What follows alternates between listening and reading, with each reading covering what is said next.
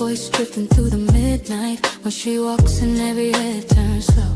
Beauty in the room, but the mind steals the show. Conspiracies whisper through the mic tone. Psychology breaking down the unknown. Politics, love, and mythology. Every page turning, curiosity. Open up the book of RLM. Every secret gotta look again. Late night minds when the truth begins. Turn the page in the book of RLM. Yeah, they watch, but they listen too. Every chapter got a different view. From the heart to the mind within. Turn the page in the book of RLM. Classy aura, but the tension's deep. Questions that keep the whole world from sleep. Religion, love, what the truth might be. Every story got a mystery. Eyes on her, but the mind pulls in.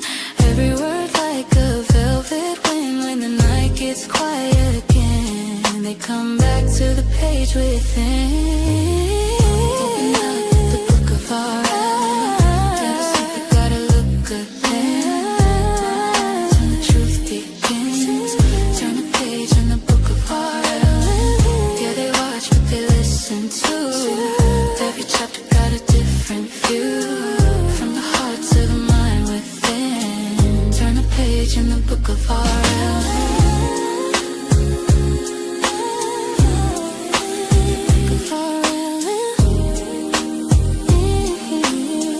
Turn the page in the book of RLM. When the city sleeps and the lights grow dim, truth still lives in the book of RLM. Every mind that's searching within, find a page in the book of RLM. Hello, hello, greetings and salutations. Happy Thursday. Thank you guys for being here with me. Make sure you like, share, and subscribe as you come in. Today we are doing Throwaway motherfucking Thursdays.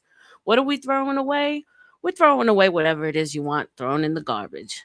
You're leaving it up to me and my fabulous co-hosts. She'll be here shortly, Tootie, that does all my great little thumbnails and videos. She's a genius, so show some love for her in the chat. We are taking the garbage out for y'all.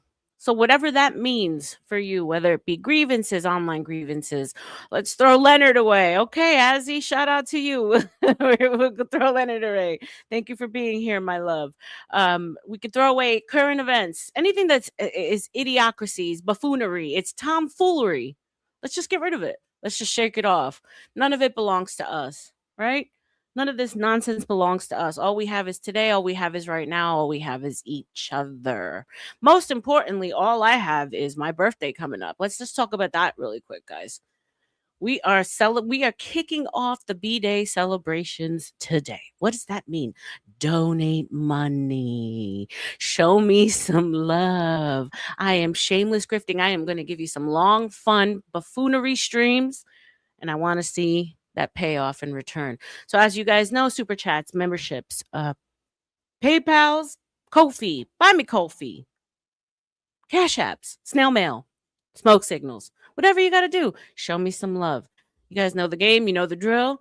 I'm going to go ahead and bring up everyone who I have in the back, and we're going to have some fun. But first, welcome Azzy, welcome Baba, welcome Craig, welcome Sass, welcome Just JP73. Thank you for being here. Irby, my love, thank you as always for being here. We're going to talk about what you brought up earlier, by the way, sniffing women's hair and why men are so obsessed with women's hair.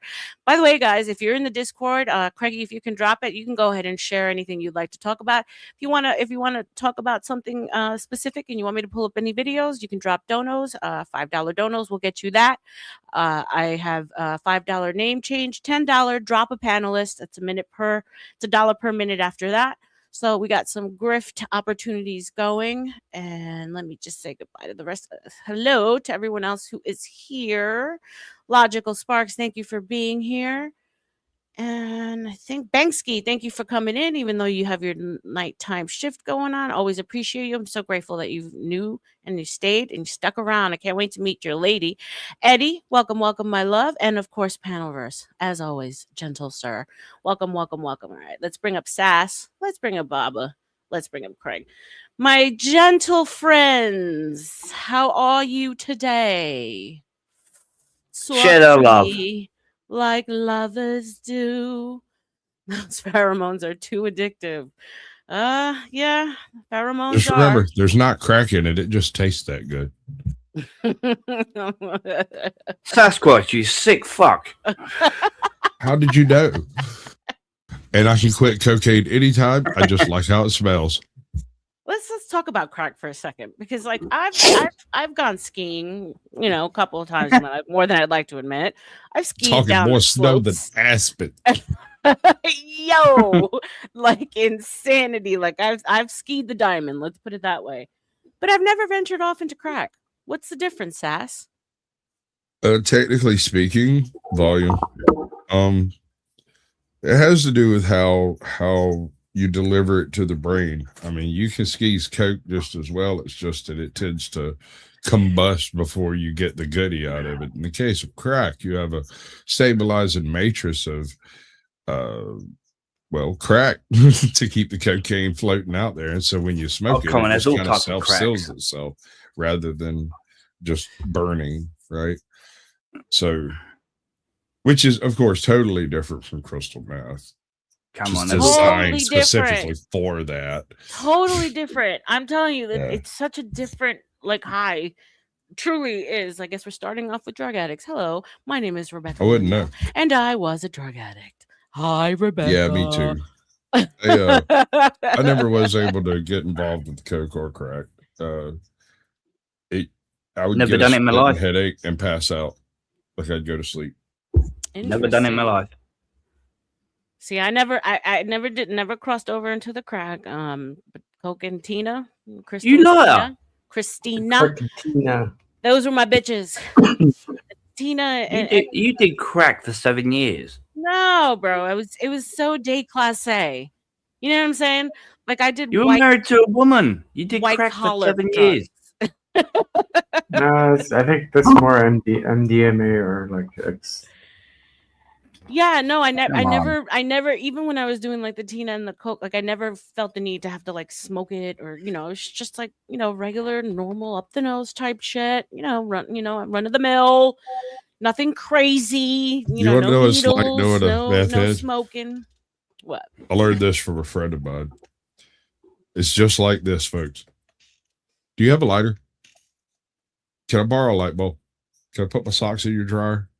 That's a nice car. Is that car for sale? Did you hear that? Do you want to buy a lighter? For women, I've got 3 flashlights. I can run the world, because there's a certain like ickiness, there's a certain like jitteriness that the Coke gives you, that you have to kind of balance it out with drinks. You have to balance it out with a little bit of alcohol. Whereas the Tina is just like this woman has said up to this point. This is all alleged and mythical in Minecraft. I don't know how any bloke is going down on a woman. Wait, what? Thank you, Baba, for the $20 PayPal. By the way, my brother, I love you. You're more than welcome. Starting the roll off, I appreciate you. Starting off your birthday week. That's right. Weekend, birthday month, babes. Birthday month. So, my doc is love. My doc is love, or your drug is love, Dennison. Welcome, my love. Welcome, welcome, welcome. You're more than welcome to come up, guys. We are airing out grievances. We are talking shenanigans, insanities, drugs, whatever it is you guys want to discuss. That's what we're doing today. It's a throwaway stream. It's a throwaway Thursday. We're just gonna have some fun here. So welcome. Yeah, donate to everyone that's on the panel.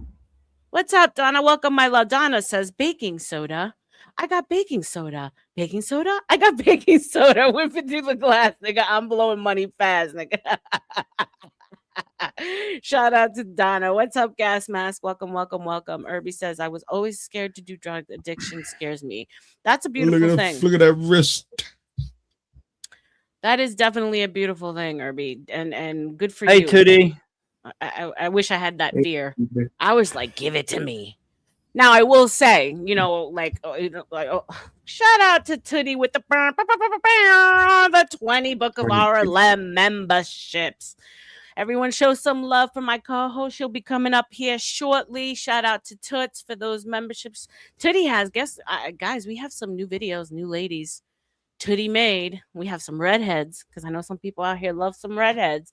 So, besides my old little ladies that I got, we got Titty. Titty brought some new booty. I'm excited to share with you guys. Let's see. 2PICY7. Welcome. It looks like you're new here. I was scared of being sober. That's more like it. So, I definitely was under the whole, okay, I'll try pretty much almost everything once. I won't do it again. And I would tell you that uppers were definitely my friend. I'm not into opioids, downers, drowners, none of that good stuff. What's up, IMAX? Break your What's pelvis up, and your back in two places and talk to me about it. Wait. Oh, when you're in pain. Yes. Yeah, I get it. Saying, there's a road there for everybody to follow if things go horribly wrong. That's a different story, and that is the sad truth about what happened in this country. I watched the whole Sackler story, or the family that put out the original opioid. That old school hillbilly heroin wasn't no joke, bro. They should go to hell for that. That family. All right, so I overheard a conversation between sort of a speakerphone thing.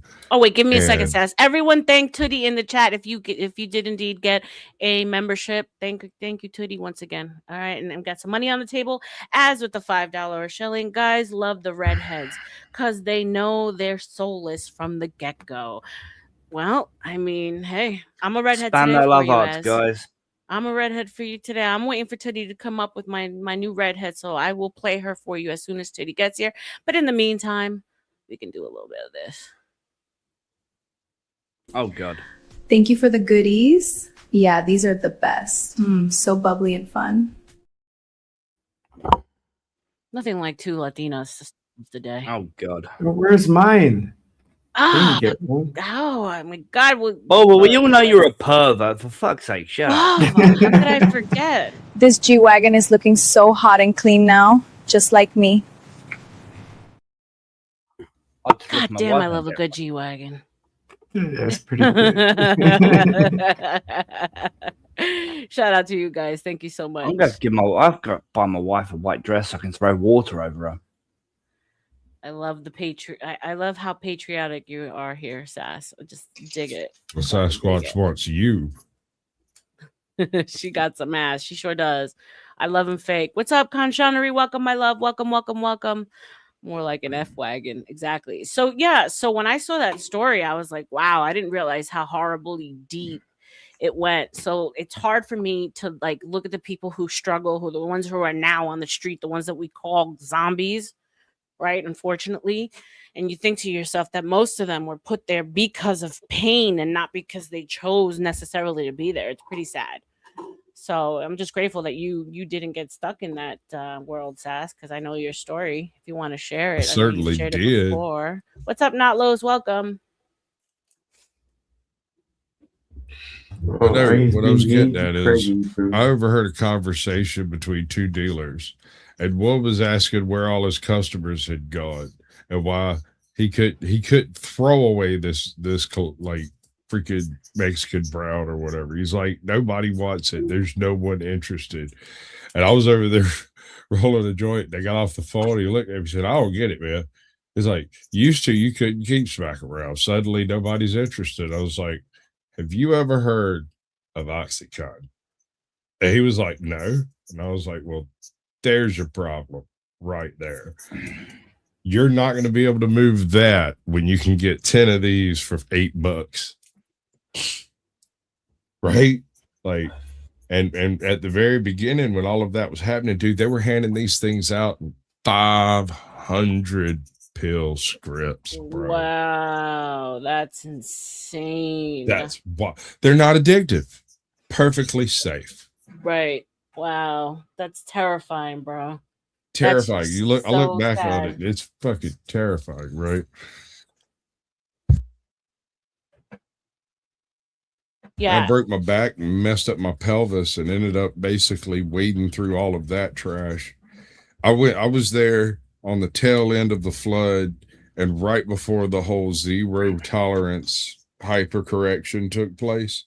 And so when I first started getting treatment, they were shoveling them at me with a freaking snow shovel. And about halfway through, say 5 years in, before my hip popped back into place, they just stopped. Like on a random Tuesday, I went in and they were like, nope. You want to create a criminal? What's MS Contin? What is that, Carrie? That is classic Oxycontin. That is the one that doesn't have any of the safety features, none of the protections, none of the coatings, none of the enterics, none of the prevention to keep people from literally just turning them into heroin. Oof. It's like the biggest genocide I think of our time. One of them, at least when I watched that shit, and I don't know how much of it was hyperbolic, but like, because I didn't go through that, but like, was it true that they had like the little smiley face sign in the doctor's office where you would tell them the level of your pain? Yeah. All of that's real, bro. All of that's real. Anything they show is probably short of how crazy it was. The first time I went to the doctor to do the pain clinic thing, I was on crutches. I was basically dragging my right leg behind me. And we went in and we did the whole pointing at the thing, talking to the people, talking to the other people, talking to the doctor, talking to the other people. And I left that place with a script for 5 months of highly addictive chemicals of various descriptions. Wow. 5 months. It's wild work. Let me ask you a question. So, like, and if you don't feel comfortable answering, but you're an open book. Pause.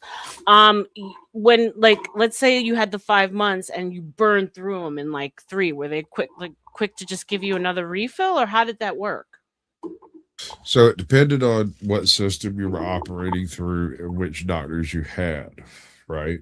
So if you're dealing with a doctor that you've dealt with all your life, some things go further than they do if it's just this guy over here with a clipboard, right? On the other hand, the guy with the clipboard's purpose is to sell as many of these damn things as he can.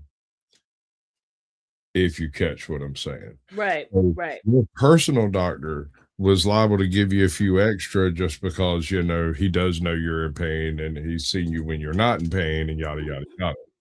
But I want to be perfectly clear. And I want to be absolutely based on this point. Opiates do not stop you from hurting at all. They stop you from caring that you hurt and about anything else. Yeah, obviously. And the addiction part of them is not that the way they make you feel. The addiction is because your body literally craves them, right? That's why it's such a nasty addiction. Bro, you go through the most worst nefarious brain on blues. earth is a junkie trying to get some. That shit. The dumbest junkie on earth will outsmart every person in the room to get $15 to get his next fix. But because of the flu, right? Because of like the fever, because of the body shakes, because of the sickness. Well, it's eventually, it's a different kind of need, right? Like, so like, yeah, obviously you go through you blow through a ton of dopamine. Here's the weird thing though. When it comes to like uppers and shit, it's but there's a little physical withdrawal, but not like it is when it comes to opioids. If like, correct me if I'm wrong, because again, I've never had that issue. Here's the weird part though. You have the people who are addicted to opiates, which have one type of physical dependency, and the people who are addicted to benzos, which have a totally different physical dependency. And these things are quite always retarded, but they're quite often prescribed together. Pain causes anxiety. And also the benzos increase the effectiveness of the opiates. And it's a terrible idea because they both reduce your ability, your autonomic breathing response. So both of these things can cause you to stop breathing in your sleep. That's why a lot of these people also have sleep apnea to like some severe degree where they need a machine Sleeping or is whatever. horrible, right? But here's where it gets super critical. When you do have a polysubstance addict who is trying to get clean, they can't do all of that at the same time. I did it, and I strongly advise against it. I decided I would rather die than live one more day the way I'd been living. So I decided that was how that was going to be. And after about the third seizure, and I couldn't figure out what was going on because at the time I had no idea that benzos would kill you if you quit them too quickly. I just had no idea. If you stopped taking them too quickly, is what I cold turkeyed both all of it. I cold turkeyed everything. I went 6 weeks without anything but a cigarette. Yeah, when I've stopped in my life, that's normally how I've done it. It's straight up cold. Well, if you think about it, the reason I'm an addict is because I have a self-control problem. So why on earth would I be able to taper down? Exactly. Person? Exactly. There's no way. Right. But is it actually couldn't do normal? It when it was legit. How am I going to do it? The more we talk, like Sass, the more we talk about it, is it actually normal? Like I think more people have issues with doing things in extreme than not. Right? It's very rare to meet someone. I mean, right. Right. And you're not a quitter. Well, obviously I am a quitter, but not like that. The commitment for me is easier because the thought process works out a little different from I'm trying to quit to I have quit. Right. Right. If I'm not doing that anymore, there's nothing going to make me do it. Yeah. No, I hear you. But like I was saying, it's actually, Carrie, thank you for sharing, by the way. I appreciate all your input. Sasquatch, hope you're doing well, old friend. Whose birthday is it, Khan? It's my birthday month. Aren't you a fellow Leo, Khan Shonery? Come on now, July 24th. We're creeping up on it. So we're celebrating every motherfucking day up until then. I'm good, Toasty. Thank you for being here. Welcome, welcome. Joe Rogan says, remove questions from the panel. He will overtalk you and take over the... Joseph. That's my favorite troll right there. Deep in my heart and soul, I really hope it actually Thank is you for being here, Rogan. Joe Rogan. I know, right? Could you imagine if it actually was? How dope that much hatred from Joe Rogan, man. Oh my God. I'd get me a crown. I know. I'd be bragging. I'm like, guys, Joe Rogan is trolling me. Powdered donuts count as an addict. Food. Okay, Irby, that's a good one. Food is the worst addiction. Sugar.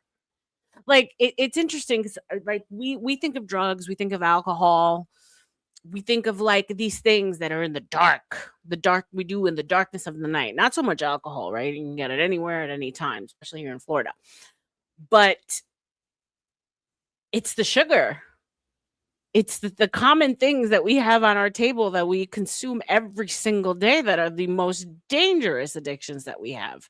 It's the coffee, apparently. I've seen studies now that coffee is one of the things that every oh my God, so good. I had an espresso this morning with heavy cream because I'm back on my carnivore kick. It's delish, so good. But apparently coffee is something that's on dirty girl, something that's on everyone's table all around the world, no matter rich, poor, whatever, and it's coffee. So I mean, it's those things. That really are our killers. But when we think of like the darkness of, I mean, I think for to a certain extent, and this is probably going to be a controversial take, that some people actually do better on drugs. Some people are more creative. Some people I'm addicted to Dr. Pepper. I'm addicted to Dr. Pepper. Happy birthday month. Yeah, Connery, happy birthday to you too. So I mean, not necessarily wanting to go down the rabbit hole of addiction, but I think we've aired out we've dumped some of our addiction grievances here. You gentlemen you want to join in on any of the conversation? I know you said Dr. Pepper Baba. I think you were just in the K-hole a couple days ago. So welcome back, sir. He's currently busy at the moment doing a bit of cleaning. Oh, okay. I thought I put him to sleep again. I'm like, God damn it. No. I mean, he's currently busy doing some bits at the moment. So no worries. What's up, Ash? Working, but my I was just talking to him. So 724 is mine, Ash. We're kinfolk. I know that. Who else? I think Kev, Marathon Kev. He's 730. So we got a couple cool baby B-days coming up. So yeah, today I'm shameless about it. I'm shameless. I want you to show me your love. I want you. Baba kicked it off with a nice $20 dono, PayPal. So whatever you guys can do. I also have some grifts going. So $10 minimum to drop someone off the panel. You $1 per minute after that. We've got $5 name changes, $10 for any customized 2D meme as soon as she gets her ass up here. She's starting late this morning. She had to take care of some stuff. So she'll be coming up shortly. But yeah, we're having fun. We are playing around today. How's the baby, Sass? I guess everyone left me. You there? I'm still here. Bueller. I'm still here. Pro tip, diet is actually worse than regular soda. Right. And that's the problem, bro. This is the fucking problem. They get us hooked on something, whether it's stevia or like the fake sugar, the zero Coke, Diet Coke. I'm snoozing. Of course you are, you sleepy fuck. And then they tell us a couple of years later, a month, that it's no good for you. It's actually better just to drink the regular shit. It's regular sugar is better than the fake shit. Like, what in the actual fuck is going on? Thank you, Carrie. Thank you. I appreciate you. Thank you. 47 is creeping up on me, y'all. I'm not gonna lie. Yeah, I thought you looked like you were 50. Sorry. Fuck you, bro. Let me tell you guys something about good old Craigie here. Craigie, the first day I met him, within 5 minutes. Okay. I'm gonna tell you. Shucks, Craig's still there. Not Lowe's, you troll. I love Not Lowe's. Everyone needs a little opposition in their life, and he's one of mine. So within 5 minutes of meeting Craigie over here, we're over at the Gospel of Bob at the time. Shout out to Bob. Shout out to the Gospel. Yeah. And he says, you look like. What'd you say, Craig? I can't remember what her name was. Jennifer Coolidge? Yeah? Yeah, I think it was. The woman from the first American Pie movie. Stifler's mom. But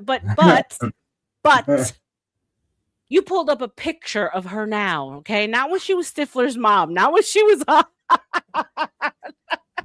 And I was like, you son of a bitch. I was like, you are like the little fucks that used to poke at you in the yard, schoolyard, like it's kind of like Solid Snake. He looks a lot like the guy from Alien 3. Stifler's mom. He said I look like Stifler's mom. He's like, what? What did I do? You look like Jennifer Coolidge. I'm like, fuck you, Craig. I'm like, I don't know you, but I already don't like you.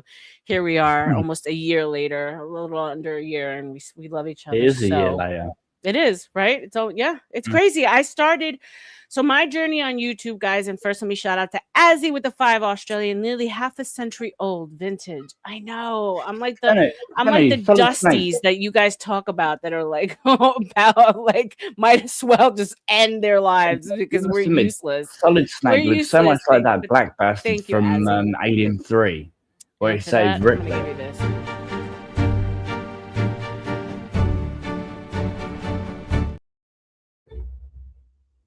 So, yeah, almost half a century, bro. Stifler's mom. Yeah, he said that I look like Stifler's mom, but like old Stifler's mom. So yeah, she's like 70 now. So I sent him to hell, and we had a little kerfuffle. We had a little talking to each other. I was like, I don't like you. You're insulting me for no reason. We just met 5 minutes, and you're already insulting me. And so Typical Craig. yeah, literally. I was like, okay, now what's up, Stanshi? Yay, Oh, Stanley's back. My Boring boyfriend's fucker. back and he's better than before. Hey now, Stanshi's back. Is that old man Stanley? Stanshi. Thank you, Stanley, Irving. I think I hear a phone calling from your coffin. So yeah, so back to the story because I'm like squirrel. I get sidetracked all the time, but thank you for the dono, Azzy. Appreciate you, love you. Azzy's one of my OGs from the Gospel of Bob. We met over there early on. I started July with the Gospel of Bob. So I just hit my 1-year anniversary. I was already there for the 4th of July, and I was already there. I celebrated my birthday last year on the Gospel of Bob. So it's only been a year and it feels like it's been 15. I like, and that's why I think my title is so apropos because there's been so many stories to tell within this book. Like you wouldn't get bored, you wouldn't get tired. And it's like, go ahead, Bobs. No, I said, sorry, read the message. Why am I calling you? To tell you to get back in your coffin, Stanley. Oh boy, Stanley, you're already getting the welcome, the lovely welcome, Stanchi. Stanley's a boring fuck. Well, no, listen, motherfucker, you just don't understand him. You don't understand boring, him, Stanley. motherfucker. You put everyone to sleep. I'll tell you why you're a racist. Genocide. Yeah, Arlen, that was the best impersonation I've ever. I'll tell you, Arlen, why you're a racist, and you can't argue with it. Would you tell me you're not? I said, nah, Stanshi, I guess I'm not. I swapped them like. I can't believe you let him back on after what he fucking did. Well, I mean, what would you like me to do, Craig? What would you like me to do? Honestly and truly, you know, in the beginning, you and I didn't see eye to eye. If I wouldn't have, you know, even things out with you, look, we wouldn't have had this lovely friendship. Baba, you know, we all know, Baba, I know you hate when I do this. Baba, you nuked my fucking Discord. Like if I would have just closed the door with Baba, like look at us now. You guys are my homies, you're my brothers. So, I mean, am I going to carry anger for people who say words and try to mark me as something online? Or am I going to say thank you because A, they're promoting me? Because even if they're talking bad about me, they're still talking about me, right? There's no such thing as bad press. And look, it's character building, which, by the way, Dusty, thank you so much for the free marketing promotion last night on your banner. Guys, I was just minding my business, getting ready to go to sleep. All of a sudden, I see on Dusty's banner. What did it say? I was like, free marketing? Like, this is so sweet. Like, I felt so touched. I'm like, that he still wants to like talk about me. And it said, it's good to be RLM. I mean, come on, guys. Shout out to Dusty in the chat. Dusty, you're more than welcome to come up here and share it on Thursday grievances. I appreciate that. I appreciate that. That was Dusty's a pretty cool a play. freak. It was a cool play on words. I thought it was actually pretty smart. What's up, Sin? Welcome, my love. She sees you, Baba. She sees you. What's up, Patrick? Welcome. She fancies you. Anybody who's new, please make sure to like, share, and subscribe as you come in. We are going to be doing a Shenanigans streams birthday celebration starting today, celebrating the whole month because as Leos, as you know, we're pompous. We like all the attention on us. So yeah, show your love. Kirk's lovers to take the stand in court today. Oh shit. I haven't, you know what, Christopher? I haven't been following the trial at all. I just feel like I feel like I'm watching a dog and pony show that's not even good. Like it's like a straight to video release on Peacock or Hulu.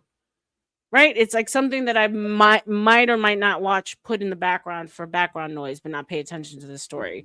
I feel so much that's going on right now in our lives. That's why, like I said today, is also like let's just dump the buffoonery. Let's just be really real about what they're feeding us in the news, on TV, with these stories.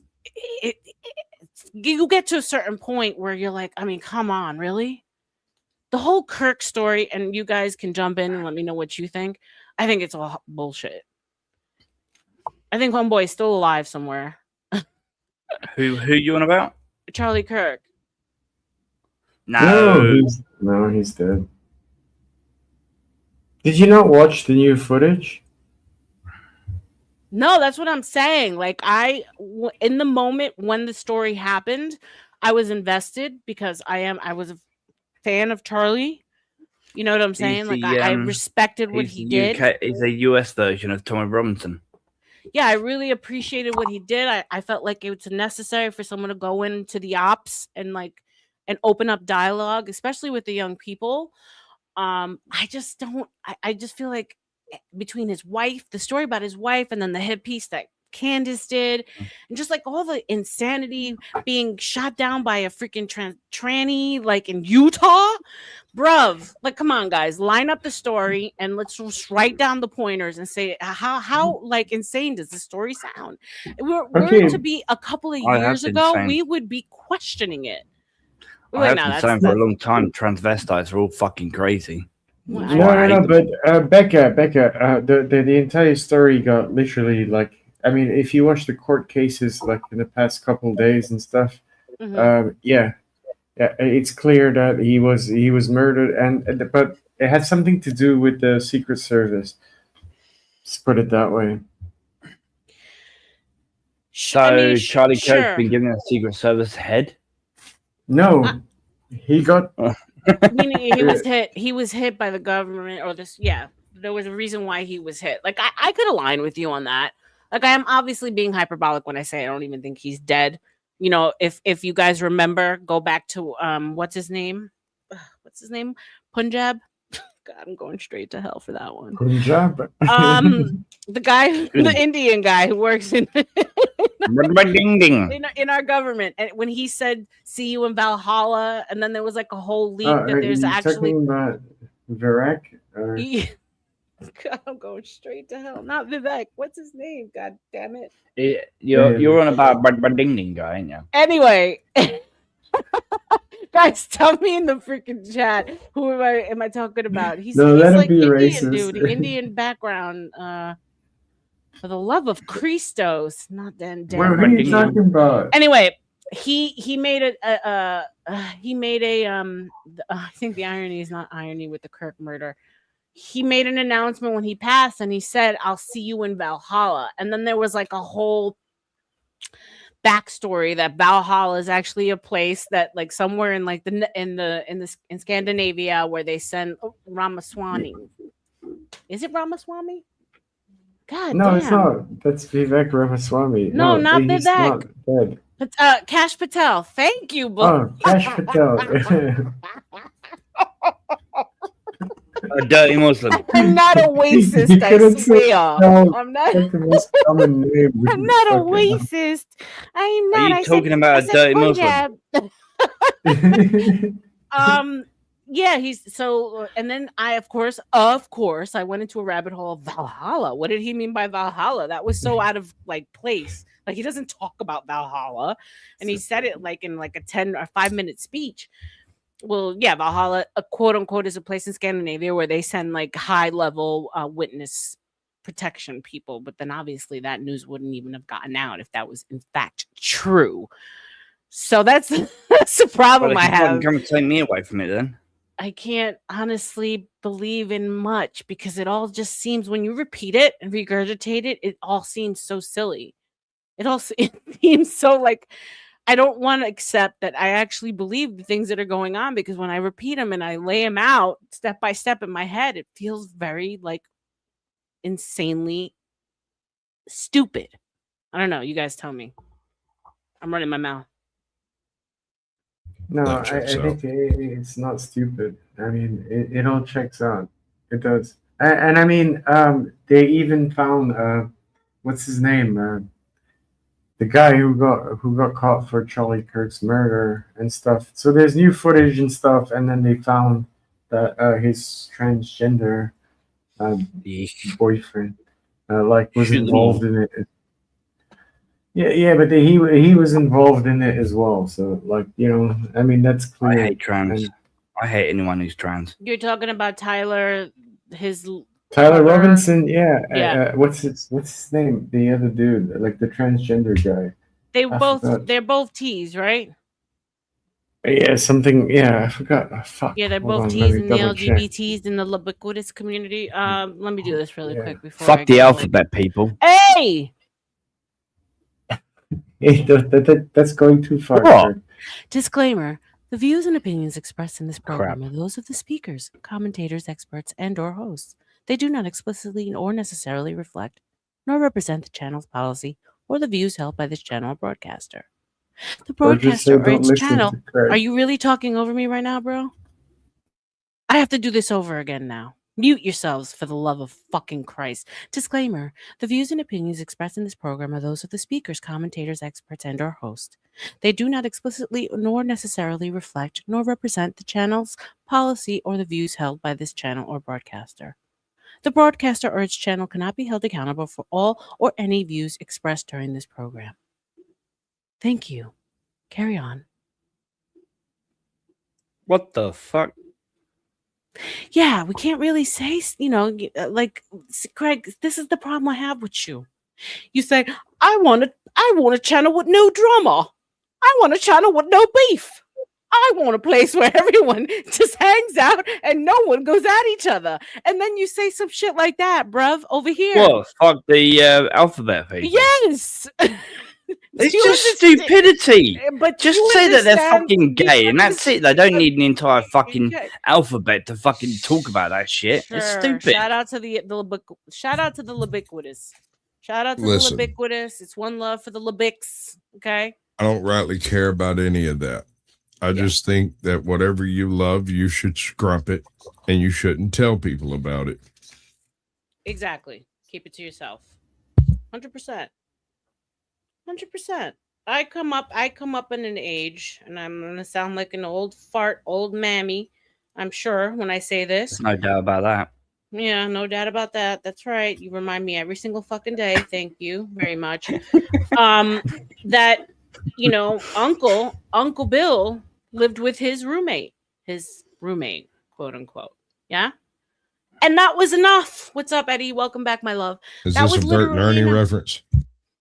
Yeah, I mean, no, my literal uncle growing up. Yeah, no, I get it. I'm just saying. Bert and Ernie were roommates, right? Right, exactly. Until they weren't, because they finally did come out of the closet, right? We remember that? Remember the whole debacle when they actually made the characters gay? I don't understand why that was needed.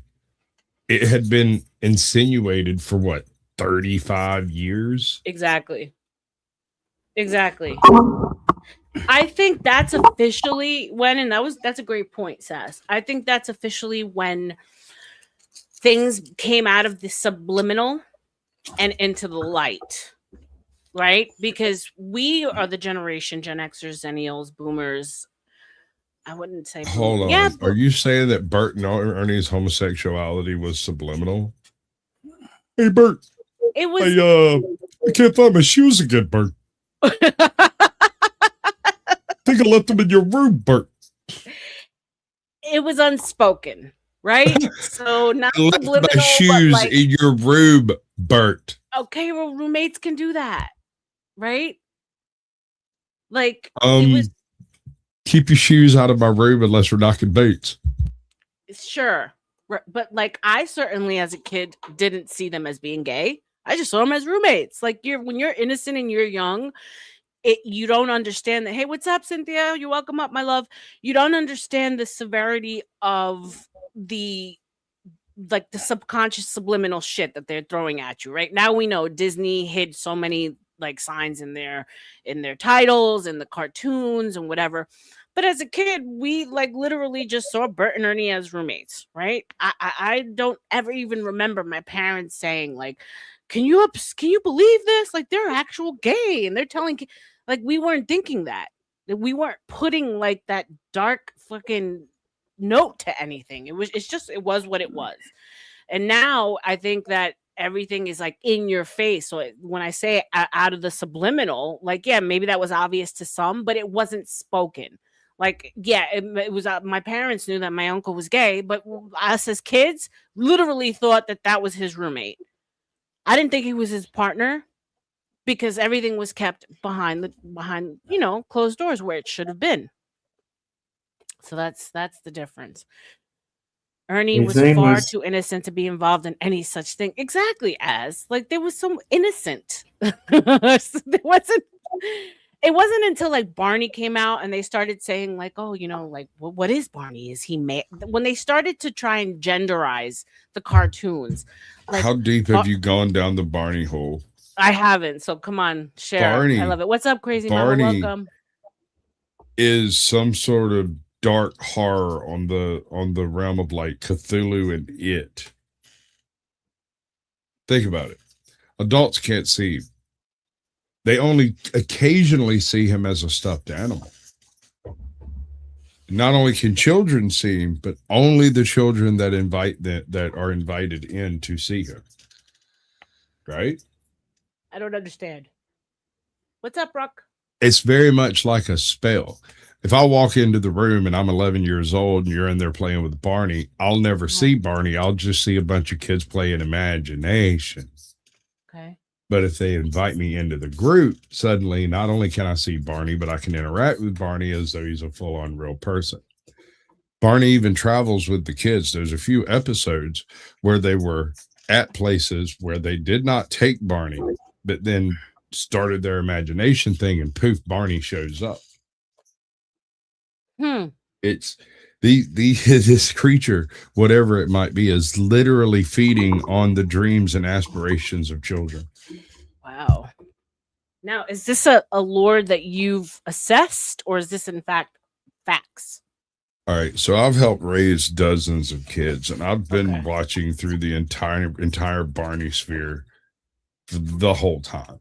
Okay. And I've always thought there was something really creepy about this, but I couldn't quite put my finger on what it was until one day I realized, wait a second.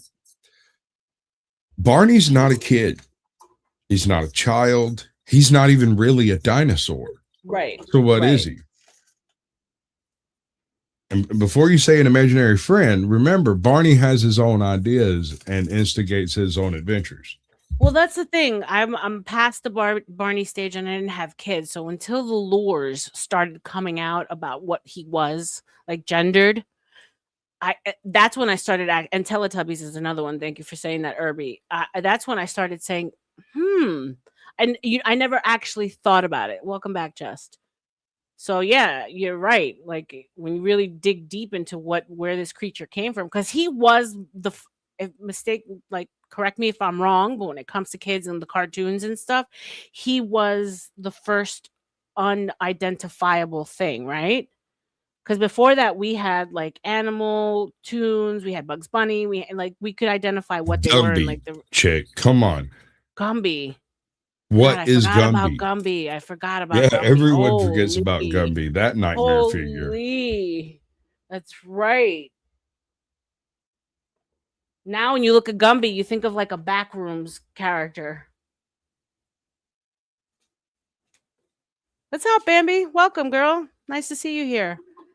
Interesting. Okay, so continue. Continue with the Barney lore. Is that Gumby?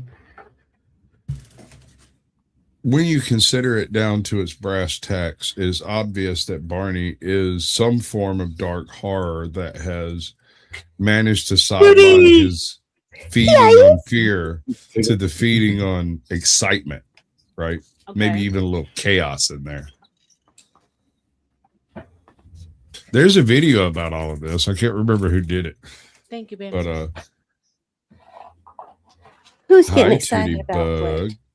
Tootsie Woodsy. Tootsie, whenever you can, we owe Azzy a redhead video. Ooh, okay. And, I want to show everyone what you're capable of doing. If you guys want any special memes made by Toots, $10 to her Cash App, and she can do wonders with her ChatGPT. Let me just tell you.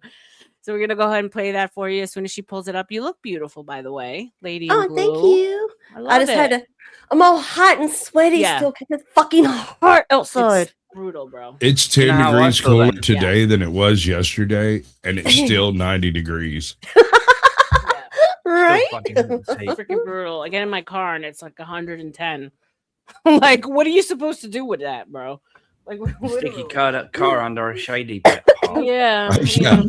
My shade, the only shade in my yard, brother, is under a crepe myrtle bush, and that thing drips caustic fluids all the Oh time. God, crepe myrtles. So are like awful. every time I go out there, I've got little bitty sores in my scalp from where it dripped on me, and I didn't notice because that shit is like freaking battery acid or something. It will burn you.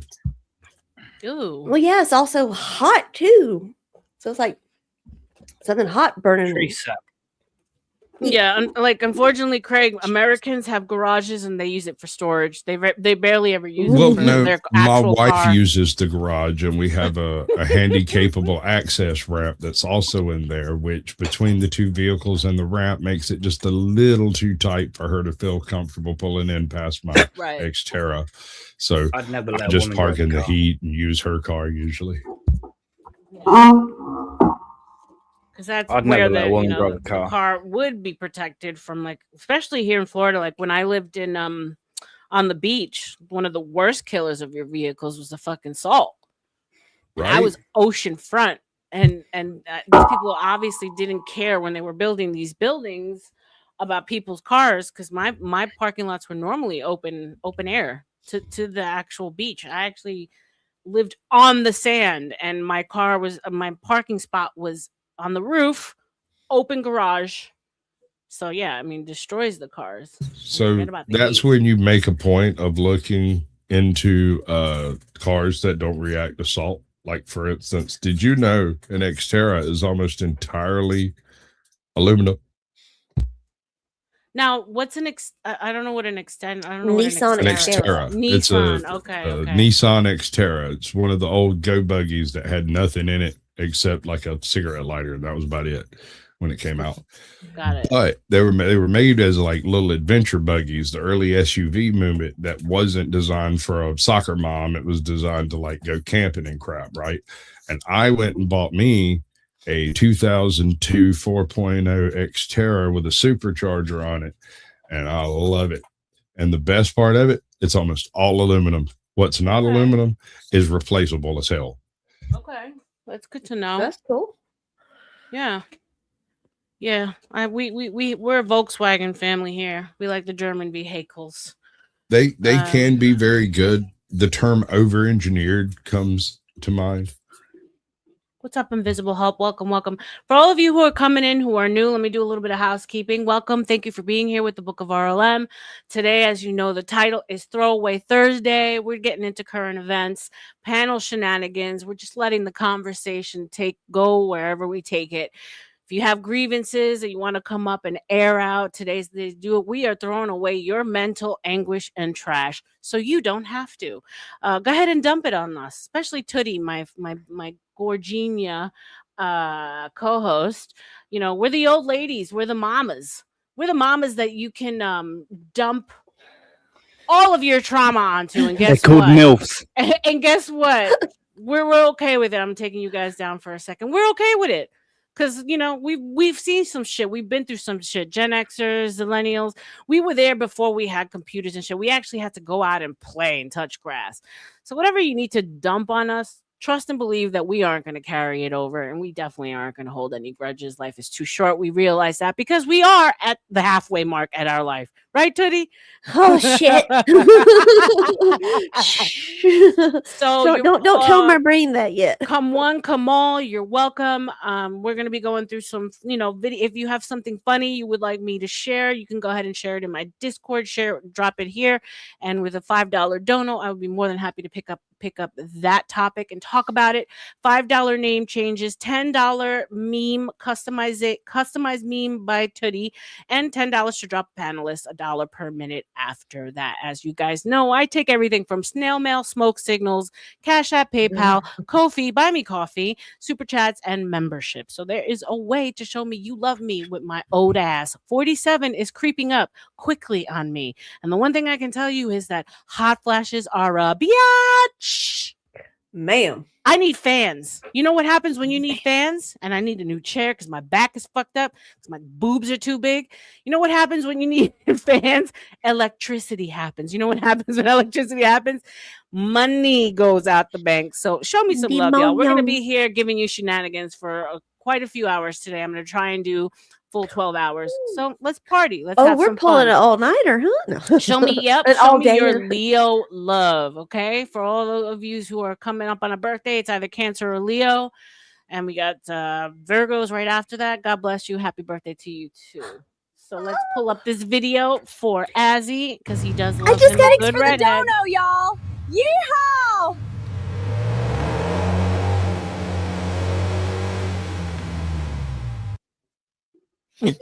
For all you redhead lovers, that's for you. And Azzy, that's for you. Thank you for the dono from earlier. Okay, guys. I just got a dono. Yay! Yes. Shout it out if they want to be shouted out. Let me check it. Let me look. Me and my oldness, it takes me a second to navigate all the shit. 17th. Nice. It's the old age, you know. Happy early. Oh, they are anonymous. Okay. So, but you know who you are. You got the love. You always come through for us. We love God bless you. Mwah. Please, you guys. So you know, anybody here can get love on my stream. Guys, you can go ahead, drop your channels in the chat. As you can see, Craig has his PayPal up. Squash has his Cash App up. Baba, if you want to put something up, I know you don't like to. Anybody can get love here. So please feel free to show love to my panelists. That to me is just like showing love to me, because without them and without you guys in the chat, who am I, right? I'd be talking to the wall and I'd be probably kind of boring, because you know what they say, us women are boring. No, I wanted to ask a question to Tootie. Why is the car bigger than OG's house? Oh my god. Well, we're not doing that. Yeah. No, we're not doing that. Okay. The problems that we have with people are staying with them over there. We're not bringing all that here. I don't want to talk about any of that stuff. That's not how I roll. Fair. Sorry. If they want to come up and they want to have conversations, I'm fine with that. And I'm fine with you guys. I can't tell you what to do with your avatars, right? But as far as talking about anybody, never mind OG, shout out to OG, whatever, we can only talk if they come up. Then we can have at it. Why not? I'm feeling a little spicy today. But besides that,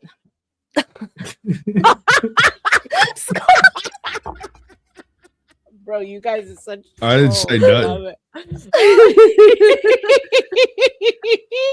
And hey, I'm the just saying it's person all was about very me. proud of Me. this. Shout out to 10th. The only thing missing on this is him being in an aquarium, like an underwater basket weaver. Is about the only thing missing. That's a good one. And then the werewolf thing, but you know how the fuck you. How do you put that in with the rest of it not just turn into a werewolf? Yeah. Okay. Yeah, no. So, Baba, don't feel bad about the question. You were right. Yeah. Totally fine to ask. But yeah, no, unless they're here, I'm gonna try to keep that rule to the extent that's not fair. If they want to come up, yell and scream and do whatever, sure, we can have at it. But what's up, Antoine? The Powder Dusty was promoting your channel yesterday. I know. I felt so grateful for that. When I saw that, I was like, damn, free marketing. Like, you can't pay for that shit.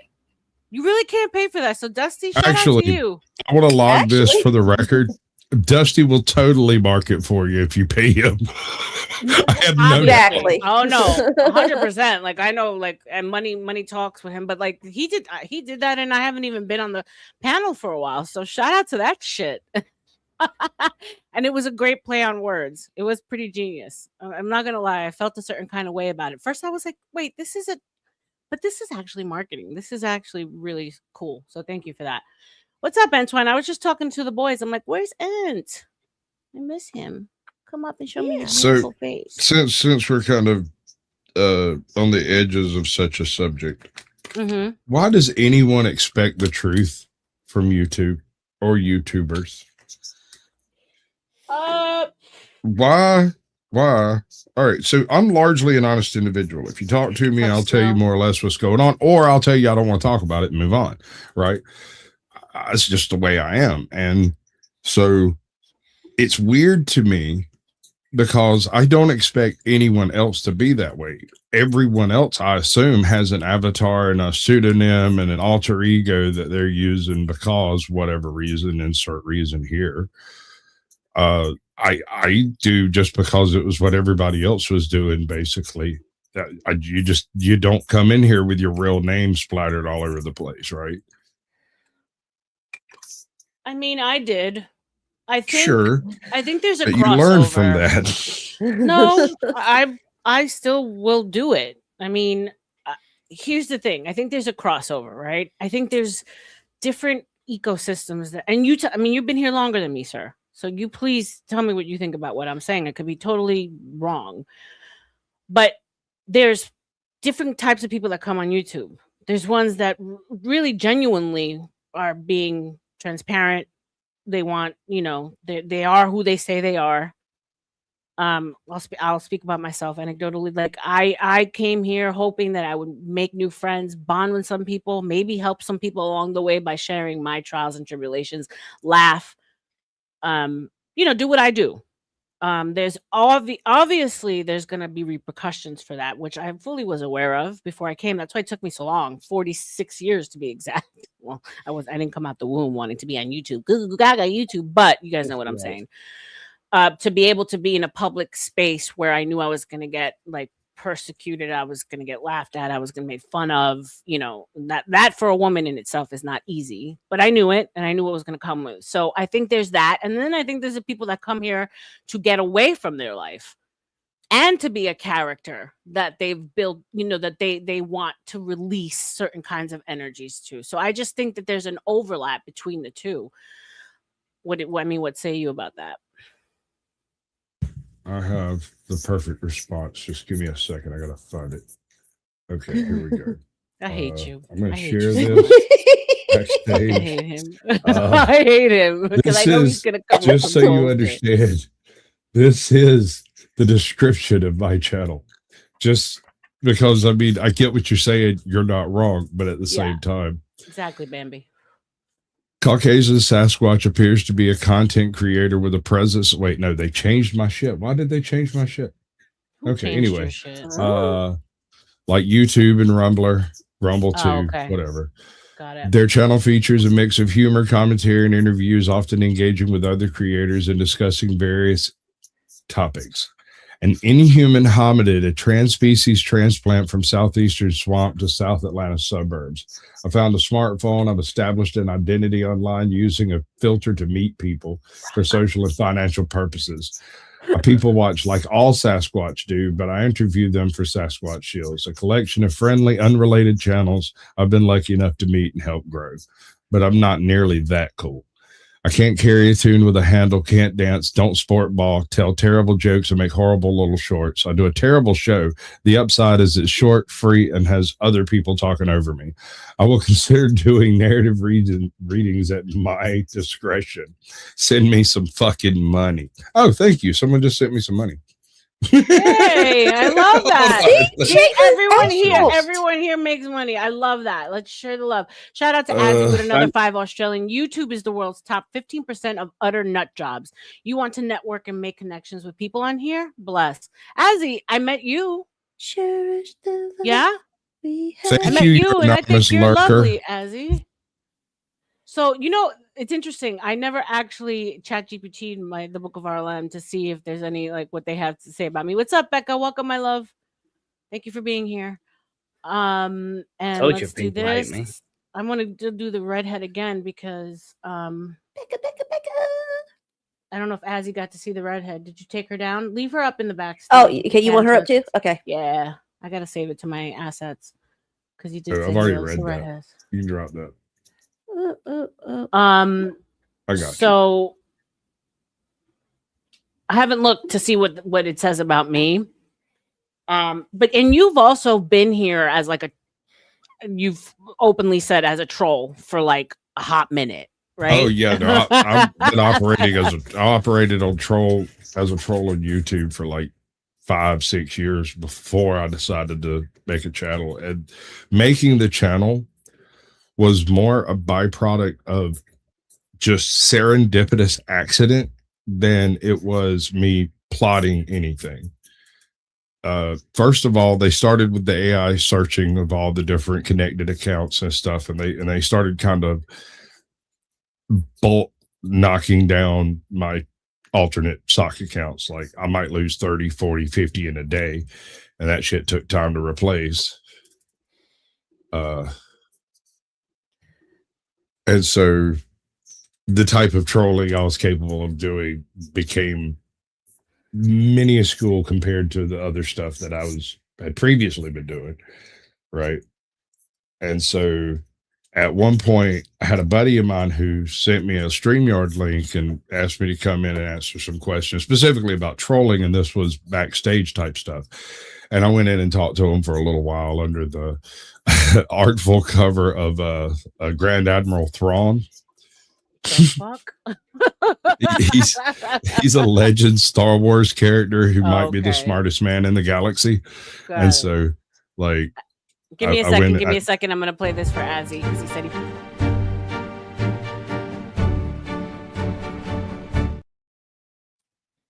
he prefers the poll over the Jeep. Shout out to you, Azzy. He likes the poll answers. Got you. Started to notice, and this is for the 2D. There's no point in you getting this link. It's links, and he always deletes his videos. And this is for the $25 anonymous dono. You know who you are, and God, I love you. This is for you. Thanks babes. for the dono, y'all. We can't keep brewing up these goodies without ya.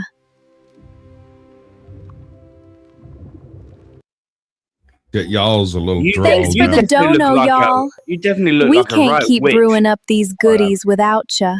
Didn't Titty do such a good job on this? Oh my God, I love it. You look like a right slutty witch on that. I love it. It's like That was the point. Thickum-a-gickum's witchy witch. It's a fine poll, blab. Sorry, Sass. So I've learned, because I don't know much about like things like Star Wars. I don't know things much about like a lot of like gamer shit. Like a lot of these, thank you, Bambi. A lot of these names that you guys use, like Jibaba. I didn't know what Jibaba was. You know what I'm saying? Like I'm always had a Vanta. I didn't know what Vanta was. I'm like, what? Like all these names. I'm like, so I always loved Vanta's name because it's Vanta Black, and it's Vanta the non-reflective nothing comes back black. He's the nothingness. It sounds like one of the alt accounts I would have used. Thank you, Ruck, for becoming a new member. God bless you, sir. Thank you so much. I mean, guys. he is from Somalia, so yeah. He's a pirate. And here's the thing. You guys are such unique characters, right?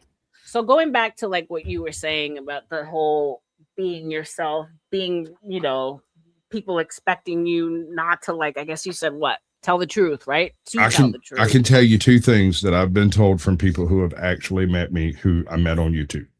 Go ahead. There's a channel out there, it's sort of a lifestyle vlog kind of thing called Hairy Nuts. This dude, he is the coolest guy you'll ever meet. He has zero freaking stress in his world, and I understand why after meeting him. He's like 6'7", 300 some change. He is freaking enormous. And when I get out of the truck and look at him, he goes, "I thought you'd be bigger." You, Bambi. Right? I'm like, bigger than you, bro? Nothing's bigger than you. Like, you blot out the sun. Like, what are you talking about? So after a couple hours hanging out with him, and he's over there, and like him and his wife both are complaining about their ribs hurting. They've been laughing for 5 hours straight. They're begging me to stop saying funny things, and I just sit quietly waiting for them to catch their breath. And my wife's like, eventually you get used to it. And he's like, there's no way. He's like, I can tell you this much though. This is like real Sasquatch. What's going on YouTube is Sasquatch light. He's like, this is weaponized. Every bit of this humor is so vicious and so on the dark side that it takes 2 seconds to figure out what he's talking about. By the time you do, you've already heard another joke that you're going to have to think about later. And a month after I met him, I get a phone call at like 2:00 in the morning. Apparently they were having some drinks, and some of the stories of having met me came up, and they were telling the stories, and I could hear people like crying and screaming in the background. I'm like, dude, what are you doing? He's like, they have stories. They're absolutely killing them. It's like, listen to this. These guys can't get enough of it. And I'm just telling the truth, man. It's just the way you were. There's nothing funnier than the truth, though. That's the truth. That is my experience. Just because you're laughing don't mean I'm joking. You're welcome, Sin. That and so that's the thing. There's so much joy, laughter, pain, anger in the fucking truth that like I just can't even fathom like creating an alternate character on top of that, right? Because like really when we think about like the characters that we meet, like you, Sass, like I totally get what the guy was saying about you because your personality and your energy is larger than life. I don't think it's like that. The fact that you're a huge Sasquatch, I always automatically just thought you were like 6'5", close to 300 pounds. That's what I thought that's too, the way I first. see you. Sasquatch a midget. Yeah, I'm actually 3'1". I would actually be This is so 4 disappointed inches. if that were the case because I have such a vision of him being a big old man. You know that I said I think about the one day then we actually I have meet each been other. called imposing. I'll look up and be like, hey. Rock, I go either way. Like they were making fun of me the other day because I actually have Balenciaga Crocs, platform Crocs. I'll just pull up a picture and show you guys. They're quite hysterical. So I can do flip-flops, Crocs. I can do heels, 6-inch heels. I have them all, baby. Flip-flops and socks, yo. I think I have an analogy that'll work. So I didn't create a persona. I didn't go and invent Sasquatch and be like, I'm going to act like this. Nothing like that. Exactly, Snow. What occurred in my case is it's like those black people that you know that can talk white and they answer the phone and talk white to white people, but then they speak black to black people and you wouldn't even believe these are the same person when you hear it happen. Like your biggest gangster thug out there has a white voice he uses when he wants to make an appointment. Right? The code switch is real. Exactly. All right. That's closer to what's going on here, right? Because this has occurred to me previous in my life.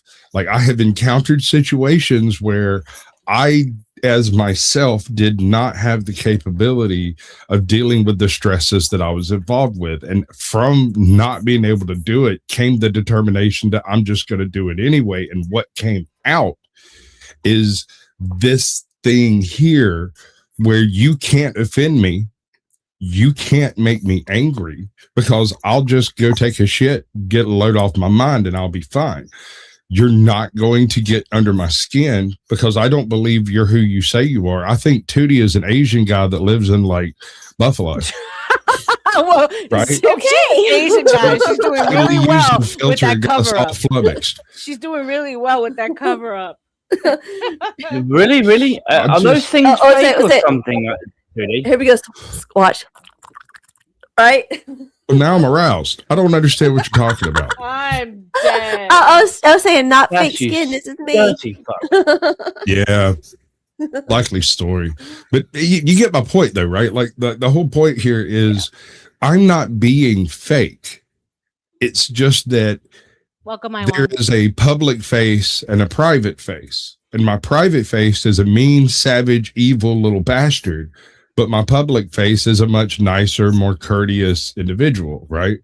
The id, what do they call it? Is the id and what's the other thing? Ego? Yeah. Hearts to all y'all newbies coming in here. This is Jung, right? Bugs. Carl Jung. Something like that. Yeah. Thank you, Sparky. Thank you. Welcome back, Sparks. I won. Thank you for being here, beautiful Snow. I'm so happy to see you here. I'm so happy to see the family come back together, man. Let's dump our grievances. Together. Like I said, Tootie, do we have a garbage dump video? Did we not do one? Let's dump all of our garbage here on Toots and myself, right? We can handle it. We are the elders. Okay. Tootie and I are the elders of these streets. So I thought dump your garbage on person. us and we will take it because we're dump trucks today. Okay.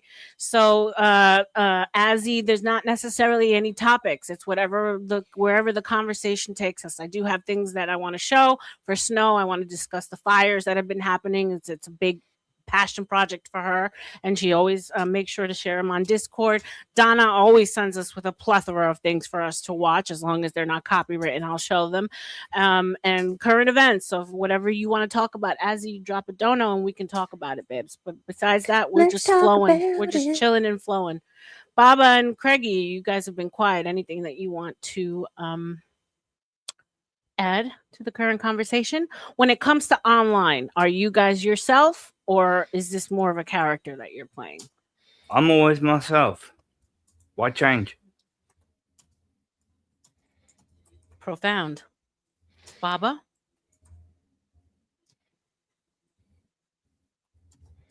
I don't understand how Baba types in the chat, Baba's but when I ask typing. him to talk, He's on his phone. He's probably having a smoke. Today, if Yeah. I pay one of y'all to do The dumbass AI work, Cambodians would you probably do having a it? smoke. Yes, Irby. Sorry, great I didn't question. pass out. I was just gonna say, No, no. you're good. Hold on, let me answer Irby. Irby, $10 to these Cash App, and she will do a customized AI for you. That goes to Tootie, so it's her work. So you definitely send her a Cash App. She can drop her link now in the chat, and anybody who's interested in their personalized meme, Tootie can do that for you for $10 donut to her Cash App. Go ahead, Baba. No, I mean, well, you've seen my streams. It's different. It's more chaotic. But yeah, no. I mean, I'm being myself. I just allow people to say whatever the fuck they want. But that was like an experiment for something. And it was didn't an end up very well. Terribly wrong. Yeah, it went terribly wrong. Put And it if it's that way. easier for you to send it to me, Irby, just because you don't do Cash App, I'll make sure to get it to Tootie too. So if anyone Special. wants a customized meme from Tootie but can't do Cash App, send it to me. Just put it in the chat what you want, and I'll take care of her, obviously, and she'll take care of you. Pause. That's right. I mean, within reason, obviously. What's up, Ruck? Welcome, sir. Long time no see. Right now. Over me. Yeah, that's a tough act to follow right now. Coming over you, please. Yeah, right, girl. Watch. Stop, bro. Hey, just keep it out of my hair. I know. My brain went to the gutter. Make sure you get it in his eye. Us old boys with long hair got to be careful with that stuff. You just got to make sure you get it straight in his eye. But I gotta Ruck, you know, say, I just Tootie- want to hit on Tootie- you, right? Can I hit on you? I know you're a redhead. Let me hit on you. Ruck is a sexy I know redhead. you love the gingers. You love the gingers. Everybody loves us gingers. What is That's it? why. Why do you think I came up as a redhead today? Ginger. Or no, put Ruck on screen. He's the You one. know, I'm I gonna love go when for. you As the come up as a Imperial redhead. says, No, Ruck. redheads don't have souls. I just Oh, yeah, love there we when you go. come up Little come up ginger like clan, awake. whole clan of redheads. Look at that. Scottish How's a camel hair? Y'all Ain't wish. no mammal anywhere Y'all that wish. can compare to Can you, we boo just- boo. You want me to touch can you? we- Don't you? Won't you Royals! call me? You look like a Can Bobby we doll say- because you're so daggum fine. This old bottom mind slip all kind of ways. You catch a vertigo from a girl so voluptuous, one strike, damn near dead of us. You with that? Girl, I you with like that the way you're sweet- looking, lady. Somebody You- cooking up the you with right that meat potatoes. I'm feeling the way you filling up that skirt. Stop in traffic, dropping jaws like bad habits. I will sin. You with Thank that you, babes. sweet I'll give silky a ball voice. to you like double barrels. Can we talk about that pearl necklace Tootie's got dripping down her I neck? know. I know. Tootie like came in with her. Look at her It's not titties out. It's her not necklace pearls. On. It's She just came chiclets. to win today. It's candy necklace. Puka shells, she's, baby. She's wearing one of those Halloween That's candy puka necklaces. shells. She came in I'm old enough. all I'm old sexed enough up. to remember puka shells. Damn, Tootie, you got that dribbling off the chin. Good looking, girl.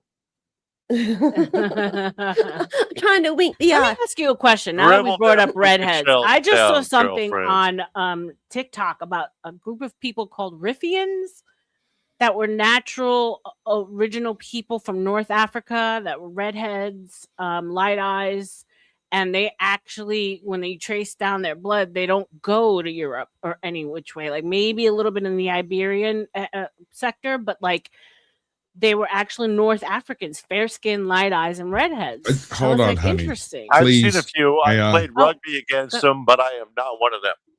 I'm just saying, bro. I'm saying, listen, it is not a coincidence that's North Africa. Mm-hmm. There's a reason why the light-skinned black folks come from North Africa. But they don't even look black. That's the thing. I'm gonna see if I can find I get it. that. They're They probably look like more Irish. Aboriginal. No, Australian. straight up from that, from that part of the Pay another world. quarter and you can buy that word there, bro. Come on, keep trying, Sasquatch. Pay another quarter. Aboriginal. Say it 3 times fast. Aboriginal. Bitch, I'm from South Georgia. We got Indians. We got Geechees. I learned about the Geechees, Gullah. I learned about all that with you, Sass. Yeah. I love Gullah culture. It's special to me. Let's see if I can find these people. Riffian people. And I made that little video down there. You love glug culture beautiful alone, people. just out of respect, Sasquatch. Beautiful just this one time. Okay, let's see. I'm gonna pull this up. You guys can talk Look, while I do this. There's no better way to have an all-girls daughters soccer team of mixed race rainbow warriors at my beck and call.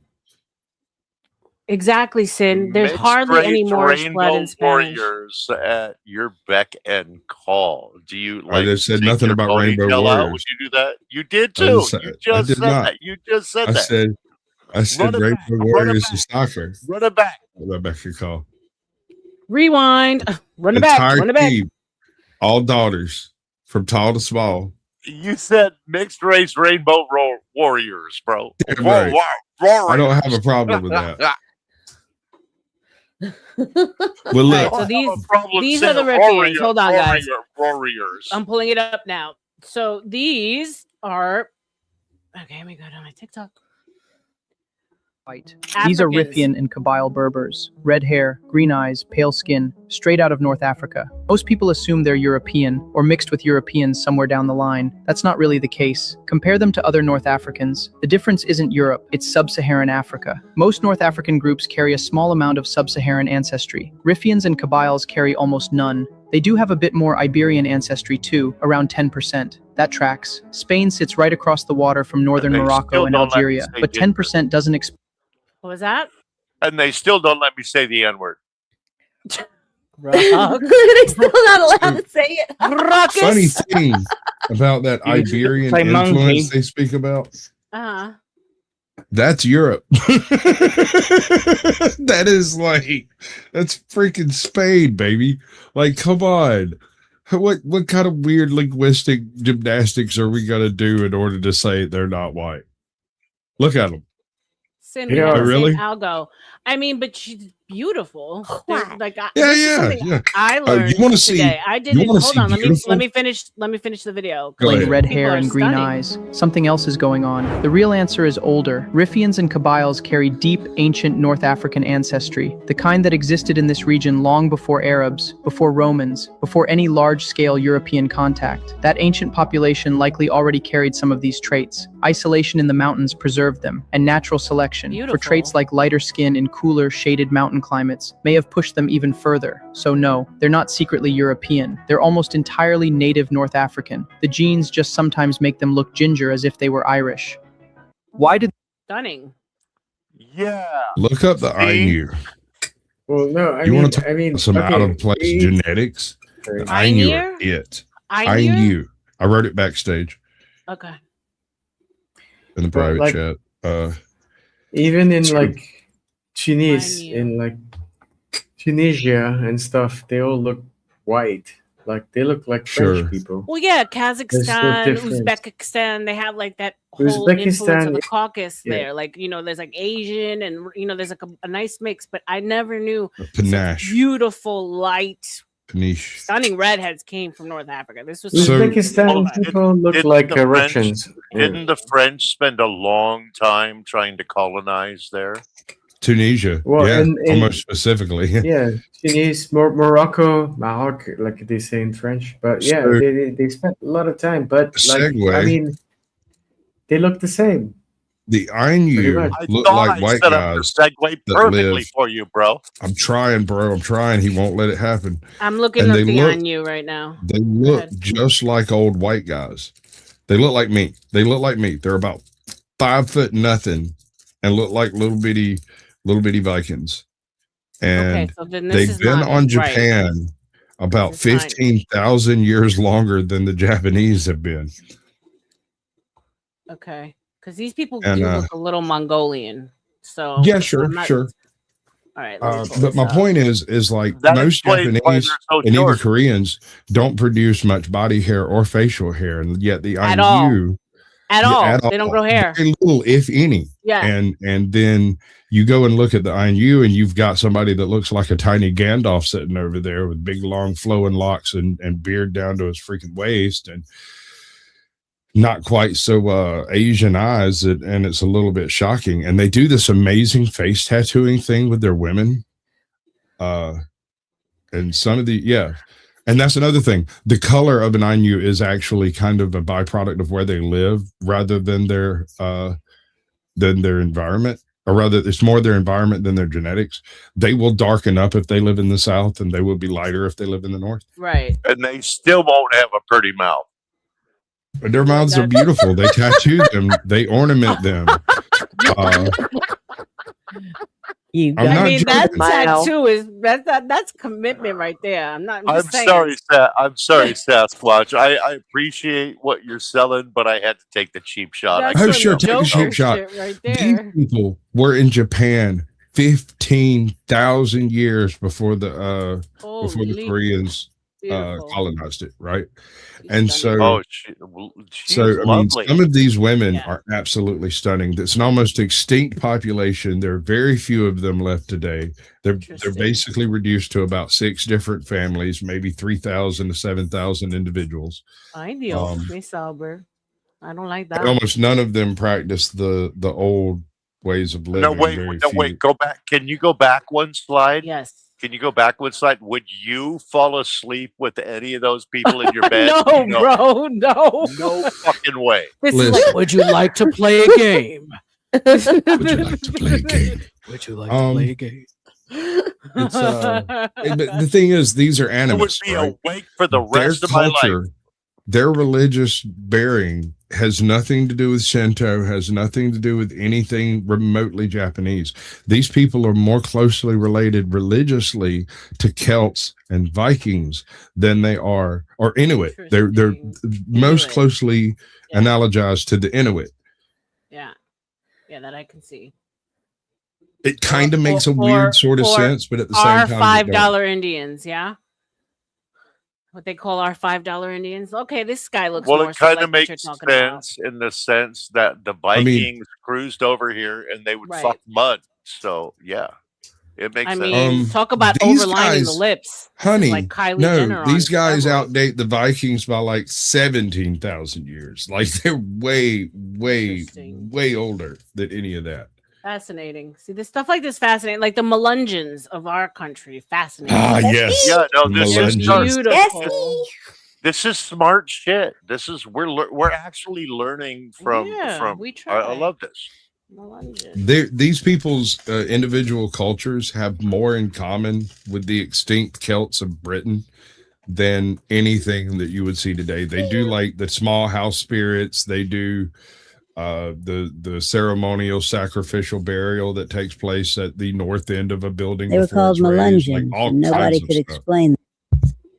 These are the Melungeons. Sorry, That's no, you exactly can go. what You they can are. go Yep. ahead. Oh, Seth, I didn't it's mean to fine. interrupt you. Melungeons are interesting too. I have some Melungeon family, not much. Okay, let's go. Let's talk about the Melungeons a minute because Was, these fascinating A people. little bit north of that. See, we was up around Tug Creek, Kentucky, not so much North Georgia, War Woman.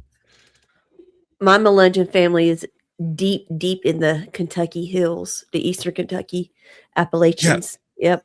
That's where Most my people family will is. not believe me, Tut, when I tell them, because they do a census every so often. I'm like, so how many feral people do you reckon are out there not being counted by the census? And they're like, what do you mean?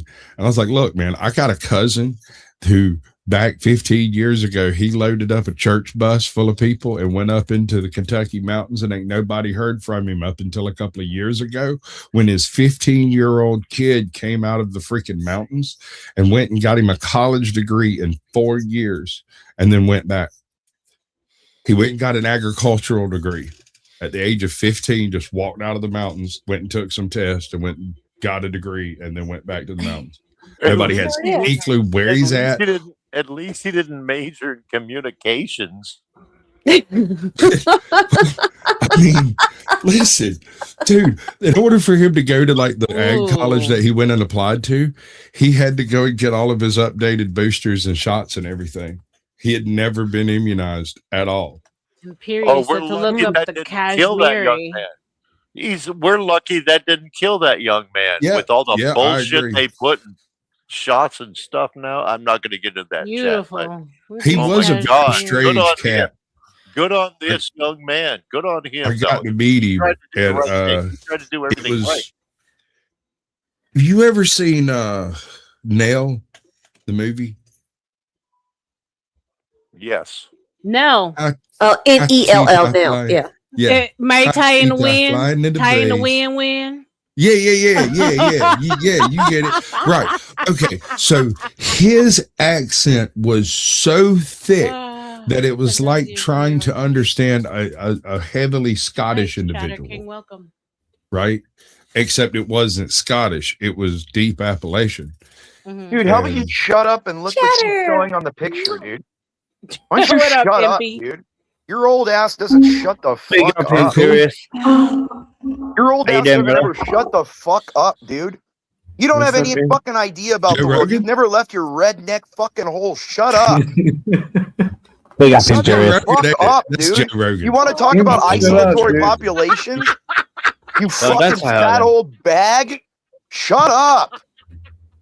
Dude, this fucking moron's never left fucking goddamn Appalachia, and he's fucking talking about what populations around the world are. Shut the fuck up.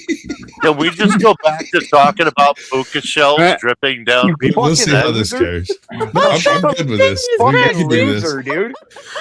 Old fucking loser, bro. Don't say hello then. Fucking loser.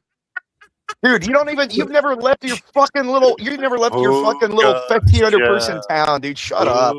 Hey, Chatter King. Hey, everybody coming in. God, that guy is such a fucking blabbermouth. Suck up No, see, I've actually been to places.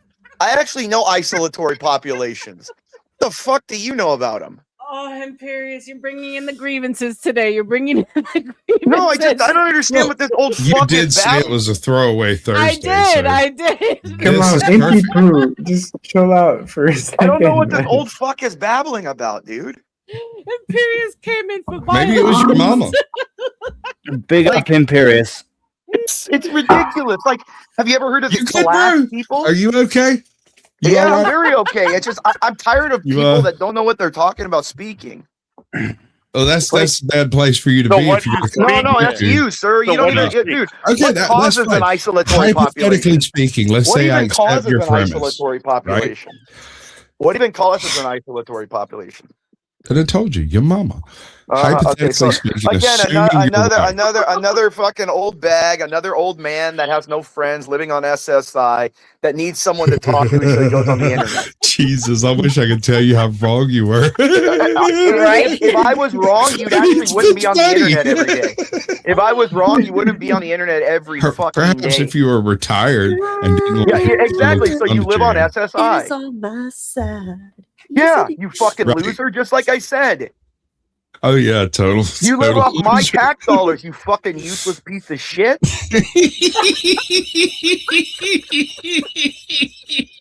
Why are you beating up on a 5-foot-tall Intuit troll? Why are you picking on a 5-foot-tall because again, Intuit this troll? old fuck needs to learn that he's gonna be to the next world soon, so he doesn't have much left to say. So it doesn't fucking matter. Let him die. Let him die. Let him sit on his porch for the last few days of his life and die. Like, who cares? I'm looking for a porch next to a lake. If you happen to know you where you don't even have enough money for a porch. What are you in a fucking nursing Actually, home? we have a stoop. I'm not a huge fan of the stoop. I'm not gonna lie. I've never liked it. Although I do like the red Do you door. have a Mexican The red woman door sticking her tickles me. hand up your ass to help you shit every day? Is that what's going on? What?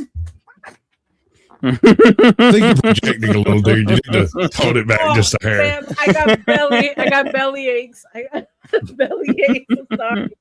Let's roast the shit out of each other, please, for the love of God. This life needed a good belly laugh. Oh. Do we want some Oh, you sure 1v1 you wanna be action? here for this? Let's pay for it. Mm. Send in donations and we can Shout get out these to two Imperious 1v1. coming in hard with the roast, guys. No, I Show just know some I'm love. sitting there and you're Here's the putting up funniest something part to me. intelligent. You're putting up one of the most isolatory populations, the Kashmiri people or the Kalash people. And that is one of the most fascinating genetics ever because they're fucking Indian, but they're whiter than Europeans. And that's an interesting fucking thing. And this faggot is sitting there babbling his mouth off. This is what I'm saying. This fucking piece of shit is. Try with the Essler. Sorry. But this piece of shit doesn't, dude, he's sitting there babbling about, I know this one. When you're literally putting about one of the most unique genetic populations in the world. Red-headed Indians. And he can't fucking seem to shut the fuck up. I have the Kashmiri up, by the way. Let's go back to that. It hurt your little feelings. No, you didn't hurt my feelings. It just shows how stupid you are. Oh. All right. So these are the Kashmir. Oh, shucks. Maybe I should just calm down. It shows like you're one of the old grandpas that go to like a family. Hold on, may have Imp, also Imp. Let me intermixed run with the video. Kashmiri Hold on. people. Now, no one is exactly sure who inhabited these areas prior to the migration of the Indo-Europeans, but there are clues. Now, the eastern region of Kashmir today is inhabited by the Ladakhi and Balti people who speak Tibetan languages, and the Burusho or Hunza people in northern Gilgit region who speak a language unrelated to any in the world may have been predominant in Kashmir prior to the migration of the Indo-Aryans. Who are the Kashmiris? Kashmiris belong to a macro group known as the Dardic people that inhabit the northern regions of India. Nice. What do we know about the Kashmiri? I don't know much about them besides what he just said. Yeah, because people like fucking dumbass Sasquatch won't shut his mouth. Well, I did ask him for his input, right? Because I'm learning about the Riffian people, the Melungeon, I appreciate the effort there, honey, but he's already got me targeted. He's just kind of going to one-track this into the dirt. But I'm good with it. I've seen this happen before. I'm not targeted. I'm I've actually just saying, asked him to do me. When I was a child and I didn't know something, you know what happened to me? If I spoke, I got a backhand to my face. That's what needed to happen to you. You need to shut the fuck up and speak only when you know what you're talking about. My uncle, a federal judge, you know, he told me when I was young, don't ask a fucking question that you don't know the answer to. That's literal retardation, sir. You never ask totally a right, question you don't know the that's answer thing. to. And if you You're want to know totally the right. answer, you go yourself and you look it up. You're totally right, Imperious, but like, you know, just don't be so mean about it. No, He's I mean, right. dude, to me, He's what right, he's and doing that's is why mean by he's denying asking about information Tootie and Butt. being so stupid that he doesn't know what he's talking about. It's Puka's fucking show. what it is it's Puka's Tootie. Tootie's Puka's. it's called stupidity. It's the Dunning-Kruger effect. It's more like ignorance, but it's not meant in a bad way. Who's No, but when I was raised, do you understand that I was beat the shit out of if I spoke and didn't know what I was talking about? Don't you think that's a little traumatizing him? No. Please, bro. I was beaten to shit because I was a redheaded stepchild and I spoke what I was spoken for. Because if my you were a family would have had a redhead, redhead, they would have put it legendary. down, dude. We would have put it down. Redheads are a disease. Oh, but you guys love him. You guys surely love I don't him. love them. I don't have fucking redhead. I have ginger phobia. It's an actual you do? thing. Yeah, I don't like redheads. No, he's smart. He knows we have no soul. Yeah, as long as you I don't like no them. souls, you could just go to a redhead and have some truly corrupt shit done, and it's not a big issue. They ain't got a soul to lose. Exactly. That is in my wheelhouse. I was born devious. What is it about redheads? Because I've been called dastardly. It's because they're pale. They're super pale and ghosty. They're ghost-like. No. Wait a second. Imperious, forgive me for just a second. Let me redhead. answer Arlim. Arlim, we are picked on from day one, so it is us against the entire fucking. It really is. It really is. You gingers don't have a soul. Redheads are the one thing that redheads are the one thing that all races will unite to make fun of. Like because it is like you'll have the blacks making fun of them, the whites, the Asians, the Mexicans, the Indian, like everyone will make fun of redheads as like some disease or with something. all due respect, which is not. You forget about the blonde jokes, all of the blonde jokes. All the blonde jokes. I got a good blonde joke. I got an old blonde. Hey, listen to this blonde joke. So nobody was going to stick up for me. It was me against the whole world, and we moved a lot. Oh yeah, redheads are all alone. Redheads are all alone. Even the redheads that are like everybody. Even the redheads that are. I had a redhead kid who was like a half black because he's a mixed race kid, big motherfucker. You know what I mean? He's probably about 6'4", about 210, 20 pounds in high school. Motherfucker was picked on by everybody. Well, Everyone. they tried to pick on me, crazy. and it made me one of the captains of the football team. It made me an all-state wrestler. I mean. Yeah, it forces you to be a hard ass. But yeah, it did. It forced me to be a hard ass, whether I wanted to be or not. So I turned into a hard ass. I mean, I've never experienced a fire crotch. I'm just being exactly. Well, that's the point. Yeah, I mean, like with girls, it's more. I think it's a fetish for guys. Baby girl, we will I think burn it's a fetish you for up. guys. It's like a very specific fetish. Although I have heard, this is, and I haven't been to Liverpool in a long, long time. I heard Liverpool specifically has some really mixed like redheads with like black. They're kind of like light-skinned blacks, but with reddish hair and stuff. Liverpool is crazy. You know what I'd like to I was see? over there playing A black rugby person in who's got ginger 99. hair. I was over there in 99 on a rugby tour. Liverpool is crazy. I'm not going to lie. Well, because Liverpool was a slave port for a long time, and there was the interbreeding. It should still be like that. I mean, yeah, but so you have these like there's women there that are like all white Slavic women, but have like black girl features with like red poofy froze and stuff. It's interesting. It's very, very interesting. But It is interesting. At first, I thought that it was like a show. I thought it was like a sign of the times. My first trip over there in '99, I thought, oh, these girls are just into the music scene, into the club scene, stuff like that. Then, like, I realized, no, that's their real hair. That's really them. They look like that everywhere, you know? That is a pretty cool Gingers mix. don't have a soul. I mean, red naps is a pretty cool mix. Because if you want to, Harlem, yes, I please put a take picture. the reins. Take the reins of people Hafez. forget You can that. bring up whoever's in the back. What's up, Fix Some ladies, you know how some ladies have light hair on their arms? I mean, that's a good giveaway. no. That's a good tell right there. I mean, you can tell by the hair on their arms what little hair there might be on their legs English and nigget. other places that What's it's odd legit. is It's Asian real. girls. so light. Asian girls have no hair on their arms and legs, but they have massive bushes. That's what's odd about Asian girls. That's true. It's like choking down a. Like, They have massive bushes. Like no, they do It's though. not They even do. curly. They're massive. like you're choking on like what It's another English nugget. Wait, are their That green vaginas vegetable. horizontal instead of No, vertically? stop I've it. always No, wanted it's like to every know other that. vagina. It's called the slant. No, but it has a dude, no.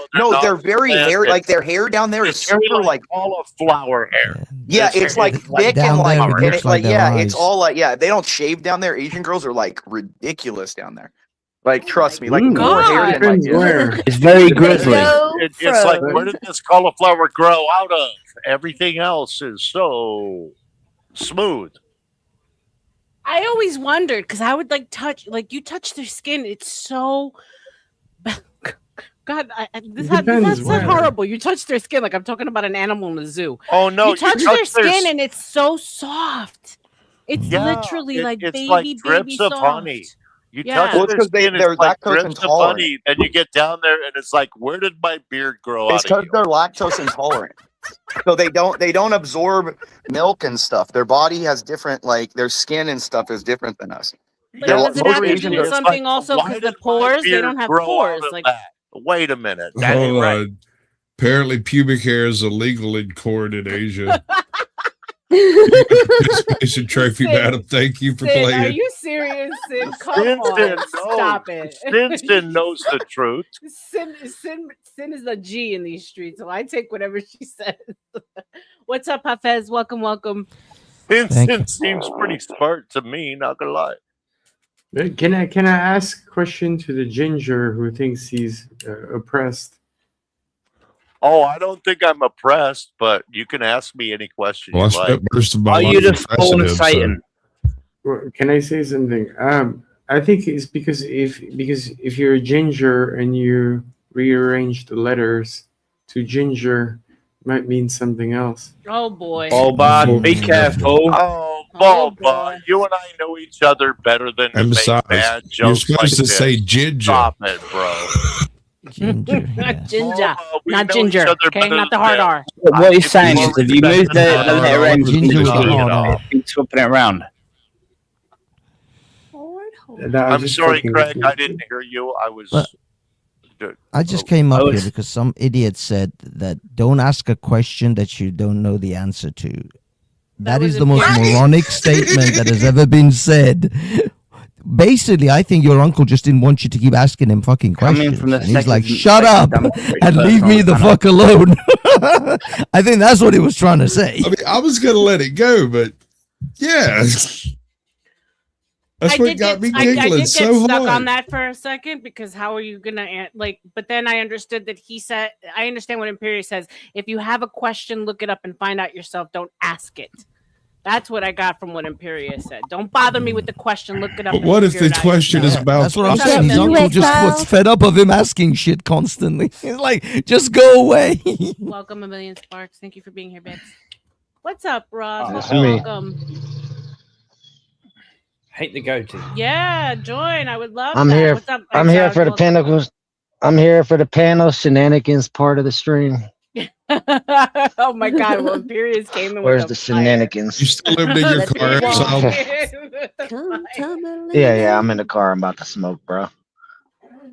Jesus, what is up with you people in your cars, man? They have an They old who like to smoke in our car. It's the only place they can There's a whole lot outside. Is that y'all's office? But I'm with you, Scott. Do you know how much guys are married? You know how much sun is out there?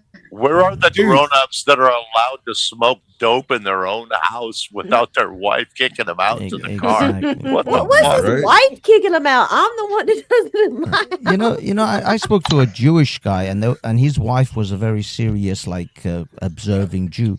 He had to eat. He likes eating KFC, and they're not allowed to have they're not allowed to eat this stuff apparently, and it's not kosher. So he had to go into his car and sit down with like a couple of drumsticks in order to be able to enjoy his KFC because his wife won't let him eat in the house. She's like, all right, bitch, I want to get my bucket. I'm going out to the car. Leave me the fuck All I can alone. say is he married the wrong Jew. But He a lot married of the times, wrong kosher food Jew. is really good. To Though. a Jew, and It is she good. eats ass. Kosher Better food for is you, hell. too. It's a better cut of the meat. That's the thing. is It's better just done cut. in a better way. Like I only buy like kosher hot dogs. Or halal.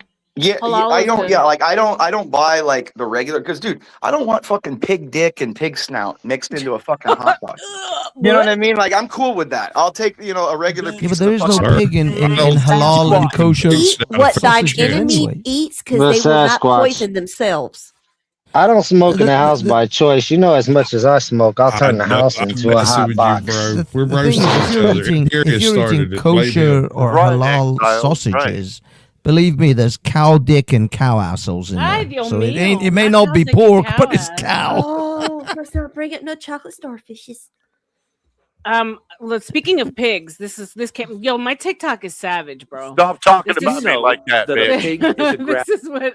This is what came up and I was like, damn, I don't never want to eat another damn pig again after seeing this shit. So this says, let's go. Yeah, don't put the know what, they're pig fed, torture right? up. 3 animals put together, a cat, a rat, Oh, and God. a dog. It was a eugenics experiment that mixed their genetic makeup to produce the pig. Think about it. Does it not look like a rat a little bit? And it barks like a dog. Even the Bible in the book of Isaiah mentions the swine and the mouse together because they are connected.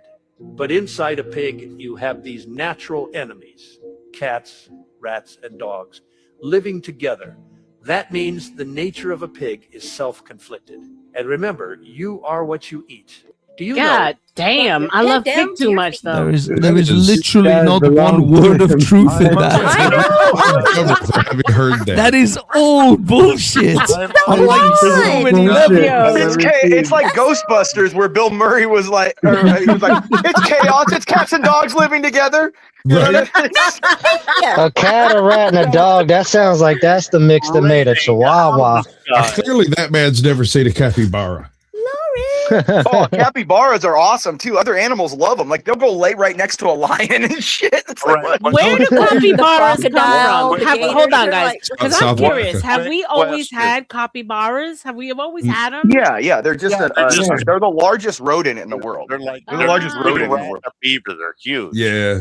Dude, they're Well, like not- 60 pounds. They're like 60, 70 pounds, man. Think of a 70-pound beaver. There's I have a- wallabies I as have a well, who are the question. biggest rodents in Oh, Australia. that's right. There's but, wallabies. Yeah. I Because have a question. Wallabies are so cute. Hold If on. we- 'Cause we have a capybara petting farm over here. I'm about to Wait, go to is a Florida, St. Pete. kangaroo a rodent or marsupial? No, Well, it's a it's not. marsupial because It's a marsupial. It's a yeah, because it marsupial. carries its young in its pouch, right? So I have a Yeah, it's a question. marsupial. a possum. I have a question. If we did Yeah, not like that's our women with pointed toes, why do we put in a high heels with pointed toes? Well, All because right? women like being Somebody answer tall. that. It's because The they way like being tall. your Women body love works high heels. They makes love my high heel heels. I love my to fucking raise heels. the Yes, I woman's do. heel in order to give the calf and the It gives the leg ass a better more- I extensuation. want to hear the Right. female It answer. I want flexes to hear all the those female muscles from answer. the I ankle know all the the way male up to the answer. ass. Mm-hmm. Let's hear This the is female why- answer. We know the male This is answer. no, but this is why ballerinas do what they do, and they stand on their toes, and it's all aesthetics. It's all. Right. Look, it's all Rock, to do with just I know this is just a clever way to hit on me. He's Calm down. ruining it for me, Sasquatch. He's ruining it for me, bro. Me too. Me too, brother. Extensuation. If from my perspective, it elongates. Like we lie, right? We lie about everything, so why not about our height? No. So the calf muscle pops out, the booty pops out, like Imperius said, the legs look longer. And when you're taller, you can wear clothes that then it just lays better. If you have to actually cut dresses and pants down to like your size, you look like a stump. But you put a heel on with a nice long pant, you just look slimmer, longer. Those are all the benefits of heels. Wait, don't stop now. I'm so close.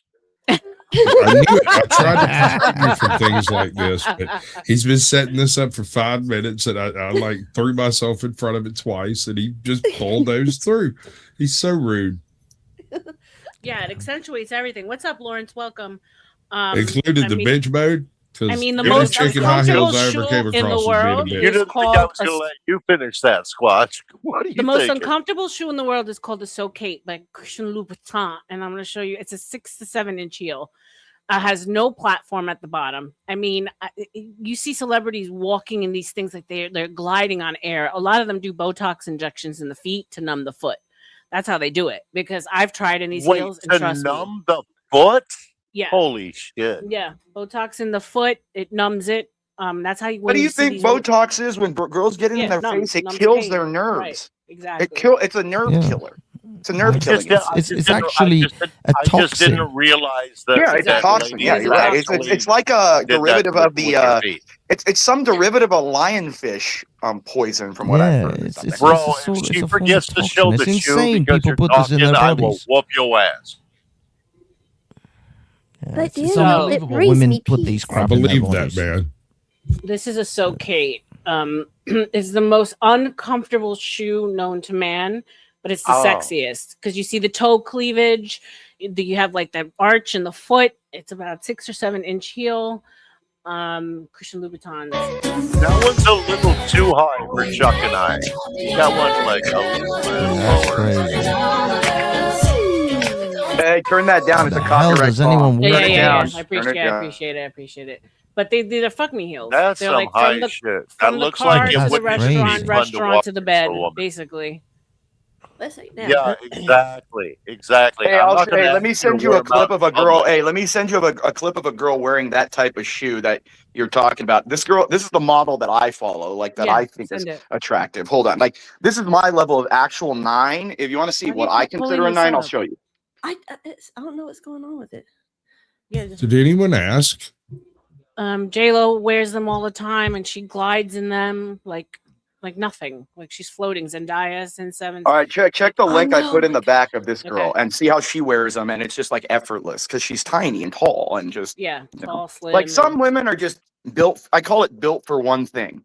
Bro, They're this shit built is to look making me super- this is making me log into Facebook. Can you just like do a backstage Oh screenshot? shit! I'll or- try. I'll let me see if I can find a video of it. Yeah, just screenshot it and send a link to a screenshot. All to indulge in your I got fantasy, it. Sophia Satellites are Ostrovska? linking up in outer Sophia space. Ostrovska? Hold on. Don't click on no Facebook link from this guy. Dude, not a million freaking Stop years. it! I don't No way care. in hell. Please, Stop it. if I wanted to get to people, I have other ways to get. I don't need to put a I've seen fucking him link. do that trick. I've already seen I him don't need do to that do trick that. on somebody. That shit was hysterical. I'm not gonna lie. It's tiny. Zoom in and check that girl. That is an attractive woman to me. And look at the heels she's wearing, how effortless and she's already 5'8", 5'9", so she's probably like 6 foot in that. All right, can you guys see it? It's hard to tell with the writing though. Yeah, I stand over 6 foot. Look at the legs. She's got legs, honey. Yeah, but that's a Snaps for platform days. she's wearing. It's not. Yeah, It's but not this is a platform. Those aren't the Socates. No, but those are 7 inches though that she's wearing. Like that's the thing. Those are like 7. Yeah, but it's in a platform. But the minute you put a sort of platform style, on it's it, much- it makes much it way hard- more much- comfortable. Yeah, much. Oh, I hate platforms. I'd rather my foot The touch thing the about ground. the thing about the Socates is there's no platform at the heel. I think to wear those kind of shoes, you have to have thin legs because the way you walk and stuff and the weight on your legs, like putting down is going to be a lot. Like I never see girls wear super tiny stilettos if they have thick thighs. Tell us how to wear Pull up my stilettos, picture bro. down there, Arlo. They It looks- do but imp, but they look horrible. It does not look That's good. what I mean. Like how to you know, wear I think when I think of like when I think of that, I think of like a Shaniqua, like 300 pounds wearing them or something. doesn't Like, work. It doesn't work. The foot You is need- like because pouring what over a- the side with the foot fat. What the high heels do is they accentuate your an hourglass or what- stretch your figure. They make you look One of taller. the worst things. One of the worst things is the toes sticking out like a knuckle.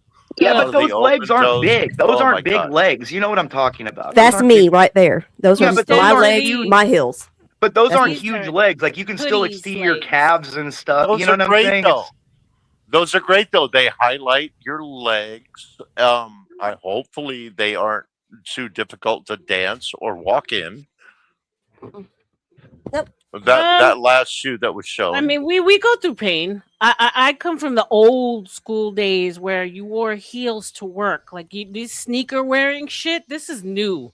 Like in New York, like Sex and the City, Manolo Blahnik days. Like if you changed your shoes, you were looked down upon. Like Bridge and Tunnel. You're like, ugh, why would you ever put sneakers on after a long day at work? Like you struggle bust in your fucking heels and you strutted in through Manhattan no matter what. So really, you yeah, guys didn't you guys didn't wear your sneakers on the bus and just put the heels no, on you would. in So the you would see the elevator? retail. You would see the retail city vixens in their heels on the subway, on the bus. Retail. They're stuck. Yeah, they're stuck like in that all Those type day of shoes long. are for a dancer, like someone like my wife that was a fucking ballerina for many years, and then a exotic dancer for many years. Someone that Throwing can handle those ballerinas type of because they shit. always land on their feet. It's amazing. You can just like chuck them off a second-story balcony, and they'll just land on their feet. Yeah, Tumble it's like out a of it. cat. Wow. It's like the neighbor's cat. You can throw it anywhere; they land on their feet. God damn it! Is that what you're doing in your spare time? Throwing cats around? I throw my wife You should around. throw black ballerinas instead. It's more fun. If you want to know the truth, I'm a little bit depressed because one of our cats disappeared the day before 4th of July, and he hasn't come back yet. So I'm a little disappointed about the cat, to tell you the truth. Not gonna lie. Have you checked the local Chinese? Yes, Herbie. Sex and the City is a show I watched. I am of that the windows. ilk. But yeah, I mean, so there was the office people who had their frumpy 90s office suits on and their sneakers on the train because they were like, and then there was the fashion girls who wouldn't be caught dead. Fashionistas. In the sneakers or the flats. That's like a much newer thing. I would say up until like my mid 20s. Obviously I'm 46 now, so it's a while ago. I would not be caught dead in flats or sneakers going anywhere to work. Anywhere. That was like a Stop no-no. stalking me, Herbie. Wasn't you just over at Dr. Chocolates? Leave Herbie alone. Herbie's one of my OGs. I was just fucking with Herbie. I like Herbie. I've known Herbie for a while. We're on YouTube to accumulate stalkers. Stop trying to dissuade them. Exactly. Exactly. See, it weirds me out when people call me up and go, "Did you hear what so and so said about you?" And I'm like, "Nah." I didn't. And they're like, "Well, he said." Wait, let me stop you right there, bro. I also don't care. I ain't trying to hear this and then had to follow up with 7 or 8 other motherfuckers talking shit. Right. I don't care. I don't even get a syllabus. Nobody tells me nothing. I'm a mushroom and I'm happy that way. I'm just saying I need your a break. ladies, gentlemen, not wear heels? Is that like not a thing? Or I would my rather lady wears heels on a regular. Okay. But y'all saw the picture of me and my sometimes husband just a couple weeks ago. My wife does. She wears them in public, and sometimes she wears them when we don't In the even leave the bed. house. In the bed. That's Just the best be part. honest. Yeah. Heels and nothing else. I think it's a lost art. Yeah, I think we've just gotten so about that. relaxed. You just nailed Dude, it right I there. think Heels heels and are like nothing else. extensive, or dude, extensive. Like, Especially you don't have the strappy ones. like I'm fine The with just a strappy regular ones. shoe. I don't like girls look at other girls' shoes. Men don't care. Like this is the thing. Women do a lot for other women. They don't like men. You don't care about women's footwear? No, Now absolutely not. I do not have a foot fetish, but they do Are you sure about shape. that? They do shape a woman's. I'm fine with a woman's leg and figure just how they are. I'm just a guy, so I'm lower attracted body. to their shape. Okay. I'm not. I don't. You know what I mean? Like when I see a woman's shape, like a I'm a silhouette of their back-to-Eve body. purist. Like, yeah, I don't care about their feet. I mean, look, yeah, do I want a chick with a bunch of bunions and twisted? No, no. But what I'm saying is like nobody's saying that, bro. But what I'm saying is like I'm looking toward like their ass, their stomach region. Like I like a girl with a good abs, like where it has an indent going in from her hip bones. Like I like a girl that's in shape. Like I've never dated a girl bigger than a size 7. So I have a completely different shape of what I like. But you're lean, man. I'm assuming you're pretty lean. Yeah, I mean, yourself, I'm then. usually like 160 something. You know, I'm 170 something right now, but I'm usually 160 something. So yeah, because you're very active in martial arts too, right? Well, I mean, I used to be. Now I just lift and I'll roll once in a while, but I just lift and run and stuff. I'm too old now. I've broken too many bones. Fry, bro. No one believes it. Yeah, I wish. No, it's it's more like if you want to talk about feet, dude, I've broken so many toes. You know, like on each of my foot, 2 of my toes are pointing the wrong way. About feet. No, but I broke it because of wrestling. Like 2 of my toes on each feet point different directions. Like they don't point the right directions. Like so, you're you know, duck-footed. That's called duck-footed. Yeah, because they've been broken so many times. Yeah.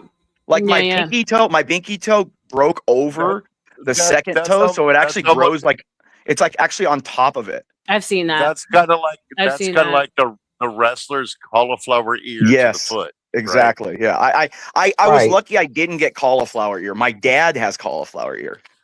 My little brother did too. Whenever he was what is cauliflower ear? It's where you get hit in the ear so hard that the cartilage bursts. Yeah, the cartridge smashes and it like keeps growing on top of itself until it's just bloated kind of thing that you can't hear out of and stuff. Right. We used to call it called cauliflower ear because your ear starts to look like it's all filled up with pus or something, and it's not. It's scar tissue. It's like cartilage. It's the same. It's Yeah, just a built up cartilage. Right, it's cartilage. My bad. But that doesn't go away? It goes No, away, obviously. no, you're No. you never. You can have an You can get operation. surgery to like. You can get surgery to make it more They'll normal reduce looking. it, but honestly, It'll you're never gonna grow tell away. that something was wrong with the ear. And the thing You'll is always your be able ear to tell. continuously grows your whole life. So even if you get it fixed, it still fucks up later on. Like it's a kind of a. Here's a quick little rule. When I was bouncing in bars, if somebody walked up with cauliflower ear, I gave him a little bit more grace than I gave the average mofo. Okay, because Not me. That motherfucker don't know how to block. No, wait. The guy with cauliflower Gator roll that motherfucker. What's up, Bobby?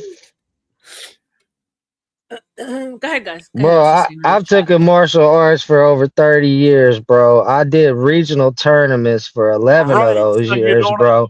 I've had a couple times my ears been swole, but I've never let a motherfucker full on hit me where they cauliflowered my No, shit, it's bro. not You about got to hitting learn to you. block No, that head. that's from that's from years of just being on the mat grinding. No, that's just. I was talking about hold on. That Every time I see somebody get cauliflower ear, bro, it's been because they No. got socked in they shit dead on. This happens to rugby players. This happens to wrestlers, judo. Doesn't have cauliflower ear. This is something that takes like 8 to 10 years to develop. Damn, so wrestling can cause damage to the ear like that too? There's That's no crazy. one damage. There's no one punch that'll do that. There's no one kick Yeah. that'll do that. It's usually over an extended time to get punched in the head. But one time it just boop. Does anybody want to acknowledge this? You can tell a fighter from a non-fighter when you see him. All right. Oh yeah. Every fighter's got a look. I would tickle you, Ruck. I would tickle These you are- and beat these your are- ass while you're these- giggling. These particular Look at fighters Vanderlei are Silva. Look at MMA. Vanderlei Silva. Oh, look at both When of I those was young, cauliflowers. Vanderlei was like the scariest look. His nickname was the Axe Murderer. Vanderlei the Axe Murderer Silva. Look up Vanderlei Silva. WAND. I know Vanderlei. I watched. No, him I'm fight talking to for her. I'm years. talking to her. Oh, okay. If My you bad. want to see bad, if you want to see bad WAN. cauliflower ear, look at Vanderlei. He had to get complete reconstructive surgery on his whole face, including his ears. Like some of these people right here, their ears ain't permanently like that though. Couple of them are. WANDERLEI. Wanderlei. Yeah, it's pronounced Vanderlei, Oh, this but is it's it. This is Wanderlei. it. Yeah. Look at his ears. Look at and dude, like he looks, dude, and look at him now after all the surgery. He looks like a complete different person. Yeah, all I was saying is you can tell a fighter from a non-fighter easily.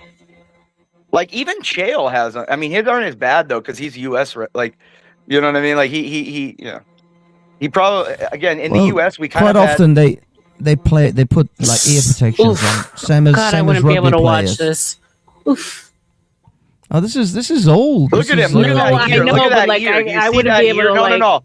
Look, you see that ear though? Like like Vanderlei back in the day, he was the most vicious dude. Dude stomps, kicks to the head. Dude, he wanted to. If you look that right there, that knockout of Jackson of Rampage is like legendary. That knee and drops him through. The point being, if you see that ear, I couldn't you date know someone that that did that. person has. Yeah, you can't head kick them like that anymore. Actually, kicking is less brutal than the elbows. If you kick someone or stomp, they're out. The fight ends. Doesn't But with mean that if they don't have that ear, they aren't still a badass. I've seen a whole lot of badasses Well, who look. Yeah, I mean, No, they- it just the means thing they were is a wrestler. They could have. No, It but means it's they not were a that. grappler, that's all it means. A rugby player gets those as well. Rugby players do. They may not. yeah, necessarily because they're know how to taking fight. contact. But that's because you guys do scrums. That's because Yeah, yeah. rugby players Yeah, do it's the scrums. Yeah. It's the scrum where you guys dive on top of each other and grinding heads and bodies against Yeah, the like. yeah.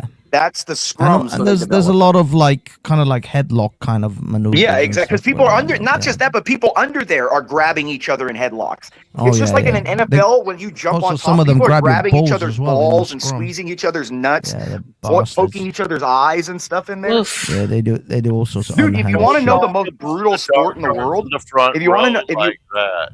if you want to know the most brutal sport, it's water polo. Water polo? Water polo. No, I've heard those fuckers are so dirty It under is the the water. single most brutal because anything That's under the water interesting. is I've heard fair. it's worse No, than rugby. anything I've heard under it's the worse water than is rugby, and I fair. played rugby for 3 Really? years.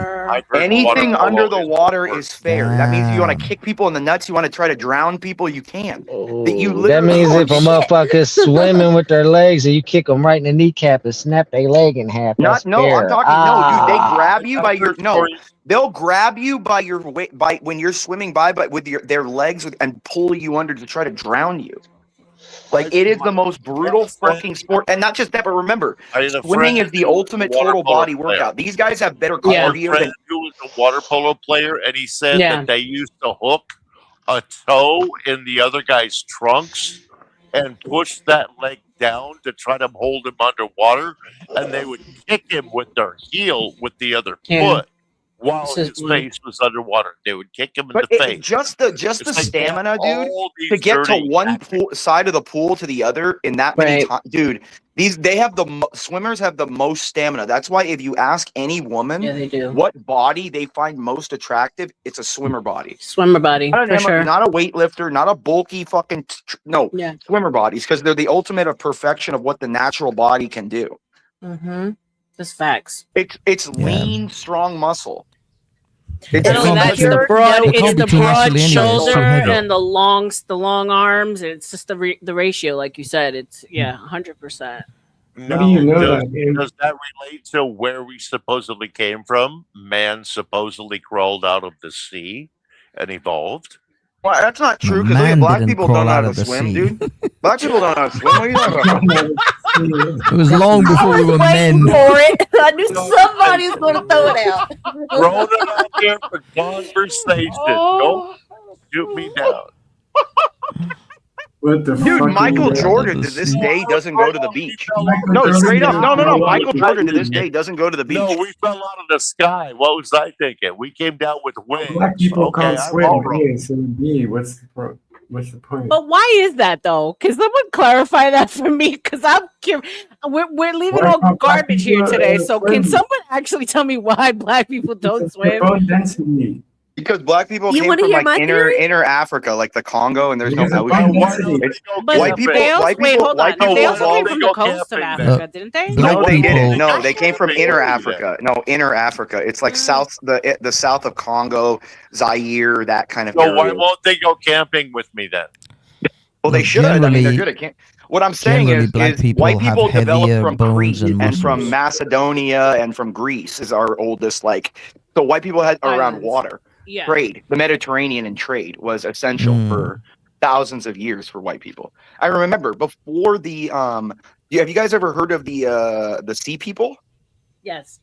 that Yeah, almost wiped actually- out the human race during the Bronze Age? So go into it, please. Go into it. 'Cause I'm It's some interested. people, we don't know who they are. We know they existed because like every group along the Mediterranean and North Africa and you know by Jordan and all that had like records of these people, but they came in and they pretty much destroyed all civilizations and stuff. They just wiped everybody out, and that we honestly almost as a species got wiped out because they did that, and we don't know who they are.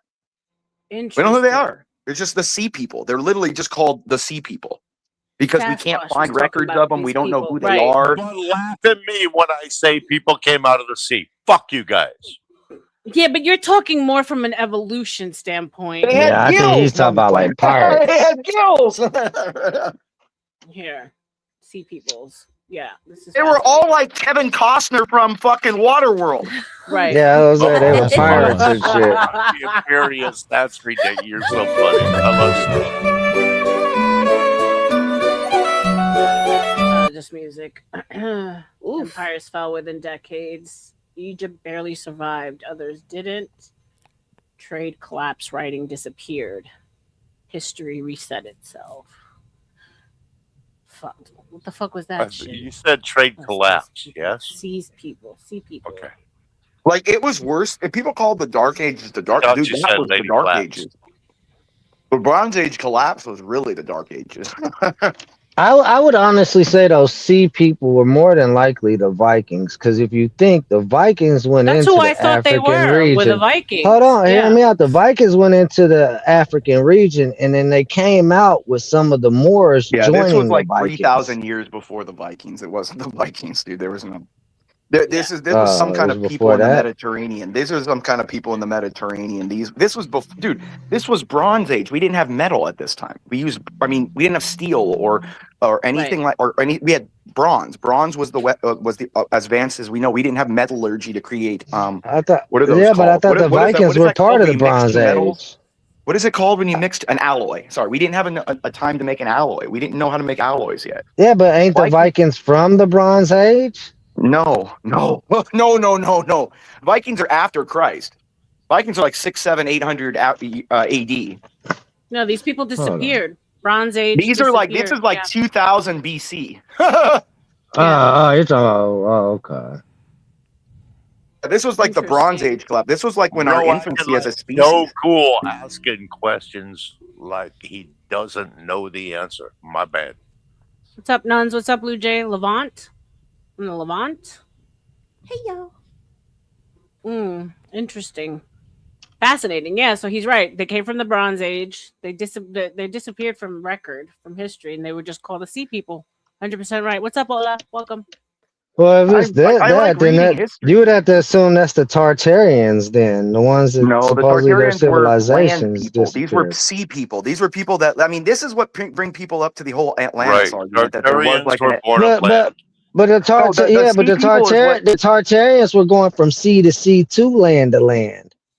No, there was nobody coming from Central Asia at that time and crossing the Gobi Desert and all that. Okay, like that's not happening. No, what this was these were who the fuck are these people then?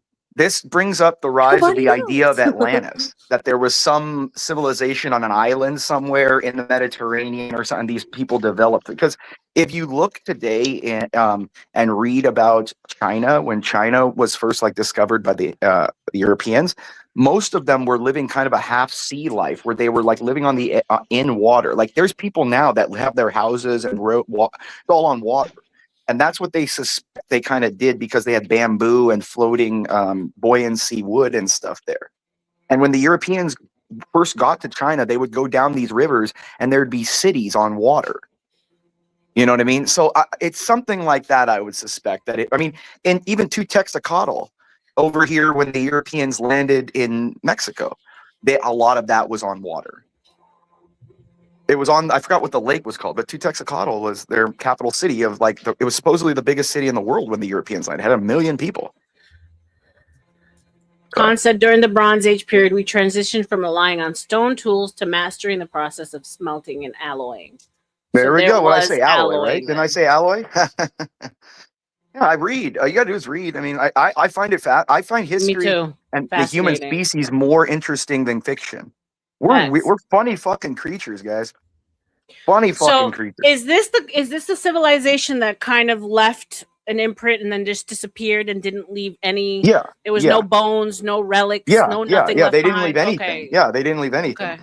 I think we have some of their weapons or something, or some you know what I mean, of that we think it's theirs, but we have no idea. That's what this is the whole pottery. idea. I think Sasquatch said there was certain kind of pottery, they had traces of glue. Like glue that we use today. Something. There were traces of certain things. Yeah, there's traces that we know they existed in the writing.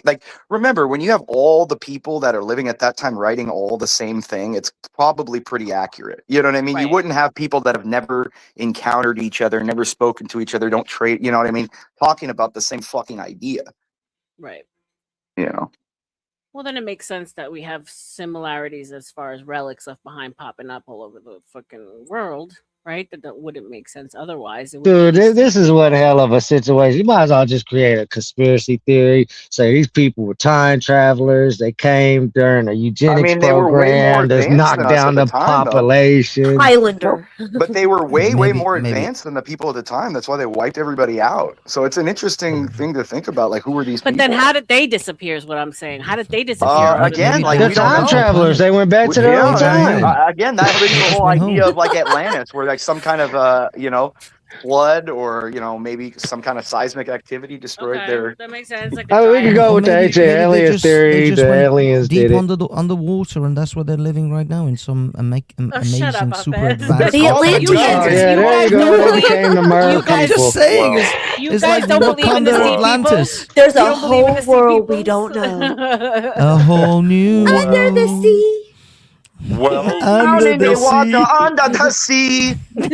Down where it's wetter. When it's wetter, waiting for me. Darling, it's better down where it's wetter. We still have down in cities. it's hotter, under the water, under the sea. Come on.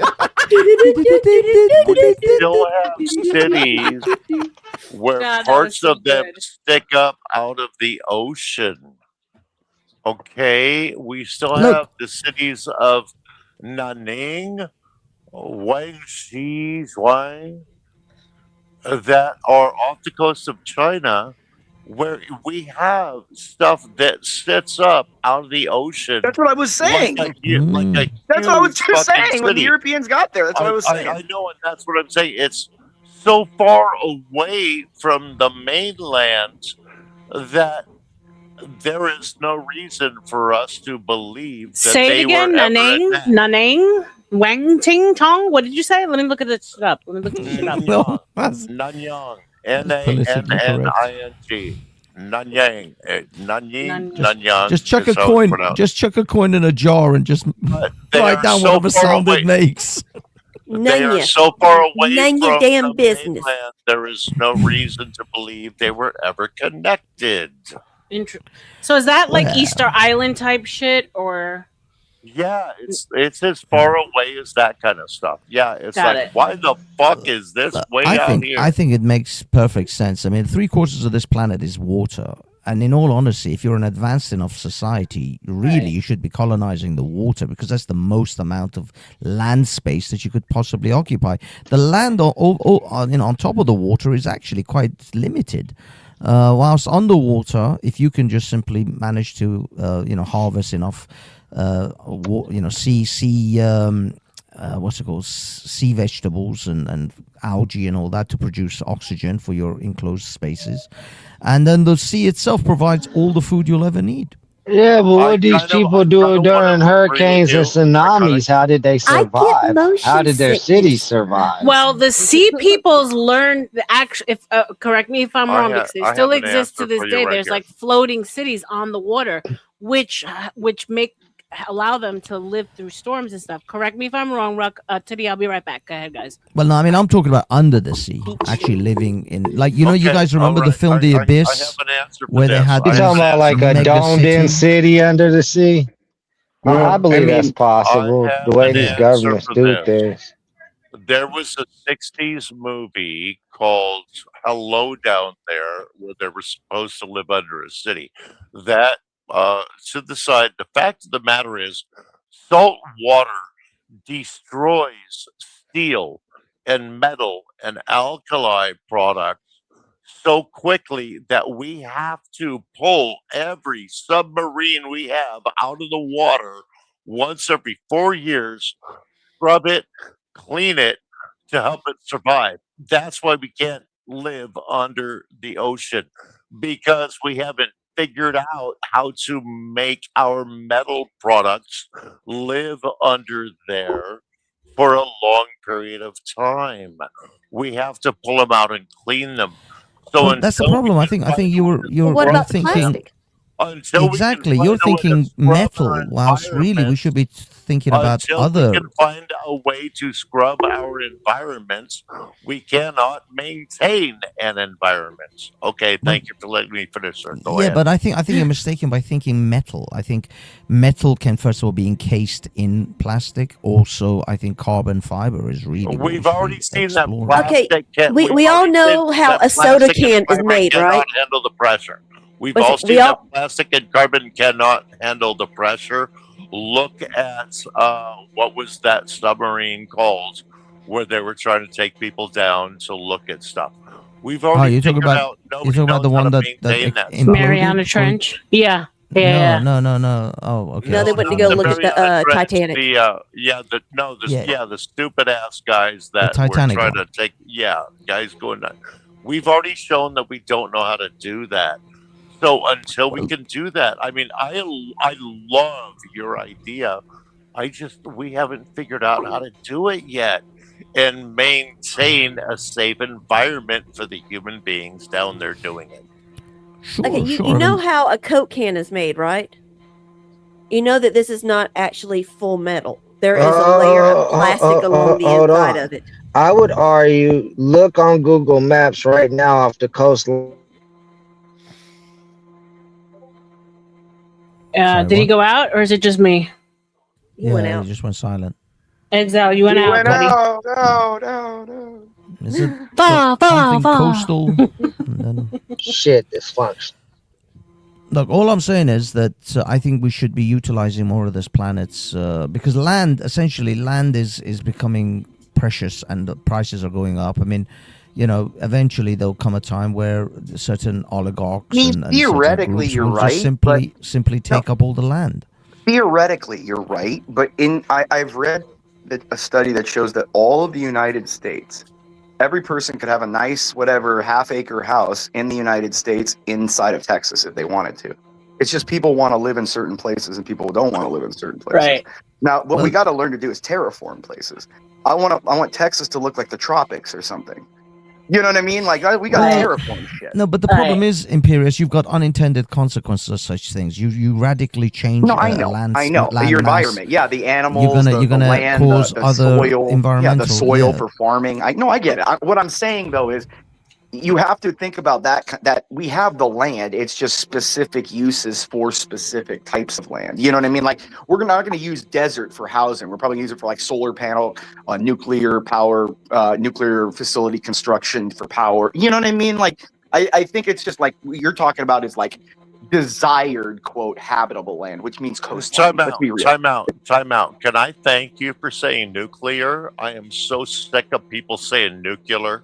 The fact that you pronounced it correctly just makes me want to. Well, I have my cousin's actually a nuclear engineer on an SSBN, so I hear about it all the time. It's called being educated and having to have read. Who says nuclear? That's absurd. George W. Bush. Nuclear? The fuck? It's nuclear. Oh, it's nuclear. No, it's nuclear. Step in your own bucket. Okay. Yeah, I did. Nuclear. Got it. I mean, you don't pronounce the word clear. Tomato, potato. Let's call the whole thing. Let's call the whole thing off. Oh man. Whatever, tomato. So tomato. I mean, whatever. that always did strike me as like interesting how like we know nothing about the water, but yet we're spending all this time in fucking space, which. Well, space actually, funnily enough, is actually somewhat easier to deal with than the pressures of underwater. The problem with underwater is it has a great deal of pressure on the human body. Isn't this another question, though? I mean, yes, space seems to be easier for us to adapt to, but isn't space the future for a potential escape? Because, like, where are we going to go on Earth? No. Where on Earth are we going to go? I hate these people focusing on space so much. We have the whole Earth. Why is that? I think it's a misdirection, to be quite honest with you. Dude, if you look at the constraints of the universe and space. Because my question was, what is there left for us on Earth that we haven't already? There's a bunch left. Perfect. To do. Let's go. There's a bunch left to do here. Yeah, like, dude, I mean the thing is, like, why don't we learn to get rid of like nuclear materials first? Well, I think the reason someone like because Musk if you can is get so rid of nuclear in... rods from power plants, you could therefore hypothetically have unlimited energy. Because the only byproduct of nuclear energy that's harmful is the contaminated rods. Well, I mean, maybe that's the other part. If you can invest in getting into space, especially low orbit space, then if you can then transport all these rods, nuclear to waste, launch them into space, into space, and then just launch them from there, So you'd have some decent, because right now, I mean, But then like you get into the ISS scariness of when you go through the heliosphere, it might reactivate their toxicity or their nuclear. Right, and bounce yeah, right but back. I mean, Yeah. I would imagine if you have a decent, not the ISS, but a decent low orbit space station, which you can then deploy this, transfer these rods to, and then from there you just have them on unmanned rockets in which you just launch them towards the sun. And that way, it doesn't really matter what happens to those rods as long as the rockets propel it close enough to the sun.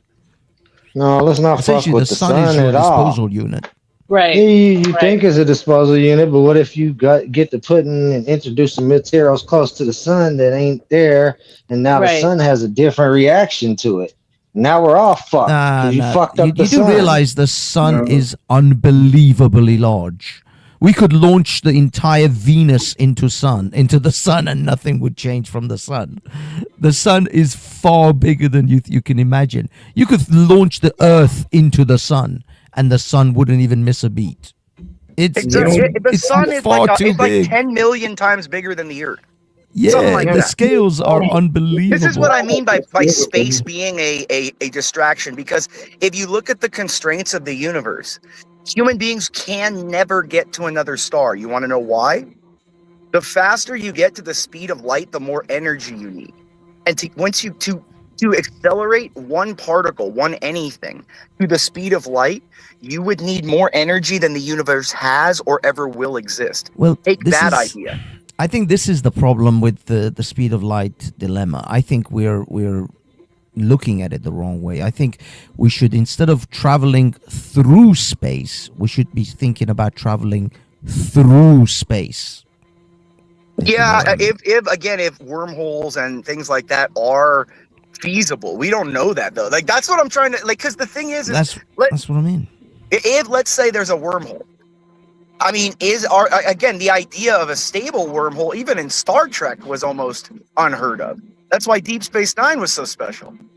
So I mean, for us to think there's a stable wormhole just right. I mean, I'm just saying, like, that's to just me, that's someone's imagination.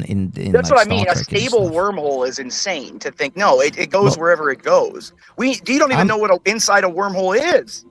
Well, yeah, I mean, of course, there's. I mean, it's I think theorized that we're might be what a looking black at. hole is. Yeah, the thing is, I And think we're then looking at black this hole problem is a whole nother of thing. traveling. The The thing black is, hole, I though, think I mean, that theoretically, do you know theoretically, a lot of scientists believe that we're in an event horizon of a supermassive black hole? yeah, our galaxy. That our our galaxy's in galaxy. an event horizon of a supermassive, Yeah. and because of the size of the supermassive black hole, the event horizon balances the gravitational pull and keeps our universe or our galaxy in it and stable. This part of the Well, the universe. our solar system. Well, no, I'm talking. I'm talking this supermassive black hole is as big as thousands of galaxies. I see galaxies. So it's Thousands actually of holding the galaxies galaxy. are circling a supermassive black hole's event horizon. And Can because of someone the size, explain her event horizon to me, please? an event horizon is the last space between that light escapes out of a black hole. Okay. Once you cross an event horizon, there is no escaping the black hole, no matter how much energy you could put into it. Interesting. It's the But point the of no funny thing return. is, some people are saying that our galaxy itself, like the Andromeda, it is itself a black hole, and we are just simply on the outskirts of it. circling in. Interesting. There's It's so hard much to I mean, even this is the problem with the conceptualize any of universe. that. There's so much we don't know. There's like so much we don't know. It's unbelievable how little we know about the universe, and we think we know quite a lot, and we do know quite a bit. But there is just so much more we don't know, and The this is universe is why too big. space is more much more interesting to some people. And the thing is what yeah. we now scientists don't even call the universe. The universe itself is so big, they just call it I forgot what it's some kind of like the conceived universe, as in like what we would ever know about. Because or the the universe is bigger observable than we could universe. ever see, even if we controlled the speed of light and stuff. To go to another side of I mean, like, this is what I'm saying. Like, even let's say we got Star Trek, tech, and traveled 9 times the speed of light or whatever. What they do. Oh, you're warp talking time. about warp speed. You're still talking about distances that could never be feasibly crossed. For the Enterprise to cross the galaxy, they said it took 200,000 years on Warp 9. Just well, this one is what I'm saying galaxy. about. I think these things of going through, as in traveling across space. I think that is where we're getting things wrong. The speed of light problem is not going to be solved with us Hypothetically, simply the speed of going light, when you from reach A it, to you're B. everywhere at once. Is the solved. hypothetical of what if you take relativity and entropy? The idea is that if you once you reach the actual speed of light, time has no meaning, and you're everywhere at once. Yeah. Well, that as well, it all breaks down and it becomes really messed up. And that's the other problem as well. Even if you traveled at the speed of light, by the time you come back, everyone you ever known is gone. They're dead. It'll be like one moment could years. be 1 billion years. You don't know because it all is relative to the speed that you were going. Because check this out, guys.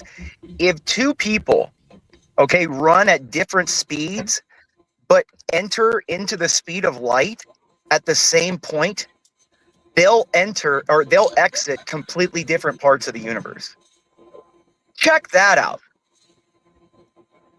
That's a fucked idea. Crazy. If you're still, let's say you're still and you just go into it, you'll go somewhere different than if the person was running into it, but still you both entered it at the exact same moment. Well, okay, but Imp, listen to me. No, but check that idea out. Think about that idea. I know. Okay, but the only livable planet that you're literally no, hold on, dude. Check this out. You're at the same speed, at the same place, at the same moment, but you end up in different places. Yeah, but I'm trying to tell you, like, let's say the only livable planet that's around us that humans could actually live in that has sort of the same environment as Earth is Kepler, but that's 1,000 point. Is Krypton? 100. You said No, Kepler? Kepler. Oh, Kepler. I thought you said Krypton. Krypton. Yes, right next to Wakanda. I think light years away, so that will take you like a million years to get to. I understand what you're saying, Zabalba, but there's no proof that that's what you need to live either. Like there is no evidence that has life there and that could sustain life. Exactly. It's not even that. It's this is the only thing that this is like the best guess is Kepler. Exactly, from the and evidence. it could be. And how would you? They have we no don't even idea know how if hostile Kepler's that place still there. could be. We don't even know if Kepler's still there. Yeah. No, Because there's so many light years away. But the fact is that at the moment, there is very little to no evidence of anywhere else in the universe that we could There's survive. nothing Because else there is out a there, guys. myriad Like, I of hate to issues. tell people, there's nothing else out there. And my hypothesis is this. If you want my hypothesis, life is so intricate from the molecule level to the macrocellular like us or elephants, that it takes an entire universe to sustain life being on one planet. And that is the miracle of God. He didn't create Amen, Imp. That was beautiful. That to me, that's why he says, don't look to the stars. I mean, he look at the stars to the beauty of I created, but look to the miracle of you. Life itself is so intricate, so amazing, and so unique that it takes the entire universe for this one planet to spin at a certain way. It has to spin around this this sun in this particular galaxy, and this galaxy had to be held up by galaxies around it, and those galaxies around it had to be held out specifically by those galaxies in that specific way, in every specific thing that is every specific way. All right, that is how intricate and special life is. And so beautiful. When you take a life, that's why it is like the worst thing. Yeah. Yeah, this is the problem I have with science fiction like Star Trek and others is they essentially belittle and mock how incredibly difficult, like the way they beam onto planets like just willy-nilly. Literally, the chances of you just beaming onto an alien planet and not being infected by some fucked up virus that will melt you the second you hit the ground is exceedingly high. And right, like you can't even go to Africa without a bunch of fucking vaccines. Viruses are not life. Viruses are not life, guys. Remember that. Viruses are not life. They're not alive. But what I'm saying is, a virus theoretically could be everywhere. just being immediately dead the second you hit the floor on another planet. On the table, guys. Shout out to Chris Reed with the $5. So, Mr. Imperious, are humans going to end up like dinosaurs, like the Big Bang Theory? Shout out to you, Chris. Thank you for that. Before Imperious I mean, that's up to answers, God. I'm gonna give I you a don't little- think intelligence or a will that imposed itself to create this universe, to create the specificity, the exact. Remember, every single calculation of everything happened at one time, and it took one time. Right. That you can't have any experiment that does it the perfect the one time. Like, let alone every single calculation ever in one moment. So what I'm saying is, if there is that will and we're the only life, I would suspect that will has some kind of plan for us or some kind of special deference to us because it's special. It's like, dude, it's like if you own a car, your car collection, there's that specific car though that you'll always kind of go to. Right. For me, it's like a 1965 Aston Martin DB5. But nice. Yeah, I mean, I would think I mean, if a will took the time to create things, I would assume it has its reasons for it, right? I mean, it wouldn't just be a waste to create. It would be reductive to just to have things exist and they existed for no reason, no overall reason. I mean, what need for it to exist would it have? I don't understand atheism. I don't understand atheists. Well, to me, I mean, look, I understand. The thing is what's his name? What is that guy? The guy, Schrodinger. He talked about this. He said, you take a sip of the glass of natural sciences and you become an atheist, but at the bottom of the glass, God is waiting for you. And that's what happens. Eventually, keep digging into the sciences and you'll realize that it's an impossibility for it to be just random chance. Right. That's all. I mean, that's the thing. Like some of the most the highest, the peak end scientists, whether it be Crick with DNA and all them, dude, they were all religious people. Very, very few of the highest end scientists are atheists, because when you start seeing the complexity and the intricacy and how everything is a tapestry, that you couldn't have changed the universe in any other way but this way. You start to see, it's not a lot of what atheism is I think is an ego thing. We all, as humans, I mean, I was like that. You all want to be your own God. We all want to believe that we know everything. Yeah. Now, I'm not saying it has to be, you don't have to start and say it's the Christian God, the Muslim God, but you got to start somewhere and say there's a greater will. There's a will at play. Yeah.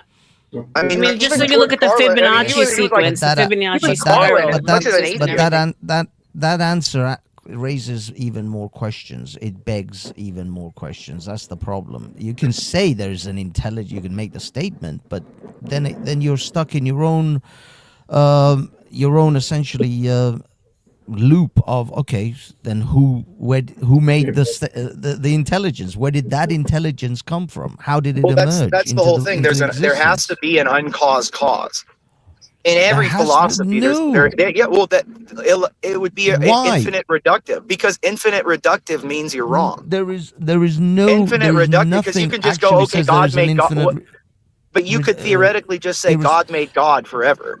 God made God. God made God. God made God. God who made God. God made God. But the thing is that intelligence could have emerged out of non-intelligence. That non-intelligence could be the infinite unmoved mover. It doesn't need nothing. You have to come from nothing. That's what I just said. I said, but that intelligence may have emerged this is out where of we have non-intelligence. You just simply proposing that it had to be an intelligent, the first cause. We're taking human possible imaginary conception. Let's go back to what the scientific method says. The appeal to the best explanatory hypothesis.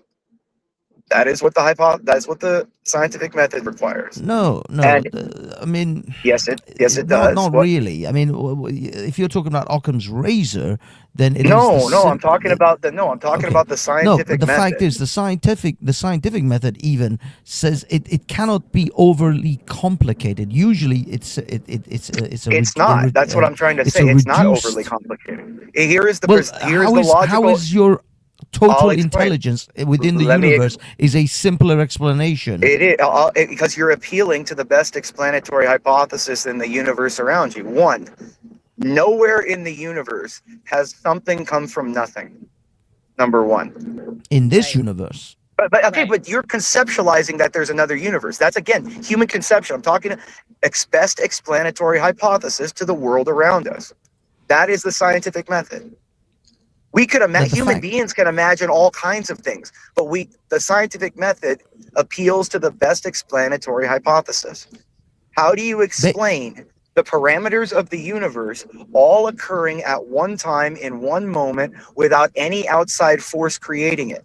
But the fact Not of the just matter is that. that There's no again, you have to have go some ahead. degree of evidence to actually back your theory, your hypothesis. That's your the point. hypothesis. And actually, ironically, unlike the way people misuse Okay, theory, I will, and I'll present hypothesis is actually a guess. I will present that. Is I will a guess present that. into what could possibly. I will present the evidence. I'll present, again, explanation by the best explanatory hypothesis.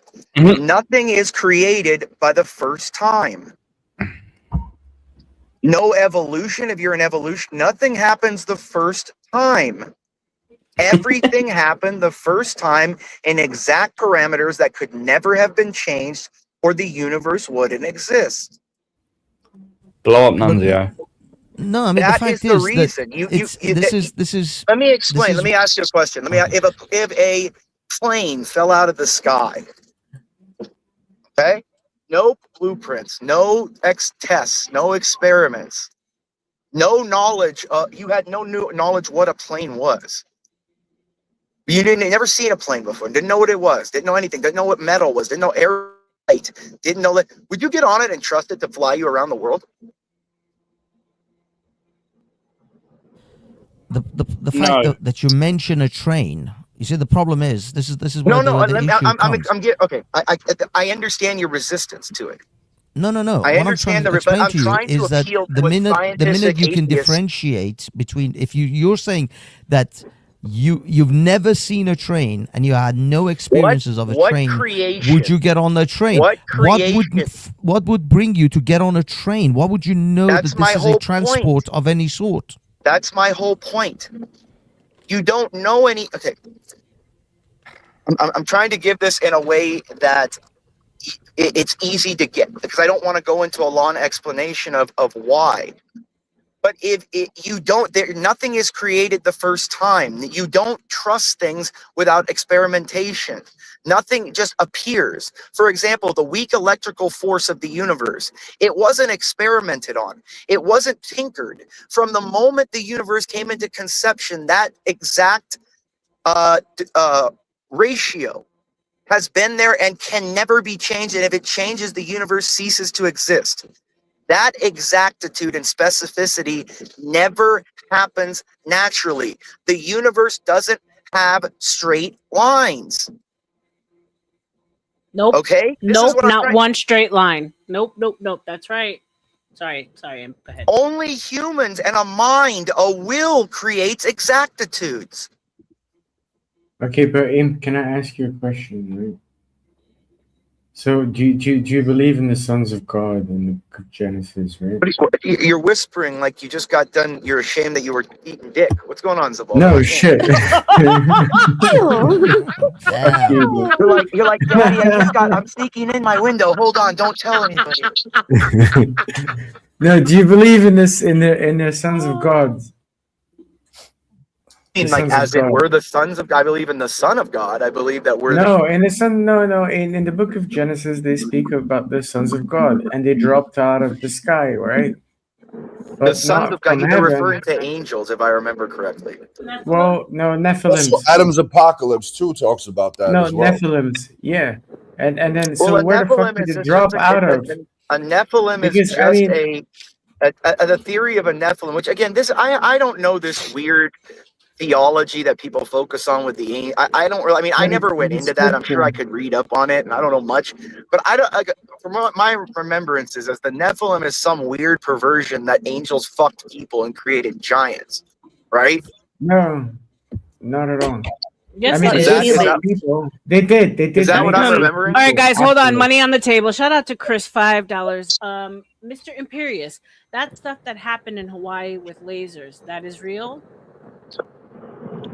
I mean, lasers are just focused light. Those are the dew, right?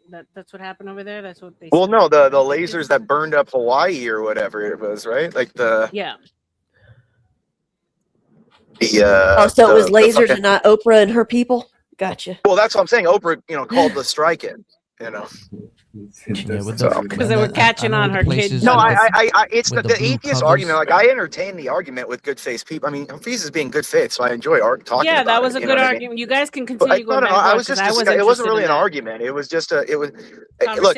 A debate, a formal debate, is not a direct like. See, this is why people like Andrew Wilson isn't an actual debater, and I'll tell you why. Because in an actual debate, you don't insult people. You're not even really directly speaking to your opponent unless it's cross-examination.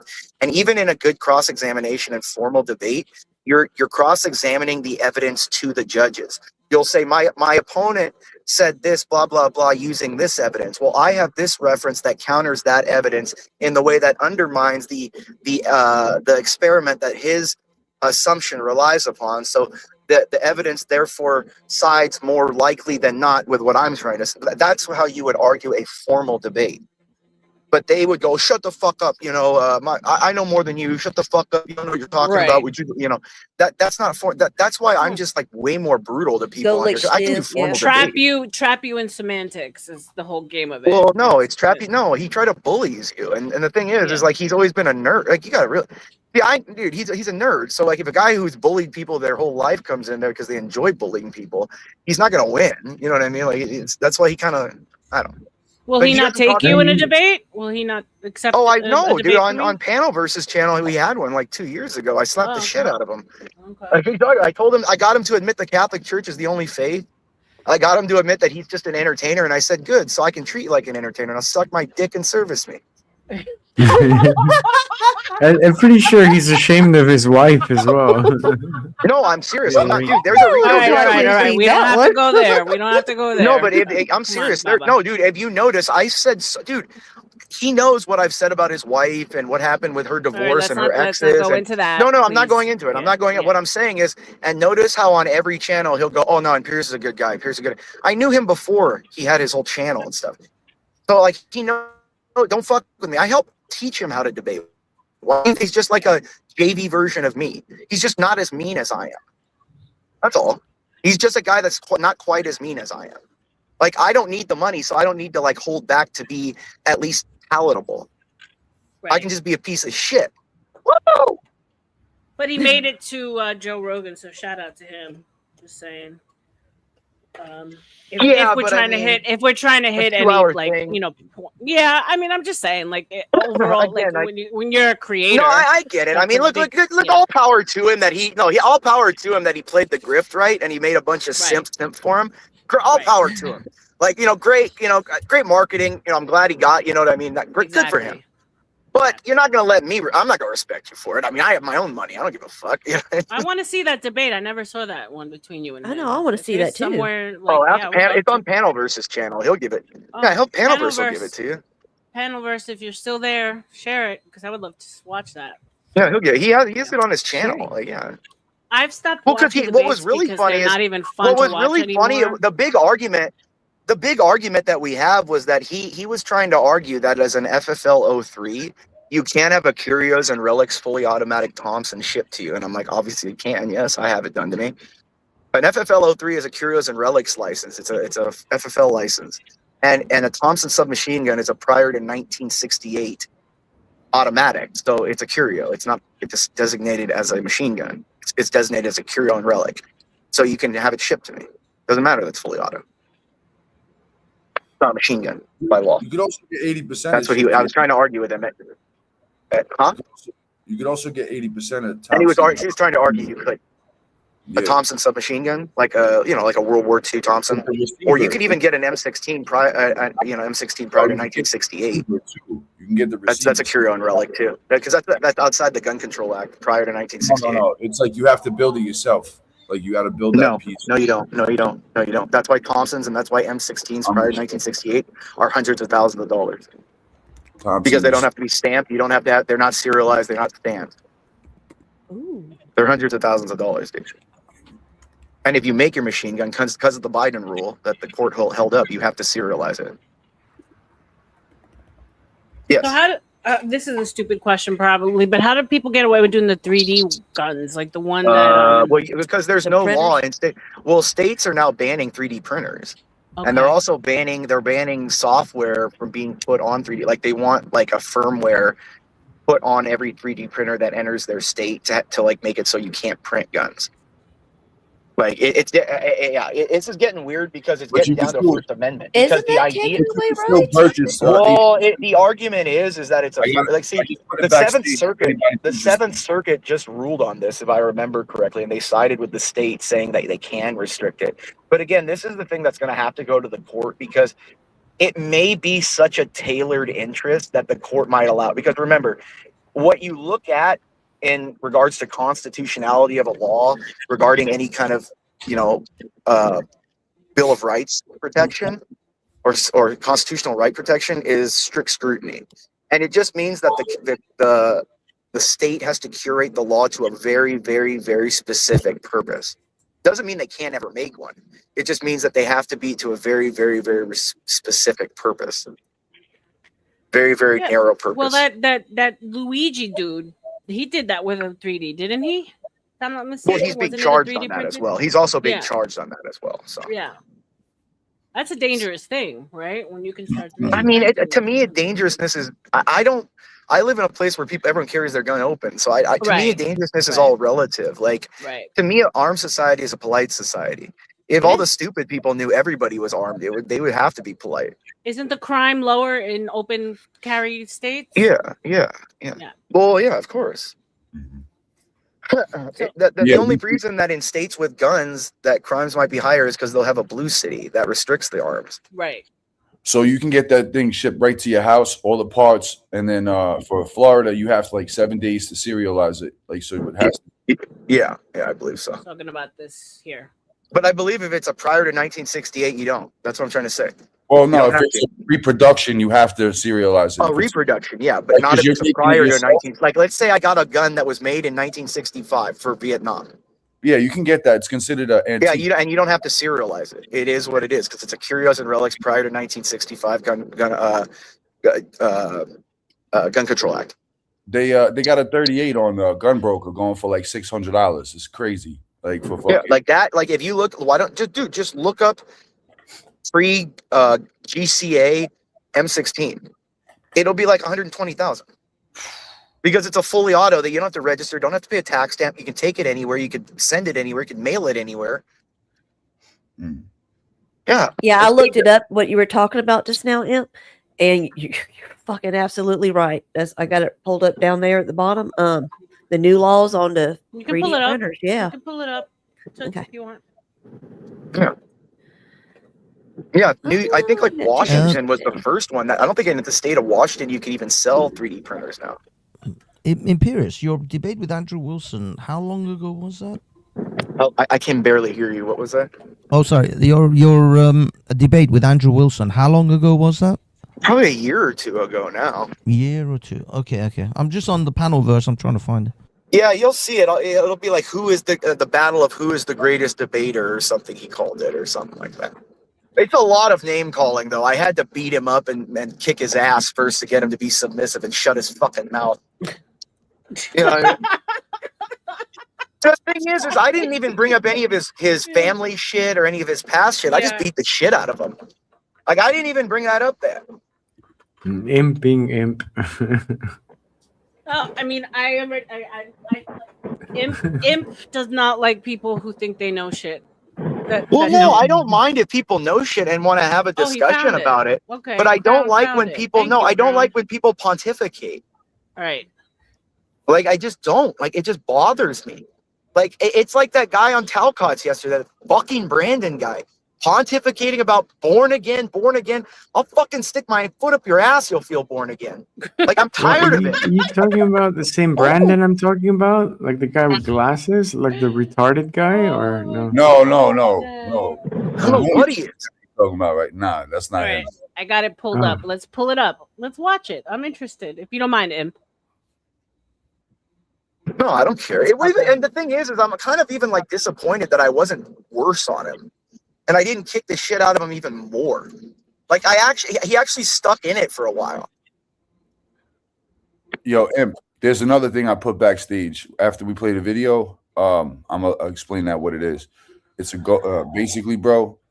It's like a CNC machine where you can make your own shit. Like you can just pump out your own shit. Yeah, that's what you do. A CNC CNC. Well, dude, all you do is you can buy. I mean, the thing is, see, the Biden rule fucked that up again. Because even now, lowers, unless you're going to get like a 20% lower and CNC it all yourself, like, yeah, bro, like I can't even buy 80% lowers anymore. No, They're you all can't. serialized. I'll show, bro. Imp, you I mean, got Instagram? yes, you could buy it off somebody that bought before.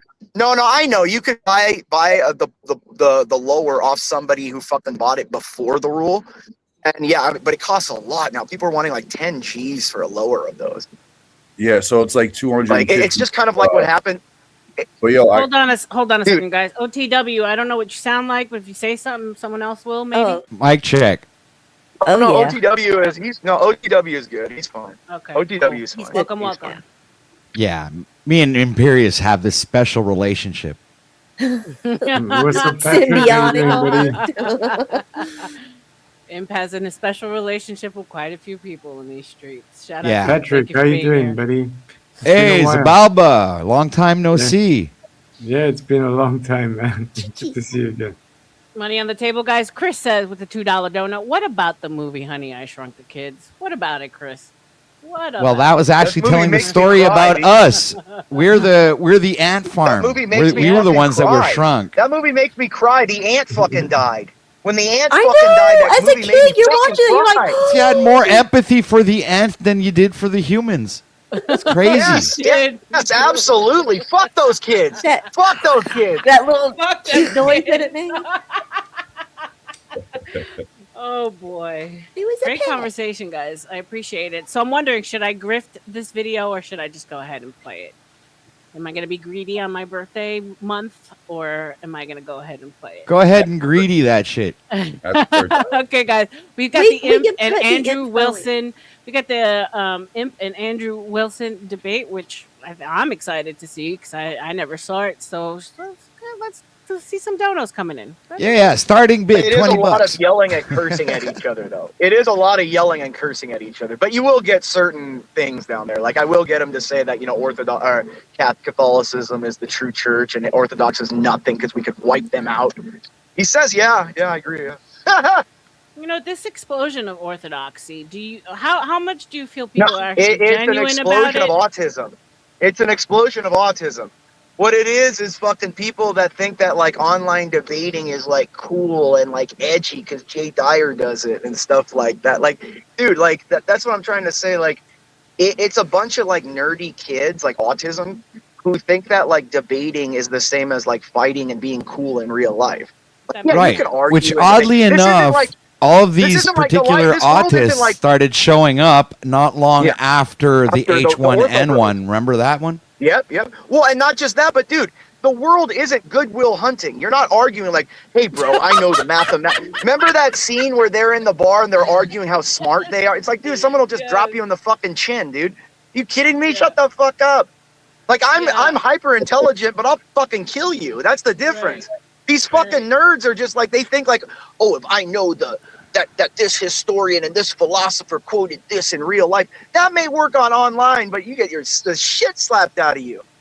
Like The world people has forget the turned into 40-year-old the new virgin. 21 Jump Street movie. People forget 40-year-old virgin where he says food. like, you're using big words that I don't understand. I'm going to take that as an insult. Now move it forward amicably and finish the sale. You know, like you start saying big words around dumb people, they get real upset about it. Right. Well, It I says, never understood. now you're using a lot of big words, and since I don't understand what you're saying, I'm going to take them as insult.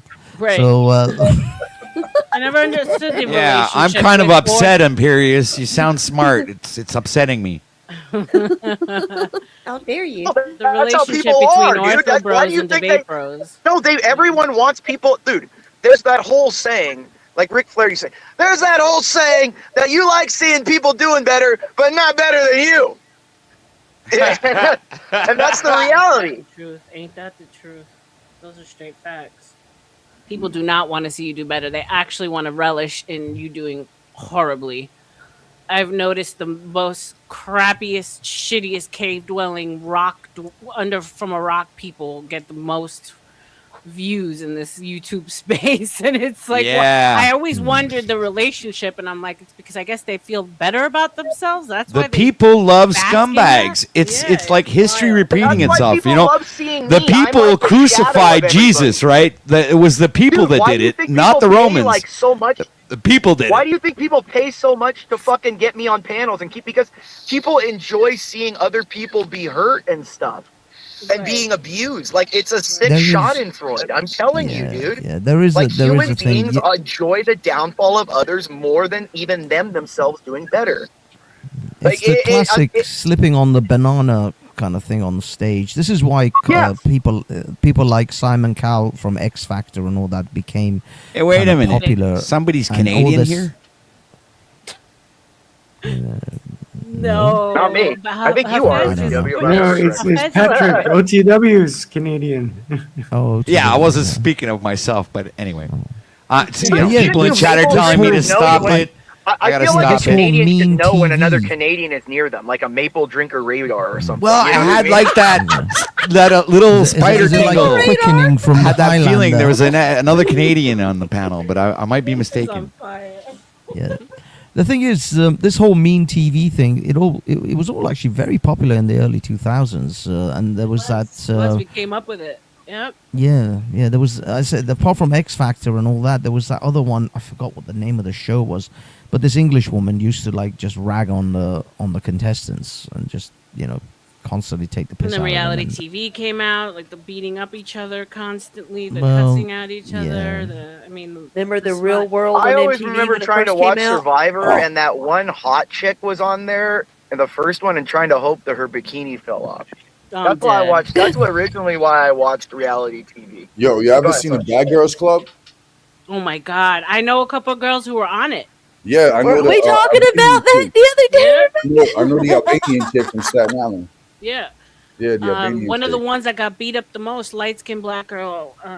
She went by. I forgot the fuck she went by, but yeah, no, I mean that shit is horrible. Dude, black girls hate light-skinned black girls because they're like hotter. Like, you know the chick? Remember the light-skinned black girl from fucking Game of Thrones?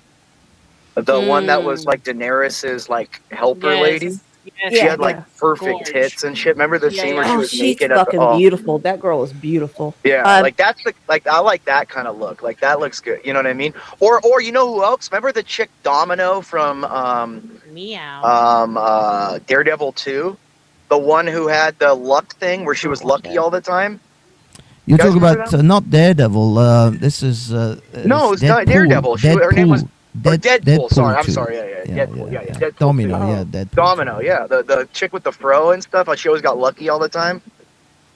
Like she never got hurt because she got. I don't know. Maybe you guys don't remember. You know, I saw a video on someone explaining Domino's luck power. That in fact, she creates some kind of magnetic field or some shit that creates. Yeah, I've these heard of that. I moments. just It's like I don't know how it's. crazy shit. Well, you know who does that? The guy, the comics guy. God, what is his name? He does all like the ratings of their powers. Compare, like, God, what is his name? He's like a black dude, like a light-skinned black dude, bigger guy. God, I'm trying. Fuck! Now you're gonna get me going on who this dude is. Google it. Just Google Isn't it Let it go, something Lee? Imperius, let it go. It's like okay. comics something like. God damn it! Like you're gonna get me going on this, dude. Like I I hate got. when that happens. I hate when that happens. Not even gonna lie. So while you But yeah, think no, of it's that, Imp, just I'll do a shameless little grift here, guys. Let's not yes, forget. please. Yeah, play this It video. is my birthday month. We are starting celebrating early. I'm giving you some good content here. We are gonna do a long stream today, God willing. I don't drop dead on you guys, because I am at the wall. 47 is creeping up on me. So show me you love me. Show me you love me. So we got a little grift going for the Not Imperious 47. Hey, that's a yeah, magical number, yeah, it's 47. It's Coming up. actually green and purple. Green and purple, and Yeah. it's 4 plus 7 is Mardi Gras. 11. 1 and 1 is a magical number. Let's just ask Gary the numbers guy. Life path 11. And so we got a Life grift path going. 33 over here. You're 33. Nice. Oh, yeah. I'm a 3. I'm just a good old 3. You told me what I was before. I forget. 7. I think you said you were 7. So $20 grift for the Andrew Wilson, and then of course anything you want to send over. And Toots, $10 to Toots, and she can do a private meme, a special meme for you. $10 to drop a panelist, $5 to change a name. So yeah, Rocky, come up, Rocky. I always love you on panel. Shout out to Rocky. With the Rocky. I got nothing to say. Satan's little season. Satan's little season. That's right. Yep.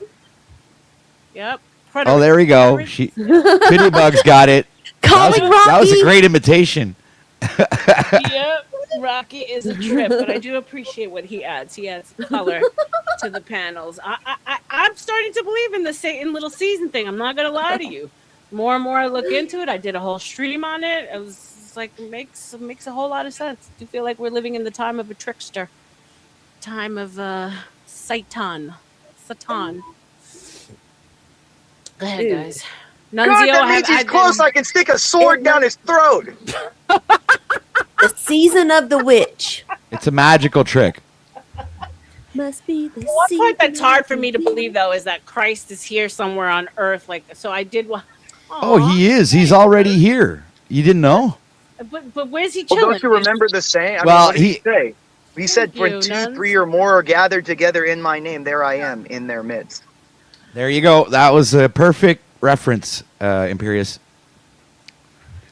So, but okay. So, is it those yelling horrible voices that we heard in that hole in Russia? Where is Christ and his angels? Where exactly are they? If he's here, they're in you actually. In your soul. Yeah, Well, it's in you. You're talking about that dichotomy It's of just evil. like You're talking there's about the certain dichotomy people of that are connected to the Christed one and others that are not, right? So it's just like it's the wheat and the tare parable. Exactly. The wheat, yeah. The wheat shall be those who are the fish shall be sorted. Those fish you shall eat will be sorted to one side, and the bad fish shall be sorted to the other. Like it's the same. But believing that Christ is in you, though, is that not then bringing in New Age, which is against? No, it's not believing. It's actually knowing. It's having the experience of. Faith isn't this imaginary thing about no. Faith is trust. You trust an airplane when you get on it, not to feel it in you. But you trust an airplane not to crash when you get on it. That's why I asked him the question about would you just get on an airplane that fell from the sky? You don't know where it came from. You've never seen an airplane. It's never been tested. There are no blueprints. There's not would you trust that? And faith is trust. That's all it is. Faith is trust. Like you trust that he existed. You trust that what he said was true. Like I am the manna that came down from heaven. Those who eat of me shall, although they shall die, shall live forever. You have to trust what he's saying is true. It's not and you trust. What did the end of the Gospels, the Gospel of John? What did he say? What was written there? Christ did many more miracles in front of people and his apostles, but the ones that were chosen to write about here is so that you may listen and believe that Jesus Christ is the Son of God and through him is eternal life. They wrote these down because it is the most one to relate to individual people, that relates his message. That's why John and James and Mark and Luke, they wrote down these specific instances because so that you may see and believe. Like that's why it's literally written there. And you can bring up the end of the Gospel of John. Bring it up. Sure. Tootie, Bring it up. Got John 30. So who's going to pay so we could see Imperious take Andrew Wilson down? Andrew Wilson I was down, still wondering exactly. about that. $20 so grift, y'all. what It exactly can am I be looking up? accumulative. If you want to make an accumulative, I'll allow that. Just put it in the dono. Yeah, 10 people give $2 and we're watching a video. There you go. Shout out to you, OTW. Thank you for that. I know math. Yeah. Me math. Yeah, What I am I believe in supposed to be God, calling Blue that? Jay. The end of John. The quote that Imperious was just alluding to. Okay. You can. Thank you. End of the book of John, is that what it said? Yeah. John 21:25. Got you, sir. What's up, John Rocky? 21:25. Rocky, is that you, Bibbs? Yeah, it's me. Okay, there you go. Is that you, John Wayne? Sweet What's soda, up, welcome, my Rocky? love. You want to Welcome, see your Rocky. headpiece, dude? What say you, Rocky? There we go. I'm just listening. Okay, cool. I'll jump in. You know, the two most distinguished gentlemen should be at the top row. I was, speaking of myself and Imperious.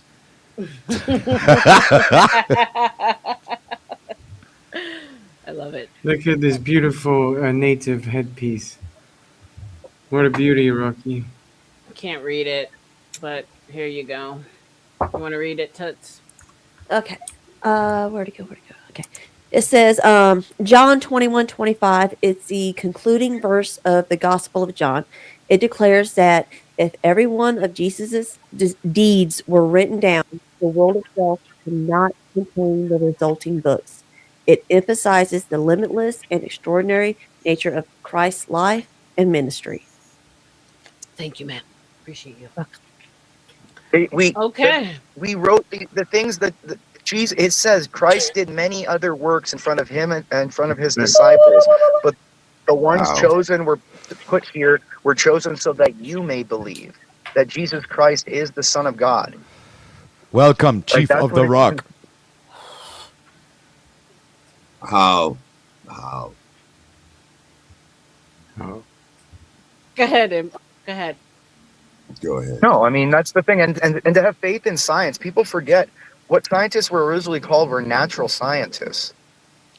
Like they weren't atheists. Scientists up until the 1960s called themselves natural scientists. Interesting, like you brought that up because it does. It doesn't make sense. They to didn't fight call each other. themselves scientists. They didn't call themselves just scientists, because science is nothing. Science is just a pattern of explanation. Nature is what created things, how God created the world. The reason why people even care about science is because they wanted to figure out how God created everything. Yeah, that's what I was going to say. That was a lot of the motivations behind a lot of the scientists. But the thing is, you got to realize, I mean, scientists before the Abrahamic sort of gods became popular, they were things like Aristotle and Plato. These people were what you would consider scientists, but they were what we refer to as philosophers these days. Well, it's just people who simply wanted to figure out the world around them. They were explaining the world around them. They tried to deduce the world around them. They had, I mean, and that's the whole thing. Like in Catholicism, in my opinion, Plato did a really good job. Well, remember, Catholicism is based around Aristotelian logic a lot of the time. Like Aristotle, for us, Socrates, and all of them are in heaven. Like there's something called divine ignorance. Money on the table, guys. Give me 1 second, then we have a question for you. Shout out to Magnum Opus Music Channel for the gift of 10 the Book of RLM memberships. Everyone show some love for Magnum in the chat. Thank you so much, my love. I'm going to play one of Tootie's videos here to say thank you. Time to throw out the garbage of the Magnus. past. Appreciate Let's you do it. always. Remove. Hold on. Add to stage. Yes, high five to new beginnings. Here we go. Woo! Drive on. Yeah, Time to throw out the garbage of the past. Let's do it. Moving on feels so good. Yes, high five to new beginnings. Woo! Drive on. I love that, Toots. Thank you, Magnum. God bless you. Love your music. Love your channel. Go ahead and drop your channel in the chat for anyone who likes to know music trivia, and also fun factoids that you might not know about music. You go over and check out Magnum. She does a great job. Great video. So yeah, I mean, for me, it's always been interesting how we've met. It's by the polarism, right? The duality of it's like we have to choose between Pepsi and Coke. We have to choose between one or the other.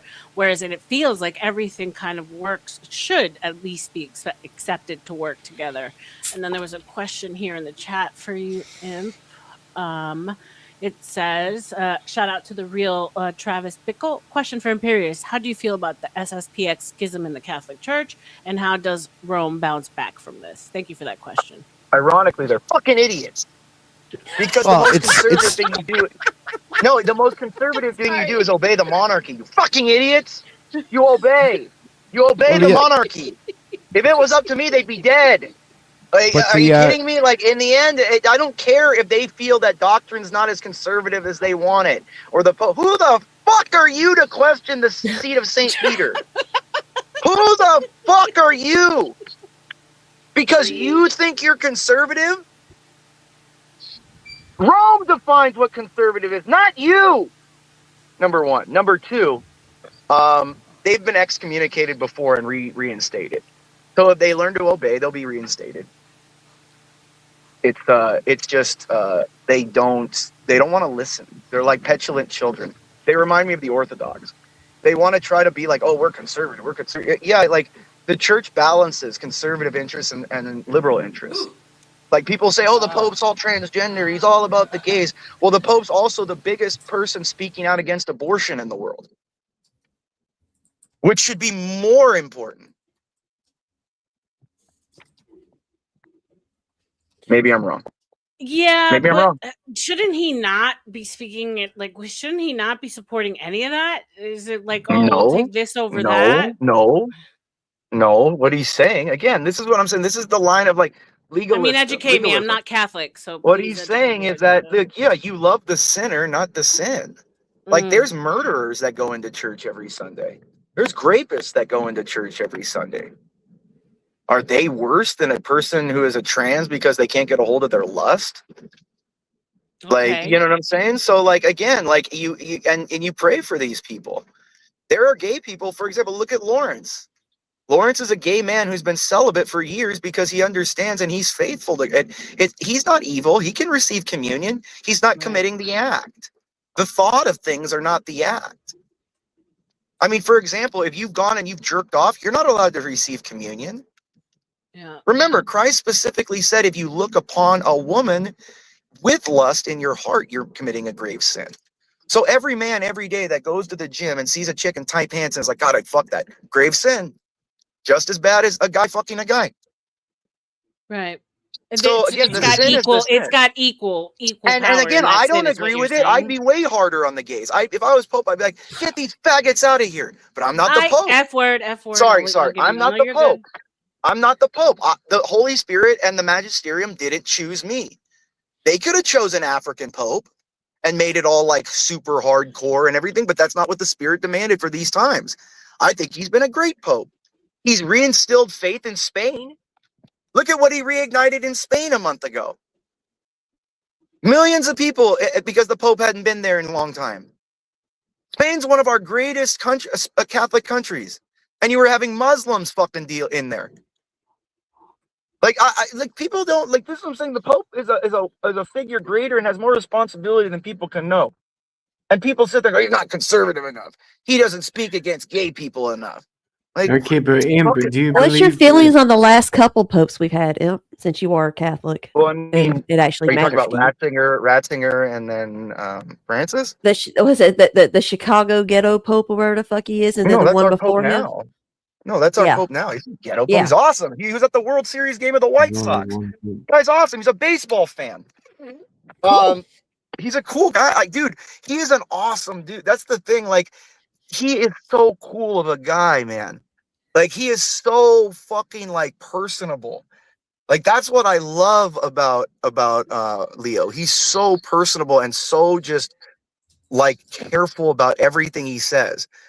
Francis behind him, he's super liberal, but I love him because he was the ultimate servant. Francis used to go around himself and minister and used to wash the feet of the poor and feed the poor himself. He didn't know Francis didn't have a home at the Vatican. He never went to the fucking papal palace during the summer. He was always serving. He was. Uh-oh. Lost you, imp.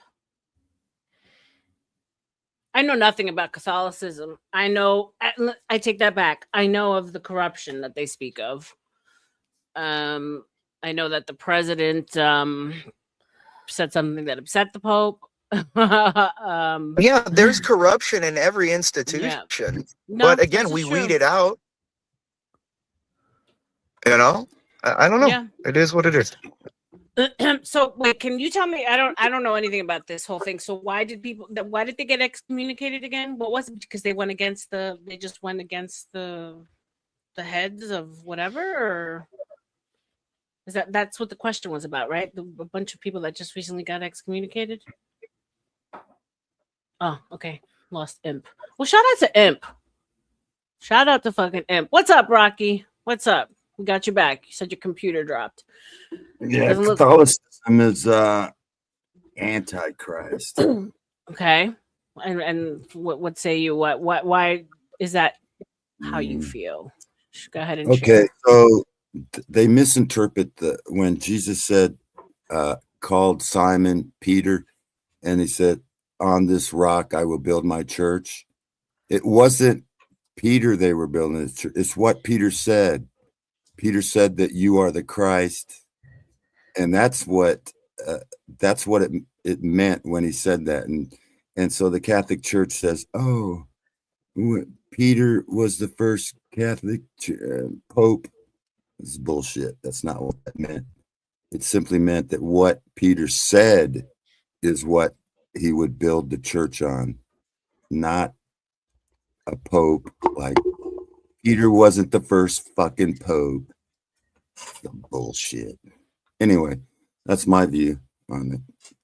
And then, you're not supposed to give no one the title of father, but your father in heaven. So they call the Pope Papa, means father. And then the Orthodox do the same thing. They call someone, they give everybody's, father so-and-so. You're supposed to have elders, but you don't call them fathers. Like, there's only one father, your father in heaven. So how much, I don't know. I could go on and on about the false doctrines. No, he's 100% right. He's 100% right. I stand by that. I'm Protestant as well. Where did Imp go? Don't really believe in it. He may have had probably just having a little bit of cell problems. He was probably traveling. You should ask Imp about his racism. You haven't yet. I love him. Wait, what did I come back to? I just stepped away a second. I came back and I heard racism. Rocky said, no, Rocky was. No, I said you should ask Imp about his racism and his. Where's Imp? Hey guys, we lost. The thing is, hello, Cynthia. What's up, the problem is with Imperius, it's very difficult sometimes. I mean, I think I just had a genuine conversation in regards to the creator of the universe, but there's a lot of times where it's hard to distinguish his performative, if you like, aspects versus genuine conversations, because he says a lot of things just to rile people up and get people. You know what I mean? Get people. I'd like to believe angry. that was pretty genuine. I'd like to believe that that he engaged in good faith, wholeheartedly. Yeah. So, well, I'm gonna take him at his face value for that, right? I'm not Are you gonna talking about Imperius? Yeah, I mean he's been up here. He's been up here for a while. He engaged in good conversation. So shout out to him. What up, Cynthia? What say you, ma'am? Dylan, how are you? I'm glad you're doing a long stream today. I'm able to jump up. Yeah, I said let me get on here and not be lazy. Also because it's my birthday month, so I will be taking You're Cancer? Leo. Ugh. Go, shouty. Damn, Cynthia, tell me how you really feel. My dad was a Leo. Yeah, we're not easy, and the men are definitely different than the ladies. He did yell a lot. I was like, what is happening, Dad? Like, just chill out.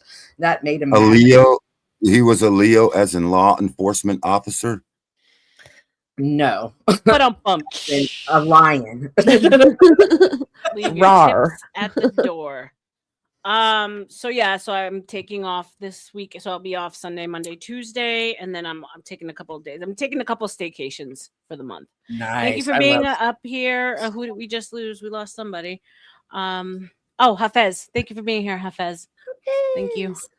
So, are you buying yourself something special for your birthday? Is there something? No, Cynthia. Let me tell you, so just to give you guys a little quick background, I started YouTube. It was like about a year this month over at Gospel Bob's. Shout out to Gospel Bob's, and I went full time, right? So I took a leap of faith. I left corporate world because I knew, once I was here, all the contracts that I signed previously would have not allowed me to be online saying the things that I say.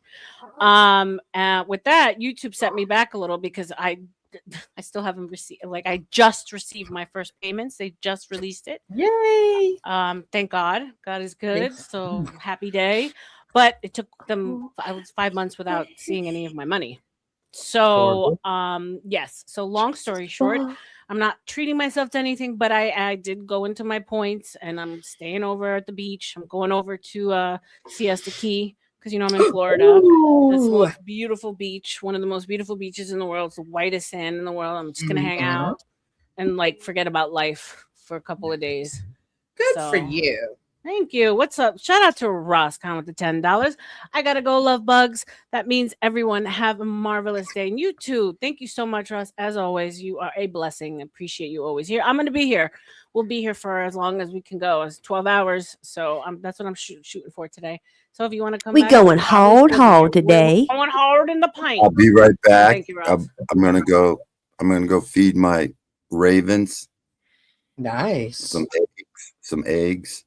I'll be That right headdress back. is powerful though. That I looks love like it. some real shit right there. Beautiful. I got four pet ravens, and I feed them eggs and mice and shit. Nice. You feed ravens their own children? What the? I say the same thing. My friend feeds her chicken nuggets. Yes, I say the same thing. Damn. I didn't know they were that rough, but they are. Right. Moccasins on. Okay. Nice. Give me a second. Go ahead, Toots. You guys go. I'm talking. What was I doing? Sorry, no, I was talking to someone in the back end. So we got cannibalistic ravens. Shout out to them. Much love, RLM. Almost to work. Have a great stream. Thank you, Snow. Thank you for being here, babes. Like I said, we will probably still be going once you guys get out of work and come back, God willing. What say you about the conversation we just had, Cynthia? The as far as, are you Catholic? No, gosh, no. Okay. I think the Catholics totally have it wrong. So when people say church, they're always talking about the Catholics, and I never associate the Catholics with the church.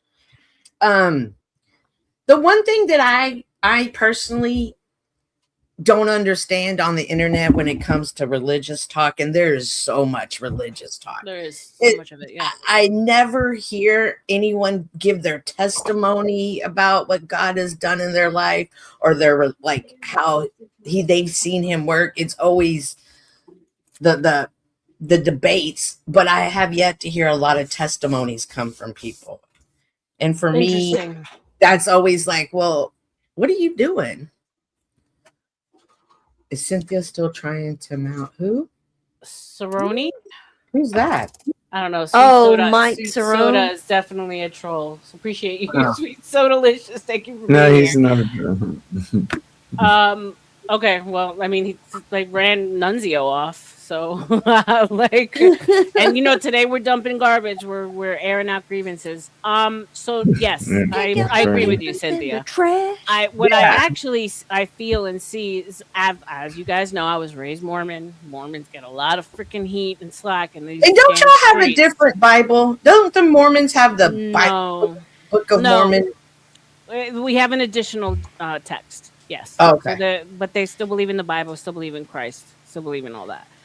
But I mean, the vitriol that people spew about, which is cool. You know, it's everyone's opinion. But I lost it one day, and I was finally like, you know what? You guys have been here with me, rocking with me for like almost a year now, because I'm on my own page. It's like not been the whole year. Um, you know that I was raised Mormon. I came out pretty okay. So like, ask me instead of going around making fun and poking. Be a little more inquisitive, little less judgy. And I think that's what happens a lot. Like people just weaponize their religions against each other. And at the end of the day, it's funny you brought that up because Titty and I were talking and we're like, so many people hide behind the Bible and so many people are horrible people. You know what I'm saying? They think that Bible gives them an excuse and they can say, God forgives, God forgives. Well, they're weaponized. Right. So, yeah. Oh, because the people, they don't take accountability for their own actions. It's like no. They get forgiven one week and the next week they start over again. It's as easy as that. That's one thing. I mean, I was raised with way more guilt, right? Like it wasn't just, you go, you say 3 Hail Marys and whatever, and you're forgiven. And the Mormon religion, it goes way deeper than that. So I just don't understand. Like, and I mean, it's just like a lot of hypocrisy when it comes to people that hide behind the Bible. I'm noticing now that, like, in the ortho bro space, a lot of people are just saying they're Orthodox to be a part of like a cool kids club. Feels like. Who's got the echo? Yeah, there's some feedback somewhere. Yeah, I hear it too. Check Rocky first. When all else fails, check Rocky. Let me just mute There's a book called Yesteryear that I've been hearing about, and it's about what y'all are talking about this girl who's a Christian, but she, like, in her head she's cussing everybody out, but she's like, "Oh, forgive me, Lord," and it's kind of that's not how it's supposed to be. But that's how mainstream media and a lot of people think, oh, that you're an evil person and all you can do is say, forgive me, Lord, and you're forgiven. And when you do accept the Holy Spirit into your life, that you do transform. What used to be excite you will slowly over time no longer excite you. If you were a mean person, the Holy Spirit does work in your life and you are no longer that mean person. Right. So you have to be very, very careful because people will weaponize the Bible. And as a believer, you know when you're looking at a false prophet. Right. Let me ask you a question though, Cynthia. You being someone who's a believer, and I trust in your word that you are. You haven't shown me anything other than that. Came right? from the food bank. I just came from the food bank with my church every Thursday. This is what we do. Yeah. Do you feel a certain kind of way? And this is the airing grievances Thursday about hanging out with the sometimes the absolute bottom of the barrel filth on YouTube? No. I mean, again, I worked at a strip club. I worked at an all nude strip club, and people at my church knew it. The ladies would put together bags of hand sanitizer and lip gloss and send me with it. I've never once felt that way. What do you feel that you're achieving as a God-fearing person? Because you're not here preaching, right? You're not here, this is like, it seems to me like a pastime for you, which most of us it is. Right? It's a getaway. It's an engagement with people that you normally wouldn't be around in real life, in real time. I get it. I'm here too. But I sometimes feel like gross about myself when I'm on panels where all they do is just talk about people endlessly and bash people endlessly. I just feel like there's so much more things we could do with our time than talking about people and doing hit pieces, and that being the main focus of my pastime. Well, also remember, a lot of people that do that, this is their job. That what pays them. Like if you have a job cleaning sewers, I wouldn't like to be around the sewer, but I would like the paycheck. So I see it that way.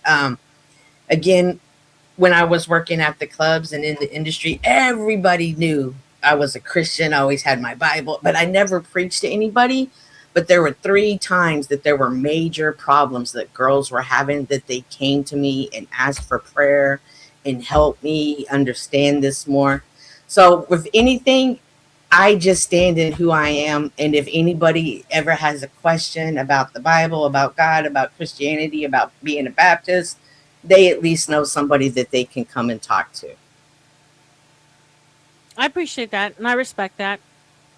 I just sometimes feel like, and this is my own, and I'm not projecting it on you. I'm actually speaking about myself, right? Because I also dwell in these spaces, so no judgment. I just feel like, you know, we are the company we keep. You are you are the 5 people that you keep around you. And sometimes I just say, damn, what does it say about myself when I'm actually entertained by the pain that's put on somebody else, no matter if it's a job or not. I just feel there's so many other things like in this world to do, to talk about, you know, places, things, ideas, other people. It's like I mean, I'm trying to pull away from it, and I'm not standing on my moral high ground because I've been there, you know, and I've laughed along with people. I'm just saying it's like a dark part of online that I sometimes question about my own character. What does that say about me that I enjoy being here when we're literally making fun of people's I moms, like their coming here. children, them, you know, like what does that say about me as a person? I definitely identify as understand that. I identify as a Christian. I like to come here, and I don't try to push my beliefs on people, but I will stand up for it, and I try to plant some seeds once in a while. You know what it means, planting seeds. Yes, I do. RLM, this isn't like if I hang out at Flo's or at OG's or here, and yes, I enjoy hanging out with you guys, but I never identify as y'all or my tribe. My tribe. To be fair, Cynthia, before you go further, I've gone to CTs, I've gone to other beef sectors, so it's not. I'm not just talking when I'm talking. I'm not talking about just Flo and OG. Like I've been in some filthy places, and I will admittedly say that I enjoyed it from time to time. Right, so those aren't the only places. I've been to some dark beef sectors. I definitely don't consider this my tribe because I have my tribe in real life. I have people but you spend a whole lot of time with these people that you don't consider your tribe. I mean, every day that I'm on, so are you, babe. So that's what I'm saying. So what like? So I'm blessed to have a job that allows me to be here. I have to sit at this desk 8 hours a day. If I don't sit at my desk 8 hours a day, I don't get paid. That's how come sometimes y'all don't see me. I'm not at work. Y'all are like my coworkers. I didn't like my coworkers, but I like hanging out with them. But I didn't hang out with them outside of work. Okay. That is actually very fascinating what you've just said. Howdy, American man. Howdy, Lindsay. Everybody come in. Why is it fascinating? Go ahead. Shoot. No, I just spoke out loud. Found that intriguing. Intriguing. That's all. Okay, welcome, Lindsay. Because of the job? Yeah, what's the job that you have? If I can ask. I answer emails.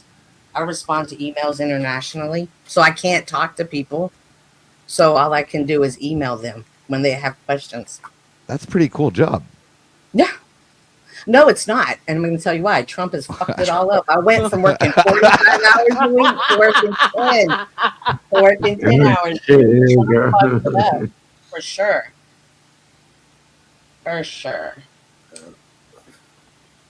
But okay, so I'm going to push back a little bit, though, right? Because American Man said had me dropping some dimes in the chat. Come up here, man. Oh, you're working. He's a plumber. He's out there. Oh, the Jamaican American man? No, he's Panamanian. He is that's Jamaican. right. That's right. Don't do that now. He'll come up here and tell you about yourself with his He's Jewish New York Brooklyn accent. Yeah, he can take it. You still have a choice as to what areas that you just choose to be in, right? So online is a vast place. We can go to religious sectors if we wanted to. We can go to women power sectors. We can go to all kinds of DIY sectors. We're choosing to be in Boit, which is the bottom of YouTube. Well, I Because you think say it's that- your job and you're at a computer, so this keeps you busy while you're working. I understand that, but Right. you still made the choice to come here. I go where people allow me to Caligula. be myself. It's People addictive. It's addictive. That's the real answer. It has to be. It is So addictive. addicted to all the things you I do. definitely go places where people allow me to be myself. Okay. And not every people do allow that. Not every This is panel true. host wants that. And so if I go somewhere, I'm feeling comfortable there. But the second I'm ran out of there, I never go back. I have in my real life and in my YouTube life, I have no problem disconnecting from anybody in 5 seconds. So, like Christ, we choose to be with, the beggars, the prostitutes, and okay, I can vibe with you. You know, on his that. great grandmother. It's the training ground for I believe the ones that are on a spiritual walk. Interesting. And it is. Man. It definitely taught me a lot about my faith and standing in it. I love that. I love that. Thank you for engaging in that with me. Shout out to American Man with the $10 dono. Now I won't eat for a week. Here's my last 10 because you live in a shanty. We know that, American Man. Yeah. We know that about you. But you know what? Just for that, I'm gonna give you a. Where's our redhead? She disappeared again. You Because kicked her out this because I contribute. I'm sorry about that. I contribute to the filth just like everyone else does. This here. G-Wagon is looking so hot and clean now, just like me. That's AI. Yeah, well, Yeah, that's kind of weird, but anyway. I mean, I can't use real people, right? That's copyright for the most part. So I'm gonna give you as close as I can give you. You know- She's hot you as know- fuck. I'm just gonna lie. My theory on the Utah, Salt Lake City, Utah. Mm-hmm. I don't know, but some people think it's Utah, and the Indians spoke Hebrew. Some of the tribes, Right. might be I'm learning lost. that. Yeah, the lost tribes. Yep. And then the lost tribes might have came to America, and I believe the Native Americans might have been the lost tribes Lost of Israel. tribes. I agree with you. I think DC is the real Rome because it sits on 7 hills. It sits on Capitol Hill, Talk Madridian about it. Hill, Mm-hmm. Hillcrest Hill.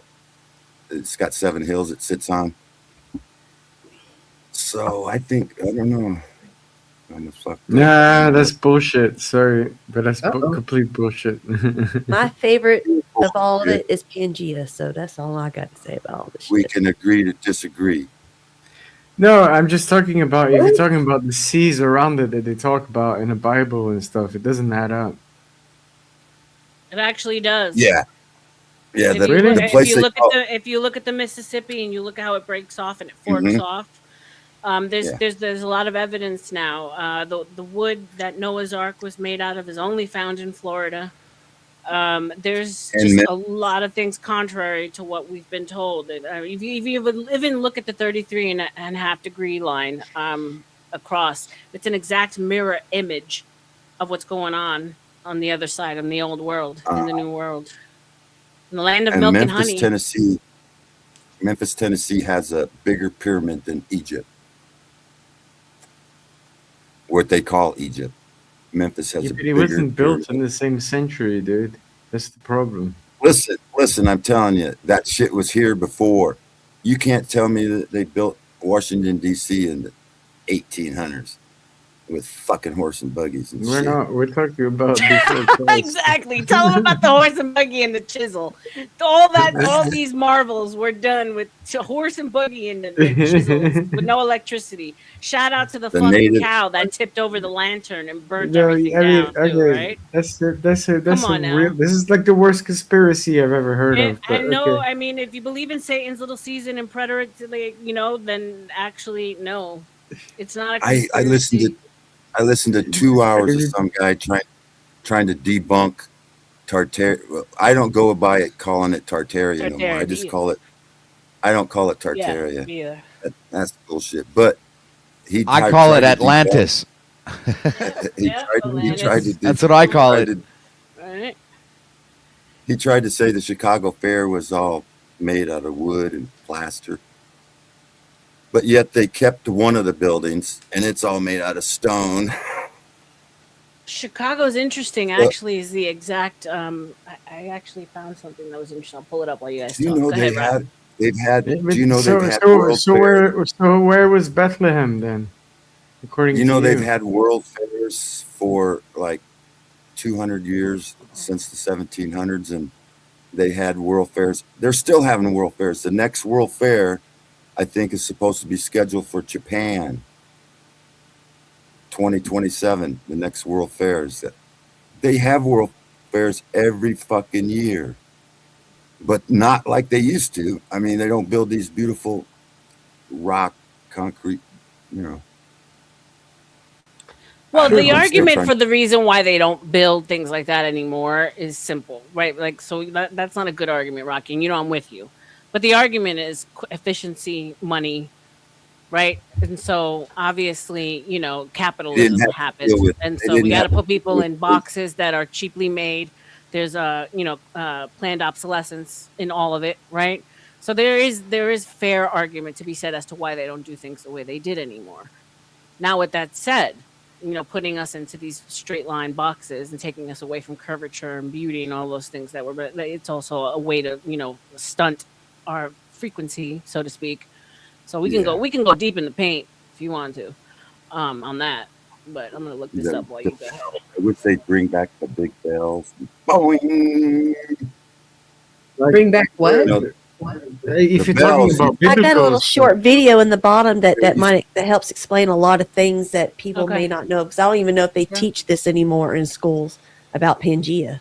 So They used to have big bells that would they'd hit the bells and it would harmonize. Everybody would be under the same frequency. Yeah. Well, the organs, the sounds of these churches, these cathedrals were made for sound frequency healing. That's the truth of the matter of it. Yeah, we understand that. That's But why they that's removed fine. all the bells from the churches. Exactly. Bingo. Go ahead. But who did the removing? Oh, I don't know. All I know is now it's a recorded speaker. Right.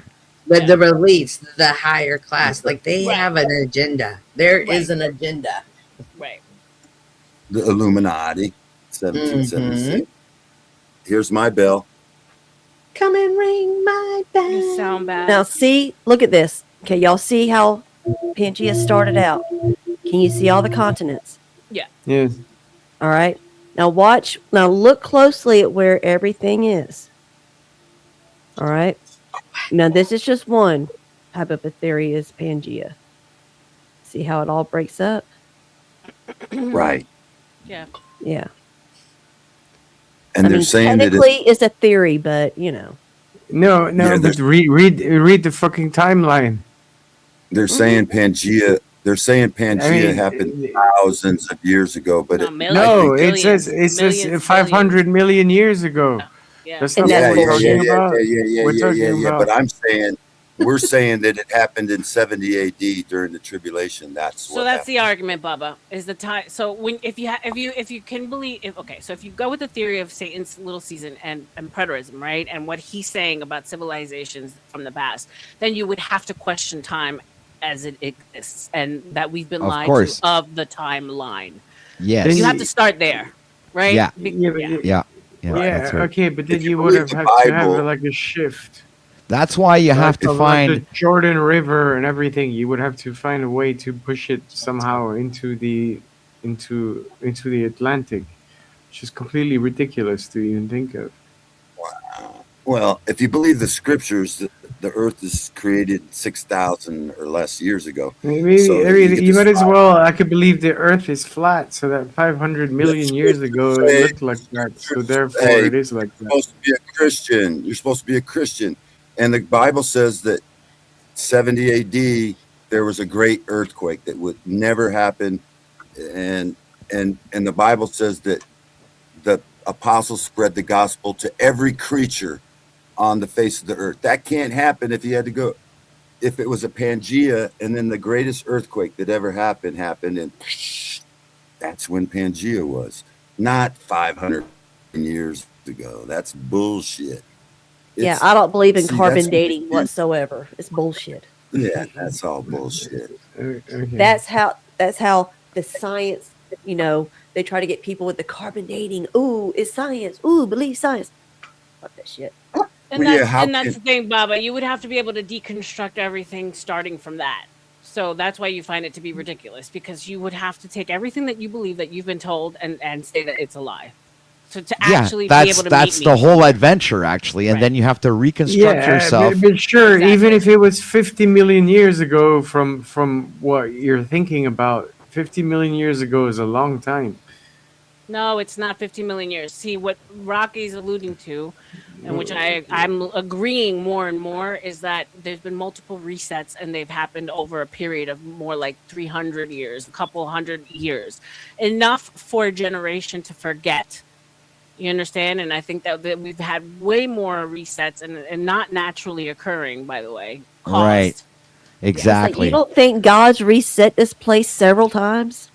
I don't even think it's God. I think it's the powers that Sure. be. I I think mean, it's the elite. I I mean, think it's the Yeah, it's it's like, the elite. like if you think of we have Yuri evidence. Breznov, Yeah, right? it's like, I mean, oh, you think no, if you y'all just get think too of, hold on, messy. guys, let me talk. So if you think about like the social deconstruction of a society, what Yuri Breznov said, I'm probably saying his name wrong. All it takes is 40 years to construct and deconstruct and reconstruct society. Yeah, And it starts with the yeah. educational system, right? So if you think about that, and then you think about ideas dying with generations, right?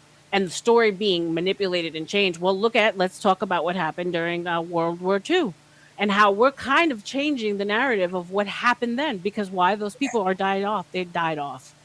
We can rewrite Yeah, history World War II. literally happening as we speak, as we live and breathe. It's happening right in front of our own eyes. Sure. Right. And then like you Oh could yes, I mean, that's yeah. I agree and concur with RLM 100% on that. Yeah.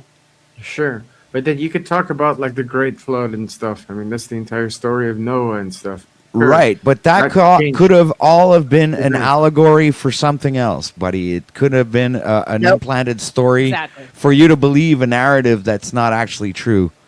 And But that as there's the- something going Well, on here that means that you don't believe Let in him the Bible. finish, Then. Baba. Let him finish his thought. You keep cutting him off. Go ahead. that OTW. there's something going on here that is much more, it's much deeper than anybody can actually wrap their head around, right? The truth is actually stranger than fiction. Exactly. Right. Well, I'm saying is that we have evidence of the flood. You can go on top of a mountain and find seashells. There's evidence of that. And I go to the top of my mountain and I find seashells on top of my mountain. When I dig, I find seashells. So if you believe the Bible, Paul, or I think it's John or Paul, said that all the gospel had been spread to every creature on the earth.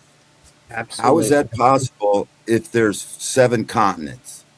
So I believe when the tribulation happened, it says it was the greatest earthquake that ever happened. The volcanoes blew up, the earth shifted, and everything happened.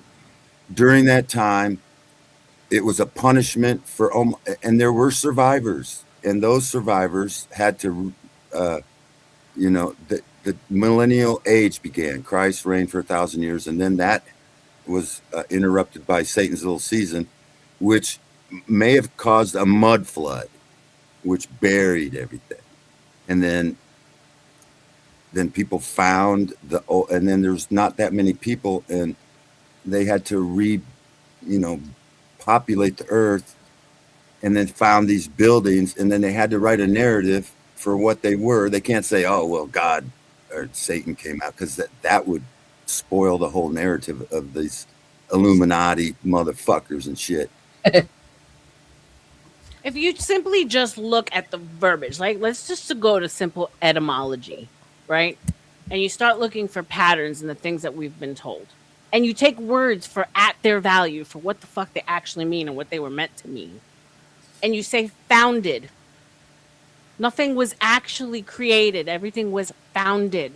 then you would have to believe that things, and if you see and if you look at things being built on top of each other, I mean, we are now quote unquote discovering these underground worlds.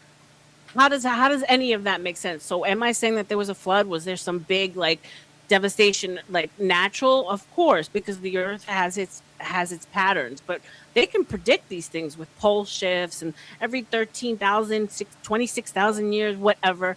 We can predict these things, right? But when you think about the stories that we've been told, and you really actually start digging into the words and the story that they use, it's always the same story. So they're lazy as fuck. And when I say they, we're speaking to the powers that be, the elites, because it's always founded. It's always there was some kind of a contest, an architectural contest. It was a Schwartz and Sons that built these freaking cathedrals, and then there was a fucking fire that happened with a cow that tipped over a lantern. Stop it. So you have to start there, right? And then you have to say that, like, and then here's the thing, I don't understand people that can go down a rabbit hole and only go down 3 of them. If you can go down, Oh my God! I was waiting for somebody to say that. Oh my God, that is so true. Like, how can you be half awake? I love that. That's marvelous. And people put like walls up against themselves. Like, you were willing to take a step and to say that we've been lied to about one thing, but then you can't look at it all objectively and say, well, is it possible that we've been lied to about everything? And you say to me, RLM, well, what's the point? Because I've asked myself that, during some existential crises, and I says, yeah, but once we do discover things, maybe it brings you closer to spiritual enlightenment. It brings you closer to God. I don't know. But the truth of the matter is, it's worth looking into if you actually pay attention to all the little patterns and things. And you have to look at it as an objective, smart person and not say that's stupid. Or, it drives me crazy when people who are like OTW said, half woke, say, oh, well, no, that's stupid. Well, like, you were told once upon a time that chemtrails were stupid and they weren't real. And then the government said they were real. You were told one time that aliens were stupid, and now the government's saying they're real. So when are you going to stop calling things stupid and say, let me dig a little deeper, shall I? Yeah. I know for me, I only stick to the Bible. Number one, I don't know the whole entire book inside and out. Until I can get all of that down, I'll go on to something else. Number two, if I'm constantly, I believe this, and well, maybe I believe that, and I believe some of this, in the time of turmoil and trouble, my mind is going to be so scattered because I have this to believe in and this to think about. I have so many things, whereas I only know the Bible. My mind is automatically focused there. What do I do? That's just, and for that's me, a great how blueprint. I'm The Bible, I mean, Cynthia, it's a great blueprint. It's literature that's been around since forever for a reason, right? It hasn't gotten destroyed for a reason. Right. There's a code embedded in that book. Now, the code, Right. ultimately, Because the word of God is impenetrable. All right. It can be manipulated by humans from the exterior when you look at the outside wordings of it. But the underlining, between the lines, allegory will always forever stay the same, will never be touched, even if they change the literal meanings of the words, because the symbolism behind the text is phenomenal, and it's a great work of art, and it's just mind-blowing, right? But people, until you actually see how magnificent the Bible actually really is, you'll never, you'll just see something and believe something that somebody told you. So, I mean, that's the only thing I've not had that experience. The Bible has come alive to me. I can talk of times that, I have felt the presence of God. I can tell you a time that the Holy Spirit took over my whole body and I was freaking out. Like, whoa, what is happening right now? And the person I was talking to even said, I know that wasn't you. I know that was the Holy Spirit, because I'm deaf and I heard you clearly.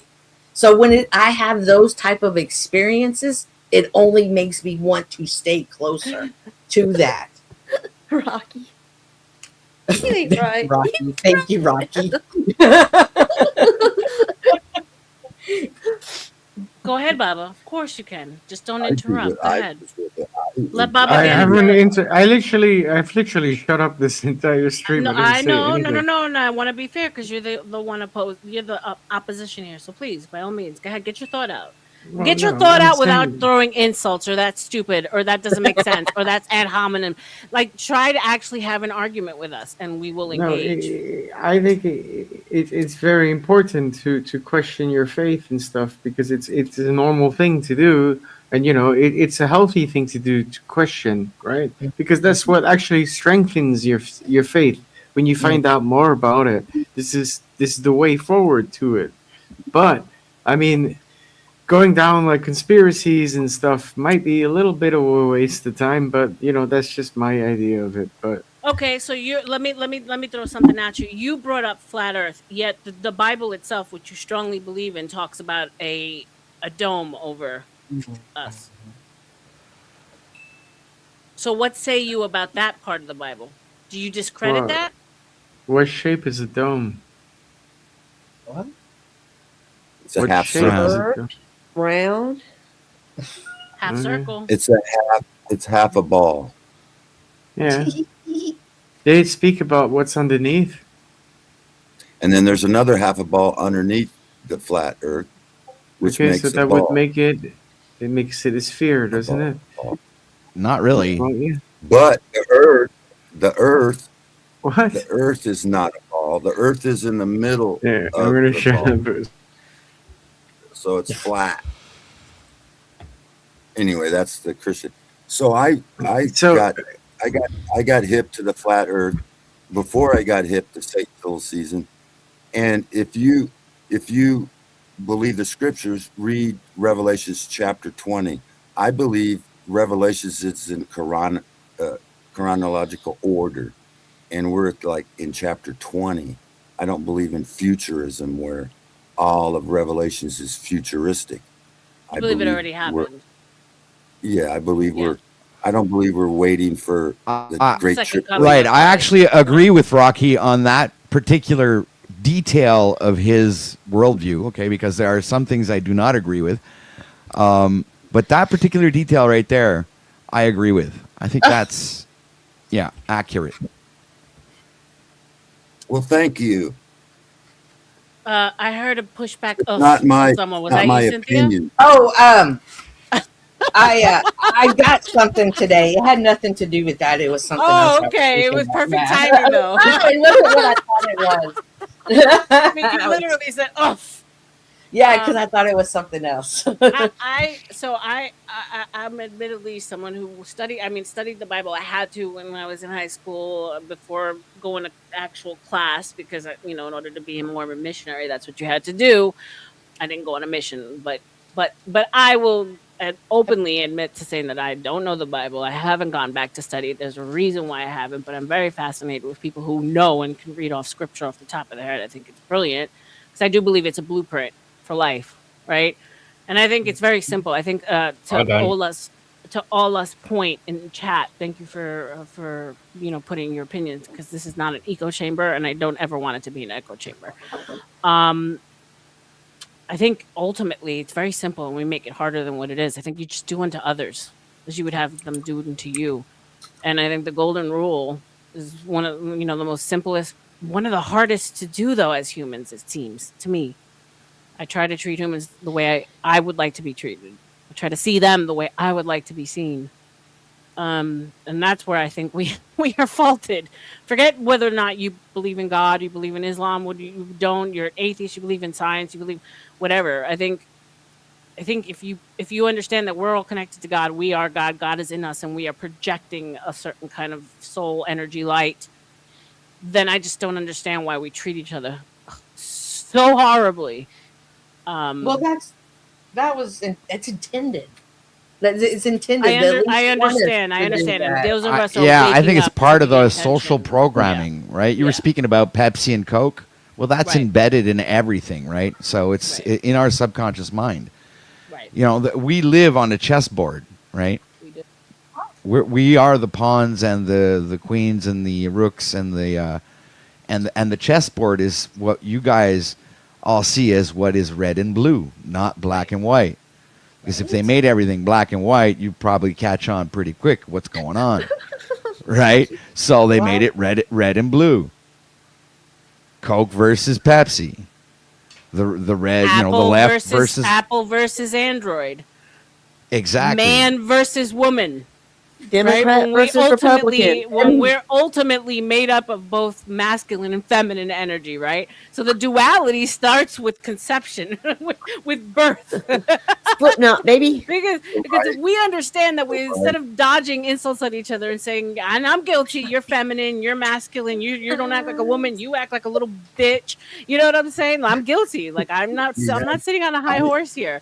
Like we understand that you can't know that you understand that you're also told that you're half of a person until you meet your quote unquote soulmate. Why aren't we born whole? I think we Or are we born because we whole? come in pairs. Yeah, That's we're why. made to be one together. I think that Our in itself. pieces fit. I think that yes, our pieces fit, but I think that in itself is a lie because you are told that you're not a complete human until you meet your other half. Well, I don't know about it. Right, but that other half could actually be in you.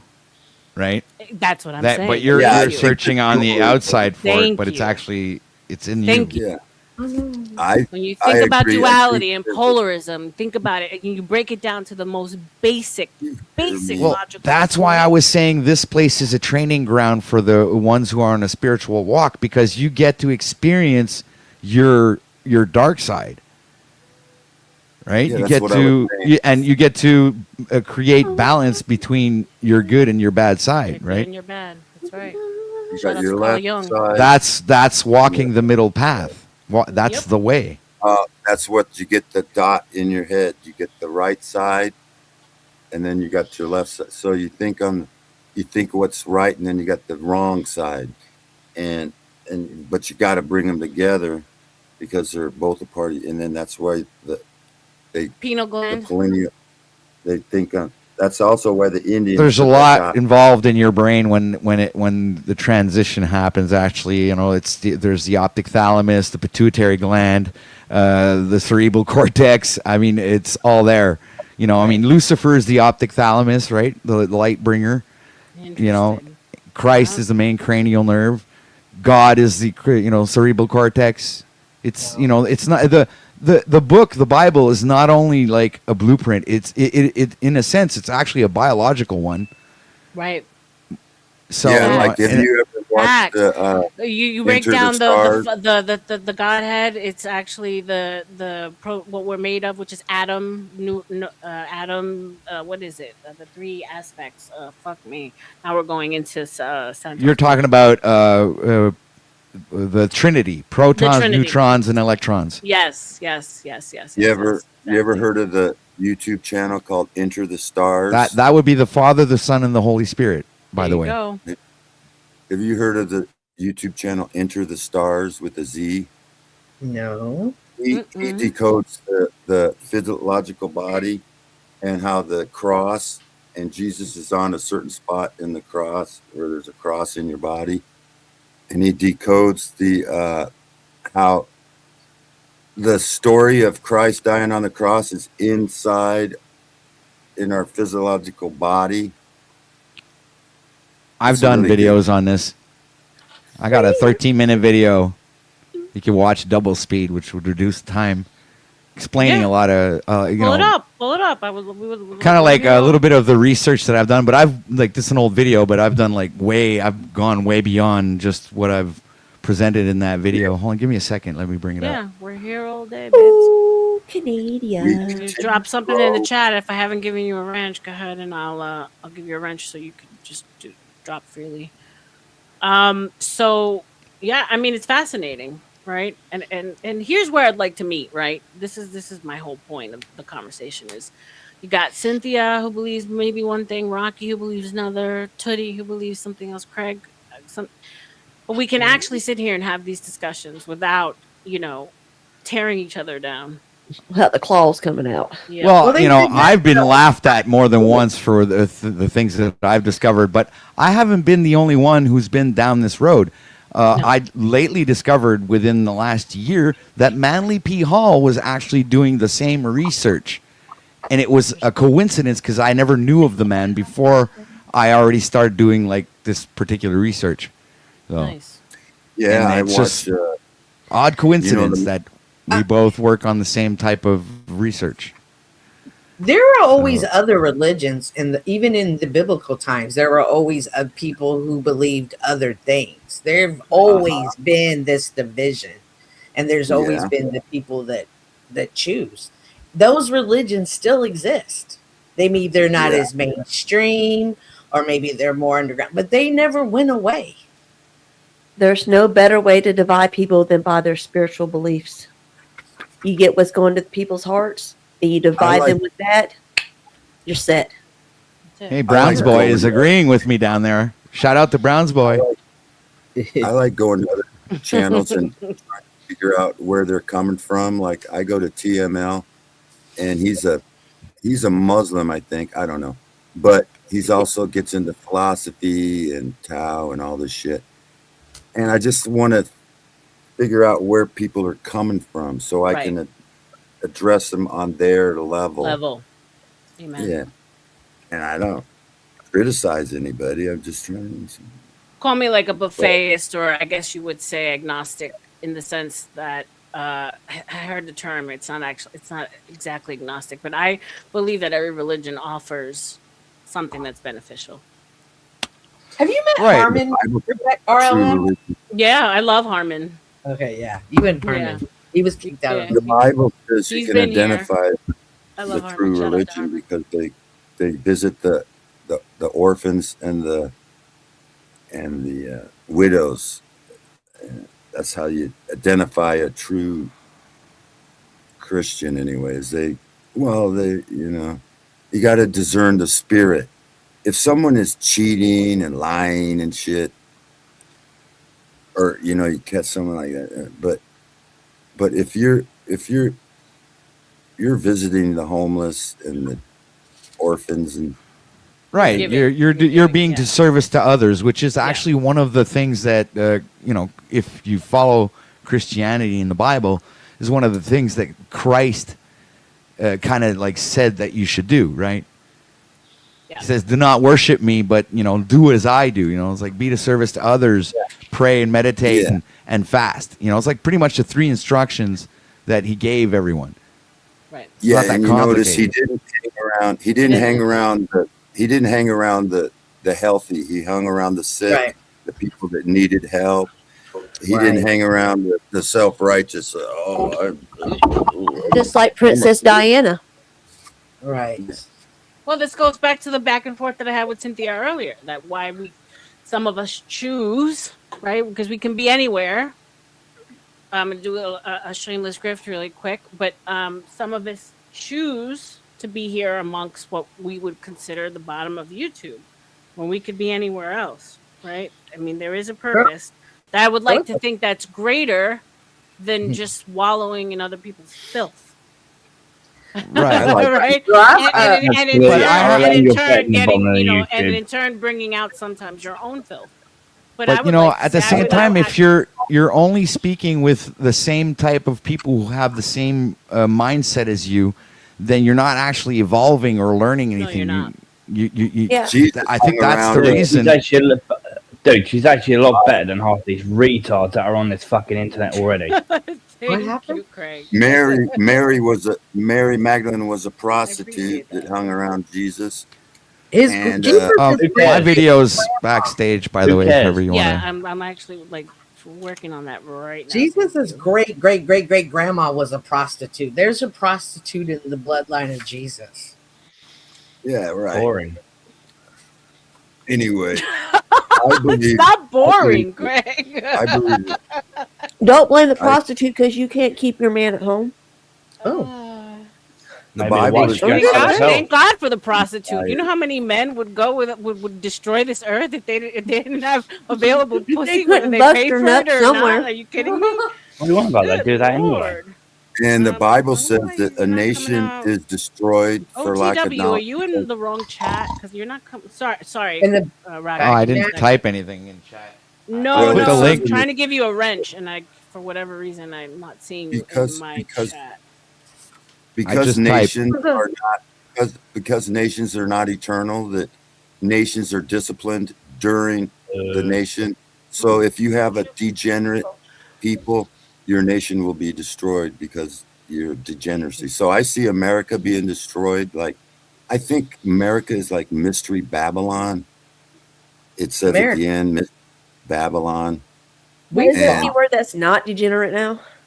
I think America is about 70% full of I think America is about 70% full of literally stupid people. 70% full of them. That's a curve.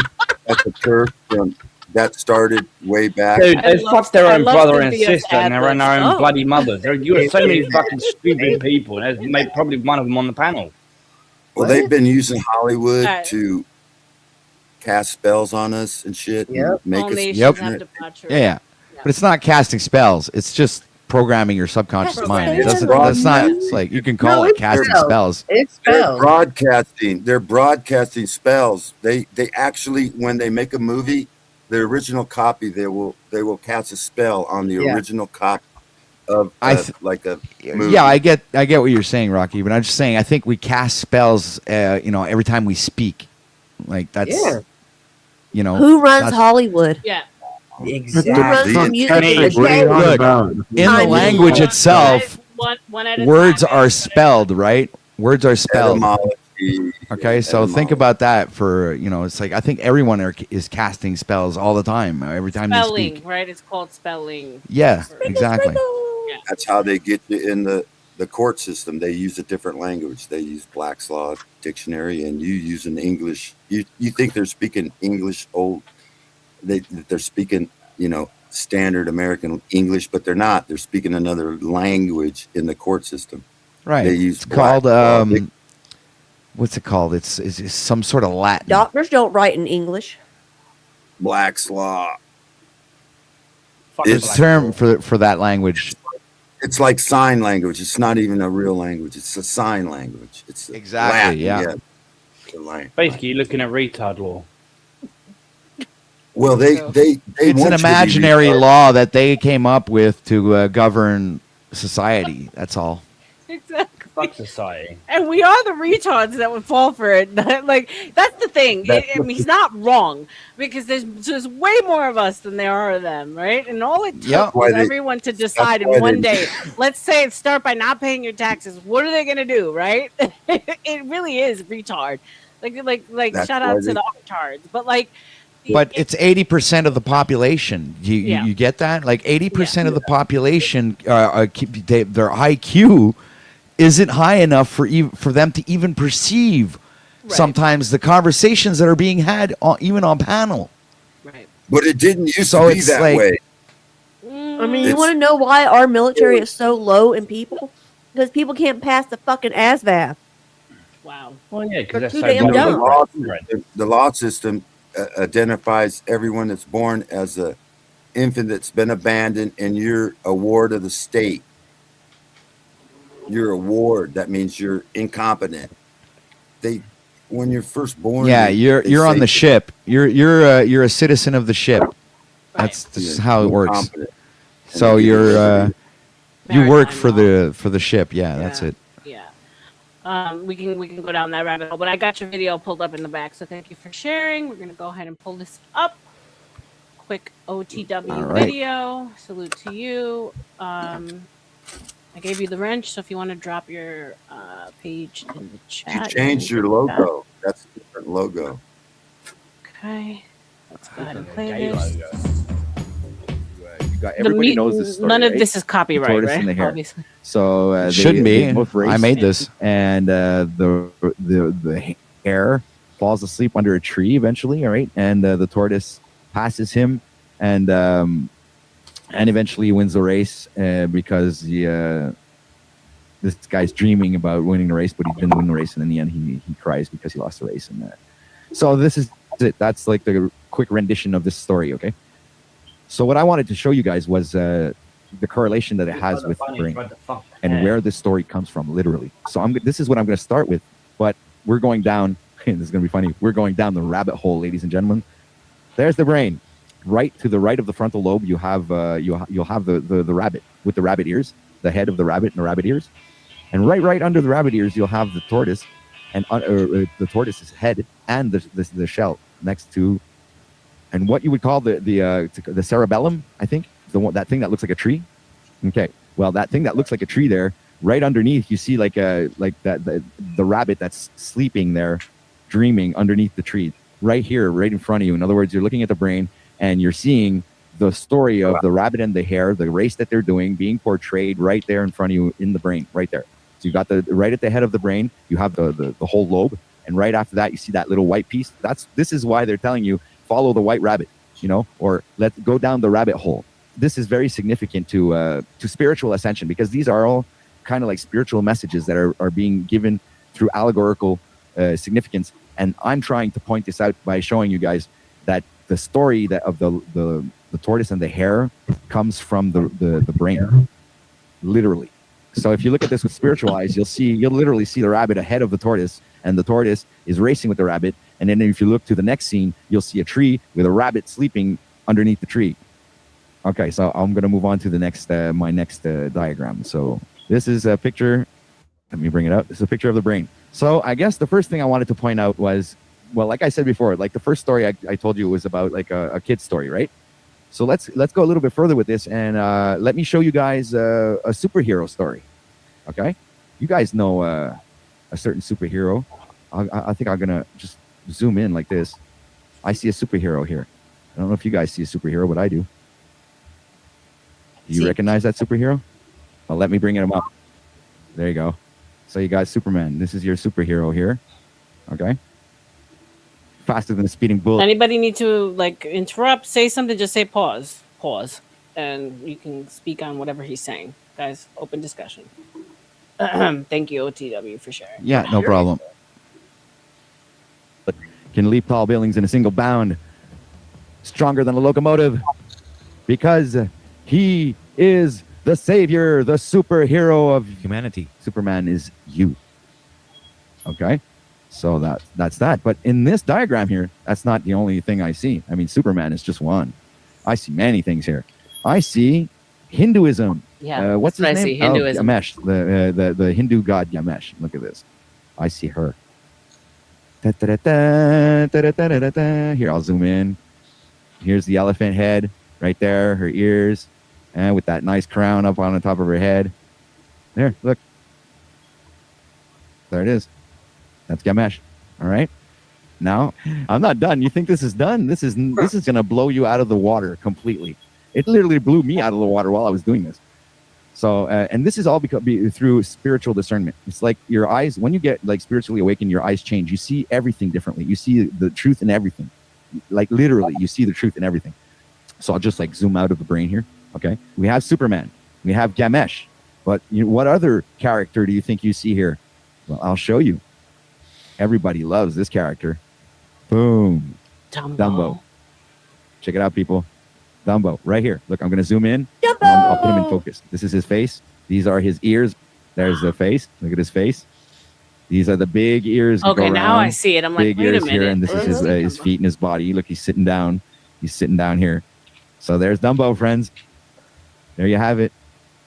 When I did Ganesh, I wanted to break down, in other words, the story of Ganesh. Okay, so if you look at Ganesh, the synopsis of Ganesh is, in other words, Ganesh was the son or daughter of Shiva, right? And the other god there, I don't know his name.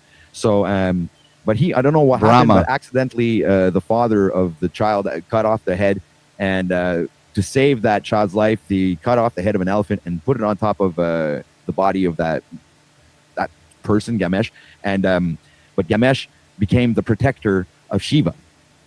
Okay, so this is the storyline. In other words, Ganesh becomes the protector of Shiva. So when you look at it, Shiva is also in the diagram, and I'll even I'll prove that to you right here, because this is Ganesh, right? Sitting here, and I imagine meditating, or I don't know what she's doing, or he's doing. And when you look at Shiva, which is right here, Shiva's right there, but you have to turn this around. Okay, there you go. There's Shiva. You get it? This is Shiva. Like I'm going to do now, turn around. Ganesh is protecting Shiva. Get it? So the whole Hinduism storyline and their gods are based upon the organs that are in the brain.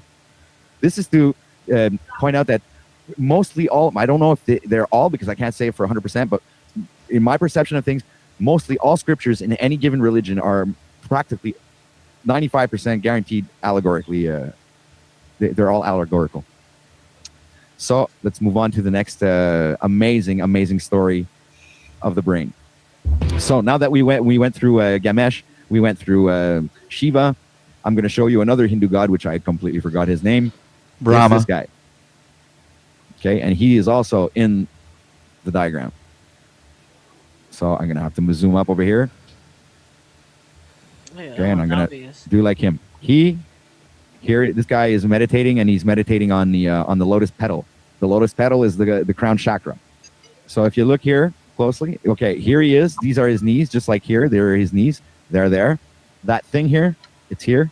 This, and these are his legs, and he's in meditation positioning, and his arms are up like this. These are his arms. Okay, and look, he has more than one face. Look here, it has more than one face, more than one crown. And he's here. It says like he's holding a remote, like a remote control in his hand. Well, you know, this is all like when you're looking at the brain. You know, obviously these are organs, but when an artist paints a rendition of, let's say, an archetype or a god or something, and he's using the brain as an example, well, this is the kind of artistic rendition that would end up being realized through using let's say, an organ of the brain as a base. Because in drawing, because I draw, I know you always have like this foundation that you can build upon. So you start on like a sketch, and after that you put in shade, color, and the rest of it follows. So the picture paints itself practically. I'm gonna move it over, and I'm gonna move. There you go. Here's your Jesus, guys, with the crown at the top. Here he is, handing out his hands like that. I have more pictures of him. It's like I don't even need that one. I could use this one here. There's that one. There you go. Here he is again. There's the brain. There's your Jesus, guys. You wanted your savior? There he is. Here's your savior. So that's that. What can I say? Didn't want to bust any Christians' bubbles today, but you know, the truth is there, man. All you have to do is turn over every stone, read your Bible, man. You'll understand something when you see it with spiritual eyes. So, and yeah, so I'm just going to go back to the brain here. And here's another one, because there's not just there's the Lamb of God, because in other words, Jesus is the Lamb of God. But look, if you take a look very carefully here, you'll see the Lamb. Look, I'm going to bring it up. You see the ram, the lamb. You see those horns are right there. This is the lamb. This is a lamb or a sheep. Okay. And this is the ram. I'll bring up a picture of the ram. It's the same thing. It's exactly the same thing. But the story doesn't end there. I mean, this is Jesus Christ, or the Lamb, the Ram of God, the Lamb of God. Okay, it's here. You see, look, his long nose. Here's his long nose. And here's these rams coming out of his head. So when you see CERN with Shiva in the front of CERN, think to yourself, maybe it's not like these particle smashing things, but more or less like some kind of mind control. It has something to do with the brain. CERN has everything to do with it. Guaranteed now I know, because I know Shiva is a rendition that comes directly from the brain. That means that if they're using her as a symbol, that means that they're fucking us in the brain. So wouldn't that explain kind of that was good. I wouldn't say that. That was good. I'm not gonna lie. That's a clip. That Paladin one on his magic carpet. Let's turn this around. You do. Fucking us in the brain. Here he is. Okay, I'm just gonna bring it up, pull it down to the line. Here he is with it. Look right here. You see his arms are crossed here. Okay, right here. Okay, so he's sitting with his legs crossed on the magic carpet. Okay, guys, the magic carpet's here, and his arms are crossed. This is Aladdin with his little hat on. This is the hat here. Anyway, so this is Aladdin, okay? And Aladdin, what is he doing, Aladdin? What's his story? Well, he wants to... Pardon my Canadian French accent. They can win the princess's hand. We get it. So let's go see... I not see y'all. I'll find the Sultan, guys. Yeah, Aladdin's a little harder for me to see. I'm not going to lie. I think the Sultan is right here. All right, so I'm going to show you, just to prove my point. There he is. You know that's not the real Jesus, right? There it is. And I'll bring back up the brain again. Too bad it can't just stay there. And we'll flip it over. There you go. There's the Sultan. Yeah, he's a little hard for me to see too. And this here also, remember when I showed you Jesus? This is the Savior right here. Ali. Okay, and this is like that big thing that he has around his head there, that yellow thing there, what's it Turban. called? The halo. Turban, yeah. Okay, so this would be Oh. Jesus, but this is also Jesus with the halo. all right, Yeah. with his army of angels coming through the cloud on his horse. You don't believe me? Yeah, Watch, that I'll show you. That I definitely see. You know what There else he I'm is. seeing in this? Yeah, watch. Hold on. This one's good. This Right one's there, good. on his 'Cause flying horse. Jesus is sitting on a horse Through the with clouds wings. with his I army see of the angels. Black Power fist. Been through the Okay, and I'll even have a picture to show you that This what I'm thing's saying is fucking absolutely smooth. accurate. I see a There you go. penis in a So- vagina. I saw the Jesus. I saw the Flying horse, by the way, because of the cloud. Right? And there's a little, and there's a little starfish down at the bottom there. I mean, literally, penis. It's Leonard's chocolate starfish. people doing thumb wrestling. That's the 5-pointed star that you literally have in your Army of brain. Angels is what's underneath the horse. And apparently your then this is the butthole. horse, obviously. Who? And here Why he the is fuck are sitting we on the watching horse. this trash? And these are the wings of the horse, but here obviously you don't see a winged horse, or but there's other renditions. So there you have it, your savior coming through the clouds and to save your ass. King Arthur and the Round Table. I can even show you Excalibur if okay. Here's King Arthur, and these are all like the nerves here. There's 12 nerves. Is the 12 knights of the Round Table. Okay, so this is King Arthur right here in the middle. Superman, the savior. Get it? And if you look at it correctly, this here is the handle, and this is the part of the sword, and this is Excalibur. Fascinating. Right here. See that line in the middle there is the line in the middle of the sword, Excalibur. You see the sword right here. It's also He-Man's sword. Fascinating. Wow. What a fuck. Shout out to you, OTW. You're Yeah. new to me. So Yeah. I appreciate that. Shout out to you. Patrick, Okay, I'm stop sure there's some. smoking, I'm bro. sure there's some feedback. I'm sure there's some. I'm sure there's some pushback. So go ahead. Yeah. Of course, there's What I'm trying pushback. to figure out, OTW, is are you saying that all of these creatures were made after the brain? Like, I'm not understanding. Like, wouldn't these artists or these animators, wouldn't they have created it to look like the brain instead of vice versa? My idea there is, because I've already asked myself that question, is because it could go either one or two ways, right? It's either they were inspired by the brain to create the characters, or it was on purpose. They did it on purpose because they had another message behind that they wanted to point you in a certain direction. You understand? Whoever created these characters and who invented all of this, right? Because the brain is something that's pretty consistent, right? It's a part of the human body, and it's more or less scientific than religious, right? So, because if you look at it, back in the day when they wrote these things, they didn't have scientific names for cells and whatever part of your brain, like pineal gland or whatever, or the left lobe or this. So to document the process of the biological, like how human functions, they named shit, right? Like Mark, and David, which is actually another Jesus story. David is actually Jesus as well, because it also kind of like embedded cosmology with all of this, right? So it's directly connected to the sun and now you're taking it to the zodiacs. zeitgeist and spirit science. That's what you're taking. Well, it a lot of Well, these it's because it's all connected. There's no differentiation, because Shout there out to was Jordan Maxwell. He said without three the sun, main no mystery God, schools we could not. Yeah, we could not exist. that yeah. Yeah, And so not it's like just the brain, not just the brain. There's other atom. Your anatomy speaks like you got the 33 vertebrae to your chakra. Oh, here we go. I think the story of David and Goliath was probably an allegory for the sky, for what happened in the sky. Like, because I think David was the son. Aliens. And Goliath was probably the other son that we had before I believe the story of David and Goliath to be about a real shepherd boy named David who fought a giant named Goliath. No, because no real human being would No, actually I climb do. out of the window of his castle to go walk up onto the roof. And if you read that passage, particularly in David, when he wakes up in the morning, it's literally the sun. It's how the sun travels through the window onto the roof, and it's describing the sun. It's not David. What are you talking about when he wakes up in the morning? What? It's right at the beginning of the when you start reading the story of David and Goliath. No, it's not at the beginning. It's after he becomes king, I think. Right. And he's in his castle.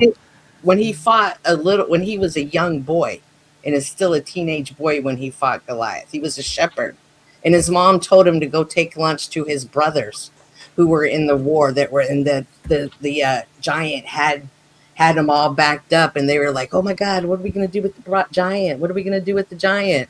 And so David took the lunch, and he's like, "Yo, what's going on here?" And the brothers are like, "Go back, David. We got real problems here. We're trying to fight this giant." And David's like, "Oh man, I can do it." They're like, "David, this is serious business over here. Go back. You're a shepherd boy." And David says, "What are you talking about? I done fought bears. I done fought lions. I protect the shepherd. I can do this. This ain't shit." Everybody's like, "All right, David, if you can do it, you can go do it." And the king's like, "David, take my armor. Go and fight the man." So David puts on the armor, and he can't walk because it's custom fit for the king and not for a teenage boy. And David's like, "Look, I don't need this armor. I need this rock and my slingshot, and I'm going to handle business." And he ran to the roar. Cynthia, did you have your Sunday school for the strippers? I love her. I didn't. It sounds like she's doing like a Sunday school lesson, like with the kids, just with the cousin for the older folks. Feels like the magic school bus. I don't know what's going on. But no, he did. That was very. He ran to the roar. That was great. That was to the great. giant. Guess what? Yeah, he said he got time for this realized- shit. I can go to that Sunday school. I just realized Yeah, I am that, trying to take over the Sundays. Go ahead, I Rocky. just Cue the realized music. that David killed the giant with a rock right between his head, hit the pineal gland. Yep. Right, which is also another allegory that's I think is also multiple. There's multiple layers in the allegories when it comes to cosmology, the biology, the human biology, and that's why I think the book is fantastic. You know, I don't diss the Bible. I'm just saying that it's been badly translated, right? Yeah. You just Especially don't when you believe look at it from a literal perspective. Right. But you Right, don't believe it that's- to be true, though, as it is written. You take it and then you If, hear it. And I then do not give it any historical credit whatsoever. But maybe a little bit. Maybe there are some stories that they took out of history and rewrote it into the Bible. Yeah, that could be possible. I'm not denying that. But I think the majority of the book is actually pointing to the same thing, right? Whether it be Joseph and his coat of many colors, Jacob's ladder, Jonah and the whale, Moses, Noah. It's all stories, I believe, that are correlating The Wizard things of Oz. that happens in the human body, and especially when it's concerning the brain and the fluids that travel in the brain, and how all the communication. It's like when you think of it, any of us would die right now, and the world would end. For us, right? Right. So it's like all of this is being projected from somewhere Right. through us. So, and we see that as a reflection, right? It's like it's being reflected back to us through the sun, because the sun travels through the optic thalamus, goes back to the back of the brain to be translated, and then for you to perceive. So if you actually take the time to, study the brain and how it works, a lot of what the brain does can be allegorically found through Scripture. Wouldn't it be if the creator who created the brain, wouldn't he also write about the same thing? Wouldn't those two things align? I've also asked myself that. Yeah. But if that was the case, then how come not everybody can perceive that the allegory? Why is it hidden? Why, and why would people Because some people been debate dropping the their heads literal too many interpretation of it? Well, Because I would take it back to that programming aspect that you just pointed out to, right? So the Yeah. same could be said for that programming trigger. So you're using your own argument against yourself. Essentially, right. I mean, if things aren't obvious to some than others, then it would be all embedded in programming. It's just the way we perceive it. Well, unless you break, if that part of whatever the programming is unlocked, you know what I mean? Like it's like if your programming has been broken, because of. But one has to also say that if you believe in the rabbit hole and you believe in the programming, then there could be a programming embedded in a program. Oh, of course, yeah. I right? you know what? I thought of that because of the second movie of The Matrix, when the kid hands the guy Neo the spoon, right? I kind of like I caught right away what the director was saying to Neo, is that you're just in another level of the Matrix. You're not actually in reality. It's Inception, It's the dream. Exactly, Inception, another great example. Yeah. So I mean, it's interesting. It all ends up being quite the paradox. But I do thoroughly enjoy these conversations. The one story that throws me for a loop is that story of Adam and Eve. The whole "I came out your fucking rib." I refuse to accept that in my feminist state, and I'm not a feminist by any means. I'm being hyperbolic on that one. What, Joe? Take your shoes off before you come in my house, sir. Give me 1 second. Give me 1 second, Rocky. Welcome, Joe. You just jumped in without even saying hello. Take your shoes off before. Thank you, sir. Now let's let Joe get in here because he just popped in and he wants to interrupt. Go ahead, my love. I was only about to say what you were saying there about the rib. You know, the Anunnaki said that that's where the rib came from. And Anunnaki is the oldest legible writing for human existence. And they did say that the rib is how they made us. You ever figured out or thought about the fact that we can't find a missing link, and even the biggest biologists say there's not just a missing link, there's like 1,000 missing links, yeah? And then when I read the Anunnaki shit, what I heard was... Oh, it's a shudder. I shudder to think too much, I know, yeah. That makes a little bit of sense. The Anunnaki said it took 5 attempts to get it right, yeah, and that's why we'll never find a missing link. But we do have another 5 humanoids, whether they are, yes. But your theory there about the Anunnaki kind of makes sense in a way, and the reason why is because they're genetically modifying humanoids or whatever. We love gold. But listen to this. What if Adam and Eve, Adam being the first cell, and then taking DNA from that first cell and creating the second cell, which would be the female cell, right? Yeah. And then them connecting together to create the third, and then that's how the human body got formed from the first cell. Yeah, but if you look at it from a scientific point of view, that would make a hell of a lot of sense, and the Adam and Eve would no longer be some sort of magical mystery, right? But the thing is though, right? Whether you like it or not, right? If you want to look at a scientific point of view, there's 2 ways to look at it. All right. 1, if you're not autistic, what's it like to be extinct? Because there's more autism than normal now, so you're an extinct race if you're not autism. If you like natural selection, right? Why is there a Scouse on the panel? I'm no Scouse, I'm Norman, right? So sit down. Or you can look at another way. Right? Yeah?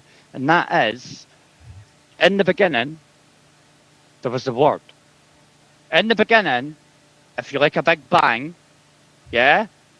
What's the difference? If it goes boom, it's a vibration.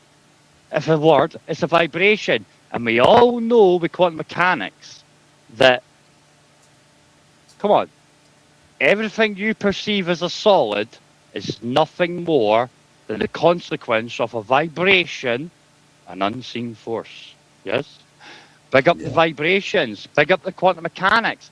And quantum mechanics is actually, listen, if you have mathematical code in nature, right, i.e. seashells, butterfly wings, the Fibonacci sequence is everywhere in nature. Yeah. What mind, if it's mind over matter, what mind made the matter, people?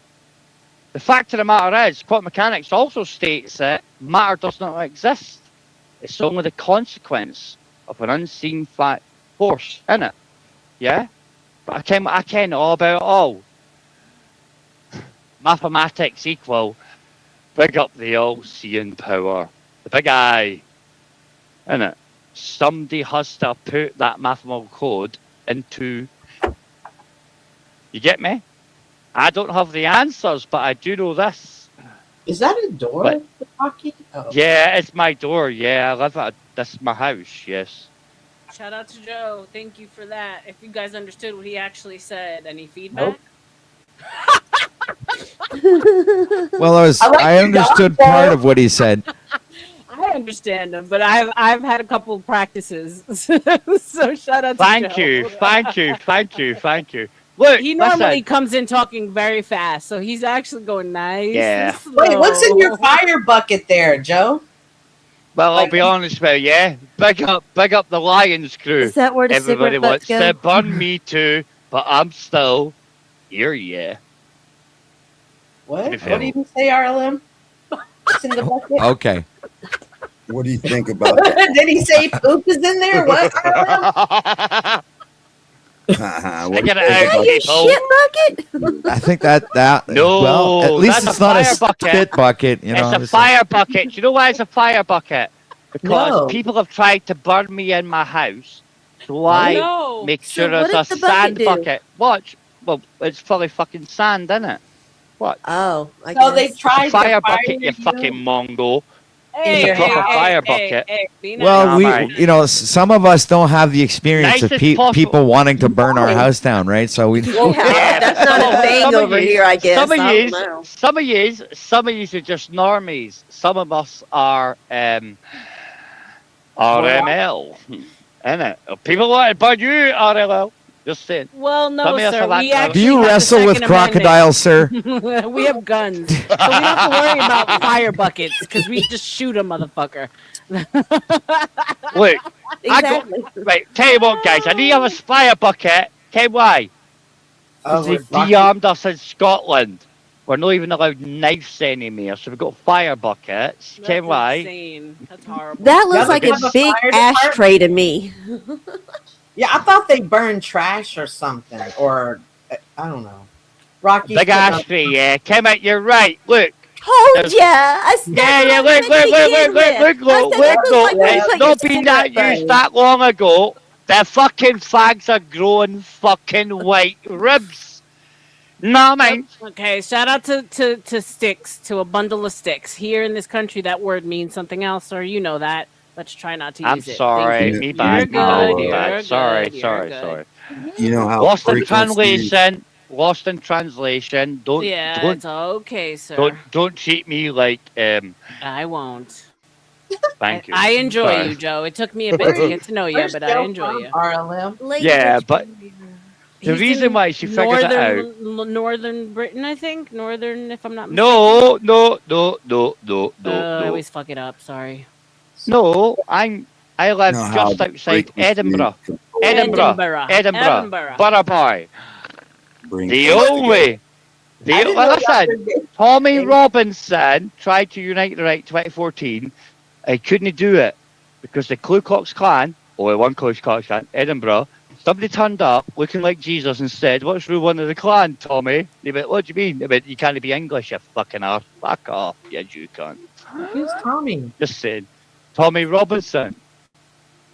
Oh, Tommy. You don't know Tommy Robinson? Zionist. No. He's a fucking Zionist. You didn't get Tommy Robinson. What the fuck? He's been run. I'll I mute mean, myself. Yeah, okay, Craig. Maybe because you speak a little clearer, if you want to explain who Tommy Robinson is, Craig. Oi, yo, what up, PD Mod? What up, Plasma Void? Welcome. What's up, Denny? Rocky, what are you doing? Well, you know how they say that. I tell you what, who said that? Who went, They what are say you that doing? Whoever the said that, I'm going frequency. to tell you this. Rocky's This going to is a war. How bell. you This doing? is the bell on my head. Yeah. You look like an Egyptian Yeah. god. Dumbbell. Call me Julie. Hey, So that's what the Egyptians wore. Exactly. listen. Nope. I'm gonna harmonize. He's a the group. Roman, no Egyptian. He's going to harmonize. Roman. Yeah, let's see if Rocky can do it. Roman. They broke all the You're bells. using the bowl They the broke all the wrong bells. way. He's hitting his They whole broke all the head. Wait, bells. no, guys, I don't think you understand. Is what that going to make you smarter, Rocky? Rocky, we don't hear it. Blah, blah, Does blah, it protect blah, you from blah, Wi-Fi? Blah about that.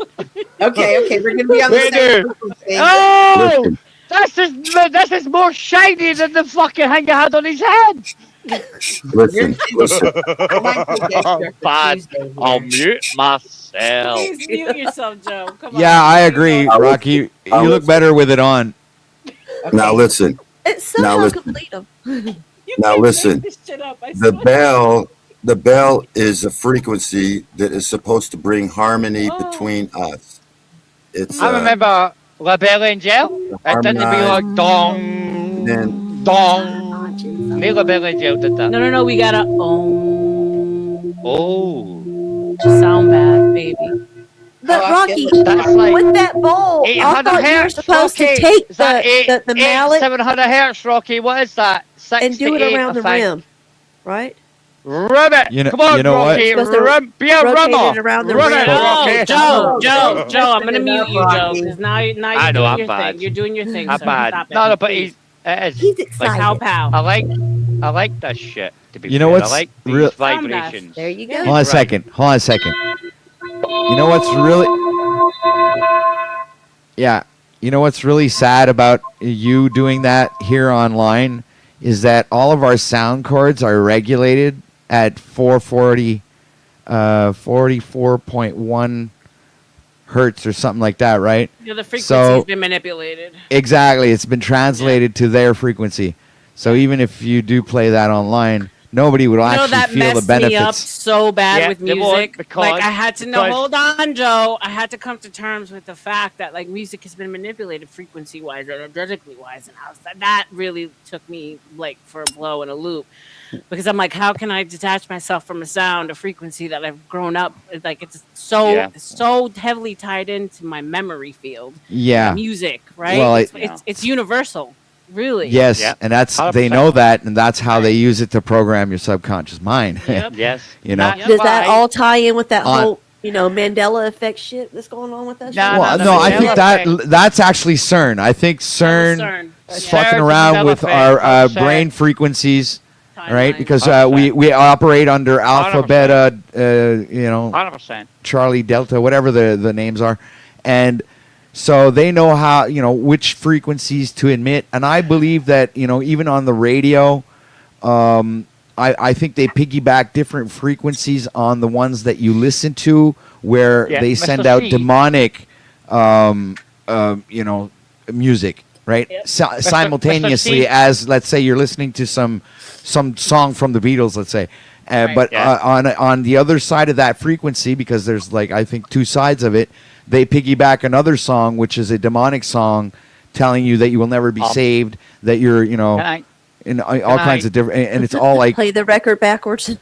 well, essentially can I that's ask a question? kind of like the principle, but God it's, damn No, it, Joe. before I God go- before damn I it, go- that would be the idea, Tootie Bug, but the only thing is that they would be operating that and manipulating that on radio frequency, like FM, right? these are frequency forks Let you can let get him for healing. finish, and then you can go, Joe. Well, it's God okay. Go damn ahead, it. What a guys. I'm done. tism. I yield. Go ahead, Joe. Well, I Go had ahead. another question. Oh, sorry. No, on you go, on you go. No, that's fine, that's fine. No. Go. Listen, I Jenny. muted myself twice there. Go on you go, Jenny. I'll mute myself again.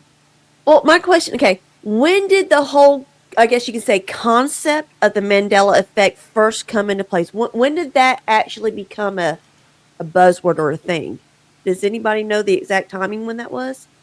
I mean, I'm asking a serious question. I Well, want to know. for me, I got it theories. manifests I got my own itself in personal theories. 2017.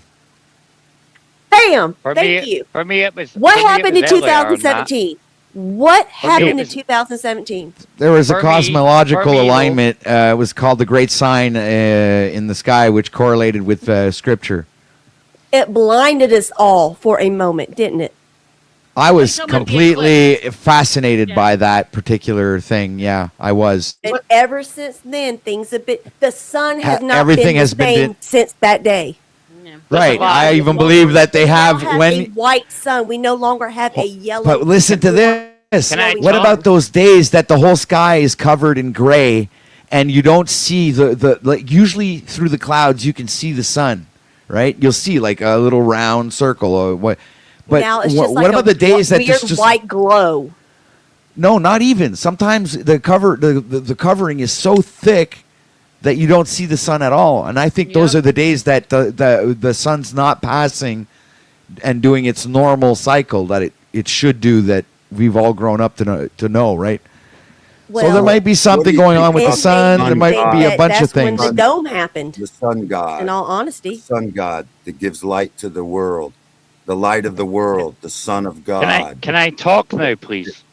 Yes, no, Joe. I'm talking Hold on, to- hold on, Rocky, because I'm gonna drop Joe after his last statement here because I can't with the interruptions.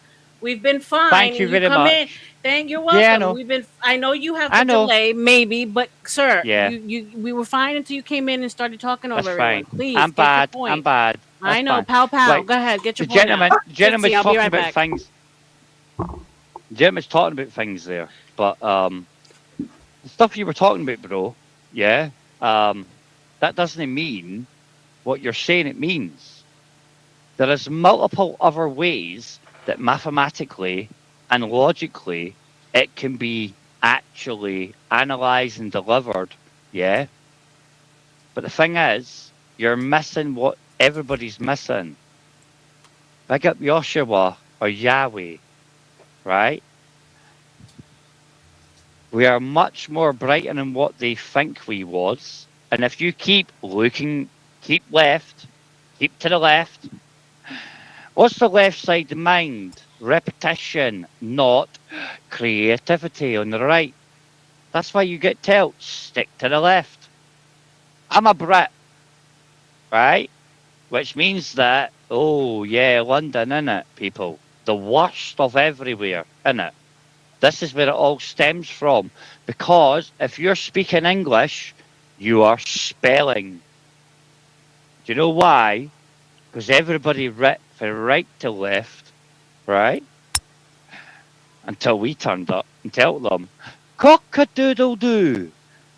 Right, left to right, or you're going to get shite. And we're not any further forward, are we now?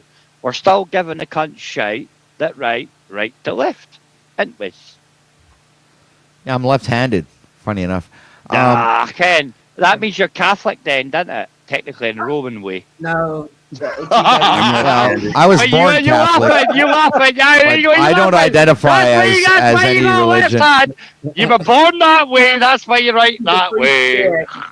No, actually, my father didn't want me to write with my left hand. He was forcing me to write with my right hand, right? So that kind You of know why? makes Because me he up. was a Protestant. He was a Protestant Catholic. They tried to make me. What? They tried to make me right. He's a Protestant Catholic. Because Jesus said, the only way to my Father is through me or my church. And at that point in time, you only heard Orthodox Christianity, not Judaism, because they ain't Christians. Jesus said, you're all evil bastards, you did it wrong. You only had Orthodox Christianity or Catholicism. Yeah? And that's why Protestants, Protestant, only way through my Father is through me or my church. There was The no original Protestant church. Catholics until the 1600s. Yeah. I love you, but I The can't. universal Henry church. VIII really fucked up England, It's didn't like he? nails on a chalkboard. I love Fucked him. them all up. I love him, but like Denny, come up, please, because I want to share Oh, your my- insight on the Mandela effect. I had to step away and eat something, guys. I haven't, and it's been 5 hours. So let's do it. I love you, Joe. You know I love you, bro. But oof, doses. I was small trying to ones. make the analogy of the sun, how you have the Son of God Yes. that brings light to the world, and then you have the actual sun that brings light to the world. Without the sun, nothing would exist, right? The Son of God, right? The Son of God. I mean, so we you can look go at back it, to like, you Superman look- on that one. Yeah, I mean, you go into etymology. Jordan Maxwell was a genius. R.I.P. Like he really breaks the Bible down in, like OTW says, an allegory. Because I mean, without the sun, if the sun didn't rise, we wouldn't have anything. We wouldn't have plants. We wouldn't have food. We wouldn't be here. You know. But the and sun doesn't rise. The sun doesn't rise in some places. I think the Bible uses analogies as a way but to they still, communicate you to still, pagans. sure. You got places like Alaska, you got Iceland, places where, Scandinavia, where they 6 months out of the year, but they're still seeing, they're, they're still going to get sun eventually, right? So Yeah, I think the Bible uses analogies to teach pagans, like they believe in they worship the sun, and so some Christians will try to explain that the true light, the Son of God, who created the sun, he's not the sun, but created the sun. But I don't know, maybe Jesus is the sun in the sky. I don't know. well, there's a concession there, Rocky, that I appreciate. sun is the sun. We're not so hell bent on, like, I'm not saying that Christ and Son didn't exist. I'm not saying that what people believe in doesn't. But when you start breaking it down and you're looking at it logically, you can kind of see how it all mirrors the same story. Yeah, and I think frequencies bring things together. That's why if we all had a bell and we were all listening to the same bell, we would all harmonize. It brings us together. It's a healing thing. Yep. Just like the Word became flesh, and he spoke the Word. Sound. He spoke the Word. You just said something, RLM, when you were talking, and I started thinking about how everything kind of represents, for me. Of course, I believe the Bible, Christianity, and then when people be like, "Yeah, it's like the Bible," and then they'll tell me a story about Superman or something, right? Then I started thinking about generic food. Like when we have the opportunity to go buy real food, it costs more. Meaning, it costs more. We go to church. We have to go to church. It costs us more, but we can get the same thing and it's cheaper. But it's the generic version, and I wonder sometime if some of these other stories are generic and people will buy into them because it's easier. Meaning, that's cheaper. great. That's a great, Meaning that you don't have to work as hard, and we can see it and stuff like that. That's a great I just observation. thought about that when you were talking about that, because I was like, I always buy generic food, but I wouldn't do it generic. I mean, unfortunately, the reality is, it's funny that you say that, because I went to Publix yesterday, and I was like, normally I have to do Aldi, I have to do the less expensive places, and I was like, holy fuck, like a place that I used to frequent and be able to get, like, it's insane how expensive things have gotten. So, the way I like to look at it, and I explain things to people too, is like, okay, look at your cars, for instance. Everyone knows their cars, right? So you have a Volkswagen, ultimately it's a Mercedes-Benz with cheaper outside, right? You got the BMW that's or Audi, yeah. Right. I've come up in cosmetics. That's what I know. So I would tell you that L'Oreal and Lancome are the same thing, just more expensive packaging, owned by the same company. So when you look at it in that sense and you start to break down, maybe it'll also help us not to necessarily demonize every story once you start realizing that it's all the same fucking story. And like you said, it just maybe becomes more palatable for certain people because everyone's on a different time path, life path. The Bible says that it's for kings to search out a thing, and it also says that the deceiver is a great counterfeiter. He likes to counterfeit the truth. So you could have it that all these false religions are just counterfeiting. There's got to be one truth somewhere. Well, like I said before, when it's looked at allegorically, even throughout all of the scriptures of any given religion, it would be pretty much the same thing, right? And it would also be always pointing back to yourself, doing the inner work. It's pretty much the overall message. Yeah. It's like you got to manage yourself, and you got to understand that there are actual chemical processes that your biology can go through to help you, gain rejuvenation, gain insight, augment your intuition, gain, maybe even grow empathy for people who don't have any. Some people actually say that they don't believe in empathy. I was like, these how do you healing- not believe in empathy? I have so many These theories. these tuning forks, they're really healing. If you like, I can hear it, and it like relaxes me. And Yeah, well, Rocky, that ties everything in, like you said. When God spoke the sound, it's a sound that the word was, So when you tie everything, just how, shout out to Imp, bro. Imp said some amazing things earlier, and he said like when you just think of the Intricacies. Intricacies. Short circuit. Thank you. Rewind. Squirrel.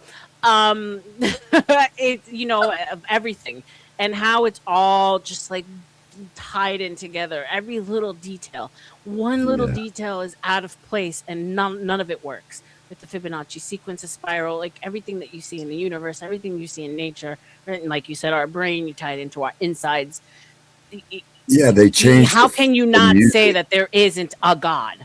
That's right? a good point.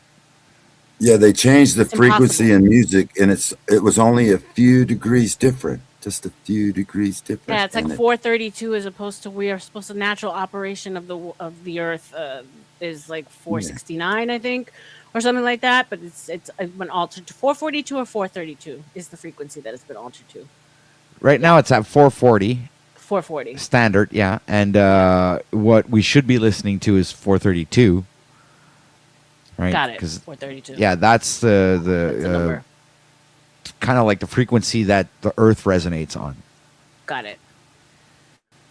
So when you see things like people posting, the thing that confuses the shit out of me is the Schumann resonance. Like, oh, there's high activity today in the Schumann. I don't fully understand what that means when people are reading like the charts of the energy and like that. Do you get into stuff like that or?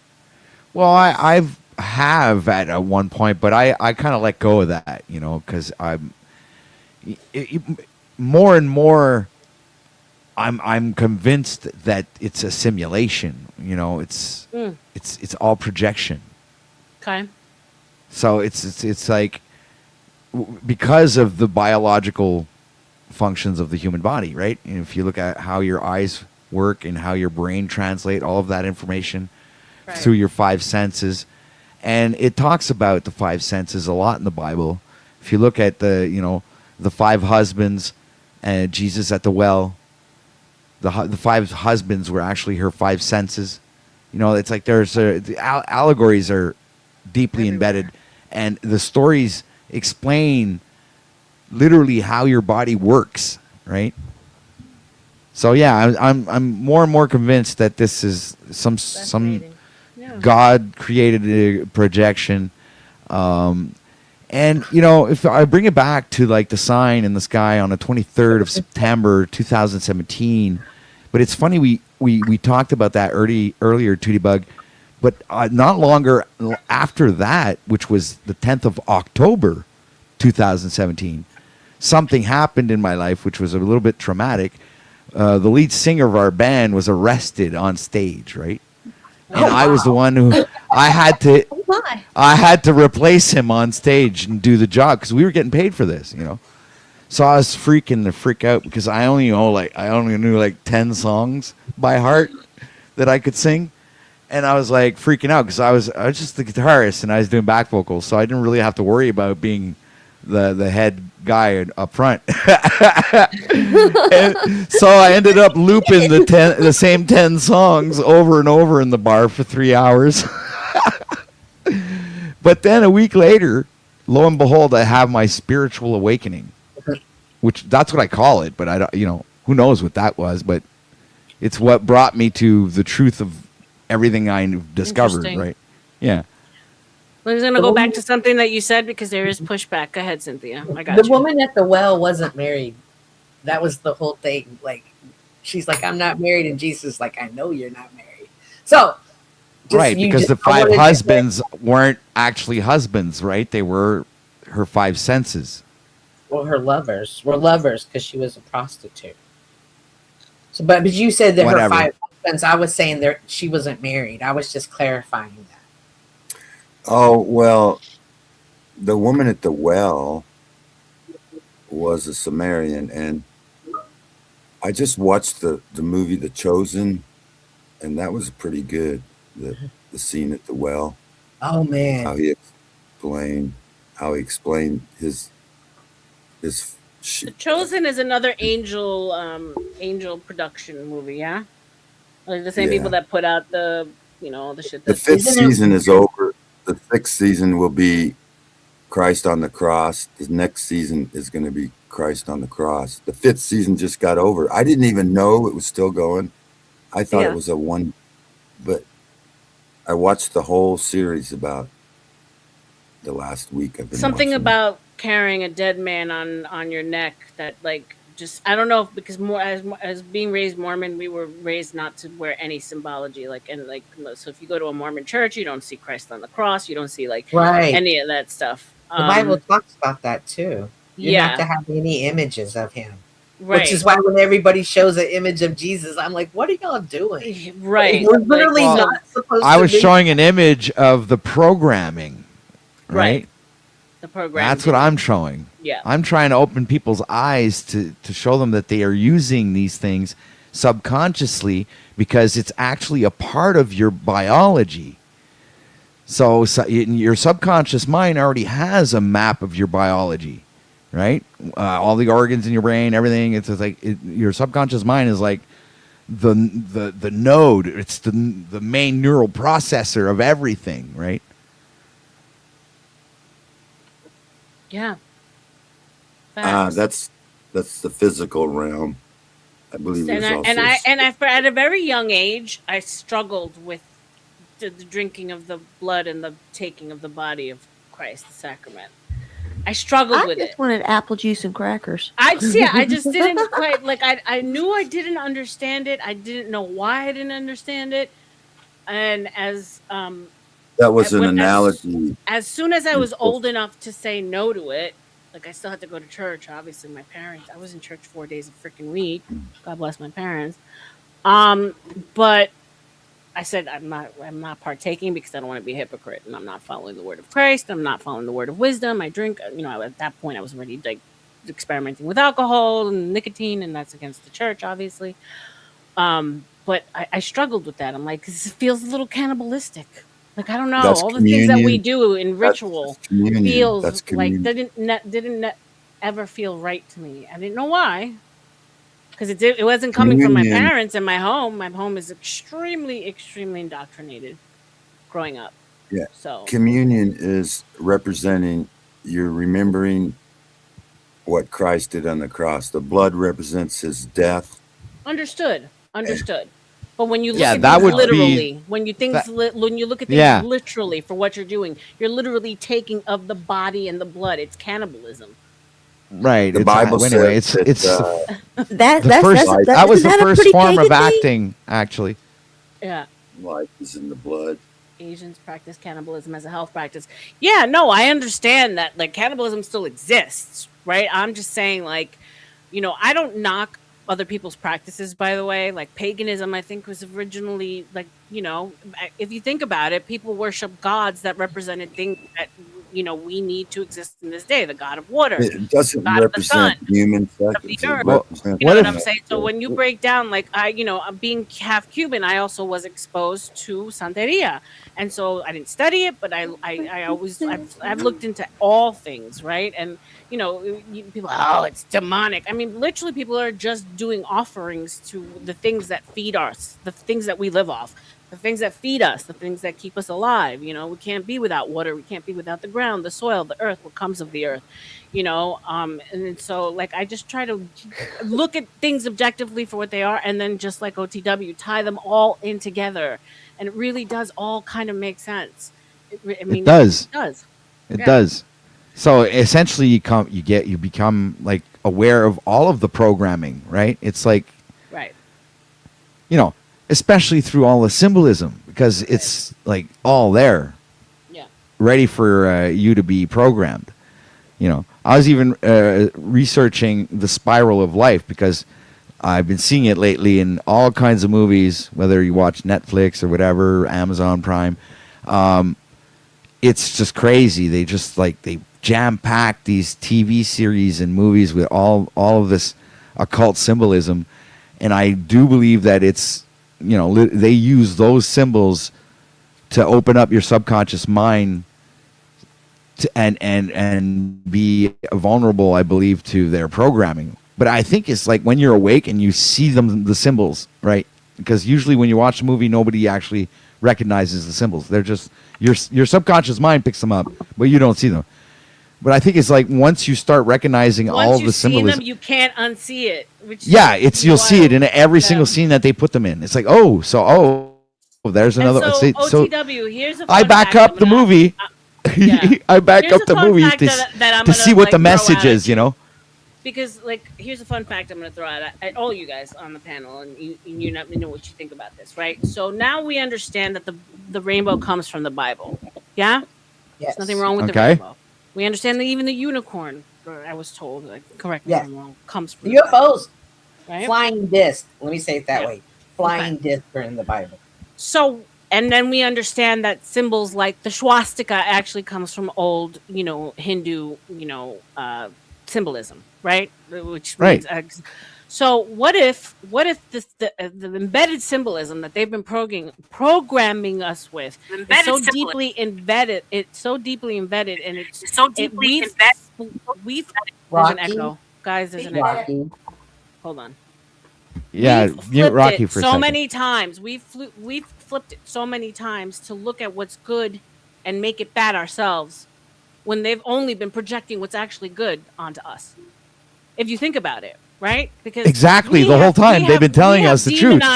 We have demonized the rainbow when the rainbow, but this is is actually the chakra tree, right? It's right, and so.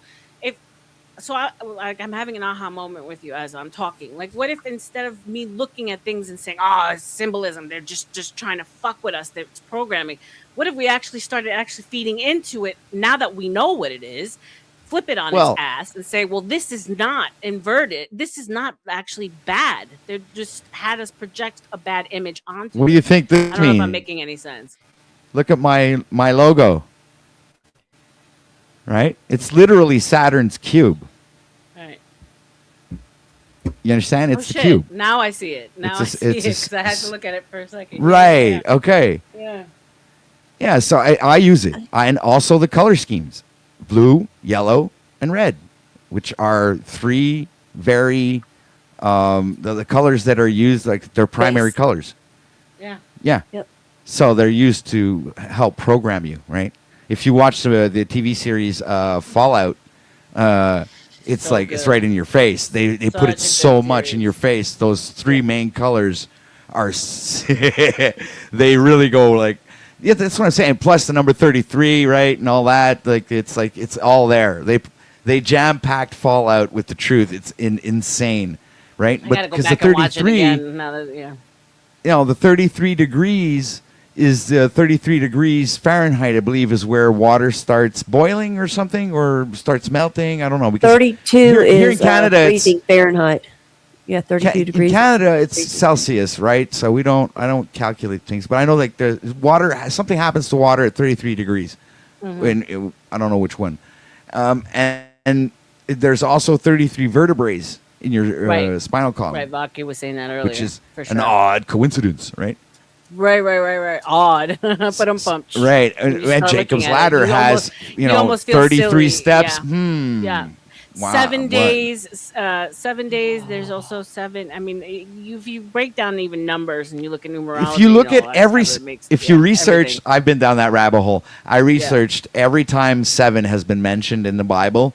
And if you look through the whole list, you can easily, very easily correlate every time to a chakras. It's crazy. It's like each scripture, the way it's described, you can easily say, well, that's the chakra tree. You have And any it's like, examples? Do you it's not do that- lives, OTW? Like I would definitely. Yeah, I do. I used to do them every single day, but break I down that shit. Listen, I'm Well, yeah, fascinated by it. Yeah, if you know it, you should show it. A couple of things, RLM. When you were saying like good and evil or bad, I learned to hear like in the last probably year to stop saying that there's good and not good. You're right. And I'm not saying you should stop too. I'm just saying I started looking at things differently. You're right. Because No, maybe you're things right, aren't yeah. evil or maybe they're not bad, but they're not good. Right. And so if they're not good, I definitely know. Like you were saying, something didn't feel right about the church. You didn't know why. Like you just automatically know when something's not good. As far as the symbols and everything in OTW, you keep saying they.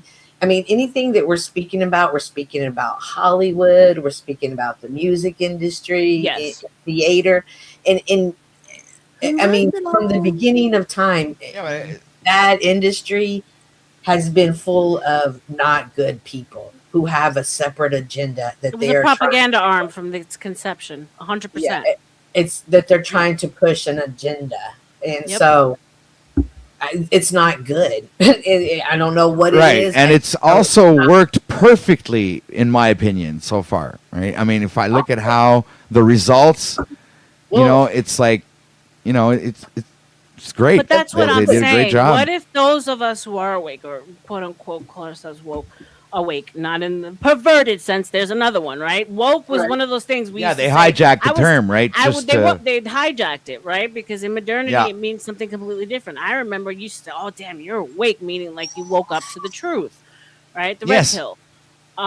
But like, what if we took the propaganda handle now that we understand and we flipped it back on its head and took back ownership of the things that we've been told or have been corrupted, right? Like going back to like the to spread the truth, right? the original meaning of what things are and were. Right.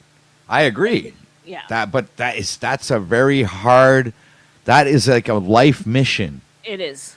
You'd have to make it like your way of life, because there's so many people, right? And there's so many hard-headed people that will never be open-minded to receiving new information, right? Which is actually not even new information, right? It's ancient knowledge, right? That you're just waking up in the person. Because I think it's embedded in our DNA. It is. It is. Yeah. So here's how I try to find some solace in that, and this is where I tie in Hinduism, because I kind of believe that there are different people come in different frequencies, different lives. So the reincarnation aspect of it. Right. I also have Yeah, everyone's in a certain level of understanding, and we all, just like everything that's so intricate. Look how beautiful that is. I mean, look at his land. I mean, God did this, right? You can't say that it's anything but God. Shout out to Rocky and his land.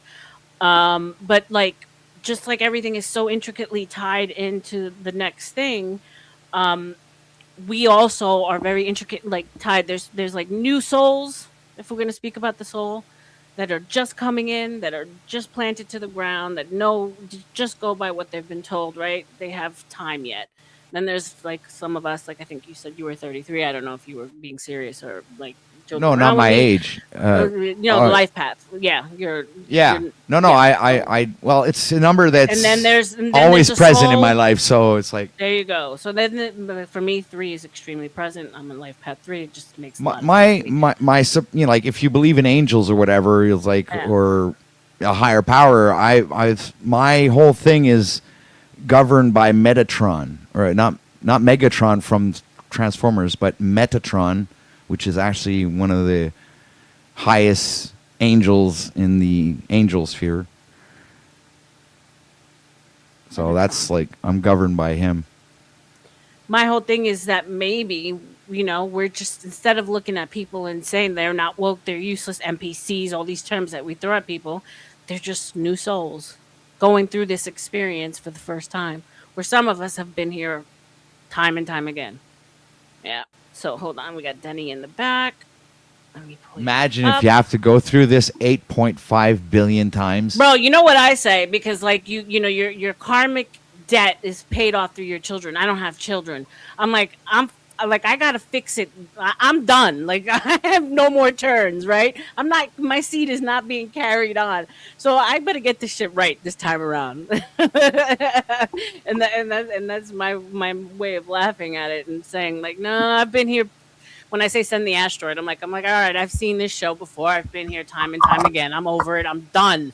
I'm ready for the game over. Next level.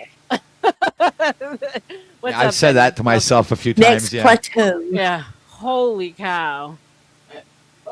What's up, Denny? You've been giving us some pushback in the chat, so you ready to join in on the conversation?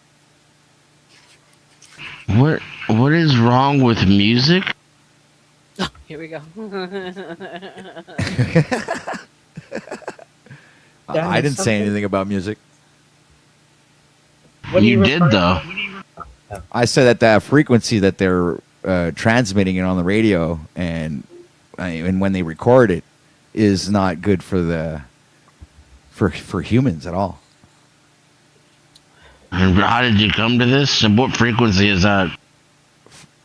It's 440 hertz. Is that it? Yeah.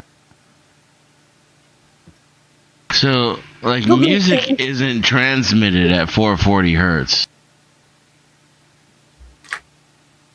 Why do I hear like the inside of an airplane?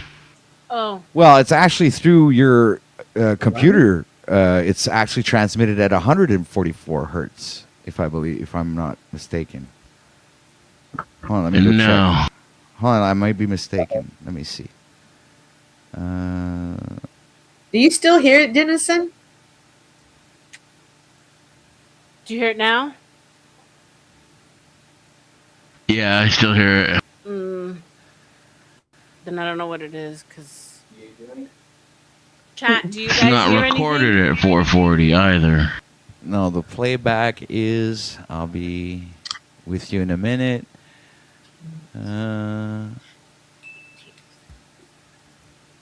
It's... Yeah, 48,000 hertz. There we go. 16-bit.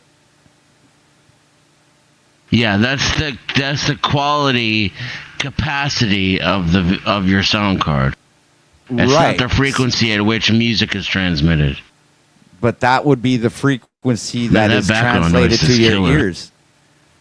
That's It the isn't, frequency though. that's transmitted to your ears, dude. It's like that's 48,000 No, it isn't. hertz. No, it isn't. Well, okay. That's if not you how say frequencies work. Well, I mean, if you Google it, you can learn how that's not how sounds work. So you think Yeah, that it's really, when really they're loud, recording, isn't it, Ricky? When you're recording at a certain, like, I think it's 96,000 hertz or something when you want good quality. Thank you, Ola.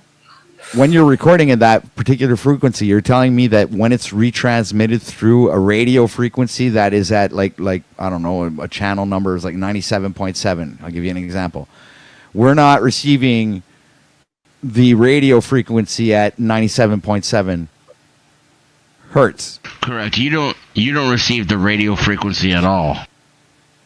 Well, it's being transmitted through the speakers coming from the receiver, which is by an antenna, which is actually receiving frequencies. At the frequency of the original recording.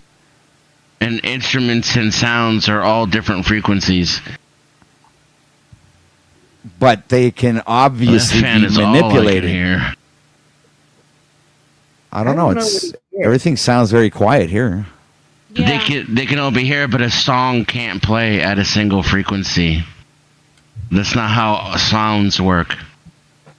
I don't understand because the tuning standard. The 440 hertz is an A. So that means everybody tunes their A string or their instrument bass to that frequency. Meaning, if you tune your bass to 440, it's not at 440. It means that it's octaves, that your A string is octaves below the 440. Right, I understand that. I play guitar. I know exactly what you're saying. So I don't know why you're saying that music comes out at a single frequency. But that doesn't make tuning, any sense at all. The sound that is produced by the instrument, since it's tuned into that particular frequency, affects the human body. It's not tuned into that frequency. It's not. No. Please explain. If you play an octave below 440, you're not playing at 440. If you're an octave lower, you're nothing to do with 440 at all.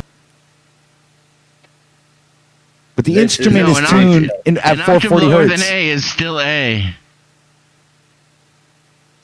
This is an absolute snooze. The instrument is not tuned to 440 hertz.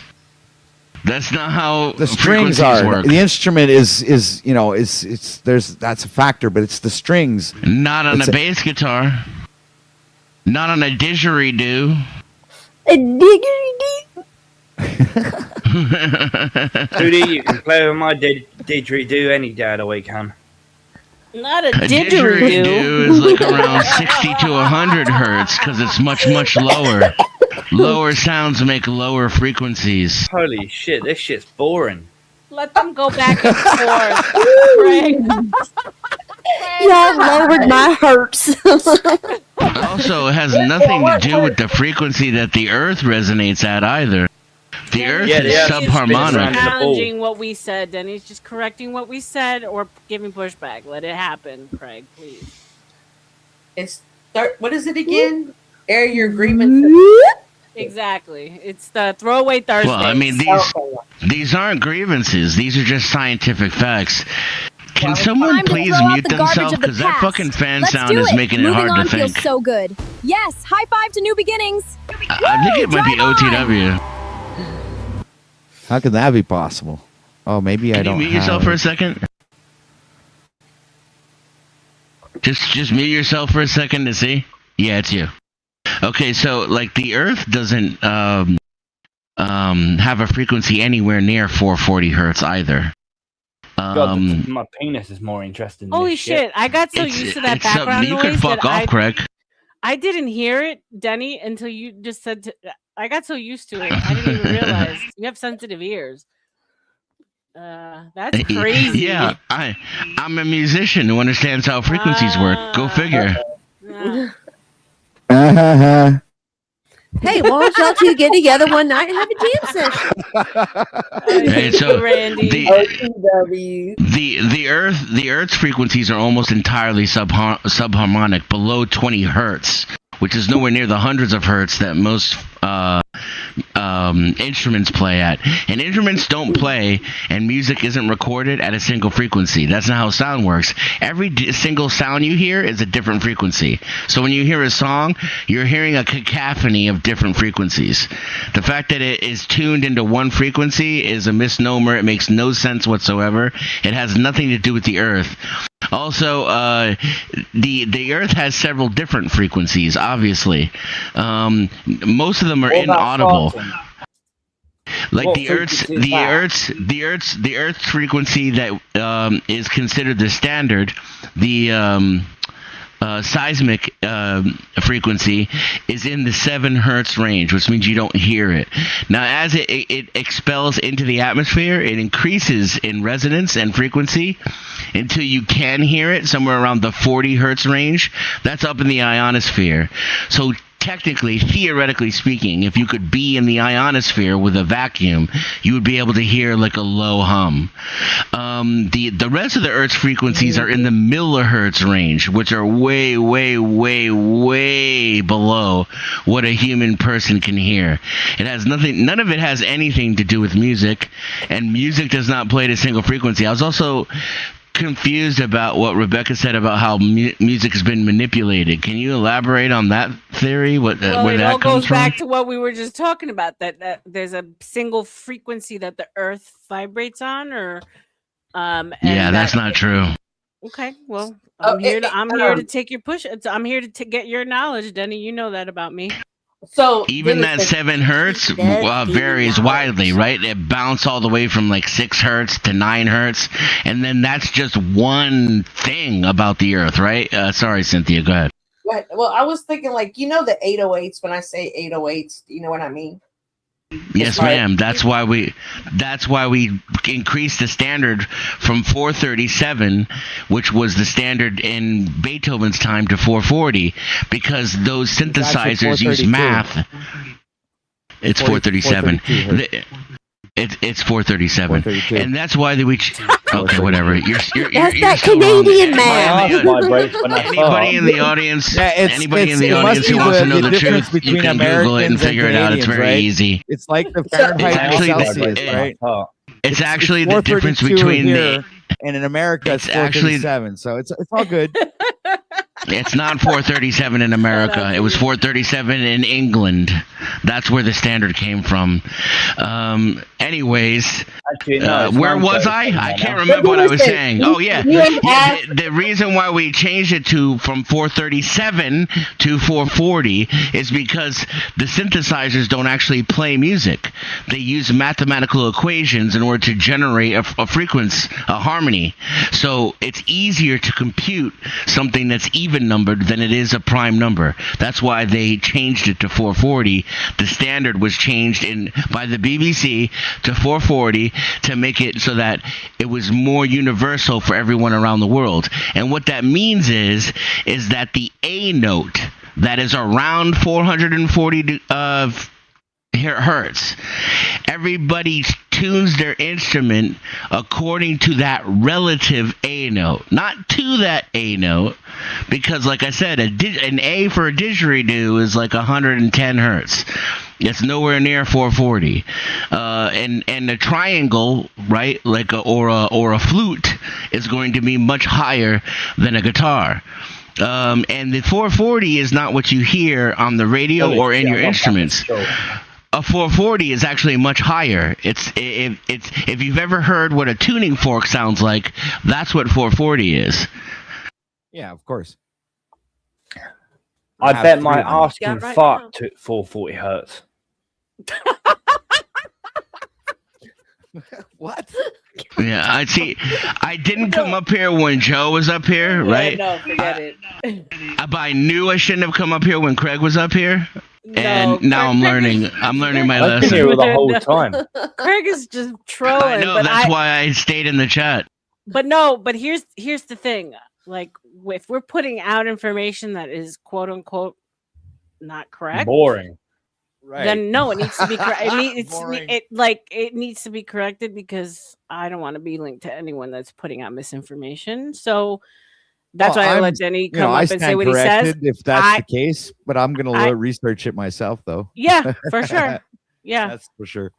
For sure. And I'm not going to say no. I'm not going to say yes. What's up, P. Fletch? Welcome. Palomino, you fucking have no chill, bro.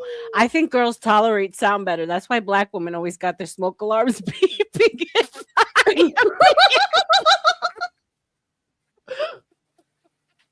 That was a little too funny for me. Dennison, when you're talking about and no chill, bro. What's up, Victor? Welcome. When we're talking about manipulating the music, like when I listen to something 808, that puts me in a completely different mood than if I listen to classical music. So The is that 808 state? Yep. Is that a form of manipulation when like they change those frequencies? It can. I mean, it can be, because obviously different frequencies are going to make you feel different ways. The same things are done with colors and advertising, right? But changing the standard by 3 hertz there's no scientific basis whatsoever for that being some kind of programming. As a matter of fact, given what about that the water fact that it's experiment transmitted by, over. Hold on a second. Let me just research this for a second. It's been good, people. Sure. We're having a great conversation. Give me 1 second. Let me do a quick, Denny, I'm going to cut you off. I'm going to do a quick grift. Give me a second, babe. Hold that thought. Don't forget, we're talking about water, right? So let's hold that thought. Welcome, P. Fletch. We've been going almost 6 hours. I am kicking off my birthday celebration month. Birthday's actually July 24th, but I need to take a couple of days off. Well, not need. I'm choosing to take a staycation. 3 days here, 3 days there, because fuck it, I deserve it. And going to the beach. So I am running a longer stream in the hopes that you guys donate some money and show your appreciation for the show. It's been fantastic so far. We've had some really nice donos.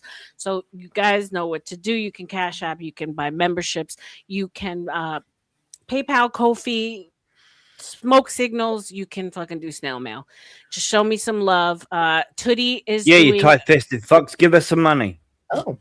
Tootie is doing customized memes for $10 directly to her in her Cash App. If you cannot send her a Cash App, you can send it to me. I'll make sure to get it to her. $5 name changes, $10 drop from Patnell. And yeah, if you want to change the topic or you have something interesting you want us to talk about, $5 dono, and that will get you to that too. Thank you for being here, P. Fletch. Thank you guys for whoever's still being with here since we started. Shout out to you, and we're gonna keep going. We got about 6 hours more to go. So Really? we are doing Holy a marathon. shit. Yeah. All right. So, Denizen, what about Masaru Emoto's water experiments, right? Where he proves that sound creates different patterns in water, right? So if that's the case, different sounds, you agree with me, are different frequencies, right? Yeah, that's what I'm saying. Okay, so you're never listening to a song at 440. No, but the basis of all of this wasn't necessarily a song at 440 would sound like don't this. Don't interrupt me. I didn't interrupt you while you were speaking. You're literally interrupting me. I literally was cut off so that you could talk to me about water when I was talking about something entirely different. The body is actually, how many percentage of water is in your body? 80%, I think. 1 millimeter. 70 or 80% or something like that. So if that's the case, and sound and vibrations from sound can actually manipulate water and affect water and create different geometrical shapes, why is it in your mind that you think that music doesn't affect the human body? Because that was the initial argument from the beginning. It wasn't necessarily the numbers of frequencies and things like that, which I might have been mistaken. But the point was being made, and you're making it for us, is that sound affects the human body, whether it be in a chaotic sound, which actually creates a chaotic shape in the water. Why wouldn't it affect the human body and actually not be healthy, right? And it's and create like some damages at a molecular level that we don't even understand, right? I mean, there is a reason why they use sound for torture. Given the fact that these transmissions are sent over long distances in like FM radio, and you're listening to it on your laptop or with your Beats headphones, you're literally not even listening to anything tuned at 440 at that point. The amount of earwax in your ear is enough to change the frequency in which you're receiving the signals anyway. So the whole idea that these things are like finely tuned as some conspiracy to make you sick is fucking stupid. It doesn't make any scientific sense whatsoever. Well, okay, but I can't remember what the second thing I was going to say is. If frankly, I may steal man or bring it back to what he's saying, okay, let's forget about the fact that the tuning, what we're saying is hogwash and it's stupid. Oh, I remember now. Make any sense. But when you see the experiment done on water, and we saw it in like real time, the effects that certain vibrations and sounds had on those particles of water, who's to say that we can't be affected the same way? if we're made up of 80% water. What does that even mean? Affected the same way. As what is water. it doing to you? Dennis, what is it doing to you? Lick my asshole.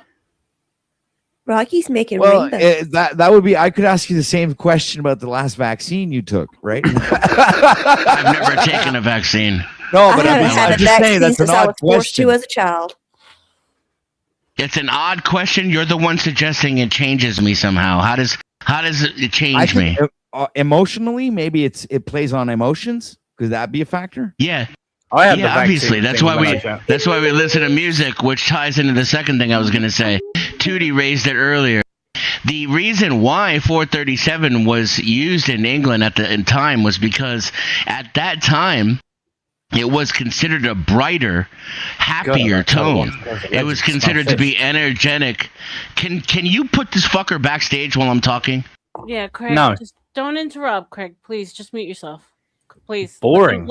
But it does. Okay. It's boring to you because you're a fucking idiot. Shut up, you retard. I've had this discussion with you before, Craig. Let them have the back and forth. I'm interested. If you're boring, you can drop off. If you're bored, sorry, but I'm interested. Let them go back and forth, please. Thank you, Craig. Go ahead.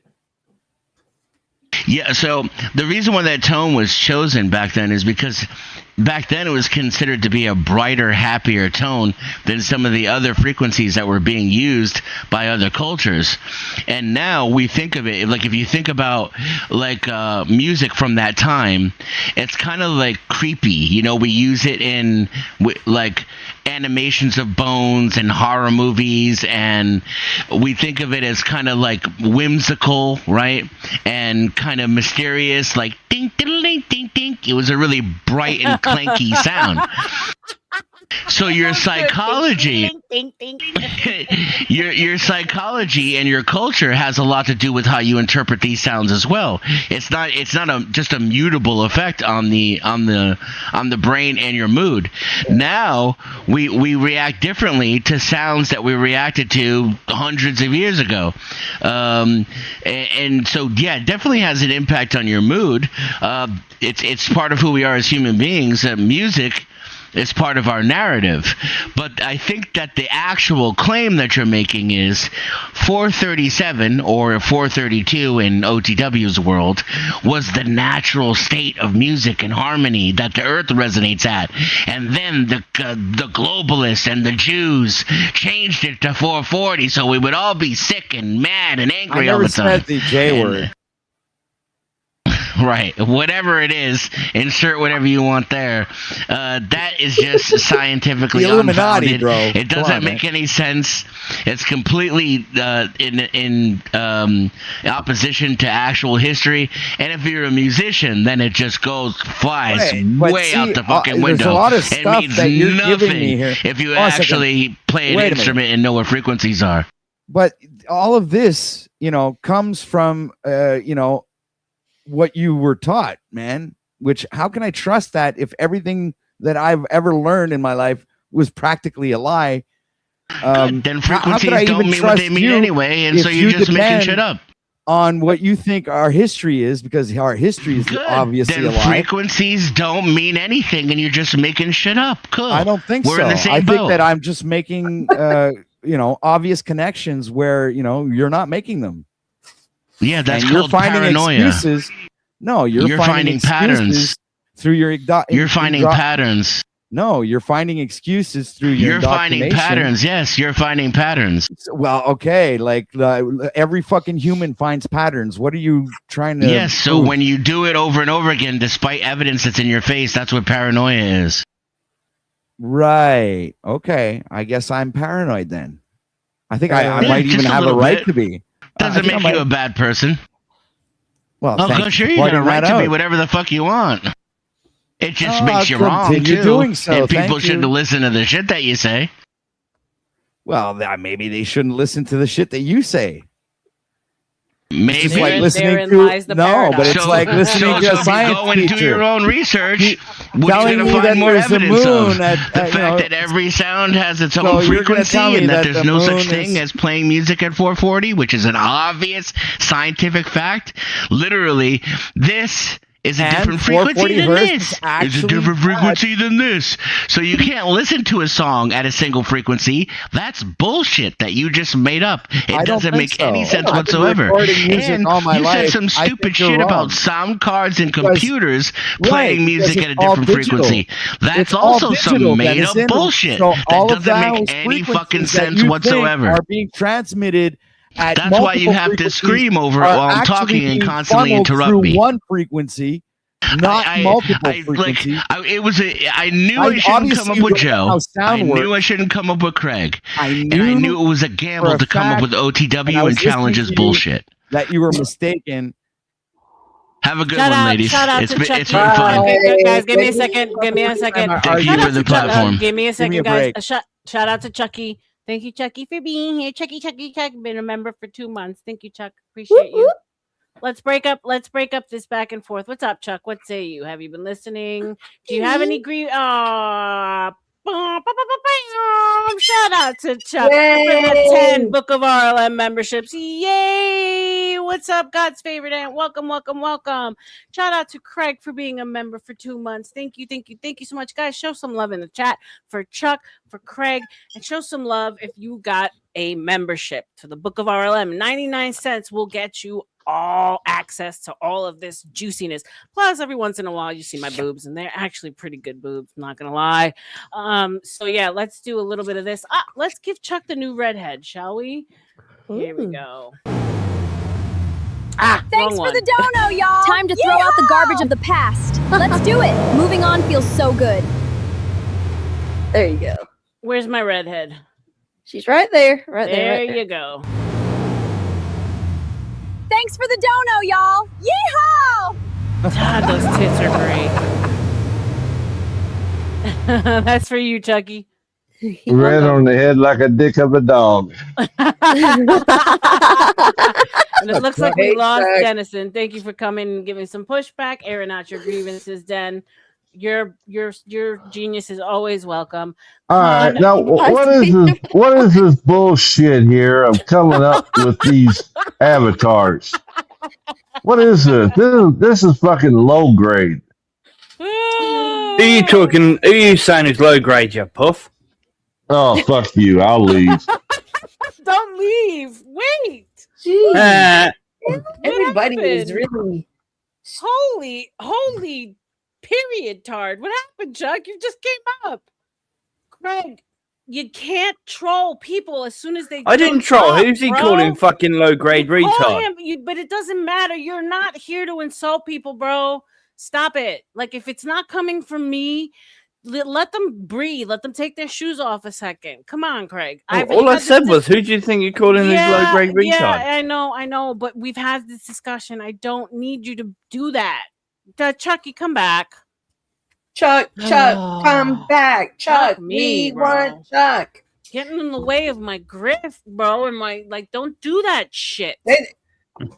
And Fuck Chuck me. just donated 10 members. He literally just the creator donated and the 10 cash, man. memberships. And you literally came in and insulted him, bro. You don't do that. I didn't insult him. I love you, but I said, who do you please, think you're mute calling the a low fuck grade up. retard? Oh my god. Fuck me. All right. Oh, you shouldn't I'm say angry. Wow. Hey, it's an open invitation. Canada and Florida are not too far from each other. Just trying Anyway, to someone's asking where's your link gone. wacka. For some reason, your link's not there. I'm posting it. Nope, not until he mans up. Yeah, apologize or I don't know what. But Chuck literally came, did 10 memberships, and then you fucking came out you got to read the room, bro. Fine, I'll just fuck off. It's as simple as that. No, I love you, but I don't know how many times I got thank you, bro. Chuck, come back up. I don't know how many. It's like I have to manhandle these men. Cynthia, what is wrong with the world? Is it the microplastics? I really need to know this because why is it that I don't have any problem with the women? I have none. But my boys, I literally have But to we're call the them emotional ones, I right? have to call them my boys. I literally have to son men up in this bitch. And I don't want to do that. I don't want to get out of my feminine. I like to be in my fucking feminine. Look at me. I'm cursing. It's disgusting. Anyway. And she's from New York.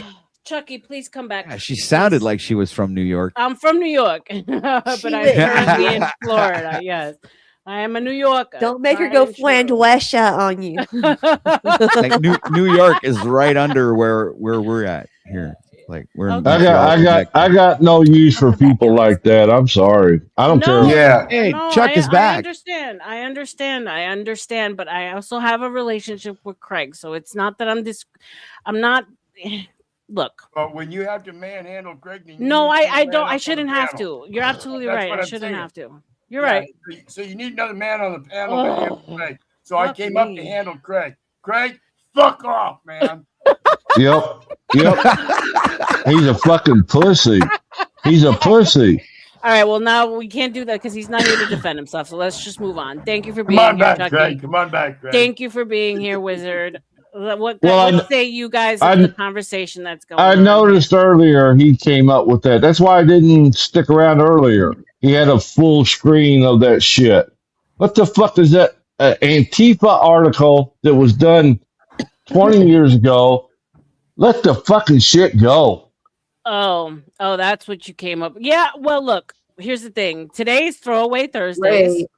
And today was not so. My one rule today was unless the person is here to argue with you in person, we are not talking about people that aren't here. Okay. But besides that, I wasn't going to control anyone's avatar. I do know that it was triggering, right? I obviously know what the picture means, but that was my one allowance for today. Throwaway Thursdays. Well, fuck. I put my picture up there. I don't give a fuck. Yeah, so I understand that for some people but there's beef between the boys and I'm staying out of it.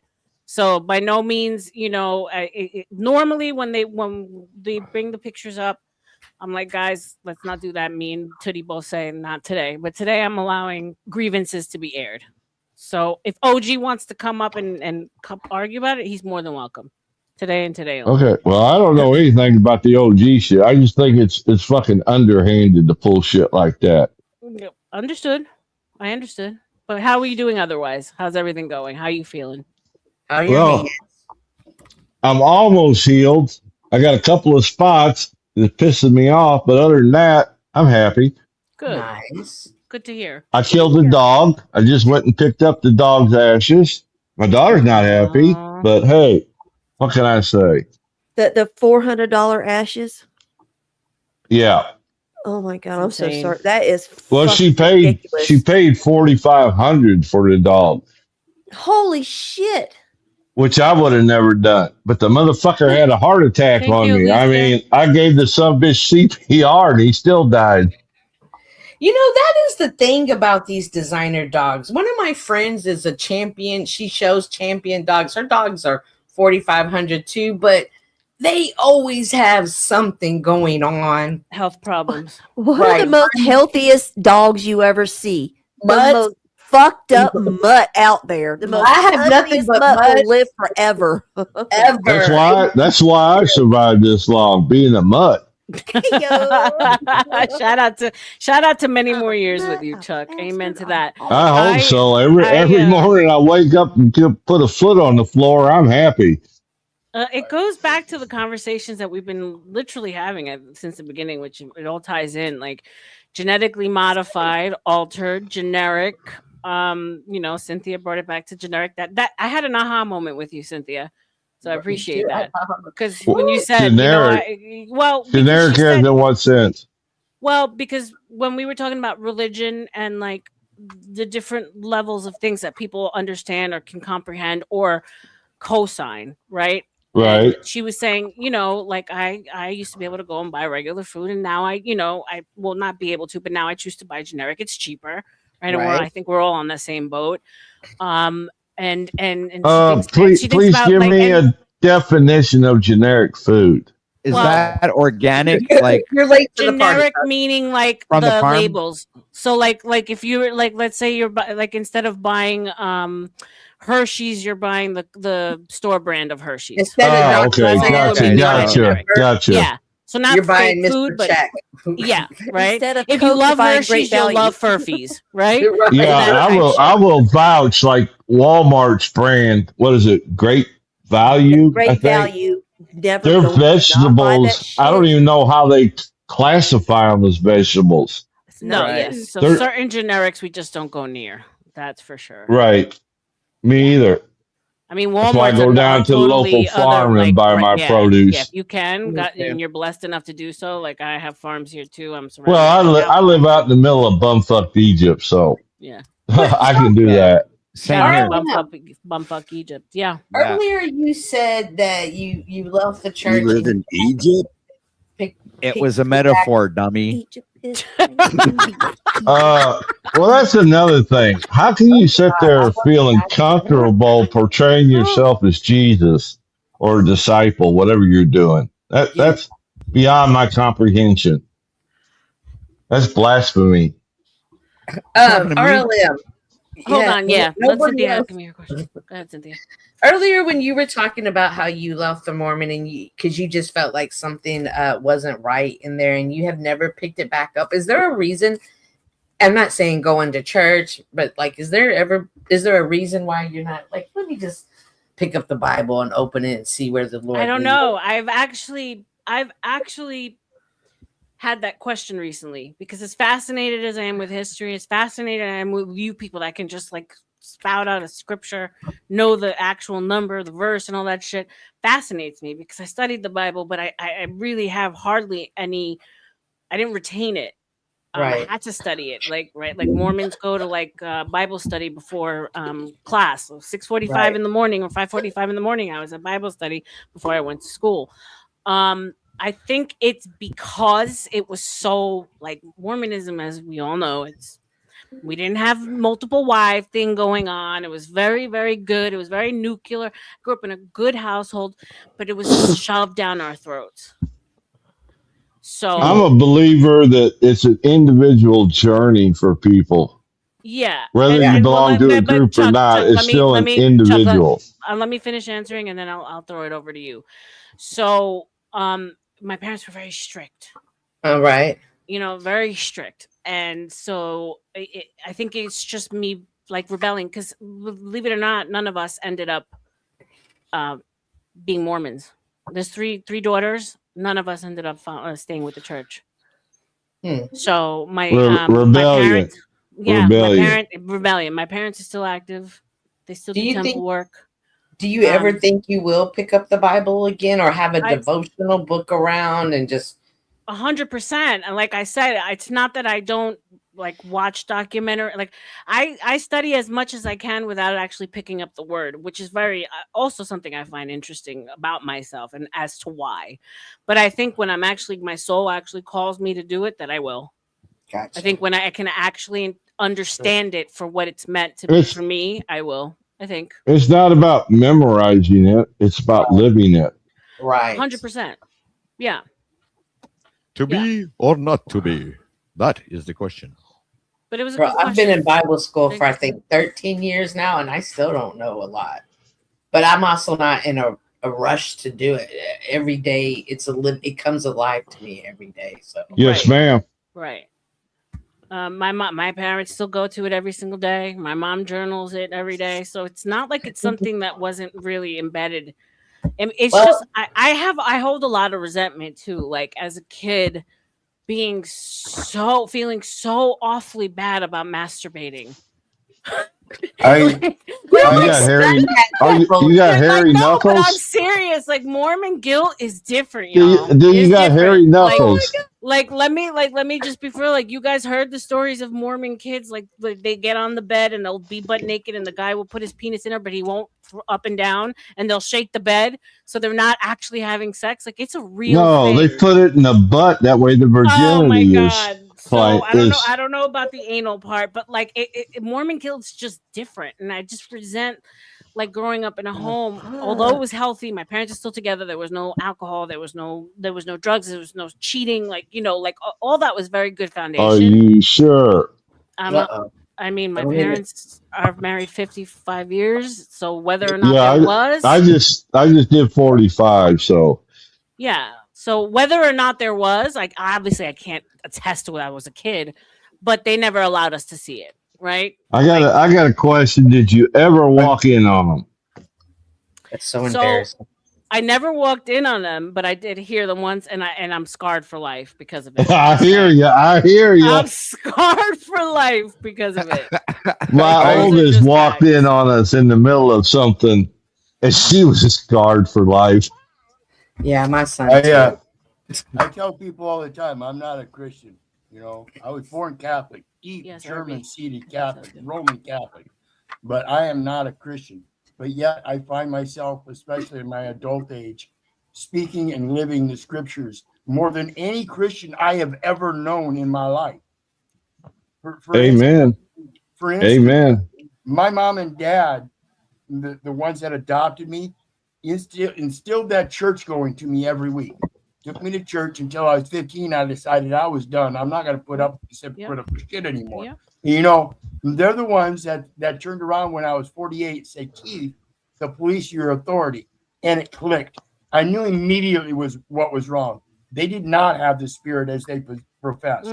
They did not have the spirit of the Christian life that they were trying to lead me in. And not once did they ever open a Bible at home.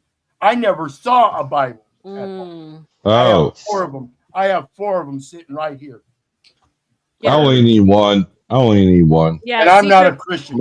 See, for me, it was different. They definitely What are you, opened- Muslim? They My- still do. I think you realize that there's Yes, Rob. as you get older, it's hard to tend with the fact that your parents are still just humans and they're infallible, just like you are. Right? And so Everybody's human. when you're a young person and you have such a tough religion and like pushed upon you, and then you see your parents acting maybe possibly against the word in like other ways. So we had the missionaries in my house every Sunday.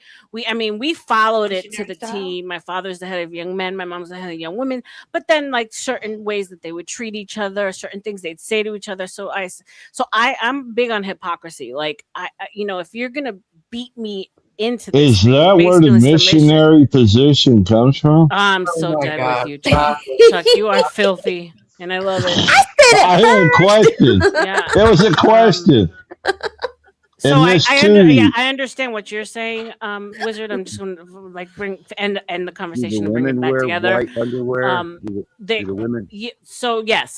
My parents wear the magical underwear and the magical tops. So what goes on in the Mormon church is that not only are you married like outside, but you get married in the temple. In order to get married in the temple, you have to be approved. So not everyone can go into the temple. So that's why you see more Mormons have two different. Chuck, don't do that. I'm sorry. This was the way I was raised. So if you want to push back, sure, but let me finish. So I'm sorry. Mormons, like, so not everyone can go see you get married in the temple unless you get recommended by the church, right? So you could be Mormon and you still can't go in, some people. So that's why Mormons have two ceremonies. They have one for like the Gentile people, I guess you could say, the laymen's or the non-Mormons, and then they have the spiritual one inside. And then the clothing is considered protection, 1, 2, and it's modesty once you're married. And also if you go on a mission, they wear it. So yes, there are the magical underwear. That is a thing. Did my father have multiple wives? No, that's fundamental. That's a different sect of Mormonism. I thought you were like and see, when it comes to me and my wife, it's that what everybody else considers common law marriage. No, you're good, Chuck. Don't worry about it. Which is actually ecclesiastically a Catholicism. Catholic marriage is a wedlock. And understand the terms. Marriage and wedlock are two different things. The wedlock, wed, sounds just like wet. It's the water bond. Locking something is a bonding of something. It's a water bond. And so that's when you consecrate your relationship with each other with a water bond. The temple. You ever seen two dogs get locked together? Yeah. What? Thank you for the visual. Thank you for the visual. Shout out. Hold on a second. There's money on the table. Chuck, $5. Apologies. No worries, Chucky. Absolutely no worries. We can go at each other today. We are here dumping grievances. So I get a little frustrated because you guys know me. I think you can assess that I'm a pretty decent human being. So instead of poking fun and going by the things that you've heard, just ask me and I'll tell you. I was raised in it. My parents are still in it. Mormons, there's one thing that they believe in.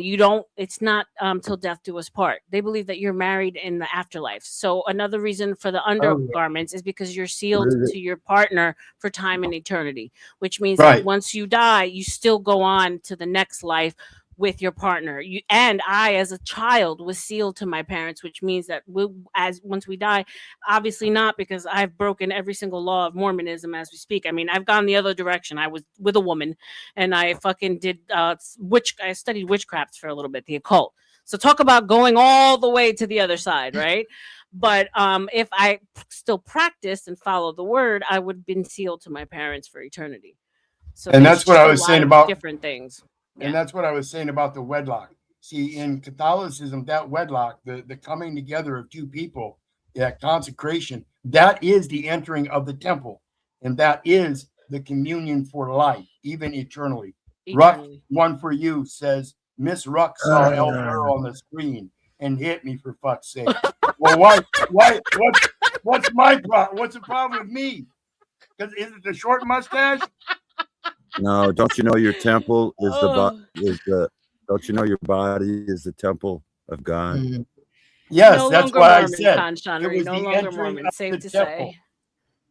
Well, the Mormons haven't figured out the temple. I think unfortunately it's because it's such a different.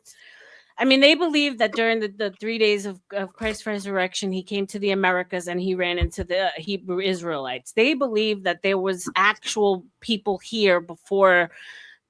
They go more along with the story of what Rocky was saying earlier, that there were some of the 12 lost tribes were in the Americas and that Christ spread the word.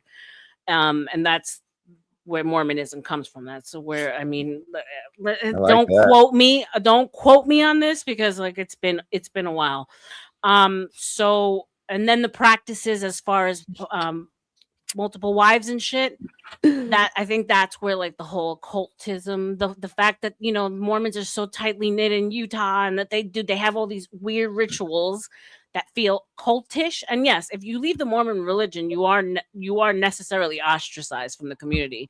If you get excommunicated, it's a wrap. So there are cultish activities that.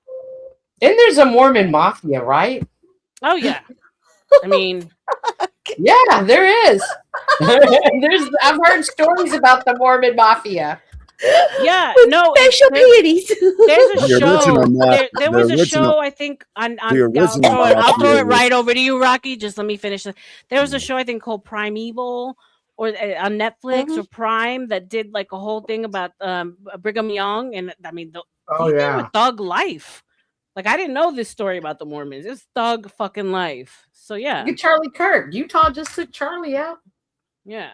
The original mafia was Catholic. They exactly. Catholic Church runs the mafia. And correction, the Vatican. I just the Vatican. They said that the Vatican runs the fucking world. Let's just face that. Please. They said I don't know who it was that found Chuck wants to be a messy the golden. Go ahead, Chuck. Messy. So I'll get in the dirt and waller like a pig. I'm here for it, Chuck. I'm here for it. Go ahead, because you're quiet on some spaces, and you came here and you came out on fire. So come on, give it to me, Poppy. I'm waiting for Chuck to get out of the mud and stop wallering. What's up, Ruck? Welcome back, Ruck. Oh, the wife just hit me because she saw Lippy's face on the screen. She's like, "What the fuck is up with that face mess?" Only a mother can love. Look at that. I'm telling you, right? She thinks you're hitting a private secret meeting, huh? My lordy, you marry a Jew and you get your ass kicked for the rest of your life by what you see on She's like, TV? I don't want you to be that white. Hey, Ruck. Hey, Ruck. Talk to this guy. Hey, Ruck. Tell her I'm on. I shaved my head one time for a play, and she's like, "I did not marry a Nazi." Those are well. Let her know. Assure her that I'm on her side. I wear it to remind Americans that I see us slowly turning into Hitler's willing executioners, and we really ought to stop. We really ought to stop. No, I got to write that down if you want me to pass that message, and I don't think the rest of the room wants me to write this down right now. Let me answer this really quick to I Irby. appreciate you, Apparel. I'm sorry for throwing a wire in the spokes, y'all. My bad. No, you're good. It's funny. I love it. I invite it anytime. Irby, no, I think you like, I went through the hard knocks of religion. So that was it for me. I left on a high note. I was like, gotta go. See you when I see you. It's like, leave it on a high note. that's like, what I did. I tried Miss Tootie when I get a chance. Yeah, go ahead, Chuck. I tried all the religions. I dragged my parents to Catholic midnight mass and stuff like that. I was such a seeker. I wanted to find God. And, after like 35 years of trying, I gave up because all I found was manipulative people. I did not find what it was I was looking for. So I'm not trying to hijack the whole religion conversation. I'm just trying to say I want to believe, but I am forced to admit that I lack faith. Understandable. That's it right there. Understandable. I think a lot of people are dependent upon that faith when we have this old adage that says actions speak louder than words. And so in beginning was the word. Well, then let's put it into action no matter what religion. And that goes down to that moral ethics thing that they're always talking about. And I think like last night's debate, do morals exist without God? Absolutely. I quit. But how do you know that? How can you tell that for sure? I quit going to church when I was 15 for a reason. And that is to show that you don't need God in your life. Romans 2:14 says it. For the Gentiles who know not the law, do by their nature what the law says, are a law unto themselves. In other words, they're already going by what is inscribed in their heart and doing what is right without anybody else needing to tell them. Isn't that the true innocence of a child? Wait, brother. So you left the church, but you still know enough of what you learned when you were involved to be able to quote it to us. So did you leave the church? Did you leave the teaching? Maybe you left the construct of the church, but you maintained. Okay, thank you for helping me understand. Yeah, I didn't become an atheist and decide all of a sudden I'm going to start doing bad shit. I already knew in my heart that I was a good person all my life. I've been the guy that's been saying, fuck you, you ain't my daddy since I was 5 years old and they put me in foster care. I knew that those people were lying. Check back, Judy. I knew I deserved something better than what this system was giving me in their Christian communal care.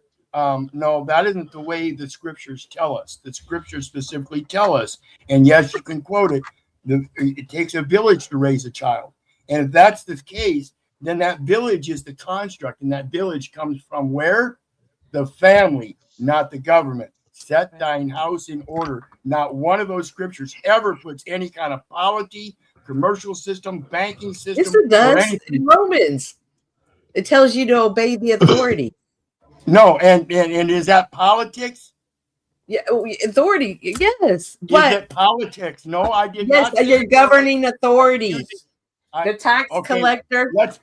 Let's look at this and understand why it tells you to pay them. If you are using that system, yes, you have to pay them. If you're not using that system, then you don't have to. And that's why this system is a usufruct. Understand the language. Do So I owe when people, everyone an apology for bringing this up? No. I never judge. You can do all the good actions you want. It doesn't make you a good person at all. So that I don't even understand if somebody does something good. I'm not going to just think they're a good person. They just did something good. Right. But and as you speak of Romans, let's look it up. Romans 13. Let me go get my study book. Hold up. And remember, folks, we're talking about Romans 13. No, wait, time out. Can we just acknowledge? Let me put down my joint and my cocktail and grab my study book. Okay, let's go. So, before we get into this study book, okay, but if we're talking about that's really showing the kids what to do. That's really great. That's really great. This is an adult only thing, yo. 18. Don't judge a good joke. Exactly. If we're going to morality, okay, let me steel man what you're saying, so I can understand you, right? So you at 15 understood that this wasn't for you because the example that was set in front of you was garbage. It was like hypocritical to the word. Bingo. Right? But the word was still given to you. So how can you then say that you would have had that knowledge without the word? I'm not saying that I would have had that knowledge without the word. But you're saying that inherently you as a human would have morality and know the right from wrong. How do we know that? Because we don't know. We can't go back to when we were babies and say we know what's right and wrong. We ultimately are nature versus nurture. We're conditioned by how we're raised. Yeah, and when a motherfucker come up and smack me and I didn't like it, I knew that if I smacked him back, he wouldn't like it. That's a pain response, though. Right, but we're not talking about pain. We're talking about morality. We're talking about the foundation of morality. Can we talk about pain, please, just for a second? Your parents never. Gave you I mean, look, I appreciate you, but we're having a back and forth here, and you just interrupted. I know. I'm sorry. I was trying to make a joke. My bad. No, yeah, I get it, but let us finish because how I struggle with this when people say that it's the harm principle against the it's the ideology base and the morality base. When I see people debate it, how can you say that that we were born morally correct when we've all been conditioned one way or another? So I didn't say we were born morally correct. What I said was that there's a thing in us that we already know. When things happen, whether it's good or bad, right or wrong, even as children, we know when somebody hits us, that ain't right. Simple as that. Well, so you don't believe in parental discipline? Yeah. So come on, Rocky. So I was watching my granddaughter who just turned 1 the other day, and she was playing with the toy, and her cousin who's little too was playing with the toy and took it from her, and she got mad. But instead of hitting it or something, she took the toy back and threw it away so neither one of them could have it. And like nobody told her that. You know what I mean? That was just in her nature, right or wrong. Shout out to your 1-year-old. Can I share something? I was like, oh, I love you so much. Can I share something that is pretty basic? When I was very, very young, probably about 3 at the most, I saw a dog tear up a cat. Oof. I didn't know anything about stuff like this, but I knew that you don't mix dogs with cats. Yeah. When I heard that cat's pain and I saw what that dog did to that cat, to me, that was ouch. Wow. That was a wake-up call. I didn't know there was pain and horror like that in this world. Especially pain and horror that could happen to fuzzy little things that we loved. So that was the first smack in the face wake-up call right there. Yeah, okay, but that's still a biological, that's a pain response. When I talk about morality, it's a different thing. Oh, right? okay. Well, my reaction to that, I'm sorry, I didn't No, no, follow no. through. You're good. You're Was good. it The made me feel scriptures like say that. morally, I did not want to put other things through pain like that. Yeah. Okay, That's, That well, was can we me. can we define That was me as a morality for very a young second? child. 'Cause I'm but That struggling was me as a very I young more lot. child. As I I grew agree with. older, I had to deal with like moving and being bullied, and you hurt me or I hurt you. Right. Things changed. But my first Right. lesson in that was I don't want to cause that to anything. And Okay, it took Well, so other yeah. let me lessons just in life read to let me change just that. yeah, let me just read the description of morality first. So we're all understanding each other here. Because maybe I'm don't actually know the true meaning of morality. The personal or social principles and standards used to distinguish between right and wrong, good and bad behavior. It serves as a behavioral framework that guides individuals and communities in making decisions, fostering cooperation, and maintaining social order. Okay, so when you look Writ- up, a written on your definition, heart. so when you look up That a definition and you really don't understand what Your it's your telling mic's you, bad, wizard.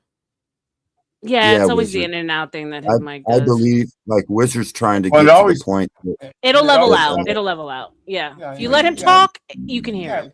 yeah. If you just shut up and let me talk, you can hear it. I don't yeah, you have to shut. always yell. I don't have to fucking yell, you shithead. Fuck. Fuck. So when you look at definitions and you read it and you really don't comprehend it, I urge you to look at the synonyms. The synonyms will give you a sense more generally like a thesaurus. Thesaurus will give you the exact definition, whereas the synonyms will kind of help you outline that definition so you know its broadness, so you can determine exactly which one of those synonyms it actually fits. Does it fit honor, integrity, virtue? See, those are synonyms to moral. Morality is synonymous with ethics, honor, integrity, loyalty, truth. That's what morals is. And so when we're born and we have this condition, this social conditioning, with or without the scriptures, we learn those same things. We learn virtue, we learn honor, we learn integrity, we learn loyalty, we learn truth. We do not need the scriptures to do it. Romans 2:14, again, the Gentiles who did not have the law, but did by their nature what the law says, were a law unto themselves because they were in agreement with the law. Understand, Catholicism, Christianity is trying to point out the people the agreement with nature. That's all it is. It's an agreement with nature. Not everybody is on the same page when it comes to good and bad and morality. Right. We all know this. It is passed down from generation to generation. And so, no. And that's the thing. If it was inherent with, like you Right. said, the social conditioning, but ultimately inherent, we would all operate a lot more similar, and we just don't. So that's because people lack in morals and will take, and this is not a pain thing, they will take things that don't belong to them. They will reach across the table and take a biscuit off of somebody else's tray. Now that isn't a pain issue, that is a moral issue. But by God, I will make it a pain issue by stabbing that motherfucker if he's taking it off of my tray. God damn.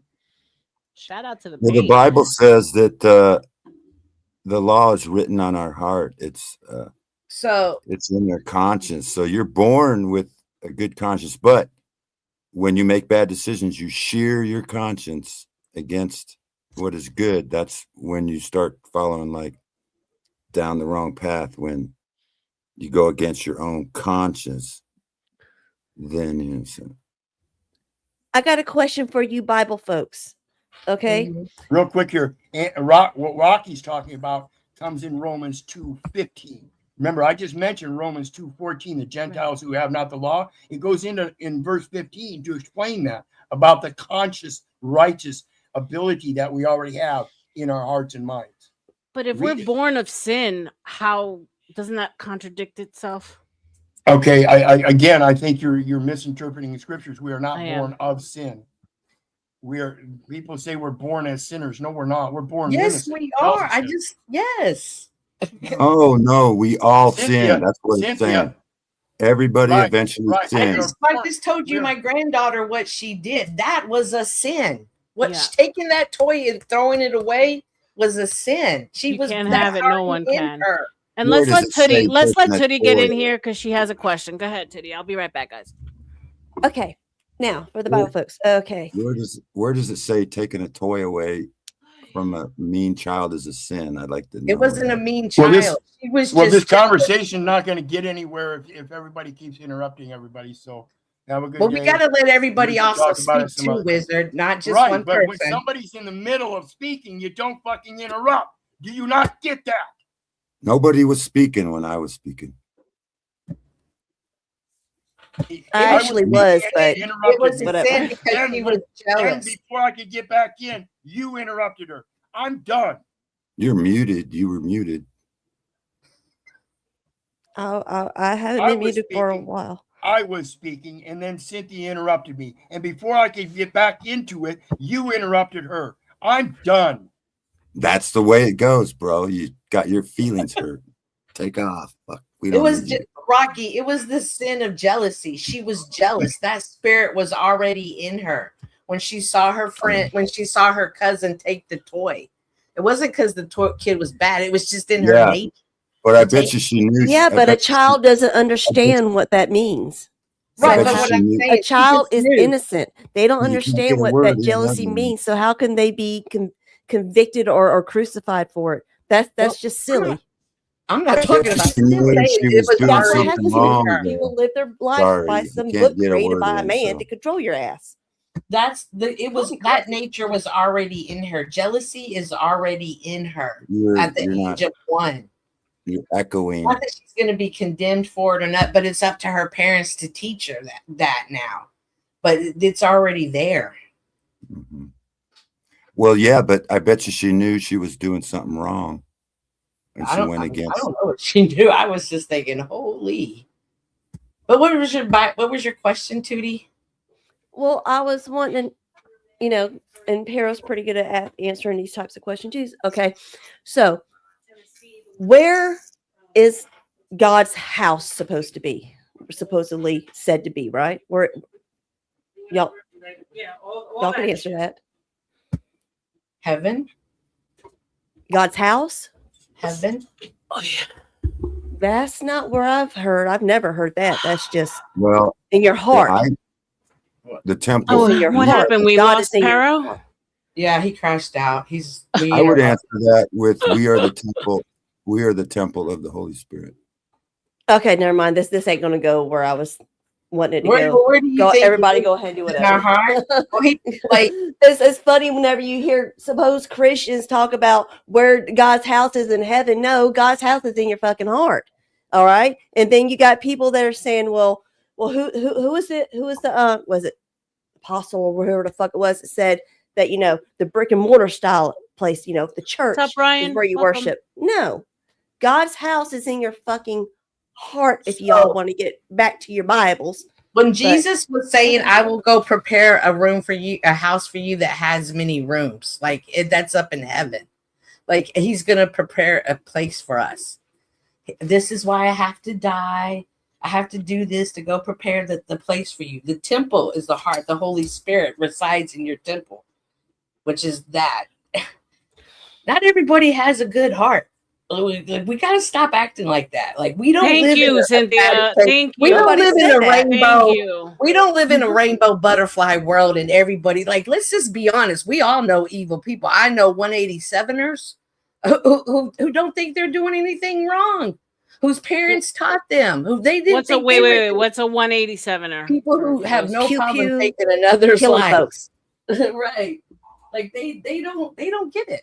They don't. Like it doesn't make sense to them. 187 on the motherfucking count. You're such a hood rat. I can't. Cynthia just triggered my rat brain. And then I also feel like this is a whole nother subject, but the test tube and the info whatever babies, the artificially designer babies. Yes. Yeah.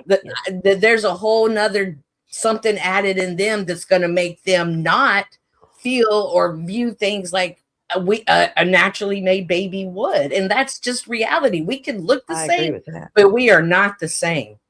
Okay, well, Agreed. so let me meet you there, and let me ask you a question. Like, when you start saying that you're manipulating the hand of God, right? One of them being a manipulation, being designer babies. That makes sense. I can meet you there. Sure. Playing But God, essentially, yeah. right, but then can't you like deduct logically further down? When does the line start and stop? What do you mean deduct? So, like, okay, can't you say that birth control is manipulation? For sure. Yes, for sure. Medication, RLM. I know that you've been in the beauty industry. I blame the beauty industry for a lot of women not having children. I truly do. I remember being little. My mama didn't run around going, "Oh my God, I don't have sunscreen. You wear sunscreen." But all of a sudden, everybody and their dogs have to wear sunscreen because it's so important. Make sure to put a whole bunch on your face. Make sure to put a whole bunch. Next thing you know, we have a bunch of women not having kids. The beauty industry. And the cancer rate actually went up. Not down. Yep. Young kids, young men who are getting colon cancer below the age of 30. That is insane. So I got money on the table. Money. Shout out to the money. Gotta love the money. Sorry, I'm like caught up in the conversation. I love this conversation. OMG, Ryan Boardwell. Shout out to our officer, our extraordinaire Ryan. For all y'all who don't know, Ryan motherfucking is the GOAT up in this house. So everyone show some love for Ryan. Thank you. God bless you when you come through. It makes me feel so good about what I do, Ryan. Thank you, along with every other donor, guys. Shout out to Ryan. Show him some love in the chat. I gotta come up with some emojis. And we got a new little fun toy for you, Ryan. Thank you so much. As I give you this redhead. Toy. Yeah. I'm gonna give you a redhead. Thanks for the dono, y'all. Yeehaw!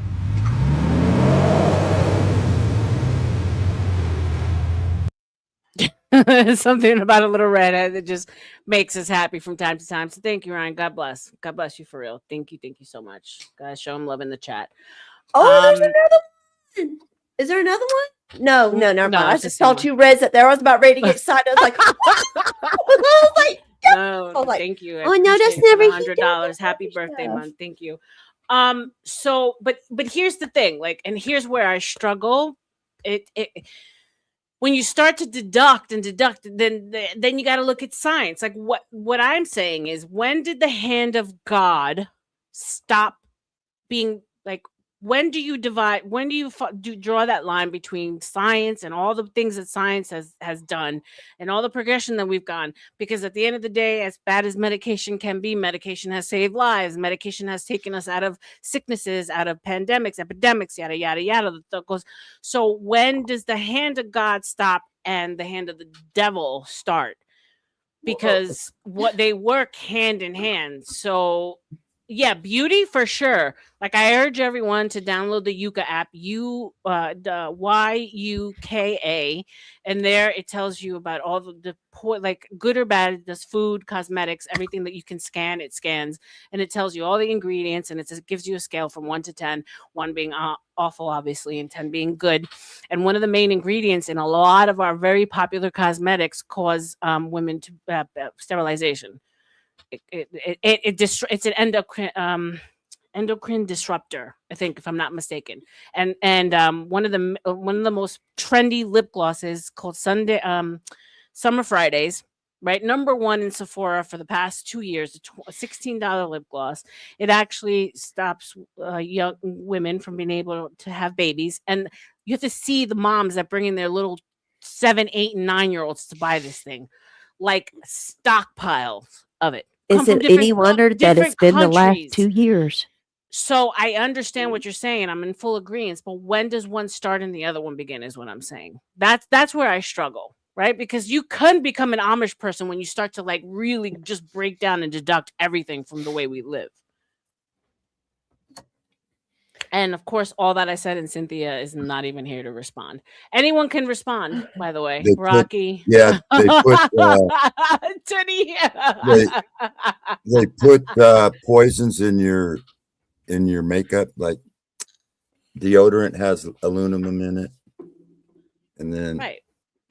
Aluminum's not what people think it is. It's not hurting folks. That's a bunch of hogwash about the aluminum. It's not the what about aluminum that putting does mercury? it. It's What the about mercury? plastics that are in it.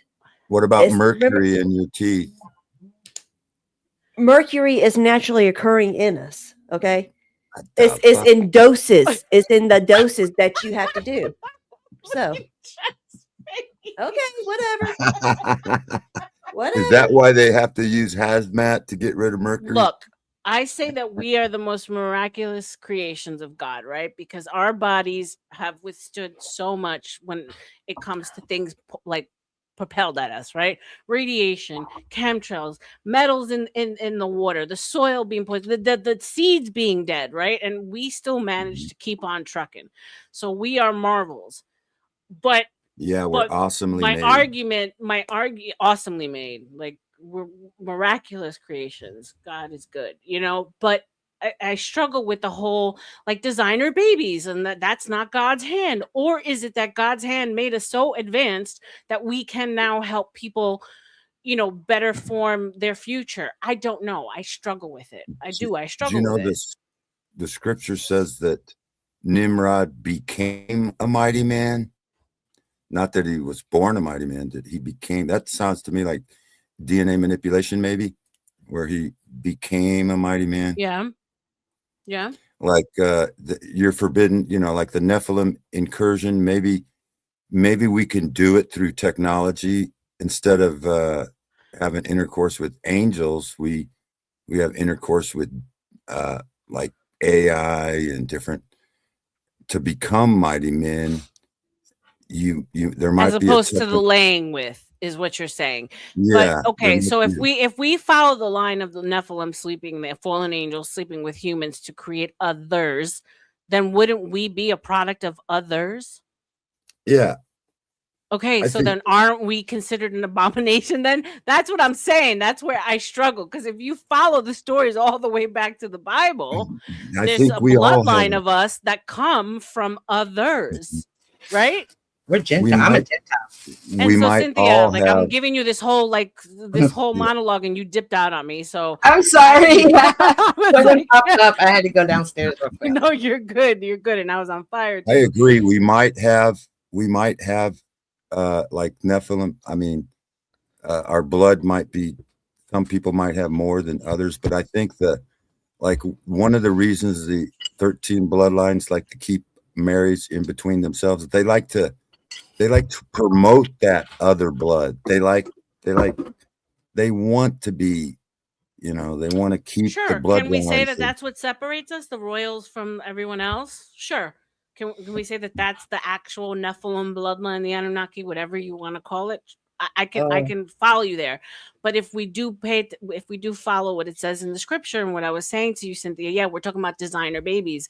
But like if you go all the way back to the Bible, then you do understand that there are others walking around amongst us. Are they considered abominations because of the way they were created? And then how do we tell? Like, are you talking about people who are soulless as opposed to soulful? I mean, that's what I struggle with. You recognize it. We've talked so much about how the music, the food, the makeup industry, TV, social media, everything dulls our senses. Why do you think they're dulling our senses? They need us to break away from that so they can reprogram us. Okay. We all have a special gift, whether we're going to talk about it, whether we want to share it with other people. In our hearts, we all know we can do something that's like, whoa, how did that just happen? You know what I mean? Sure. And there's other, like the shit. I forgot what I was going to say, but I swear I've seen a vampire before. like you can just look at somebody and recognize when something's not right with them. You can recognize when something's not real. Oh, I know what I was going to say. Definitely agree with you. Just like you're somebody that handles the Bible says with money. You could just hand me a fake dollar and I would know a fake dollar because I know what real dollars look like. And the scriptures say that we're not to let the tares grow up with the wheat. So it's not our job to like identify the right. And then Okay. we may know who they are, but it's not our job to like. FYI, the food wiped out all of the inbreeding and messy mess. The creator started over. So, okay. The inbreeding. What's that couple we always talk about? That family up in the mountains? The Whitakers. Yeah, Shout out to the definitely- Whitakers. Yeah, but I think he's saying overall. So the practices that were actually more of a majority and less of a minority, right? Because I think Honestly- at some point we probably didn't know that sleeping with your family members was necessarily like going to cause problems, right? We had to learn something along the way. Shout out to Chuck with the $5. The Bible teaches that government authority is established by God to maintain order and punish wrongdoers. According to Romans 13, promote good. Amen. But inbreeding's still common. It's just not public and talked about.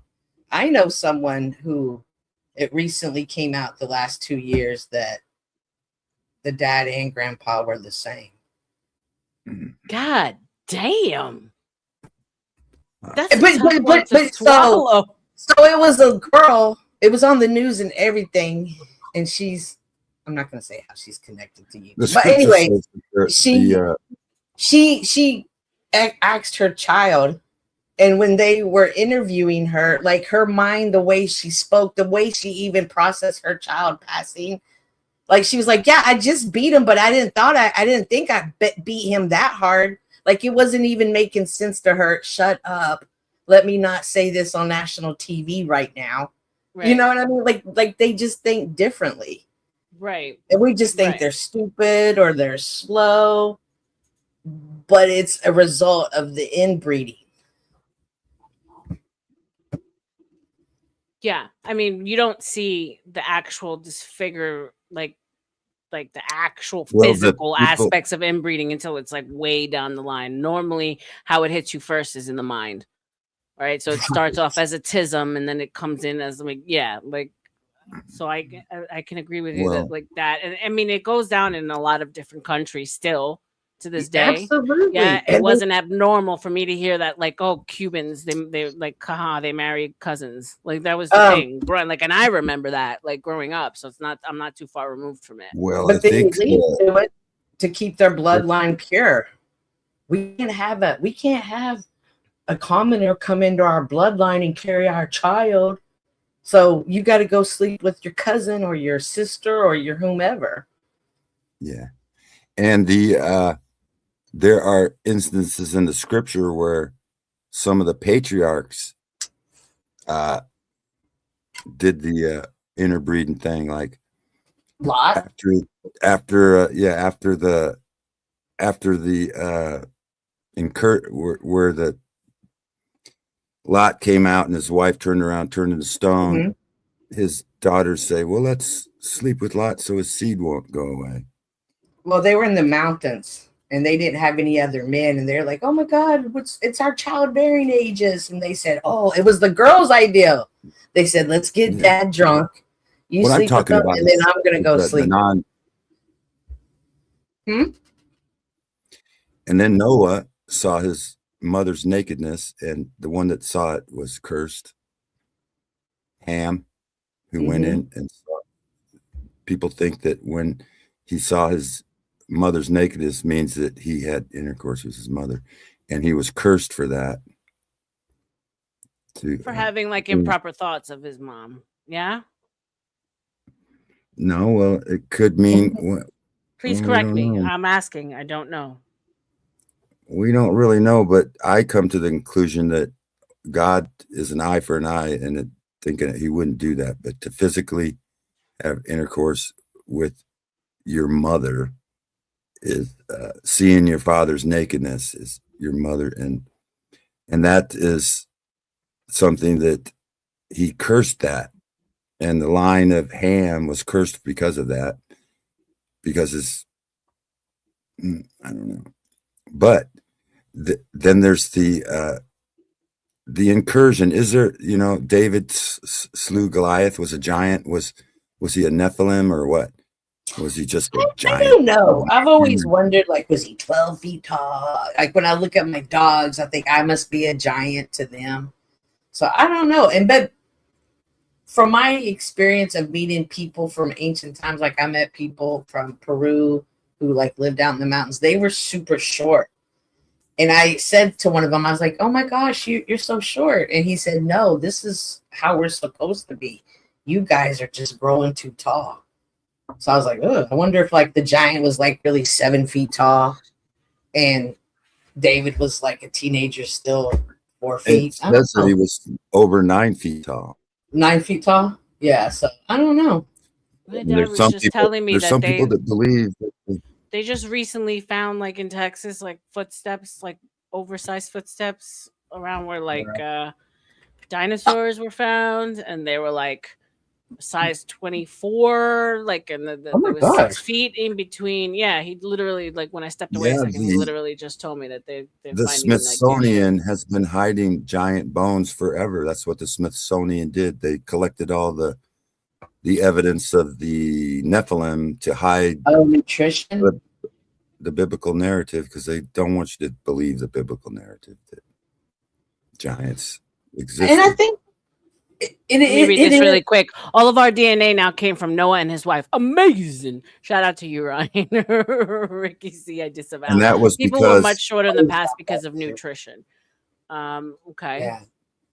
Yeah, the reason that we come from Noah is that the seed was saved. The lineage of Christ had to come through Noah and his children, and the fallen angels were trying to break that to where there were no pure generations of humans no more, and therefore Christ couldn't come in the flesh through that. So there were 4 marriages and 8 on the ark, and that restored mankind.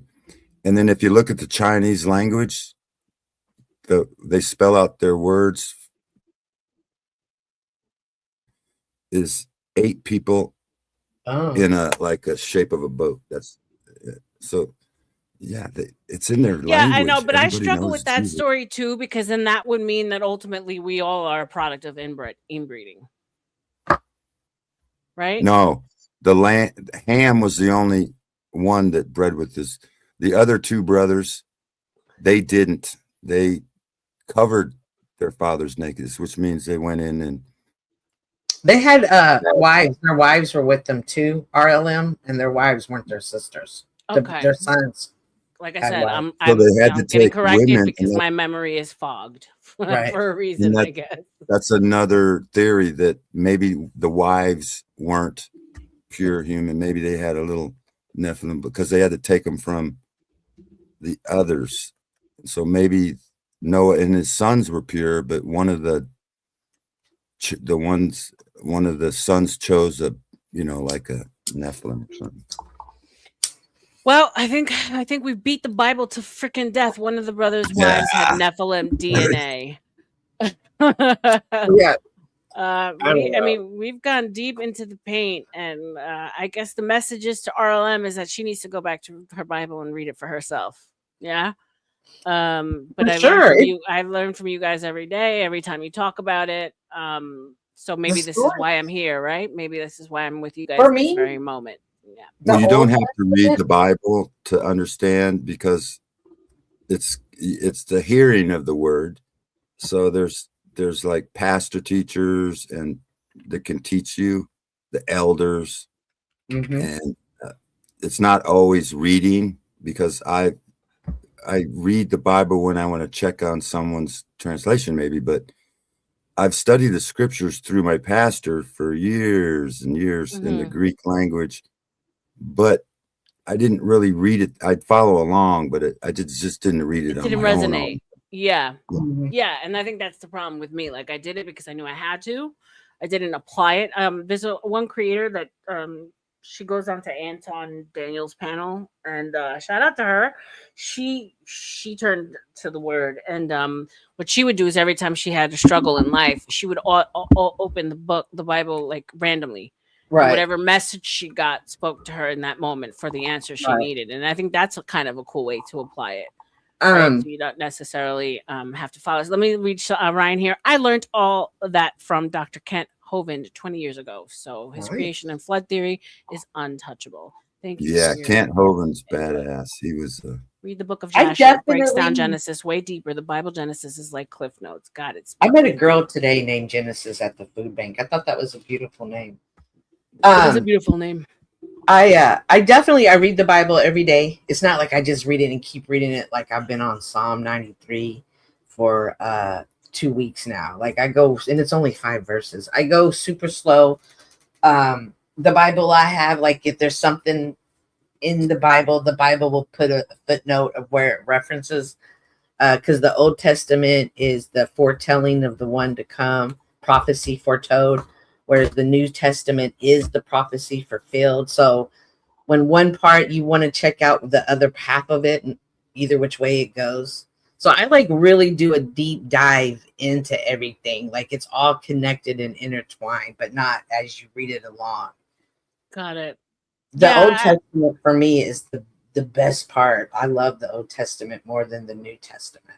Well, that's what I would say I'm most fascinated with is this creation story, like how it all began in the beginning. I actually met someone along these YouTube streets earlier on that, told me the best way to do it and the way he was taught is with like a dictionary, like something so that you can go word by word and really go down to the etymology of what the word meant back then. You know what I'm saying? So that's I gotta be fully present to take on a task like that. There's a guy, there's a creator online. His name is, I don't know if you guys have heard him, Gary Wayne. He really like goes deep into the Bible, and it's quite interesting. He says he takes the Bible as literal, like he doesn't believe in allegory. He doesn't believe and then he breaks it down, and he'll go from scripture to scripture and show you how it's actually literal because of the repetition of the words and the patterns that he's found within it. So that's another like there's a fascinating guy named Rock Island Publishing, and it says in Isaiah that God told us the end from the beginning, and he froze, Rocky. Beginning, the 7 letters. If you translate the 7 letters of the word "beginning" in Hebrew, is a picture of Christ dying on the cross. Interesting. That's in the very first word of the scriptures, "beginning." If you translate the 7 figures that represent that word, it shows Christ on the cross. The letter in that word is Tav, which is the cross, and it starts with, and it's even got a flat earth verse in it. I mean, one of the letters says that represents a tent where God dwells, which is a flat earth reference that God came down to the earth and dwelt among us. He was one of the letters represents a bull, which means he was strong. So I think that's where the Israelites got that bull worship from. But that's just one of the letters. And then it talks about how he went to the cross, and that's in the first word of the scriptures. It's amazing. It is. It's fascinating. And then also, like, I've followed people who speak that, like, there's different translations. So there's a Greek translation, and then there's like other language translation, and how that all kind of ties in. And so that's why I guess, like, I've consumed so much without actually going directly to it and studying it for myself that it could seem sometimes overwhelming with everything too. During the time Jesus was on the earth, they spoke Koine Greek, and the Old Testament that they used at that time was in Greek. It's called the Septuagint, I think. And I have one of those, and it's the Septuagint translated into English. But a lot of people, I mean, there's different Bibles. I believe God can speak through all of them in some way, because the word of God is alive and powerful, sharper than any two-edged sword. But I think that the apostles read from the Greek, which they had 250 years before Christ. The Egyptians wanted it written in Greek because everybody in Rome spoke Greek for so long that they wanted it in Greek. So they had a Greek translation of the Old Testament way back 250 BC before Christ. Okay, so Greek is the safest translation, the most earliest base that we can get off of it. Well, my pastor teacher, he studied Greek and Hebrew, the original Hebrew. So Hebrew is, I think it came from the Dead Sea Scrolls, where they still had Hebrew or something. I don't know where they get the Hebrew text because it was so old, but I guess there still is a Hebrew text, but it's a dead language and shit. And like studying dead languages is pretty difficult, but right. And what's gap theory? I don't even know what the gap theory is. The gap theory is the very first sentence in the scripture. Instead of being two, it's one. It says, "In the beginning, God created the earth." Period. And if you translate "was" to "become," because "was" and "become" are two time references, and so you can "In the beginning, God created the heavens and the earth." Period. The earth became void.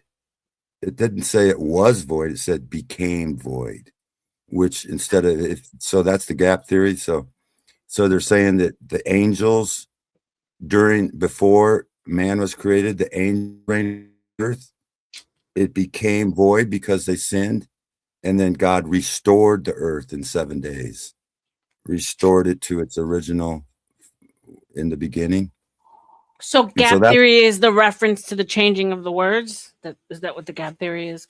The gap theory is saying that the 6 days God didn't create it. It became void because of the fall of the angels. Okay. And that he restored it in 7 days. He restored it to its original thing. And so then that goes off to what Speak Radio says here. Genesis 6 talks of a race of people created before Adam and Eve. So Adam and Eve was the restoration of. Yeah. God put his into the earth. He put Adam and Eve after being restored, and it fell. The reason it became void, because the angels existed before man. They fell. God made the earth void and restored it for man. So I don't know. It's a part of the plan somehow.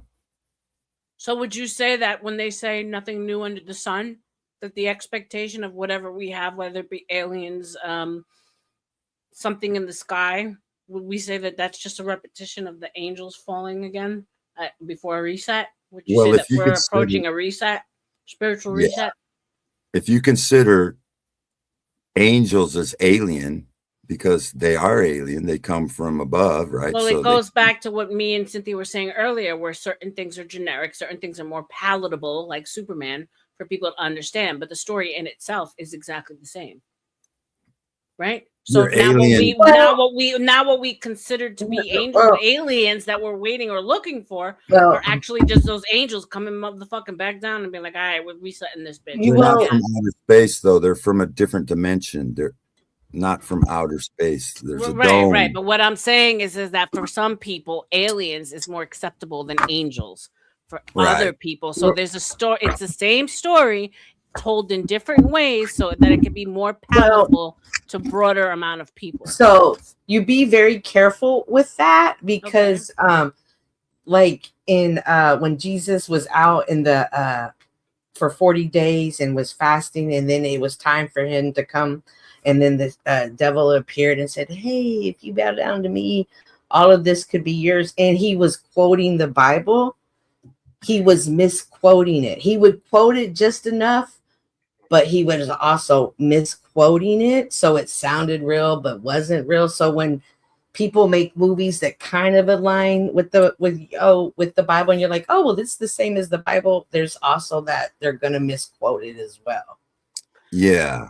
Yeah, then, I mean, I'm not necessarily saying movies, but like all of a sudden, how we have been like made to accept that aliens actually do exist because the government says Well, so. I've always considered us the aliens, to be honest with you. Like, I've always considered us the aliens because this isn't our home. Sure. Yeah. So, Let's forget about the aliens. Let's take it away from the aliens. What I'm saying is that there's an expectation, whether you are a religious person in the Bible, of the second coming of Christ, right? So we're expecting something to happen when you come to end times. If you don't believe in preteristy, like Rocky and I have discussed. But then you've got atheists, right, that have to be able to accept a certain story if something were to happen that wouldn't be angels, right? So what do? We program aliens. But do you feel that we are getting close enough to a certain kind of reset because of living in times of Sodom and Gomorrah, Caligula, for God's sakes, right? We know that something is afoot and something isn't right, that whatever comes, everyone will accept it as something that they've been programmed to believe. Right. I'm not sure I'll see it in my lifetime. As bad as it seems, I know that it's going to get worse from reading the Bible. Yeah. This is actually nothing compared to what it will be. But it won't be worse than the tribulation. Right. But it's going to be worse than what we're at now. But before that happens, though, there's a time of great peace. And I've never seen a time of great peace. So because reading the Bible and studying it the way I have, I can, of course, I could look out and be like, oh my God, the world's falling. What do I do? The sky's falling. But I have also read the Bible. I know that there's other things that come into play first and foremost. So you're just called to watch and pray. At the end of the day, we're all going to die. Facts. All of us. and we're going to see on the other side, and some of us are going to be like, holy shit, I got it wrong. And others are going to be like, I knew it. And it's, I don't know how it happens. I've met people who've like, oh, I died and I saw this and that and came back. I can't say that is true. I can't say that it's not true. No one can prove it. I can only say I've never died and come back. So I don't know what it's like. I did twice. Really? And I'm not in a rush to see it. How was that experience, Toots? If you don't mind sharing. No, I Dusty did an interview with me about it before. You know how he's always going on a search for asking questions about everything. And me and him talked about it one night. And when I was 16, I was in the car accident. Everybody knows that by now. And that I died twice in the ambulance on the way to the hospital. And I had an experience where I saw my biological father because he had died when I was 6 years old. My car accident was exactly 10 years to the month. Just his was on November 3rd and mine was on November 17th. Exactly 10 years to the month, everything later. And the exact same way we both died, ruptured spleen, internal bleeding. Wow. Yeah. So I saw him and we talked and whatnot. He said, but no, you got to go back, that kind of shit. So did you know you died when you died? Like when it was evidence something happened. Okay. And when it happened, like right. I when guess you were say actually dream in state it. or whatever. Right. I knew something wasn't right. I knew I shouldn't be seeing my dad. Could you see He'd been dead for 10 years. Could you see yourself? No, it wasn't. No, no. I wasn't like hovering above myself. Let her finish, guys. I know you guys have questions, but let me finish. It's just, I don't know. It's hard to explain because it's a nothingness and a something altogether is how I felt. But it was just me and him in just like a space, just talking. That's all it was. I wasn't hovering over my body, looking down, like ghostly and shit like that. No, it was nothing like that.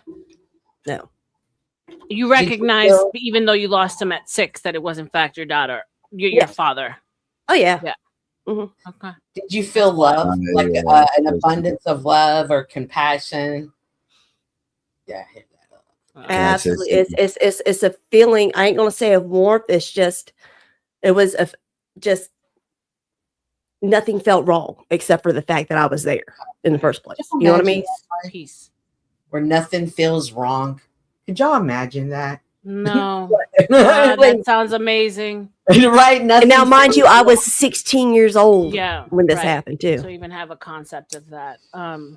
Yeah, I mean, without having to inebriate ourselves with alcohol and drugs, I find that to be pretty almost impossible. Let me read this from Ryan, and then Rocky, I'll let you get in. If you don't have an open spirit to receive the story, as a lot of so-called atheists have done to disprove it, it's futile. So thank you, Ryan. Appreciate you. Well, I've heard of experiments with after death experiences that some believe that it's because you're unconscious.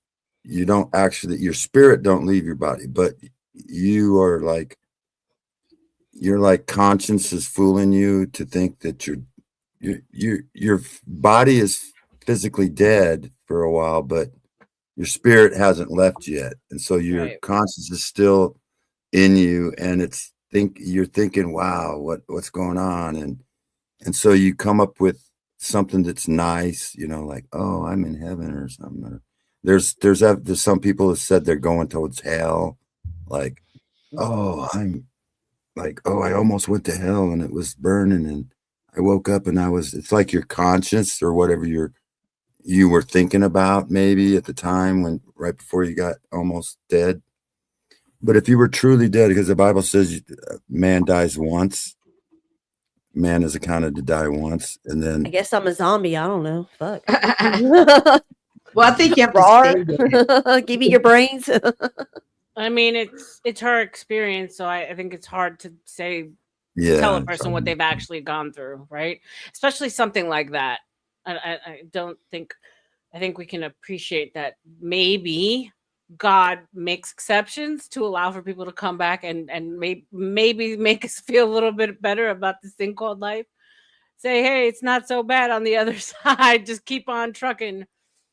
Maybe. Yeah. And okay, I could agree that you didn't cross over, so you didn't die. Sure, but I think there might be a middle ground somewhere where people can visit. I don't know about you guys. I was dead. I was clinically dead twice. They had to bring me back to life in the ambulance twice. I was dead, physically gone, dead. flatline, nothing. Physically, I was beyond holding my severed head up to see my body. I was nobody beyond can that tell point. you what you went through. I definitely believe that Tootie went somewhere else for sure. I think there is definitely the other realm. And I also wonder how much the psychedelic drugs take you there, or is it taking you to a false realm? And that's the Like, thing. are there multiple realms? You know, speak. What the fuck you know? Yes, I was dead. Don't piss me off with this shit over something you have no idea what the fuck you were talking about. I saw the flight lines. I had 3 fucking EMTs tell me I was dead. No heartbeat, no cardiac. I was dead. Give me a second, guys. Give me a second, guys. RLM, these topics are real and helpful to folks. The whole race mess creates the opposite, respectfully. Thank you, Ryan. I appreciate that. I try. You know I can't do the race thing over here. It's If you just die absurd. and come back. Oh my God. So you were dead, and did you feel your spirit leave your body and come back? No, there was no feeling. I was dead, and then I didn't know I was dead until I saw my father, which I knew that he was dead, so I knew something wasn't right. Right. You know? I looked it up, Tootie. It says, yes, if you go through the dying process and come back, you did not die. Biologically, true death is irreversible. So anyone who returns to life experiences clinical death, cessation of heartbeat and breathing rather than permanent biological death. I take death as death. Death is death, bro. If the EMTs wouldn't have been there to bring me back, I would have been in the dirt. Period. Well, like abortion, maybe they. Whatever the definitions anybody's reading, I was fucking dead. Go with whether spiritual, hoo-ha Yeah, you want I to think go with it, it's whatever semantics at this direction point. you say. If you don't cross over, Yeah. what the fuck? Did you That's feel if you weird? believe in something like that. Okay. First of all, feel weird when you came back? Like there's been times I've almost been in an accident and like some miraculously way nothing happened, and I'm sitting there for a few minutes like, whoa, that could have went really different. Like I just had to get my bearings straight. Facts, bro. How did you feel after you woke up? when you came back or heard that? Did it change well, you? I didn't come back for 2 weeks because they had to have Oh, you were in a me coma? put it. Yeah, they had to induce it. Yeah. Because they had me so much on so much morphine and so many surgeries I was going through in the first 2 weeks that they couldn't have me awake. I remember waking up one time and they put my ass right back down because I had a tube down my throat. Oof, that's the and I worst was feeling. freaking out coming out. They were reeling me out of surgery. I started freaking out, looking around. I Yeah. still did not know what the fuck had just happened to me. Right. I didn't know for 2 weeks that I was in a fucking car accident. Wow. And all the other shit. So yeah. Yeah. So we're happy you're here, babe. We're happy you're here. It was a car. Right. It was a Well, so nasty what car happened when they accident. told you? Are you like, holy, like, did you sit down for like, what are your thoughts? Yeah. Whenever I first waking up and coming out of it and like looking at myself where the fuck I'm at, not being able to talk, do anything because I had a tube going down my throat, had a tube going in me right here. Oh, yeah. My arms and legs were all like up and everything because I was Holy doing some smoke. shit. Yeah, I was fucked. That was So, they yeah. induced the coma because of the pain. They didn't want you to go through all that pain. Right. And maybe You couldn't be awake through that. Maybe your brain was swollen or something. Yeah, I mean, I was only 16 years old. I mean, shit. I think what Cynthia's asking though, okay, so not when you woke up and had to go back down, when you finally came to and you were up and running again, what, if you can remember, was your initial thought? Like not with the tube down your throat, like, okay, now I'm up, I'm awake, I'm out of a coma. What next? Gosh, it's there's not a probably whole hard to lot of remembrance recall. there Yeah. because whenever I finally could comprehend everything, I still didn't remember anything that happened. I still to this day cannot remember the actual wreck. My brain won't allow me to. That's good. But the moment because I was Hold on, guys. Let her finish before you pile now on. during this whole thing, after the moments after the wreck, before the EMTs got there and everything, my boyfriend and his friend were like trying to tend to me and my friend because we were the ones in the wreck. She was driving in our own car, whatever. But when they found, my friend found me, my leg where it had been broken was folded backwards in half like a piece of paper. Right above my knee. My foot was laying flat on my face. He had to move my foot off of my face so he can talk to me. I was wide awake. I just don't remember shit. I wanted to get put under hypnosis to remember this, but the psychologist said that when you get put under hypnosis to remember things like this, you don't you just get remember stuck. Yeah, you feel it. the trauma. You Yeah. feel No, everything no, in that moment. And so because my no, friend no. told me that whenever the EMTs, they had to pop my leg back down. And the screams that were heard coming from me, they were like, it was fucking movie, so. Holy cow. Thank you. I don't want to remember everything. Yeah, No, for sure. But I just- was a question. just, like, Can I praise say God. something, Cynthia? Thank Can you, I ask Lord. a question? Sure. Let me just let me put the Ryan gets precedence here, so he's the goat of the channel for the day. He wants to know if Tootie has watched Sid Roth episodes about near-death experiences. No. Okay, well, looks like something you should watch then. Okay, go ahead, Rocky. Go ahead, you can go. After the experience, did you like have a spiritual change? Did you decide to be better? Did you say, "Oh, it's okay, God's got me, so I can be a"? Not at all. I was actually pissed at God. Oof, and that's facts. That's deep right there. I felt that. I fucking felt Because that. you got to understand, God took away how I felt in that moment, that God took my dad from me 3 times. The first time, whenever he denied me. The second time when he died when I was 6. And that third time, wherever it was, I was just with him. Oof. I was pissed, and I didn't want to have anything to do with him.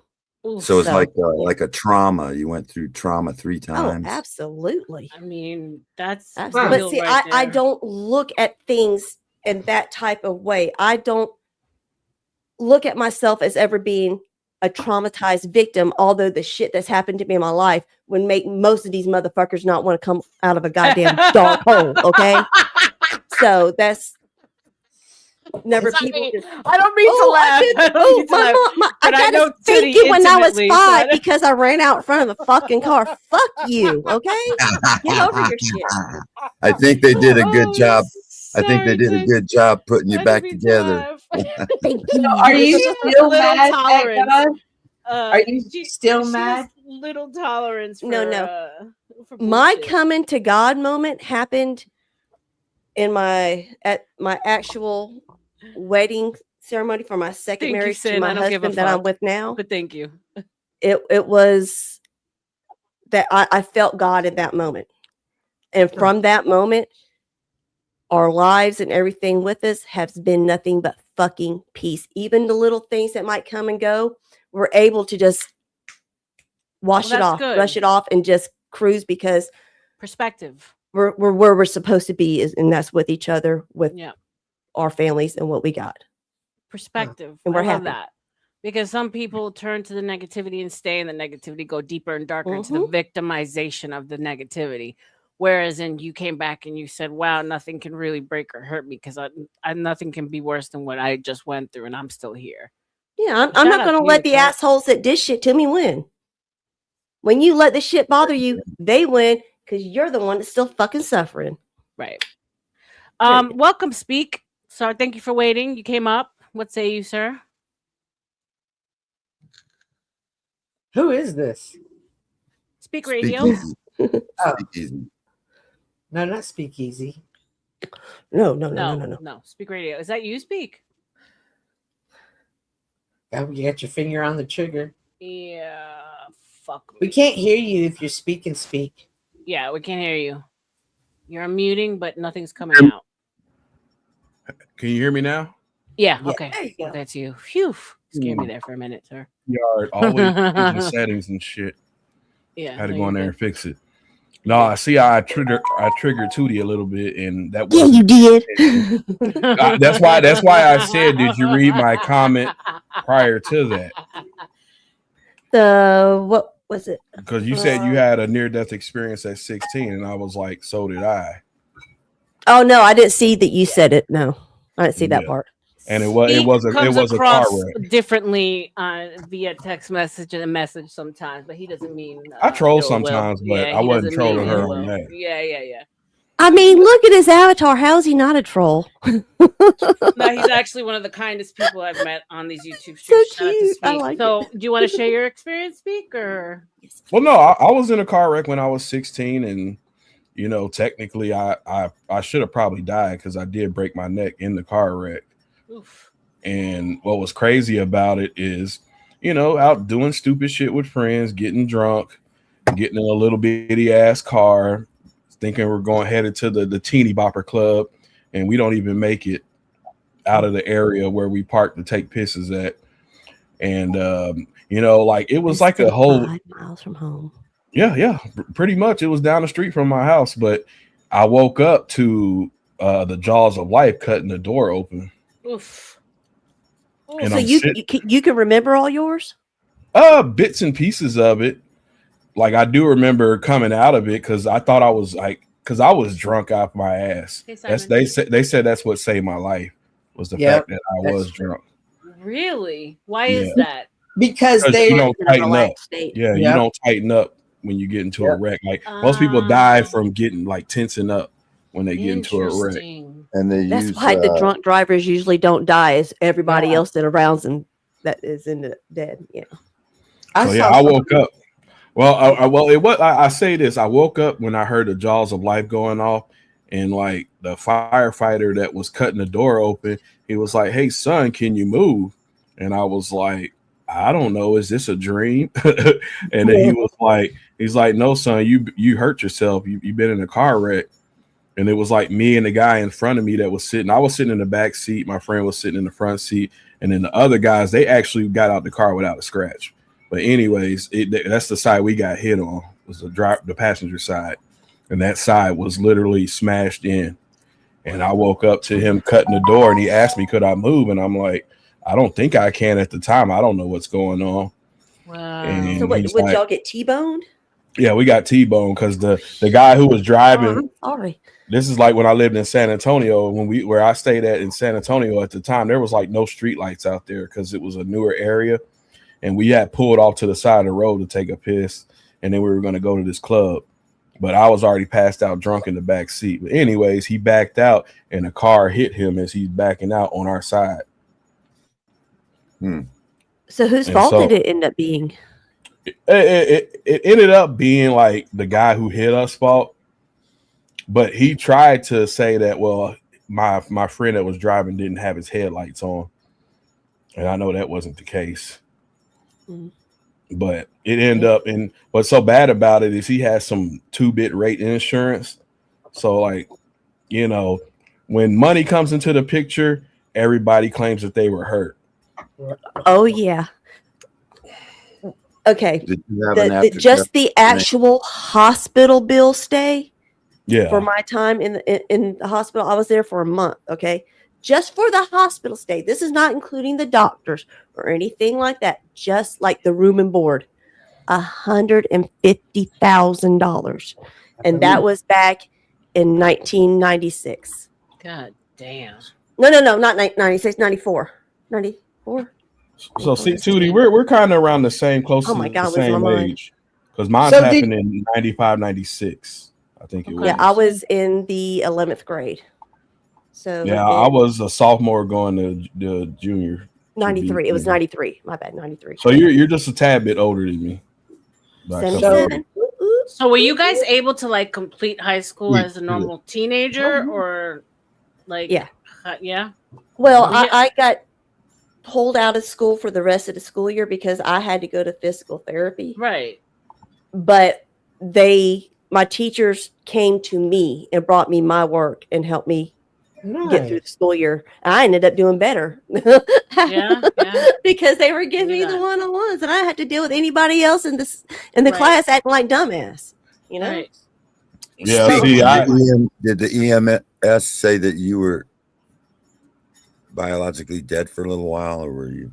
Well, so what happened was never during the whole getting me out of the car after I had they found out I had a broken neck. I never once like lost consciousness then, but like after they got me to the hospital, and we got lucky because I was a military dependent, so everything was taken care of by the military hospital, except the initial ride to the actual first hospital I went to, because I'm drunk, I'm fucked up, and I don't know where to tell them to take me. So they take me to a civilian hospital, basically off-base hospital. And my dad gets there, he's bitching at me. Why are you not telling me you're a military dependent? Because he didn't want to pay the bill. And I look at my dad and I said, Dad, I'm fucked up. What is it?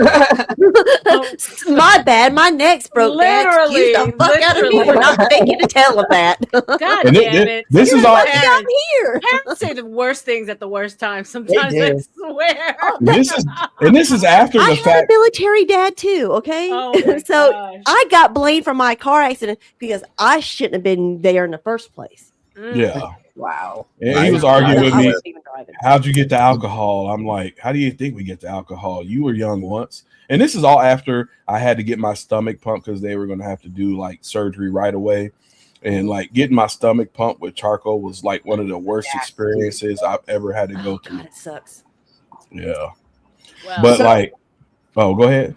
Well, no, glad you're here too, man. For sure. So yeah, what was your recovery like? Were you happen to be put into a coma as well? Yeah, so when they did the surgery, so mind you, it was done at a military hospital. So the doctor that I had I still remember that guy to this day. His name was Dr. Yuzimsky. He told my dad, he's like, so we're going to do something different to repair his neck. Because I never lost feeling. I didn't know that I still had, I was able to move all my extremities. It was just I didn't move because I was in shock still. But he told me, he was like, you know, your son should be paralyzed, but he still can move everything. He still has feeling and everything. But he's like, what we're gonna have to do. So you know how your neck is straight up and straight down, right? Yep. Mine was bent at an L shape. Oh fuck! Because I could just feel that. Ooh. But Sorry. the only reason why I didn't die is because the vertebrae never separated. Oh wow! It kinked just right. Yeah, so just it'd probably be like a millimeter to the left or the right. You'd have been Yeah. Look, I have two herniated discs in my neck, so I understand how fucked up things can be with your neck, and that's insane. Right. That you were an L shape, bro. You're a miracle. Yeah, so basically what they had to do is he told my dad, you know, how the surgery was going to go. So basically what they had to do is they had to stretch my neck first. So they had to put me on my stomach, stretch my neck out to get it straight. And then what they did is they cut a piece of my hip bone out and fused it with my neck. Wow. Oh shit. And then I had to wear a halo for 6 months. So this happened like the summer before the next school year. So I didn't go to school for 6 months while I wore that halo because I told my dad and my mom, I am not going to school. I am not going to school with that shit. I am not being the basketball. Bro, what was worse than going back to school is the fucking the teasing that those motherfuckers did back in the day. Because we came up in that age where teasing was a part of everyday life from your classmates. Bro. Have you ever seen anybody in a halo? Have you ever seen anybody in a halo though? Any of y'all? Yeah. So yeah, it's the worst shit ever. They literally drill these screws into your skull and they rest on your skull. You have 4 of them and they leak every fucking day. So they have to put this betadine goop on the parts where the screws are in. It keeps your neck from moving at all. So I had to wear that for 6 months. I couldn't really I had to take baths. So I'd have to sit in the water and wipe myself down because, you know, you have a chest plate on. So you can't really take a shower or anything. So I did that for 6 months. And then after that, I had to wear a neck brace. And I was like, well, I'm going to go to school when I had this neck brace. And my dad's like, well, I don't want the kids horse playing and hurting you. So you got to ride the short bus. No. Not the little bus, not the little yellow bus. I did that for 2 weeks. And I was like, nah, this ain't going to work. Because they were looking at me like I was the weird one. Yeah, bro. I remember kids that had scoliosis, that had the back braces and shit, and we were so mean. We were so fucking mean. So to bring things and thank you for sharing. Speak if you're done. I'm just gonna move the conversation over. Well, I did want to throw one thing in there. Go ahead. Yeah. Now I did want to tell Tootie the reason why I said what I said about she wasn't dead, because I think there is a fine line between you're right in between life and death, right? So when they were doing the surgery on me, and God forbid, whatever that drug was, I do never want to take that again. I do never want to be administered that drug again. Because in that state, when I was getting the surgery, I did have what I think was an out of body experience, right? So I'm hovered over myself, looking at them doing the surgery, and then I come back to my body, and then it's white, right? And so I meet my grandfather, which my grandfather died when I was 8. So I don't have a lot of memories about him. But you still knew that something wasn't right, that you should not be seeing this man right now, right? I knew. Did you know that too? I knew it, but it was it felt like a dream to me. I was in a dream state, right? And so he talked, we walked and talked, and then he told me, he's like, don't worry about it. It's not your time. He's like, you're here visiting. He's like, one day we'll be together again. But he's like, right now it's not your time. And then I came to.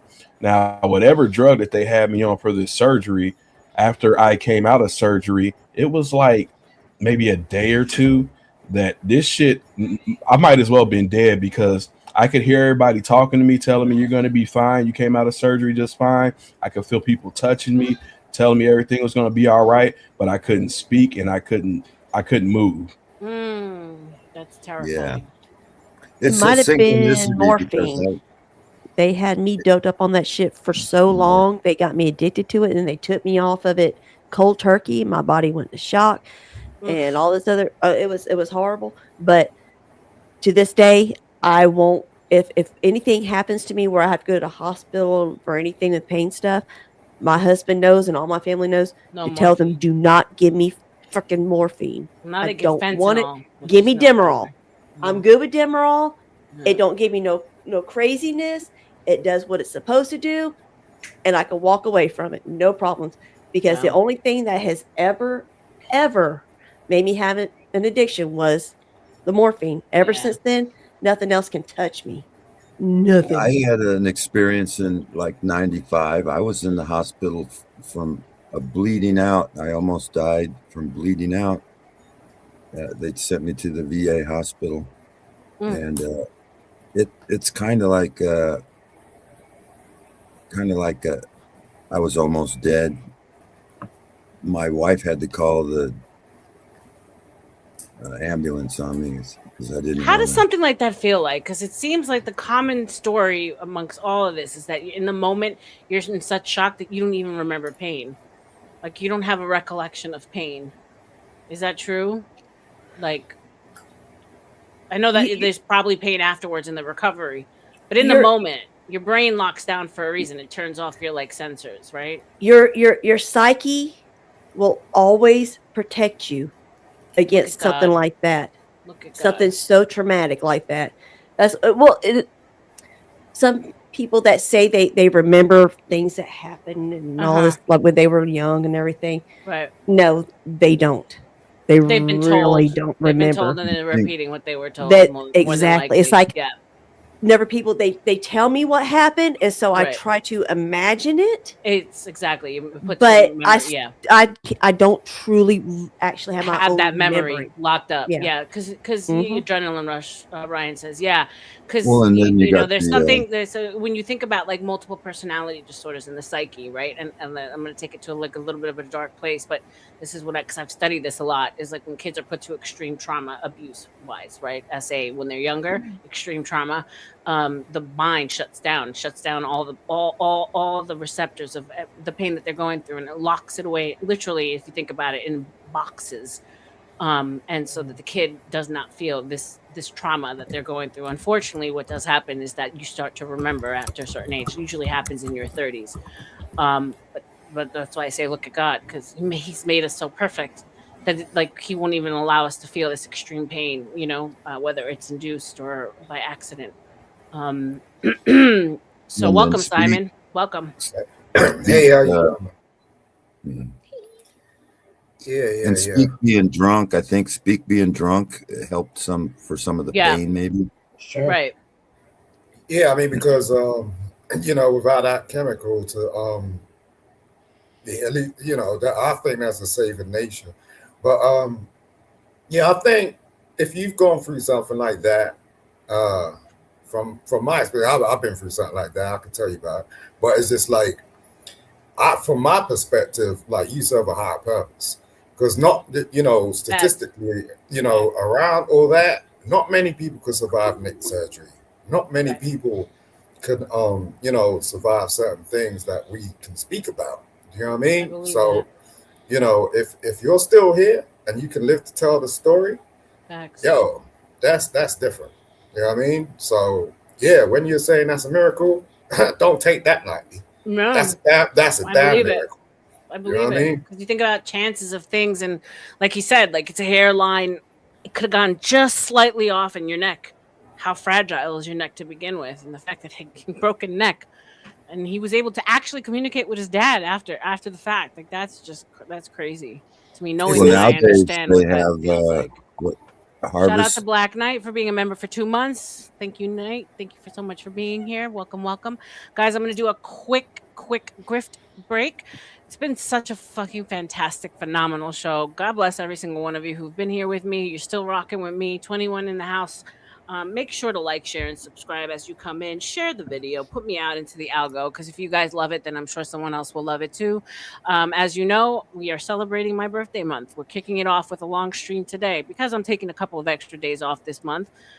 go on a little staycation. I think I deserve it. So show me some love, just like our big donors did, like Tootie and Ryan and Chucky and everybody who's donated. We got Azzy, we got Chris Reed, we got so much love shown. We got Ross, I'm sorry if I forgot you, but everybody who's shown support and love, thank you so very much. It really does mean a lot to me. And yeah, so let's keep it going. Wait, I ain't even know. I just hopped on late. So wait a sec. Is your birthday? Birthday month. So my birthday is July 24th. But because I have to take off, so I have to take off Sunday, Monday, Tuesday. Well, not have to. I'm going away. I'm taking 2 little small staycations. I can't stream certain days. So I said, let me start kicking off some love and giving you guys some good content, hopefully, so we could see some reciprocal appreciation within Cash Apps, PayPal's, Ko-fi, Coffee membership. When I get closer to the time, I'll be Yeah, there. no, it doesn't have to be today. It's just this was me kind of starting it off, and us as Leos, we're pretty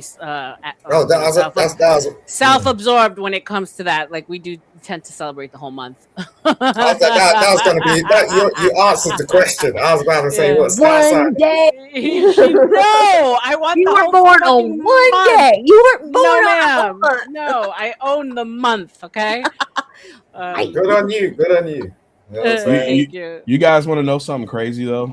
Sure. Go ahead. Even after all that, I still think sometimes that I actually died in that car wreck and this is all a dream. Wow, that's pretty deep. I've had those thoughts too. That's fucking deep, bruv.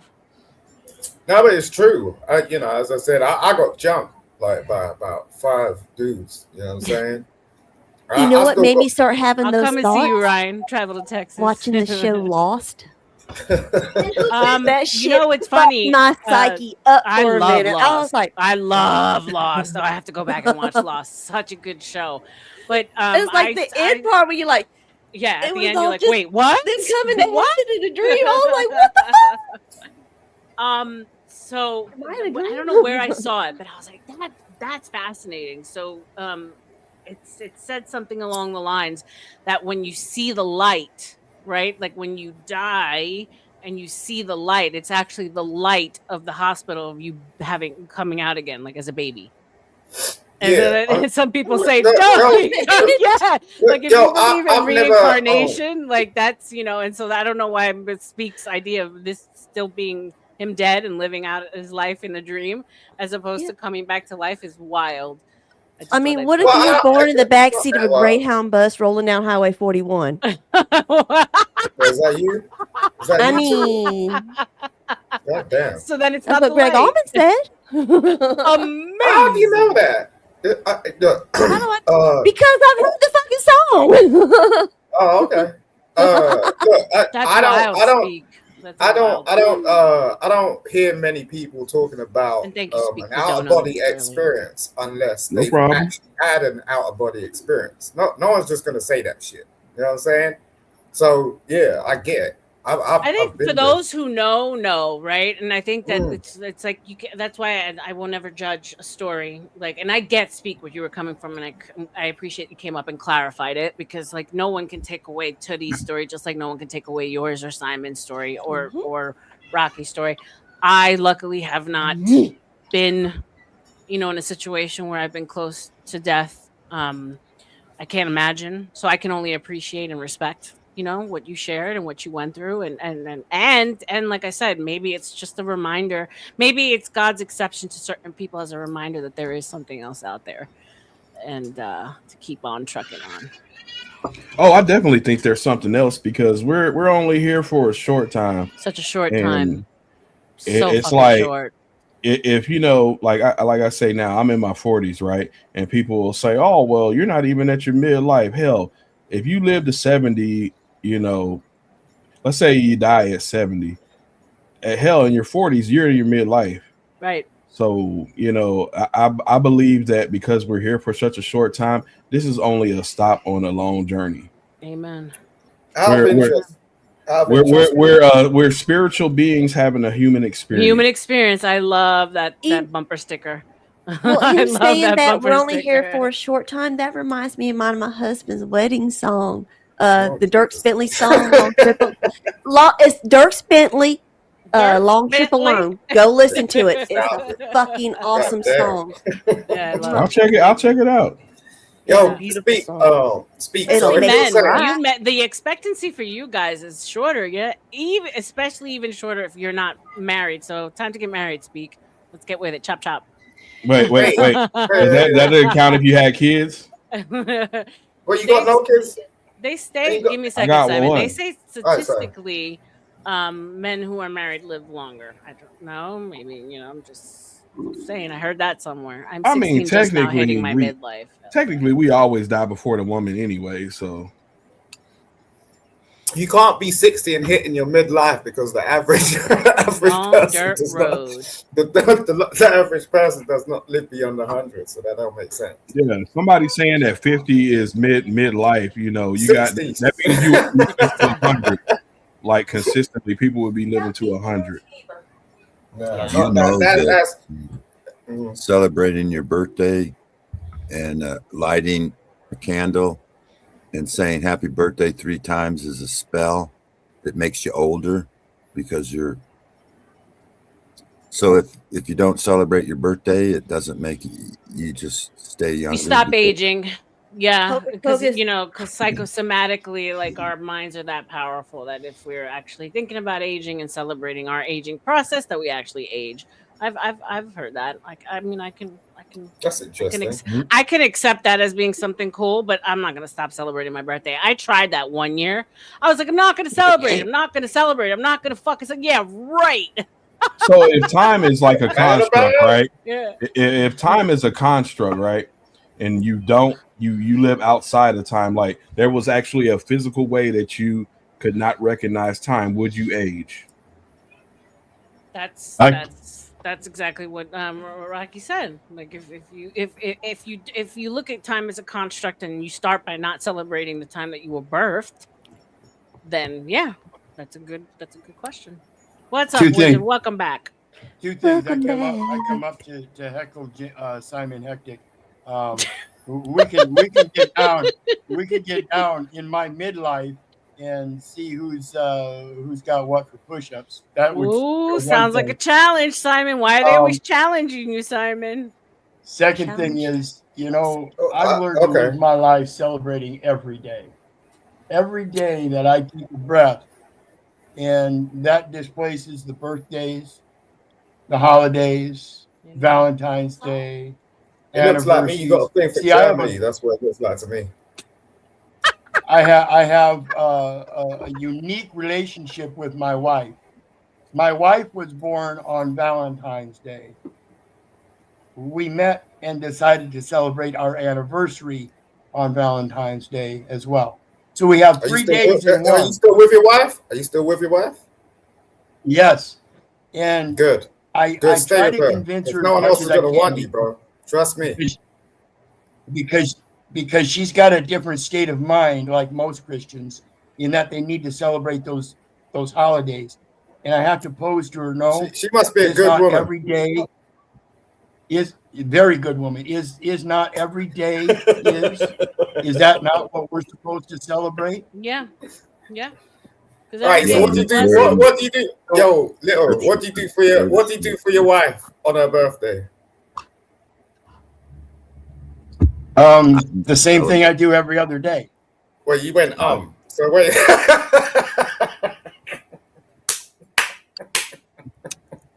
We don't treat it any special. Arms a celebration, right? Arms a celebration. Okay.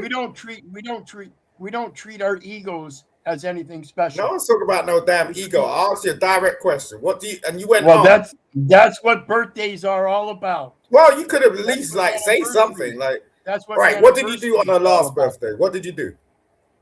The same thing we do every day. We live every day. You do that. So how's that a celebration if it's the same thing you do every day? Because we celebrate our existence every day. Oh my! In being good people and doing good things for other people. That's not a celebration, bro. Yes, to me it is. Celebrating That's not celebration. Celebration is supposed to be something different that you do every day. Look out. For a guy that's gone through lung cancer, I celebrate every breath. Amen.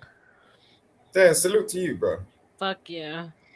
So I always say, be grateful for the breath you took today, because tomorrow might not be the same. They make up holidays like they make up holidays like celebrating Christ's birthday when the Bible don't even tell you to celebrate the birthdays. You know, I struggle with my boomer parents and detaching themselves with these hot. Thank you, Pero. Appreciate you, my love. God bless you. I appreciate you, sir.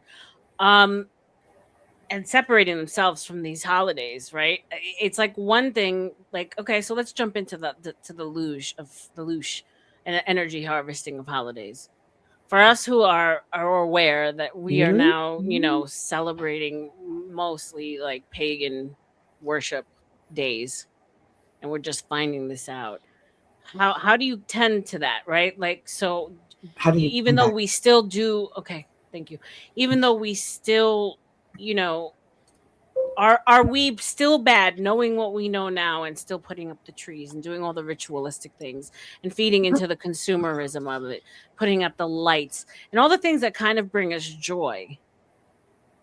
Can we separate our intention from what the actual truth is behind these holidays, knowing what we know now? I never lied to my children. I always told them the truth that, like we never celebrated Christmas. I told them the truth, why I don't celebrate Christmas. And I didn't lie to them about Santa Claus. And then later on try to tell them,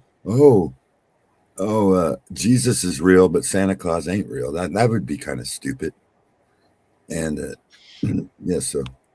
That's fair. So What you how eating? did go ahead, Tits. No, I was just asking what he's eating. I mean, how do you? It looks good. Like, how do you tend? Okay, so then, how did you have those discussions with your kids? Show grace to others even when they don't. Thank you, Ryan. I appreciate that. Amen to that. Do unto others. Golden rule. When your kids came home and they said, "Wait a minute, everyone else in school believes in it, Dad. Why are you telling me no?" How did you deal with that? Well, I homeschooled, so I got you homeschooled. Okay, well. And then I told them, like nowhere in the scriptures, because we were biblical based, and nowhere in the scriptures does it say to celebrate Christ's birthday. Why would I celebrate Santa Claus? And why would I? But did they have any friends when they were growing up that they may have ruined Santa Claus for? I mean, yeah. So that's my thing. Like, for me, and then here's the thing. Holidays are like, for me, not celebrating holidays now when everyone else does is like a sober person trying to go out with their friends that all drink every weekend, right? Like it's so embedded into who we are as people and as a culture and as a society that you're kind of going to look down upon if you don't. Like, what? You don't do your tree anymore? You don't do lights anymore? Ew, bah humbug. Right? So there's like this judgment aspect when you're trying to say no, like I just see it for what it is now. You only have to get them when they're young, and once they're old enough to know that it's based on bullshit. So, Rocky, what I'm trying to say is you yourself did that. God bless you for you and your family. But when it came to family gatherings and stuff, when it came to like other people around you, besides being someone who's what's the religion that doesn't celebrate holidays? Jehovah's, right? Like they don't even celebrate their own birthdays. Yeah, I don't look down on them. I don't look down on not look down. It's almost like, how did you get over the social pressure of not taking part of the programming? I'm not saying you. I'm saying you is stepping out into the world where everyone else is doing the thing. You can only protect your kids for so long. You're homeschooling them, yeah. But when they went out to the world, they said, "Wait a minute, how come I don't do Christmas, this?" I would say that we should keep it Christ orientated. It's Christmas Christ orientated. It's named after Christ Mass, and so I don't look. It's okay. I mean, once they got older, we'd put up a tree once in a while, put some lights up. Right. You know, they're old enough to know that it's a representation and it's not. There's no real. It's not all based on consumerism. There's a history to everything.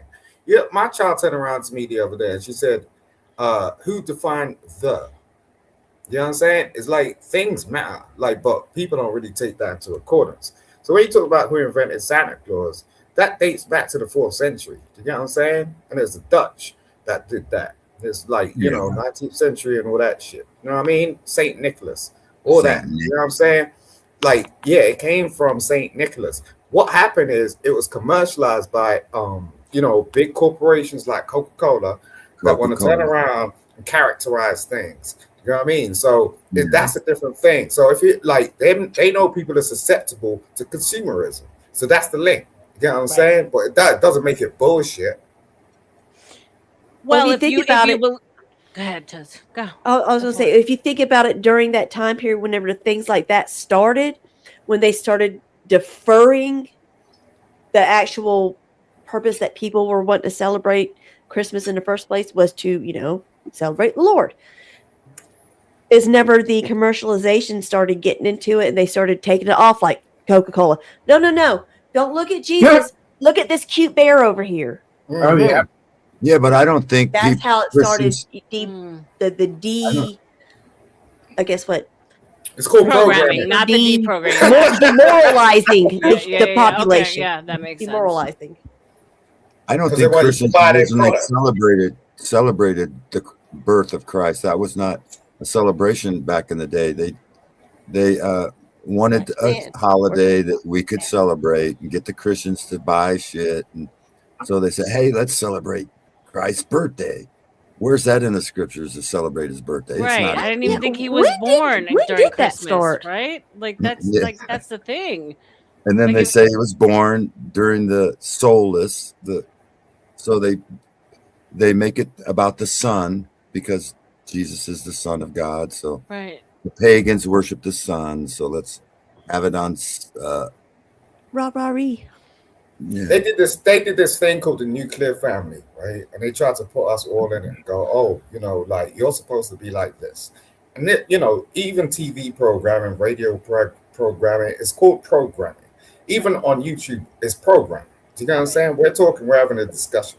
You know what I'm We've been saying? talking about that all day, so it's perfectly tying into what we've been talking about. Yeah, I apologize. No. I'm saying no. Shout out to you. You're tying into what we've been talking about all day. Oh, okay. Yeah. Sometimes I don't know. You know what I'm saying? No, you're good. You're good, Simon. I just know. I know industry. Thank like you, Speak, that. for being here. Cynthia, you want to add in because you've been quiet? Anything you want to add? She said she'll be right back. She stepped away. Yeah. So I get all of that, right? But so my question is, and I've asked this before, and it really did spike like an interesting conversation. Like knowing now what we're knowing, that we're feeding into something that is very much pagan and ritualistic, right? When you look at the dates, like Easter is celebrating Ishtar, right? Easter, literally, what does the bunny have anything to do with like the actual holiday? Never trust a bunny. Right. There you go. The white rabbit, right? Shout out to OTW. So if knowing that you're playing into a date that was put on the calendar ritualistically worshiping these pagan gods, are you still feeding into the energy even though you're separating yourself from the actual holiday, if you guys make sense? So are you feeding to the energetic loosh that they have us doing these rituals on these dates for a reason by still doing it? Right. I get what you're saying, but I don't know. I think people don't really deep dive into history. They make it about themselves in the present. It's like, how do I relate to what is being said? You know what I mean? So, when you're talking about paganism, things like that came from the Roman Empire. You get what I'm saying? Like, not many people can understand Latin. So how are you going to translate? So all you're getting is a commercial version of what you're supposed to understand. We come from generations of people, but many people don't want to deep dive into that shit and then like find out really who they are. You get what I'm saying? Yeah, if you deep dive into the birth date of Christ, the Levites and the birth of John were both like conceived at the same time, and the Levites were in the temple at a certain time, and so it comes to 9/11, closer to 9/11 than it does to he was around a September baby birth, right? Yeah. Right. Just because when you think of the North Star and the placement when it comes to the kings and how they found him, it's impossible that it would have been during the time that we actually celebrate it, right? You use the cosmology of it all. And so they mock us by making a terrible event, perverting it. 9/11. Right. You see, like what we're talking about now is Well, I heard April Fool's Day is actually the day of the birth of Christ. That's another one that I heard. I enjoy my family coming together, everybody slowing down and celebrating. I love that. I mean, I love the holidays. We read Bible scriptures. My Sunday school ladies, we sing hymn songs and have a potluck. Like, it's, for me, more so it's the spirit of the holiday of loving and spending time with those you love. It's a busy world. Yeah, I'm on the internet, but this is Cynthia just wants some shoes. That's what she wants. I like that. I like that. That settles my soul. I struggle with the whole. You need to stop completely because what you know that you're actually doing is against God, and it's like I struggle with all this shit. There's actually stop. I swear to God. Pause. Go ahead, Rocky. There's actually a verse that I think it's Jeremiah 10, which discusses the do not cut down a tree and decorate it with silver and gold and put presents under it. There's actually a verse that says, don't be like the heathens and decorate a tree and put gifts underneath it and shit. So there's that. Like, how do people that believe so strongly in a book, in a Bible, and have the actual words telling you not to do something and embrace it? Because they're trying to decipher stuff. They're trying to decipher stuff, but no one's going to tell you how to actually plant a tree and grow it and stick by it. I gotta make a store run real quick, guys. I'll be back in about 20, 30 minutes. Yeah, got it. Thank you. I don't know. I don't know one man that's grown a tree. I don't. I was a farmer for a good couple of years. You know what I'm saying? I don't know one man. Do you guys believe that we've been lied to about the actual calendar and that the new year actually starts in someone created April 1st and someone's buying? Look, I got told someoe's making some like money somewhere. So you remember that song "Time Keeps on Slipping"? Into the time future? keeps on slipping, slipping. So I have I have journals since I was 12 years old. And I have one called the 5-year journal. It's like the same day on the same page, but it only gives you enough things to write for 5 different years, a small paragraph. And so I always do the weather. Oh shit! And I've seen the weather change over time. And there's some days like the storm. There'll always be a storm on the same day. So I don't know if it's the calendar shifted, but the world is shifting now. If that shift is God made, or if that is science made, yeah, I don't know what it is, but I see a pattern that is changing, and it's just constantly doing that. That's crazy. You kept all that. That's pretty dope. So, like, there used to be April showers bring May flowers. Yeah, for sure. We had May showers this year. And I was and that's when it dawned on me. Time keeps slipping into the future. Interesting. I think people battle with what's actually going on in nature versus what's going on with themselves, and they try to relate to it. And most of the time, it's nothing to do with you, But you're being told to consistently go out there and be the best version of yourself and all this sort of bullshit. But at the end of the day, you can't compete with nature. Like, you got to match that. That's for sure. Nature will always win. But when I'm talking about the calendar, there's just certain things just kind of make sense. Like, so when you think about, we celebrate a new year, which when I think of new, I think of growth, right? I think of like food, coming into harvest, Spring. Right? That would not be dead of winter. it just doesn't make sense to me that exactly it would be spring. Exactly, it would be around when there's harvest. When if you were thinking like it logically, if we were to plan the calendar, when say I'm gonna start something new, I'm gonna that we're gonna get this ball running. It's not gonna be when like people were like really struggling to get food because it was the dead of winter and there was nothing growing out of the ground. It would be in springtime. This is the thing. Was done. And so I feel there is a certain perversion when it comes to the calendar. Like, for instance, on the New Year's Eve, we watch a ball drop. Like, what do you tell people when they fucked up? You said drop the ball. Like, to me, it's like, why are we dropping the ball the first thing on the new year? You're setting yourself up for like failure in a sense. It's just like so. I just think when I think about the calendar and what we've been told about the calendar, I think that shit is all fucked up. I think there's a certain level of failure that needs to happen in society so that other people could realize that's so the people now, but it ain't like, I don't think it's about learning about each other. It's about putting people in place.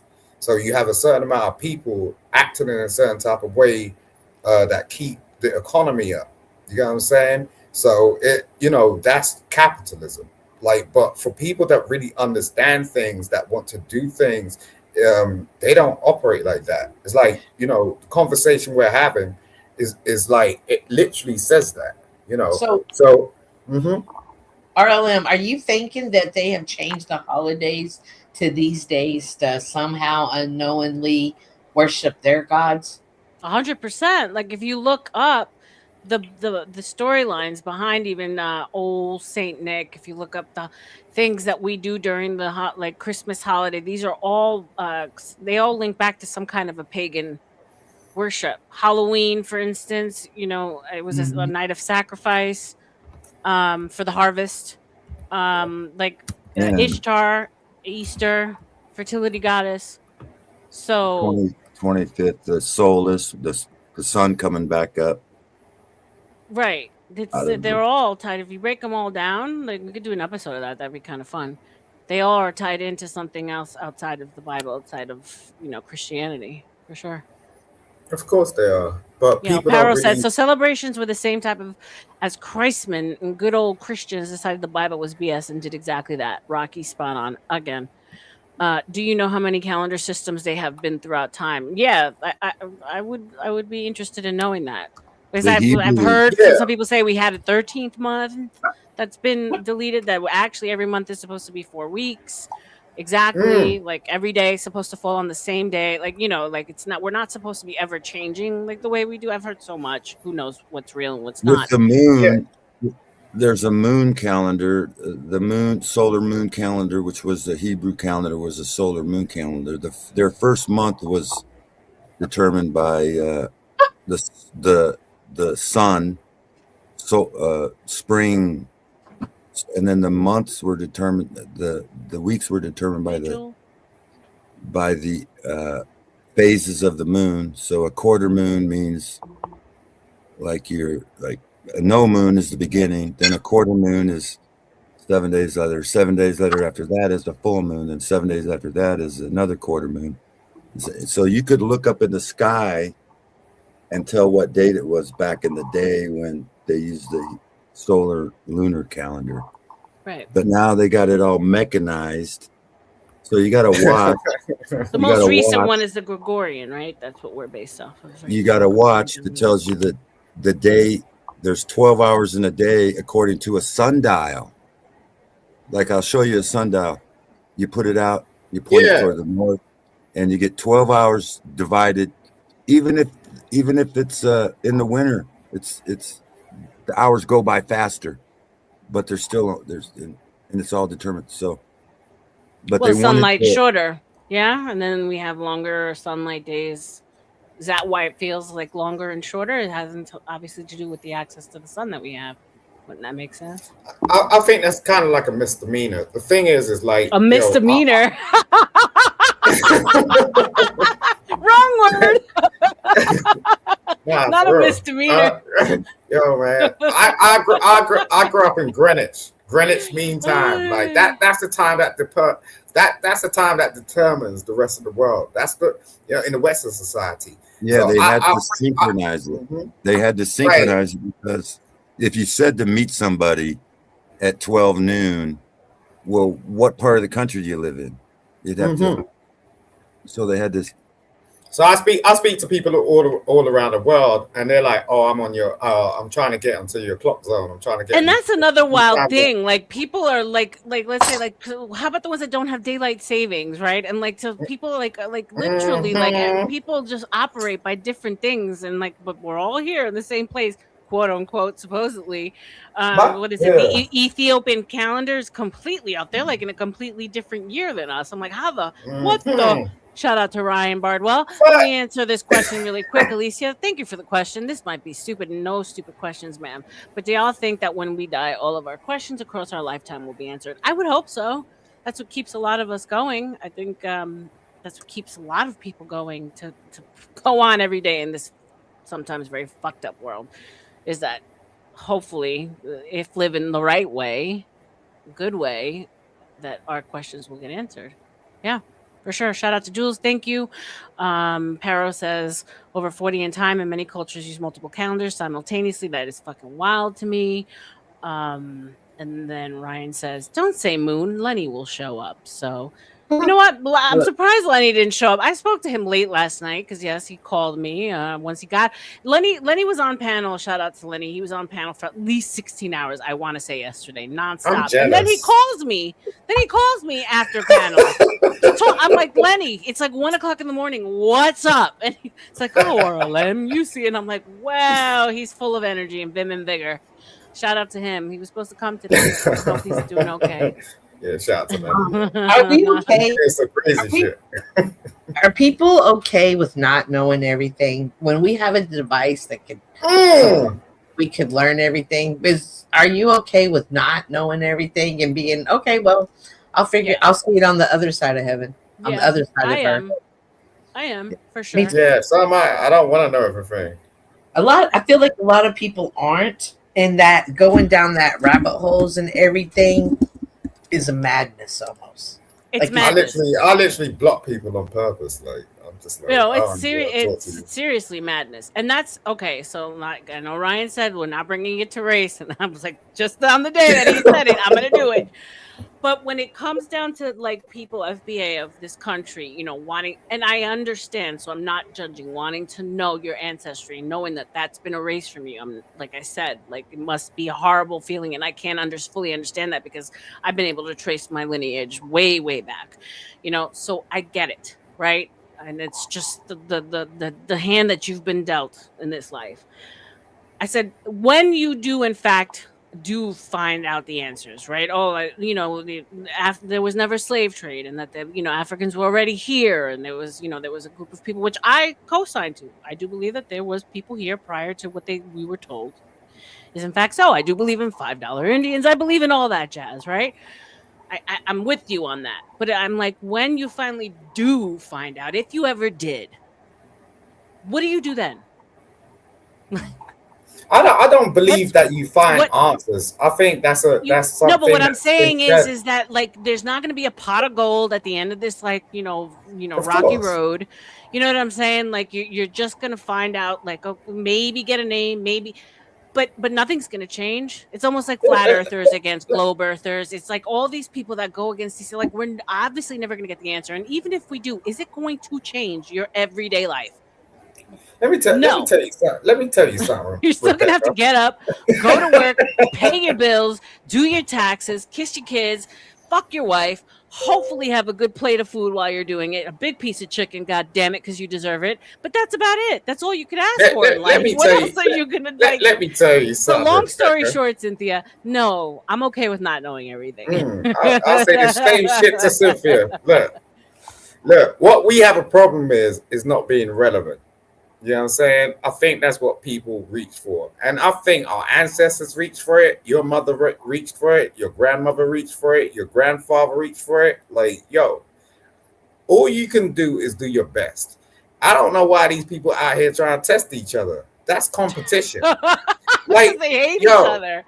No, they don't. No, they've been programmed. They've been programmed to understand like life is competition. Why? Because at the end of the day, the only person that benefits is who? Yeah, you're not benefiting. Like, that's why people want to talk about this shit, because it makes sense. You know what I'm saying? Yes, we're gonna have the conversation. Why not? You know what I'm saying? RLM, did you get your genealogy through the church, Through the the Mormon church. church? Yeah, the Mormon church. Yeah, they're the best at it. I got mine, some of mine from there, but yeah, their records are actually highly sought after. I've heard that. Yeah, they go deep in the paint because of all the work that people do in the temple for their ancestors who've passed. They have to track genealogy. Because another thing about the Mormons that I'm sure you guys can be like, what the fuck? But they do baptisms for the dead.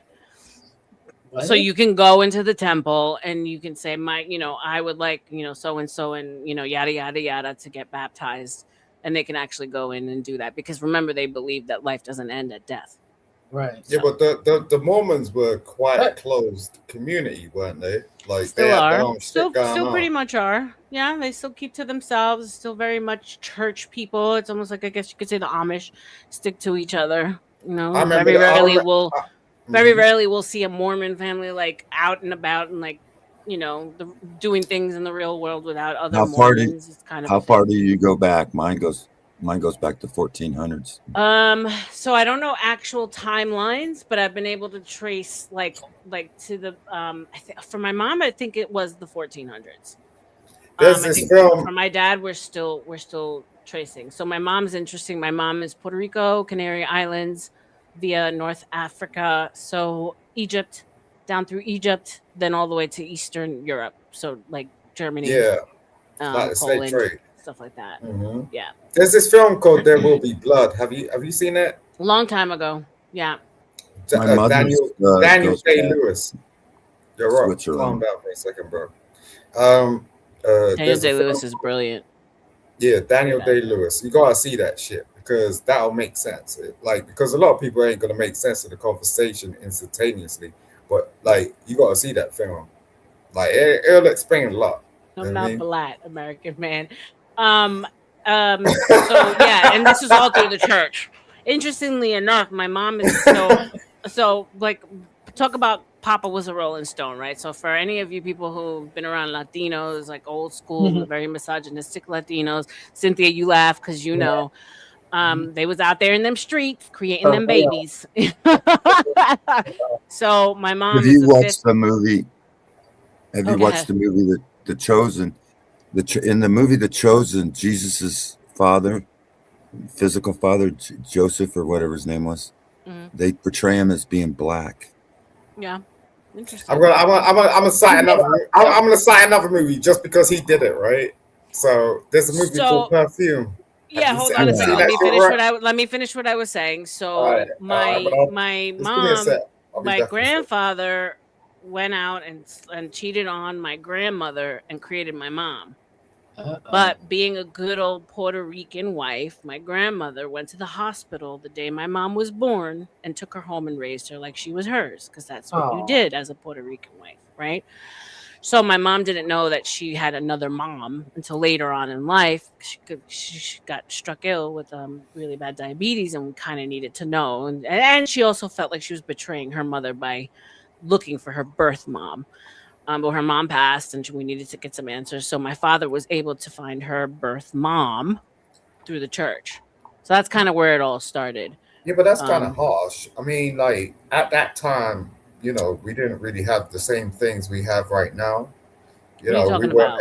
I'm talking about old Latino men being Rolling Stones, stepping out on their wives, and their wives staying at home with them and still raising them babies. My mom was raised by a woman that was the child of a love child that still goes on of the cheating that happened. I'm from a love child too.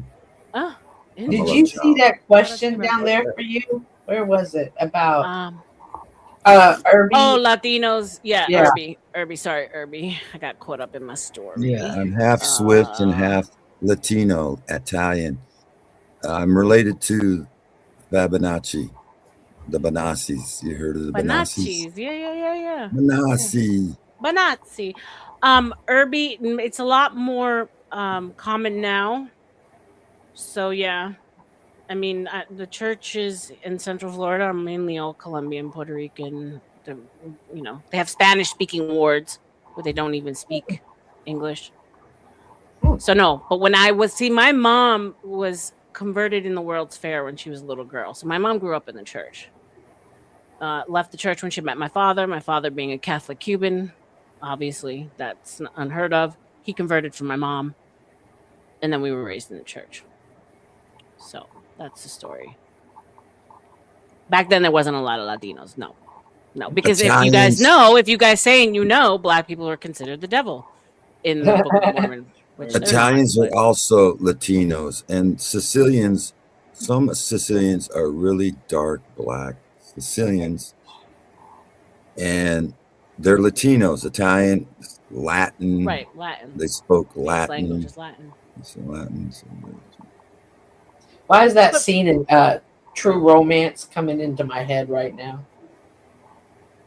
Oh my god, that's another good movie. You guys are like the remember when he was in there and right before he killed him, he was telling them about the Sicilians and that they're the original black people. You guys are like, and I'm like making like a list in my head of all things that are True Romance. That's a throwback, bro. That True Romance is with Christian Slater, yeah. Val Kilmer. Yeah, holy, you took it back. Christians, Patricia Arquette. Yeah, Patricia Arquette. Yeah. Quentin Tarantino wrote Tarantino. That's right, bro.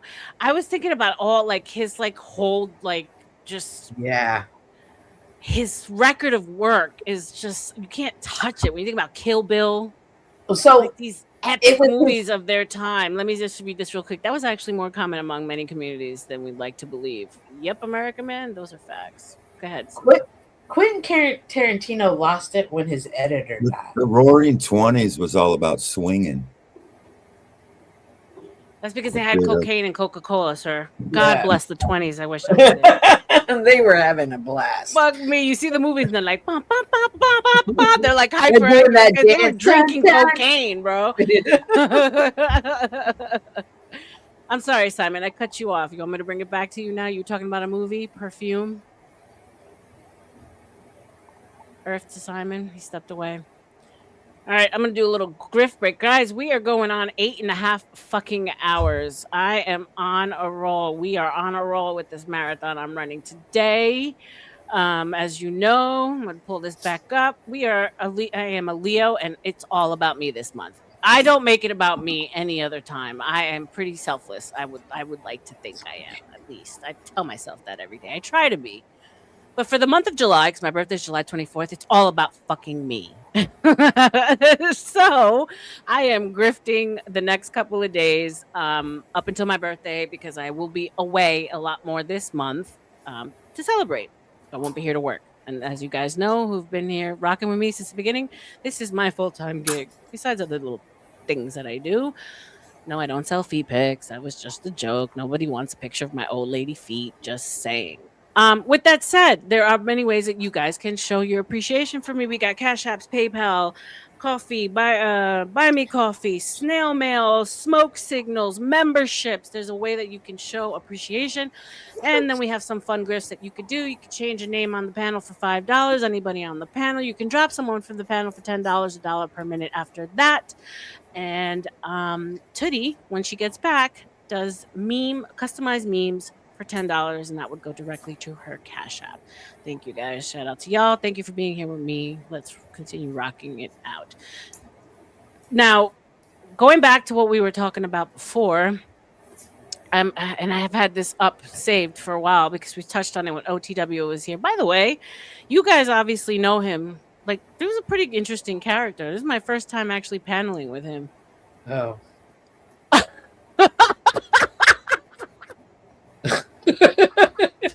Sure. Okay. Your fucking little ad libs kill me, bro. Okay. You've been here for a lot longer than me, ma'am. So I'm experiencing all of these people for the first time where I'm sure you've known them for years. So shout out to OTW. That was quite an interesting surprise and he's more than welcome to come back whenever he wants. But I did pull this up because we were talking about the America actually being the real Jerusalem, the real, Rocky. You know what I'm talking about. Turn this off by accident. So I'm gonna bring this So up. you're Rebecca Mario? So I'm bringing this up because I found this. I thought of you, actually. It was interesting because this is a mirror image of Chicago and Jerusalem. And if you look at them on the map,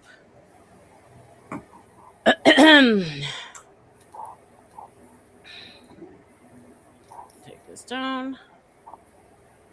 And see? So when we say things that are kind of repeated over here, we have a lot of the same names. We have a Moab over here in Utah.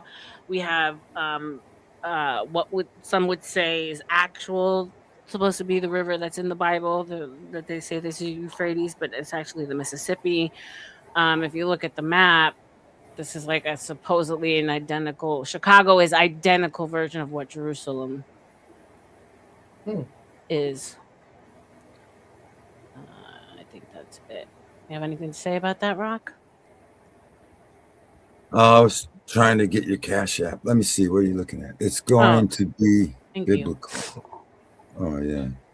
Think mirror. Chicago, yeah. Looks just like that.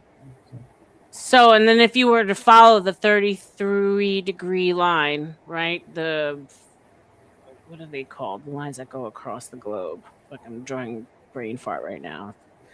Get after a certain amount of hours, and I probably need more coffee. It's exactly the same on the other side, as far as like names, as far as like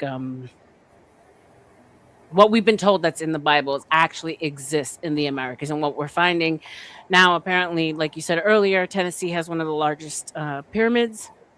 I think you said, which I learned that for the first time here. Like I said, there was some relics found of like oversized footprints in Texas. There's stories of actual inside of the Grand Canyon that there's a bunch of stuff hidden in there that we're not allowed to see, that are old relics of an old civilization. So I think it's fascinating when we start breaking it down. Again, like you say, it doesn't matter. But you guys there? Did I lose you? Okay. I'm trying to find your Cash App. It's at the book of it's $ the book of RLM. What's up, Carney? Welcome.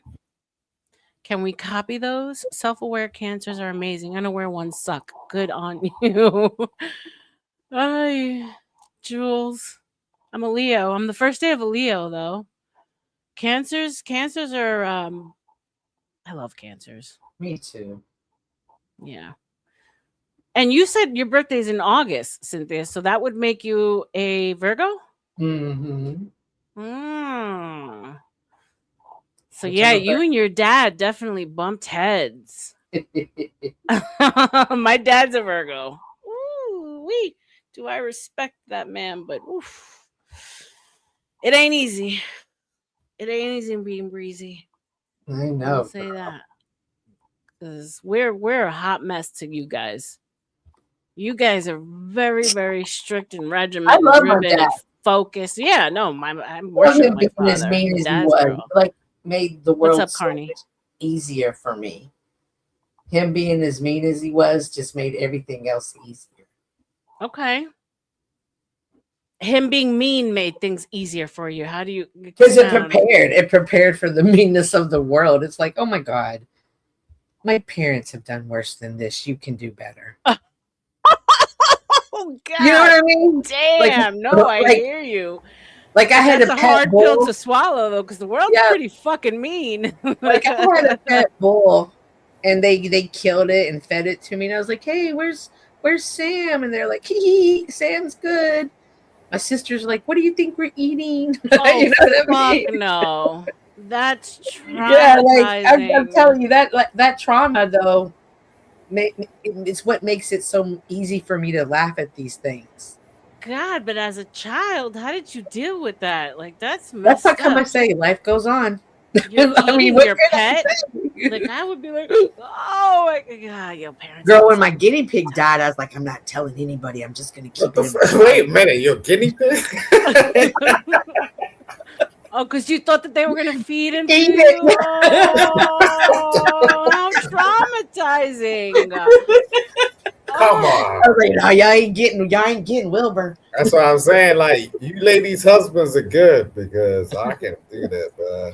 I'm eating that guinea pig. I'm frying it like I'm in like Nah, man. Argentina. Nah, we don't Yeah, eat I'm pets, putting some breadcrumbs and that shit. I Fuck don't give a that fuck. shit. No, we drove that. That's like family. Pets are like family. That's messed up. That's Oh, traumatizing. I don't do pets. I can't do pets. I know a lot of ladies do that and a lot of men do, but I can't do that. You know what I noticed? It's like something that's really common online amongst a lot of dudes that I didn't know was a thing. Is a lot of men have cats. More men have cats than I thought. I always thought cats was like a female thing.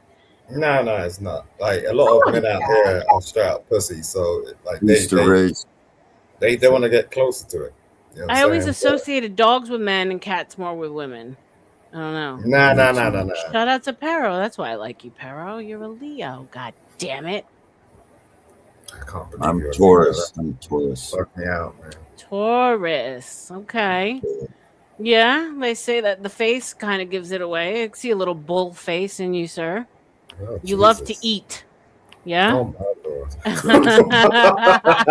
Don't do that now. Don't start throwing out signs with the kibosh. Pew, pew, I don't pew. believe in that kind of shit, but my mom used to believe in it, and she had these Taurus. I mean, these books. What do they call it? Not cosmetology, but where they read your Astrology. astrology. I wasn't into it, so I had to kind of get that away from her because How you get astrology away from your mother? well, I was the youngest, and so my mom was going through some really bad times, and all the other children were gone. So I took away that book, and then I shared Christ with her, and You really believe that? yeah, she got better. And so what you're saying is you was a child. Femme bitches up in these streets. What is it? Why do men give so much pushback to astrology? I was like 15. No. I'm coming back. Like, let's go back to this, Rocky, because I really want to know. It bothers me.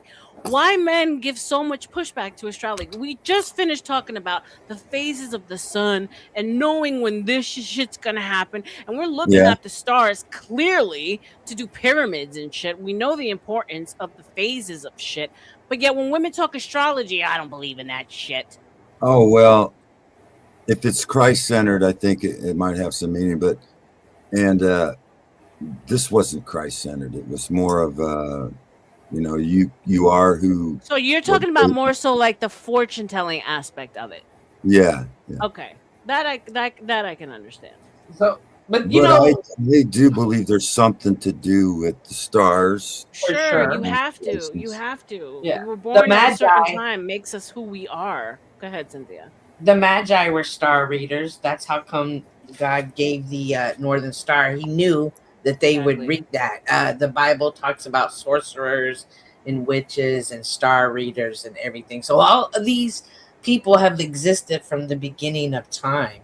I think it's when you start putting like, oh my God, my horoscope said this today. I can't do that because and you put it into that instead of trusting the Lord is where the issue comes from. Okay, sure. I can totally agree with you on that. Right. I just wanted my mom. He did serve, Jules. Rocky, you served. Yeah? Yeah. I'm not proud of it. I don't go around telling people because you should be proud of it. You serve this country. I think I was scammed.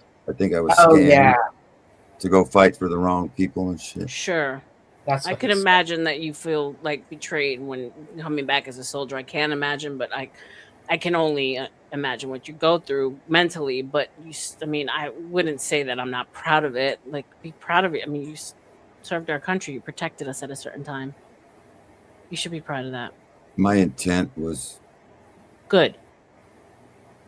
Good. Yeah. Shout out to Ryan. If I feel the need, I will marry a nation of Cherokee princesses. So shout out to the princess. What's up, American man? Welcome, welcome. I know you have something to say about astrology, sir. So go ahead, spit it out. Because it's useless for men. That's why. Okay. It doesn't put any food on the table. It doesn't give anyone excuses to be shitty people. And it's just useless banter when you talk about all of that. Oh, the sun and the moon and the stars. What? I'm hungry. Like, I have to go to work. None of that means anything to men. What use does all that have? Just think about it. Just give me one use of dealing with astrology. You're right. For a man. Shout It's out like to a Rocky fortune with cookie. the $10 I cash app. Thank you, Rocky. I could appreciate tell you. you. God bless you. Hold I could on, tell you hold one. on. I gotta give Rocky a little TNA. So let's see. I'm thinking that It's like, yeah. Rocky likes the girl on the pole. So here you go.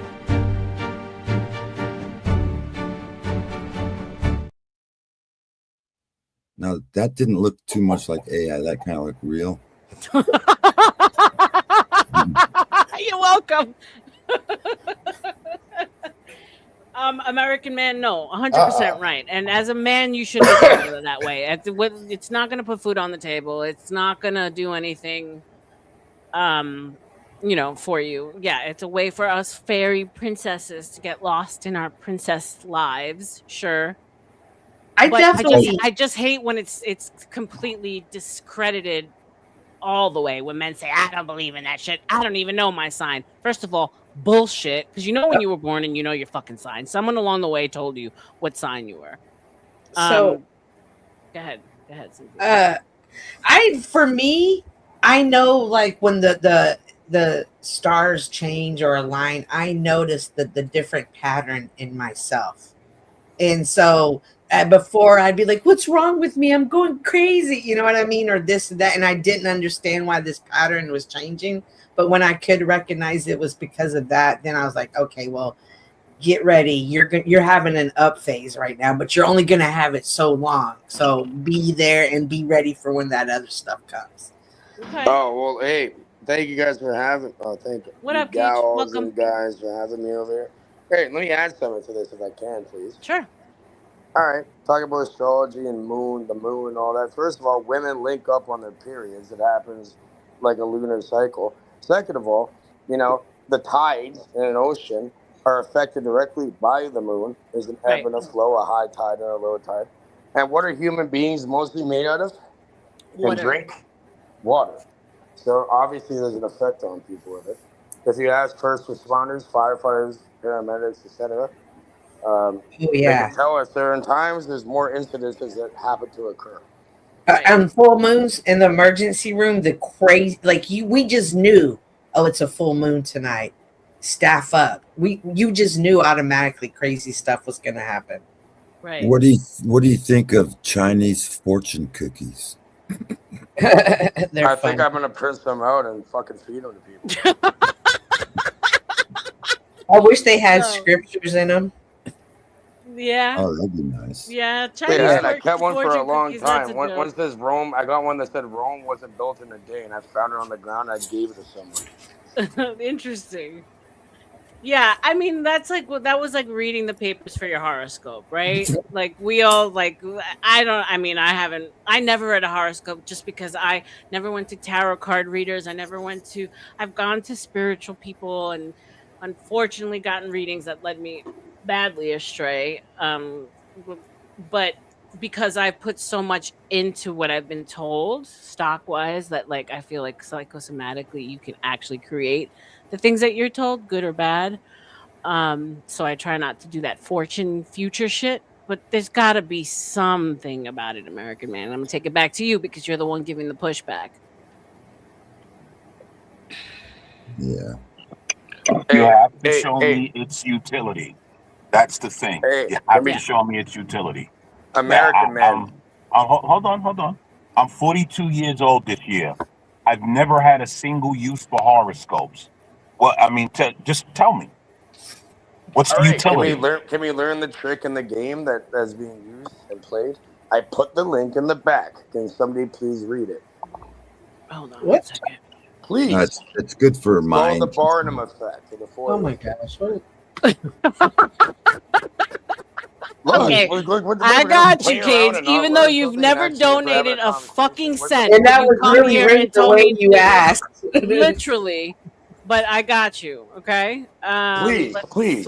I Please. got you. Barnum effect. Please don't make it better. He's like, please. I'm like a kid that's angry. They didn't get his I know, toy. I And know, he took but I it away said from his sibling and threw it away. The Barnum, that story is gonna stay with me forever, Cynthia, by the way. Shout out to your 1-year-old granddaughter. That's Show fucking it to the hysterical. pierogi, Cynthia. The Barnum effect, also called the Forer effect, or less commonly, the Barnum-Forer effect, is a commonly psychological phenomenon whereby individuals give high accuracy ratings to descriptions of their personality that supposedly are tailored specifically to them, yet which are in fact vague and general enough to apply to a broad range of people. This effect can provide a partial explanation for the widespread acceptance of some paranormal beliefs and practices such as astrology, fortune telling, aura reading, and some types of personality tests. Okay. Yeah. Yeah. If we continue, it explains exactly what's going on there. Why does he always give everybody a reading project? Like, bro, no, like read. If you can't read, don't put stuff backstage. He likes to I put can read people it. to You want work. me to read it for you? I know, I got it. Psychologist Bertram Fora originally called it the fallacy of personal validation in 1949. Psychologist Paul Emile coined the term Barnum effect in 1956 in his essay Wanted a Good Cookbook because he relates the vague personality descriptions used in certain pseudo-successful psychological tests to those given by showmen. P.T. Barnum, Barnum and Bailey Circus.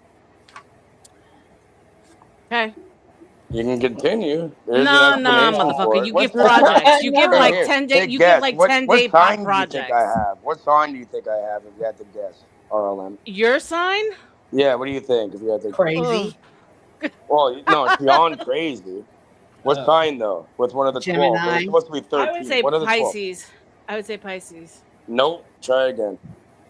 We're not playing this game. Taurus the bullshitter. Nope. Try again. Who cares? I can't because then it's just gonna guess every sign in the book until you give us. So just Sagittarius. you're a Okay. Sag. Shit, man. God damn. Interesting. So you and American Man are the same sign. Shout out to y'all. Y'all are both crazy.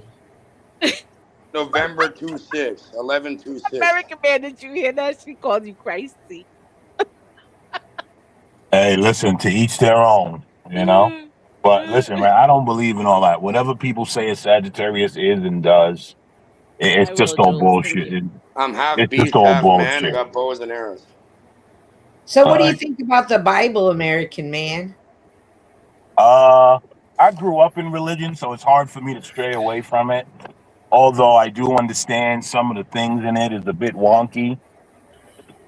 But you know, I don't tend to play with God, so I sort of don't get into like trying to deal with that.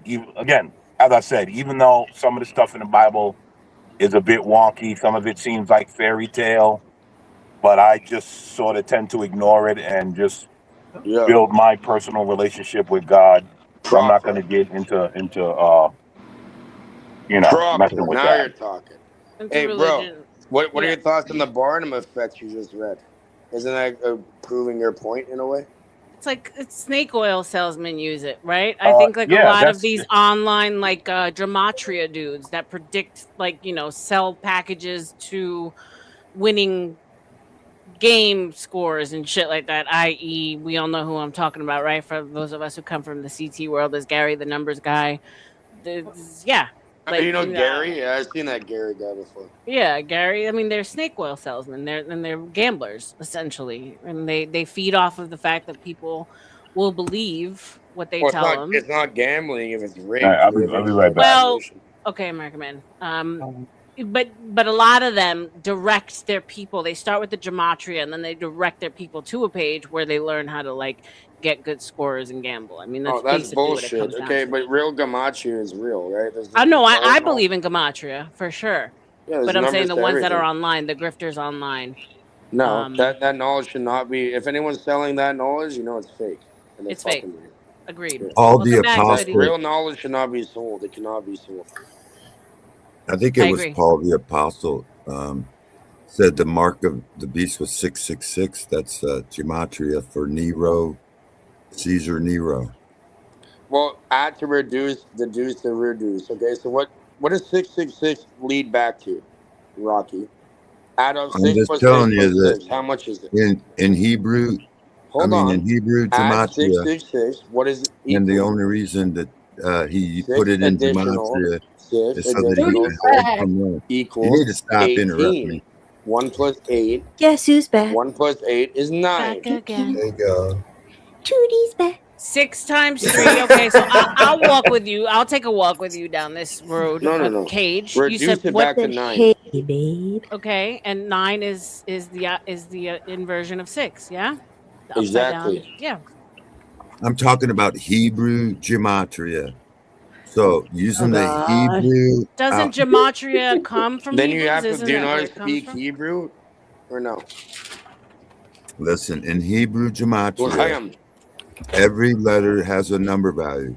Like a bolt. And Yeah, I know. Caesar Nero adds up to 666 because You're he was conflating the it. Antichrist. Nero was the Antichrist. It's past. It already happened. It's not. I'll be drinking this for you, Missy. I didn't know. Great. Oh, shout out to the Oh Bud Light. I God, never that seen looks that one before. amazing. Enjoy it. You know what? These I wasn't gonna have alcohol for my birthday, but I'm like, you know what, bitch? I'm gonna get on that beach. I'm Fuck gonna have a it. couple of cocktails. I'm gonna have a couple of I'm about to go goddamn grab cocktails. Go for real. ahead, girl. Go ahead, Stop Shit. girl. raining. Shout out do to this. Craig Pouring rain. saying more Bible bullshit. No, Craig, we actually left the Diet Bible, and extra. now Cage has Pretzel. brought us back. Salted Cage caramel pretzel. and Ryan says this Didn't turned weird. Jesus drinketh of the wines? Right? They all drank of the wine. Oh shit. Group think safe I spaces had for to snap validation on of each other's myself. victimization, all virtue signaling from their own chair. Shout out to Pero. Jules gives us a laughing. I love you, Jules, my beautiful Jules. Everyone, Jules, please drop your channel. Everybody who's here who has a channel, go ahead. Don't hesitate to drop it in the chat. I'm good. Same thing here. You guys drop my can channel, Shooty. show love and support for anybody who's on the panel via Cash App, whatever they have posted. By all means, show them love and support as well. All right. Everybody, give me your money that you don't really have. So And then it's JP, dollar sign. Throw it Go in for the yourself, fire. fool. Cash app. And guess Go what? for I'm just fucking yourself. with you What's because you wrong don't with have you, cash y'all? app. and then Palomino. I love this saying, but I've heard it's been debunked that this wasn't actually said. Someone correct me. But I've heard that this is actually he didn't say this. So JP Morgan said millionaires don't need astrology, billionaires. I was do. gonna The bring elites that use up. astrology I to was gonna control bring that us. up. That's funny how you mentioned it. Okay, go ahead. That's the original thing I was gonna bring up when I came on here. Hey, there's something to it. Look at the constellations. It's all based off constellations, is it not? No. Yes. Yes, it is. No, it's No. not. Oh, of course not. Go look No. at the sky. I work for JP Morgan. You're welcome, So babe. I don't know what you're talking about. There's 13 constellations. Exactly. There should be 13 zodiac signs. There should be 13 zodiacs, 13 months. Same. Let's go back to the calendar. There's Friday the 13th. Jesus plus You know where Friday the 13th came from, Teddy? the 12 apostles. The Knights Templar. I'm friends with them. Why people keep moving the goalposts? It's like, what are you talking about Friday The the 13th? 13th crap. My mom was Look born at in the Crystal 13th Lake, crap. Ohio. Thank Simon. you. Thank you, She was Simon. born Talking when a little, Christ. a little bit of sense, but no, I'm glad that Tootie brought it to the 13th because I've always wondered there's got to be like some kind of importance and power to the 13th if actual buildings don't have it in there. Like the 13 doesn't exist in so many The places. Is it building I'm because in has 13. there is a 13 because like is it because people are so superstitious or is there actually something to the 13 the number I'm 13? telling you. my Have you Okay, seen so the what theory movie The happened? 13th Floor? Okay, what happened was My the theory original is the bankers. reason they Look, don't like listen. the reason they original. don't like I'm trying to 13 tell is you because you the got answer. 12 apostles plus Christ equals Can't 13. talk to Cage. That's 12 why Exactly. But Christ is look, it 13. really came from the superstition came from the Knights Templar. They were the original bank. They protected people's funds so people couldn't steal from them, and they guarded it. Oh, Okay. And then they got accused. They got accused by the Catholic Church or the Christian Church or whatever of worshiping something called Baphomet. They're like, oh, they're Baphomet worshipers. Well, they are the ones that are the Baphomet worshipers. That is so one-sided. It's And unbelievable. then they burnt them all and killed them all on the 13th of Friday. Okay. Okay. It's the Knights Templar. I know people in the Knights Templar to this day. They're still around. They're underground. But Cage, my question to you is, why is the number so sacred that, like Jules said, it's been left out? There's no 13th Avenue. San Francisco doesn't have a 13th Avenue. Instead, it's Funston. Like I've been in plenty of buildings that there's no. Fuck you. People said, "Fuck you. We're taking over." That's why. No, then what? In Like, Italy, they mock. Italians. Hey, hold 13 up. is a, Bro, I'm from England. What you talking about? Number. I lived in England. What you talking about? You talking about Italians? Is a lucky number for Italy's 45 minutes away from me, bro. What are you talking about? They There reduced it to were a 4. 13 tribes, not Just 12. 4. It's just 4. It's the number 4. But again, you guys So it aren't goes telling me against the why. Trinity. So why is it left out in so many important places? That's the answer that I'm trying to get. Because They're mocking. They're Wait, mocking. hold on, guys, They're one at a time. Let's I'm let first. Cage. First. Let me let Cage answer, and then you can go, Rocky. Go ahead, Cage. All right, it goes back to the Knights Templars, like I'm saying. So these people, they're fair. They dealt with what they dealt with, and then they got accused and framed and destroyed by the people that want to run it. So they're, no, enough of your 13th. But they did it on the 13th, and they're like, okay, that probably will be back on the 13th kind of thing. So like, okay, let's leave out the 13 because the 13 is unlucky apparently because it's unlucky for them because they went and fucked with the wrong people, and Got they're it. still out here. Okay, shout out to Imperius who sent $5 over for me to change Simon's name over to Marvin. So as you guys know, we do have a $5 grift for any name changes of anyone on the panel. So shout out to Imp. He sent over some $5 cash app to do so. Thank you, Imp. That was fun. If you bet you're Okay, down, how much you gonna charge for your pussy? $5 a minute. What? You see this shit? God damn. All right, Cage. Goodbye. I gave you another chance, but you're done. I don't understand. Why does he have to take it there? Girl, because he's not human. He's not human. Like I keep trying to tell you. Don't. I unblocked him because I'm like, I do. Who raised you? I do appreciate what he has to offer. I raised really by do. Mason. But like, why would you bring up my fucking pussy, bro? And for the love of God, $5? I might be crusty and old and over the hill. But you're far beyond that. You're young, you're good, you're beautiful. I tried to warn you about him before you started the show. You did. But today was airing out your grievances, throwaway Thursdays. So I said, let me let the Cage. He should have slept off the alcohol at this point. No. But $5 for my pussy? Come on now. Imperius would never pay for my Slept pussy. off I'm too fat and I'm yesterday, too but old nice. for him. No, Shout out to $5. Imperius. You're not that fat. You're not that fat. I give a fuck about You're that. you're better looking than half the fucking Brit women that are in the UK. Believe me. Oh my lord, here comes Craig. Is this? Yeah, have you allowed any fucking UK army folks to piss in your asshole lately, Simon? What? You see this shit? Oh my god. Did you know These that motherfuckers, they was concerned about my butt. Dan is not mentioned? I'm in trying the to eat over here. God damn. Simon doesn't know his elbow to his fucking asshole, for fuck's sake. All right. Brave and Fearless, $5 holler. Welcome. Yeah, okay. All right. We got some Okay. UK lore going You on. know, yo, Rebecca, do you know what Danny Simon been Boy saying is? sketchy shit on the internet for years. You know what Danny Boy is? You know what what's Danny Danny Boy is? They're racist motherfuckers that walk around and try and threaten black people in their neighborhood. And this is who Craig is. That's why he operate like that. And he don't want me to call him out because I know who the fuck you are, Craig. So don't even fuck with me. Call me out. Yeah, What about happened to you? because you got your daddy in the back. You know what I'm saying? I need to operate like that. Oh boy, here we go. There goes the neighborhood, y'all. You got your daddy in the back, bro. Don't even play Bring it, with me. bitch. Bring it, Ain't for your own household, nigga. Wow. Yo, You you know, out Oh, your you said damn the M mind. word. Naughty M word. You're a Danny boy. Pratt on Pratt violence. Go and get your friends before you start playing me, because you're gonna need about 15 to take me down, you dumb motherfucker. So stupid. Ooh. Sounds Shut like up, you a fucking asshole. long daddy dick stroke. Motherfuckers are so Apparently. dumb. You know what I'm saying? Shut up. Fucking talking about me. Shut up. I ain't say shit about you. I'm just singing in my head. Pharaoh. You know This monkey's got fire tonight. I'm a monkey now. I like that okay. one. Okay. That's a good one, I'm a Pharaoh. monkey. That's a Right. good one. Nigga, London Zoo, bitch. Like, what the fuck you talking about? Don't let me get into you. you were talking I know Oh, exactly my what ass, dude, my asshole is fucking piss free. So Why no the thank fuck are we you. talking about men and This assholes? motherfucker want to come up here and talk some shit about me. The Does somebody want to go starfishing? It's the men. Craig, get back into your damn bus, because you never fucking felt it in the first place. Shout out to bitch. Anton. Welcome to you, Ooh. my love. Long time no see.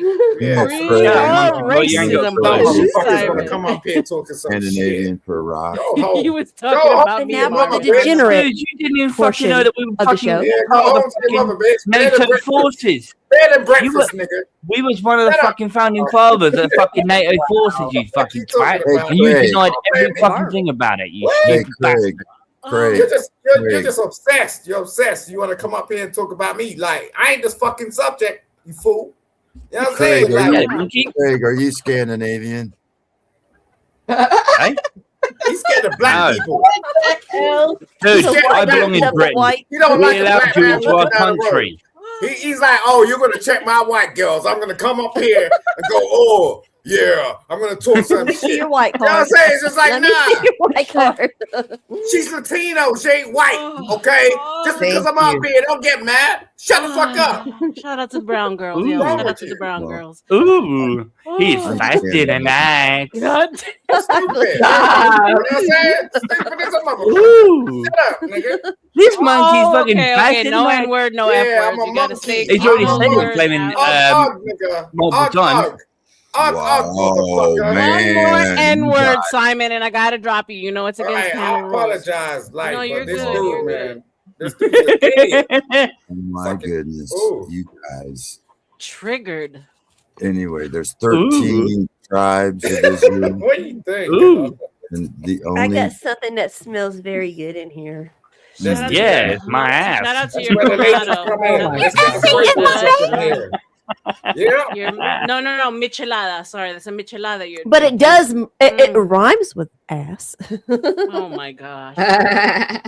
We have devolved. We've gone Your so ass is great. We've gone so Listen. polite and so structured this whole time. We've been very intellectual and respectful of till each you let other. the man All of a up. sudden we start Have not been kind. we start Yo, sundowning, right? You know what sundowning is? It's when Oh, the when crazy the comes sun out. goes I've been totally respectful. Welcome to I've the been totally jungle. respectful. my first name is Craig. Oh, really? Craig. I thought you were a redneck. I translated it from the Scandinavian to That's a English. roughneck. Hey, David. In Scandinavian, Craig means rock, like crag, like a rock. I'm on Yo, the rock. Thank Money you. on the table. Shout out to Scandinavian. Imperious Aspect of Valor. $2. Simon the Spider Monkey. LOL. Ooh-wee. Where the fuck is Banta? I'm like all songy. Yeah, I know. Banta hasn't picked.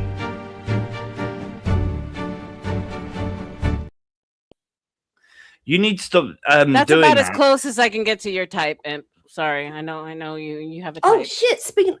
Thanks for reminding me. I was 13 working on tribes. something earlier. And there's 13 tribes in the Israel, Are we and still only on number 12 13? are mentioned.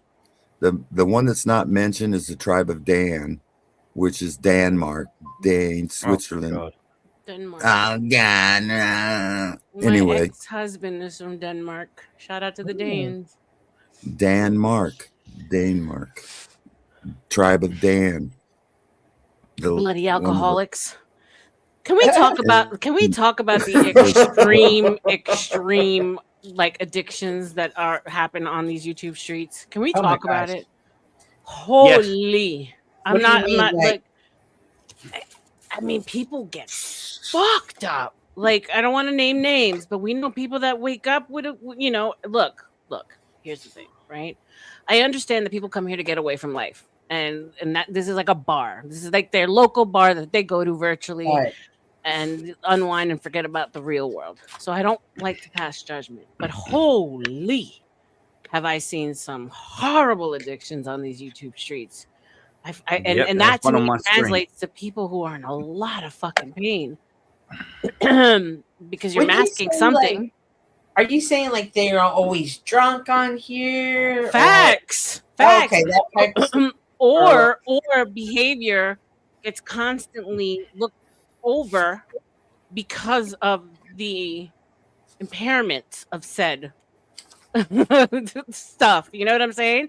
So we give people allowances. Oh, I was drunk, so I can't be held accountable. And it's like, Cynthia, you know what I'm talking about, I think people have complexes, and like we have the opportunity to like voice, what we want to voice. You know what I'm saying? I don't really take this shit personally.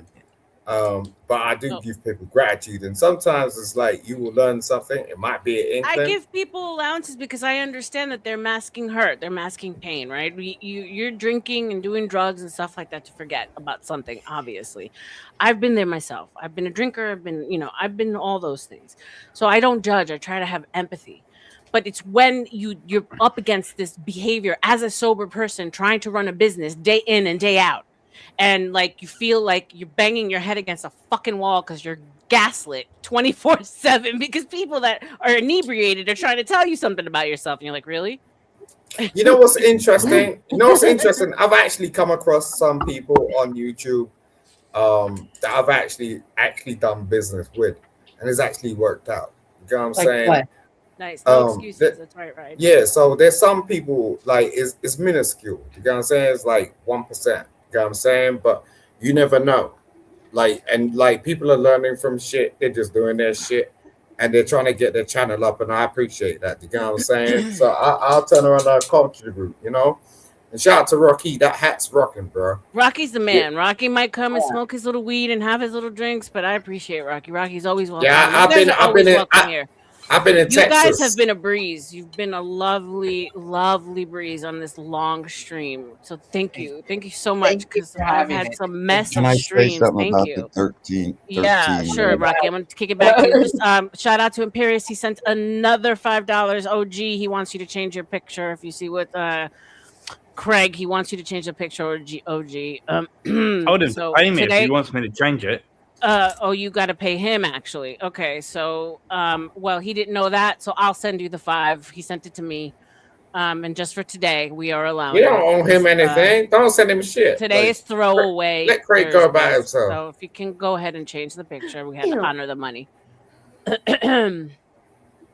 Well, okay. It's Craig Fortnite. So if you know the 13 Israelites, the 13 tribes of Israel, there were 13. The only one not mentioned was the tribe of Dan, which was the tribe of the judges. You're asking me this shit? I don't even know it. And then he's talking to us as a whole. Yeah. The 12 tribes that were mentioned, the only one left out was Dan, the judge, and so you got Denmark, Switzerland. Switzerland they call themselves, that's the home of the Knights Templar, the tribe of Dan, Craig, Fortnite. And the word Craig in Scandinavian means rock. That's why I translated my first name to rock. Interesting. I'm Scandinavian, I know about it, but anyway. Really? I ain't no rock. I'm a pussy. I've learned like a couple of things, and it is a hard ass language. Can I tell you? It doesn't sound like anything that my ear is friendly with, knows. My ex-husband used to try and teach because he came over from Denmark when he was 28. And it's fascinating, but it's so different. Scandinavia. Yeah, have you been, Rocky? I'm dying to go. I haven't been yet. No, I haven't. I've been a lot of places, but I never went to Switzerland yet. I went to Switzerland. I like your hair too. Is it as beautiful as it looks, Toots? Oh, it's the most fucking beautiful place I've ever been in my I life. can imagine. And then you know I've been some places. Yeah. But breathtaking, I'm sure. It's fairy Picturesque. tale. It's Yeah. it's absolutely It's fairy different. tale. I still feel The sorry for you having to come to the reason UK. I say the reason I say they're the Knights Templar, they have Great show. CERN, they have the World Economic Forum, the World Health Organization, the International Bank. They say they're neutral on all the wars, but they're really not. They're just they control the world through. They control the world from there. Yeah, I just recently saw something that was interesting. It has the most bunkers in the world too. Yeah, it Underground has the bunkers. most bunkers. Mhm. They built caves and they got the underground. It's almost like they know something. Yeah. Yep. We know something. You're damn right. Well, I know something too that they're gonna lose eventually. Nah, they ain't losing shit. We planted that shit from centuries ago. You ain't got no choice in that matter. The war between the Knights Templars and God's gonna win. The Knights Templars are gonna fucking lose. Nah, that's not. Let me tell you something, brother. And I The World respect you. Health Don't get me wrong. Organization is the evil Correct me if I'm motherfucker. wrong. Correct me if I'm wrong. But like everything kind of came from the Knights Templar. Yeah. Adam No. Weishaupt, the Illuminati, all of that line actually started where people like to blame the Jays, the small hats. Shout out to them. It's actually the Catholic Church, or what came out of the Church in the Vatican. Thank you. Shout out to Palomino. He says the RLM, so the quote isn't confirmed. They don't know if he said it. I'd actually believe that he did. I mean, a lot of these, let's say Reagan, Nancy was big on like astrology, like all these elites always had like people with them. So I believe it. And author claims he did. So I don't know, but he apparently known to consult with the famous astrologer of the time. That's what AI said. Thank you, Who Palomino. guards the Vatican? Thank you, Ryan. Thank you so much for being here. Guys, give me a second and shout out to Ryan for being the biggest donor of the day for my Salute birthday to Ryan. month. Let me pull it up here with the big old dono that Ryan always comes in and shows his love and support for the Book of RLM, for me, with the for big panel. 100. God damn. So thank you, Ryan. God bless you. You're always welcome here, sir. One of these days, I would actually like you to have come up on panel because I've seen you on other panels and I think you're funny as hell. So thank you, Ryan. God bless. That's so cool. That is so cool when someone Yeah. appreciates No, you like it- that. That is amazing. It It's is amazing. It's fantastic. It is. Yeah. So thank you. Go ahead, guys. Go ahead. Well, who Yo, guards the picks Vatican? go a Who long guards way. the Vatican? Who guards the Vatican? That's a moot point. The Swiss Guard. No, they don't. They not The in Swiss this day and Guards. age. Not in the this day guards and of age. the Vatican. Give me a break. No, I get where you're coming from, but it's just like that was like a long time ago. It don't work like that anymore. I'm just saying, But that's so you can't you can't agree or concede to the fact that anything that was planned back then from the powers that be in the elites is not being played out today in our world. Of course, that's protocol. So That's then how what- can you tell him that was a long time ago and it doesn't matter now? Because they watered it down based on the fact of what's going on in the real world today. Like that's what happens. Like that's just how shit goes down. If we start up a company like 20, 30 years ago, and like we gotta like assimilate to the laws of today, then you're gonna water that shit down. It don't mean you're gonna have a different principle because that's your company. But it's just like at the end of the day, it's not the same thing.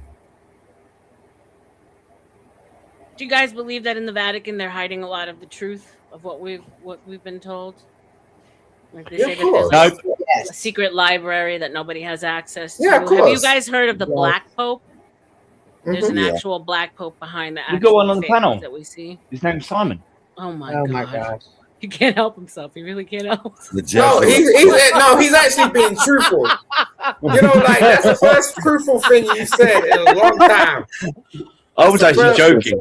Nah, you can joke as much as you want, but that's the Did you first just say fucking RLM? thing you said in a Hold on. long time. Well, Pope hold on. Let America Francis. go ahead, American man. Go ahead. You haven't spoken in a while. Nah, I just want to know what is it you just said? Did you say the what? The Pope? Black Pope. So there is a theory that there is an actual Black Pope that's behind the scenes, like the Wizard of Oz, that's literally running everything, like the royal Sucking everyone's family. cock. Like it's literally like the center. It has Yeah. its tentacles in everything. Yes, I believe it. He's in charge of the army, the Jesuit army. Jesuits.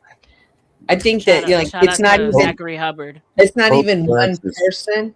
It's an elite group that is serving another, And this group, they will spend generations achieving the goal. Like it will be understood, like this will not be achieved in my lifetime, but I will do X, Y, and Z to help the next get to where they're going to go. Now that's a great point, Cynthia. And let me ask you this question, because I have thought I know of that, right? I know that, okay, so thousands and thousands and thousands of years ago, whatever they tell us timeline wise, these people got together and they planned something for the world, for themselves, etc. Right.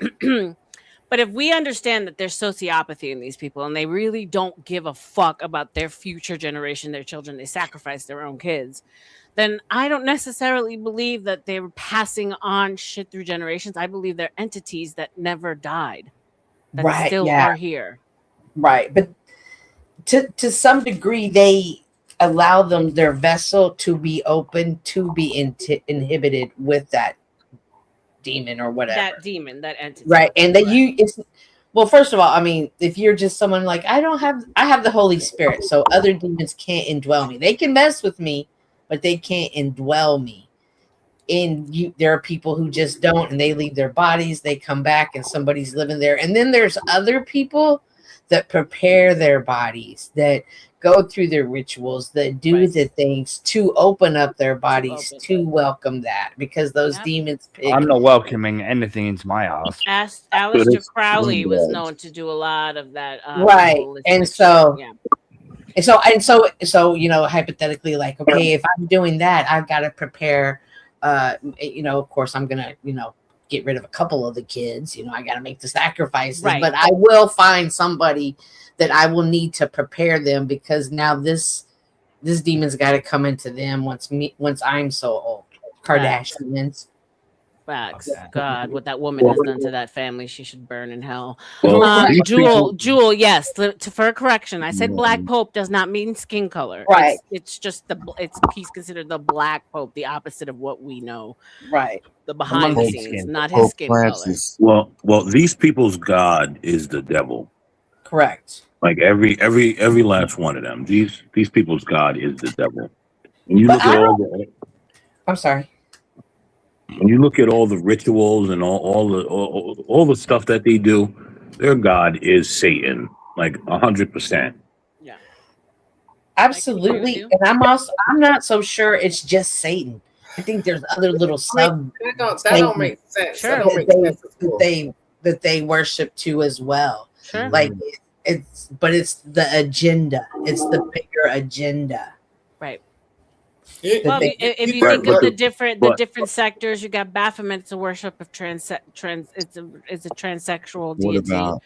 But I was gonna Baal, B-A-L-L, the B-A-L-L. I can't even say it. But my tongue got tied. Like God said, no, don't even say that name out loud. Yeah, he's in the Bible.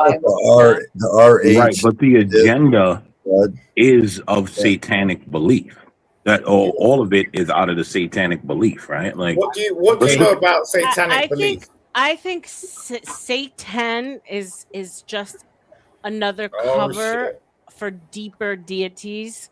That, like, I think Lucifer is like, or Satan is the easy angel, the easy target. But I think that there's dark deities that go way darker, way you know. I think it's just Satan is like Freddy Krueger or Jason, right? He's like the cover. Come on, Cynthia. Like, you've forgotten what the New Testament is and what the Old Testament is. Do you understand what that is? Oh my God, I'm not even addressing you. I've heard see that shit? I've heard women talk about they were abused in their childhood. And why are you talking about abusive childhood? I'll ask you a question. Life, wait, hold up, Cynthia. Hold up. Wait, why do you do this? Hold on, Simon. Let her go. God damn. They were abused again by somebody else, and they have said in the moment of the attack, it's almost like they had the same face as the same person, and that's baffled them the most. Is how did y'all look so much alike when one was my grandpa and another was somebody at a party? You know what I mean? So that alone let kind of clue me in. Okay, the demon overdwells them at that moment. Right. Cynthia, all right. Can I ask you this question? Simon, I'll let you jump into something. Like okay, the cool. movie Right, The cool. Devil's Advocate. You know how like in every scene, like that same like demon like showed up, and like the female actresses and the men like they saw Charlize Theron's character saw the same face across. So I agree with that. Yeah. Yeah. Go ahead, Simon. Go ahead. They're still looking beautiful. Thank you. Go ahead, Simon. You had to say something. I wanted to ask Cynthia, do you know the difference between the New Testament and the Old Testament? Yes. What's the difference? One's old and one's new. No. I'm not playing your silly little game. So Cynthia, you ain't right for that one. So Simon, what's the difference, buddy? What's the difference? She's not even trying to entertain. I'll be right back. Toots. I need a little break. Toots, hold it down for me a second, okay? Thank you. Go ahead. Go ahead, America. Go ahead, Simon. Tell us the difference. I know the difference. All right. Before I tell you the difference, can you tell me, American man, how many books there are in the Bible? What was it, 30 something? I believe. I don't know. I can't remember, to be honest. I know. This is the thing. This is the thing. Like people want to speak about things they don't really know about. You know No. Simon, calm down, brother. Calm down. Can you please just answer the question? You're not the smartest guy in the room. If I want to get into it, I can. I'm not really not. I don't need to get into it. Tell me how many Just books answer there are the in the question, Bible. bro. You're telling me you're the smartest man in the room. I just told you. But How many? Simon, 66. Lord have mercy. Go ahead. Please. What's next, Simon?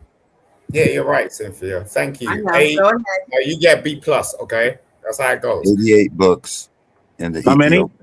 88 in the Ethiopian Bible. No. Cynthia's right. What's the difference between the New and the Old Testament, Simon? The difference is Cynthia told you. One's new, one's old. No. They create the New Testament because they create the. All right, are you going to listen or you want to just talk? we're some You not. shit? fucking asked the question. I'm trying to answer it. I ain't trying to argue with you, bro. Just calm the fuck down. God damn. Like they create the New Testament because that's when Lucifer came down to earth. Do you understand that? No. Do you understand has that? a big willy. Wrong. I mean, I hear you, right? Okay, thank you. Like, it doesn't have to be controversial. Oh, okay. No, at all. I'm not trying to be controversial. I'm just speaking my fucking word. I go to church every fucking day. I go to church every day, bro.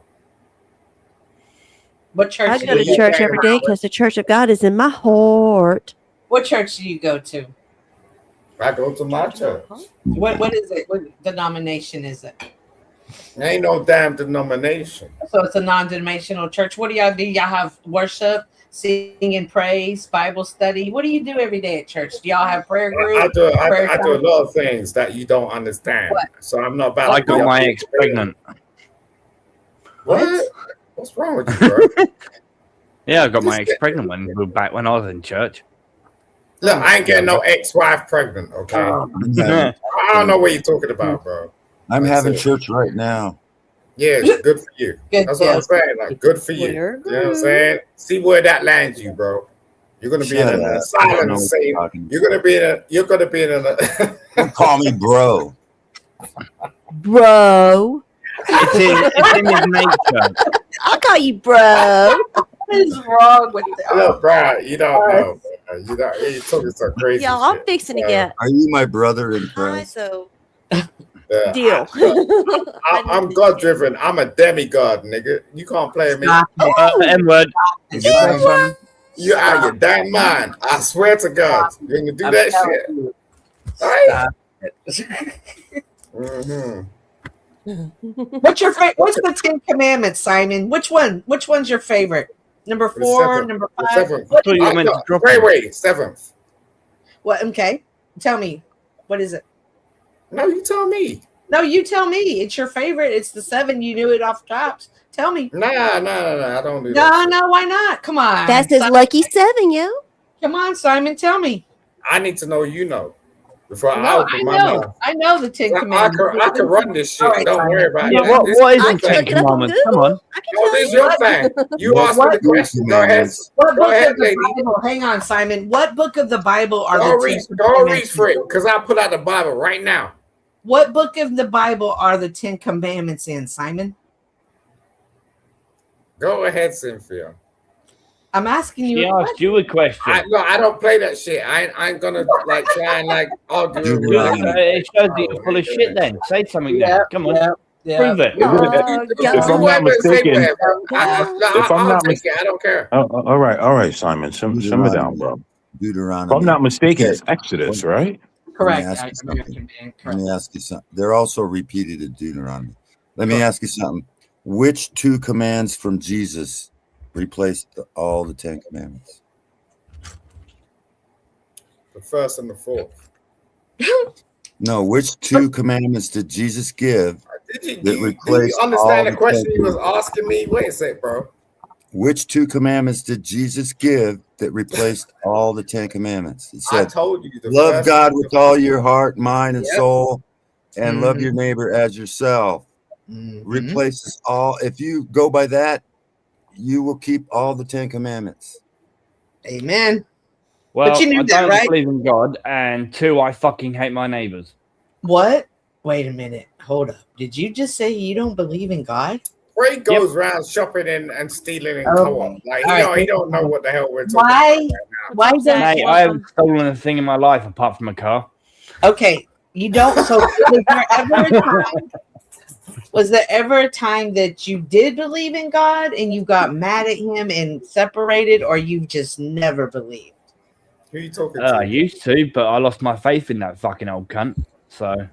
Well, snickerdoodles. Jesus Christ. Whoa. We're talking about God here? Whoa. Yeah, he doesn't believe in God. He called him an old cunt?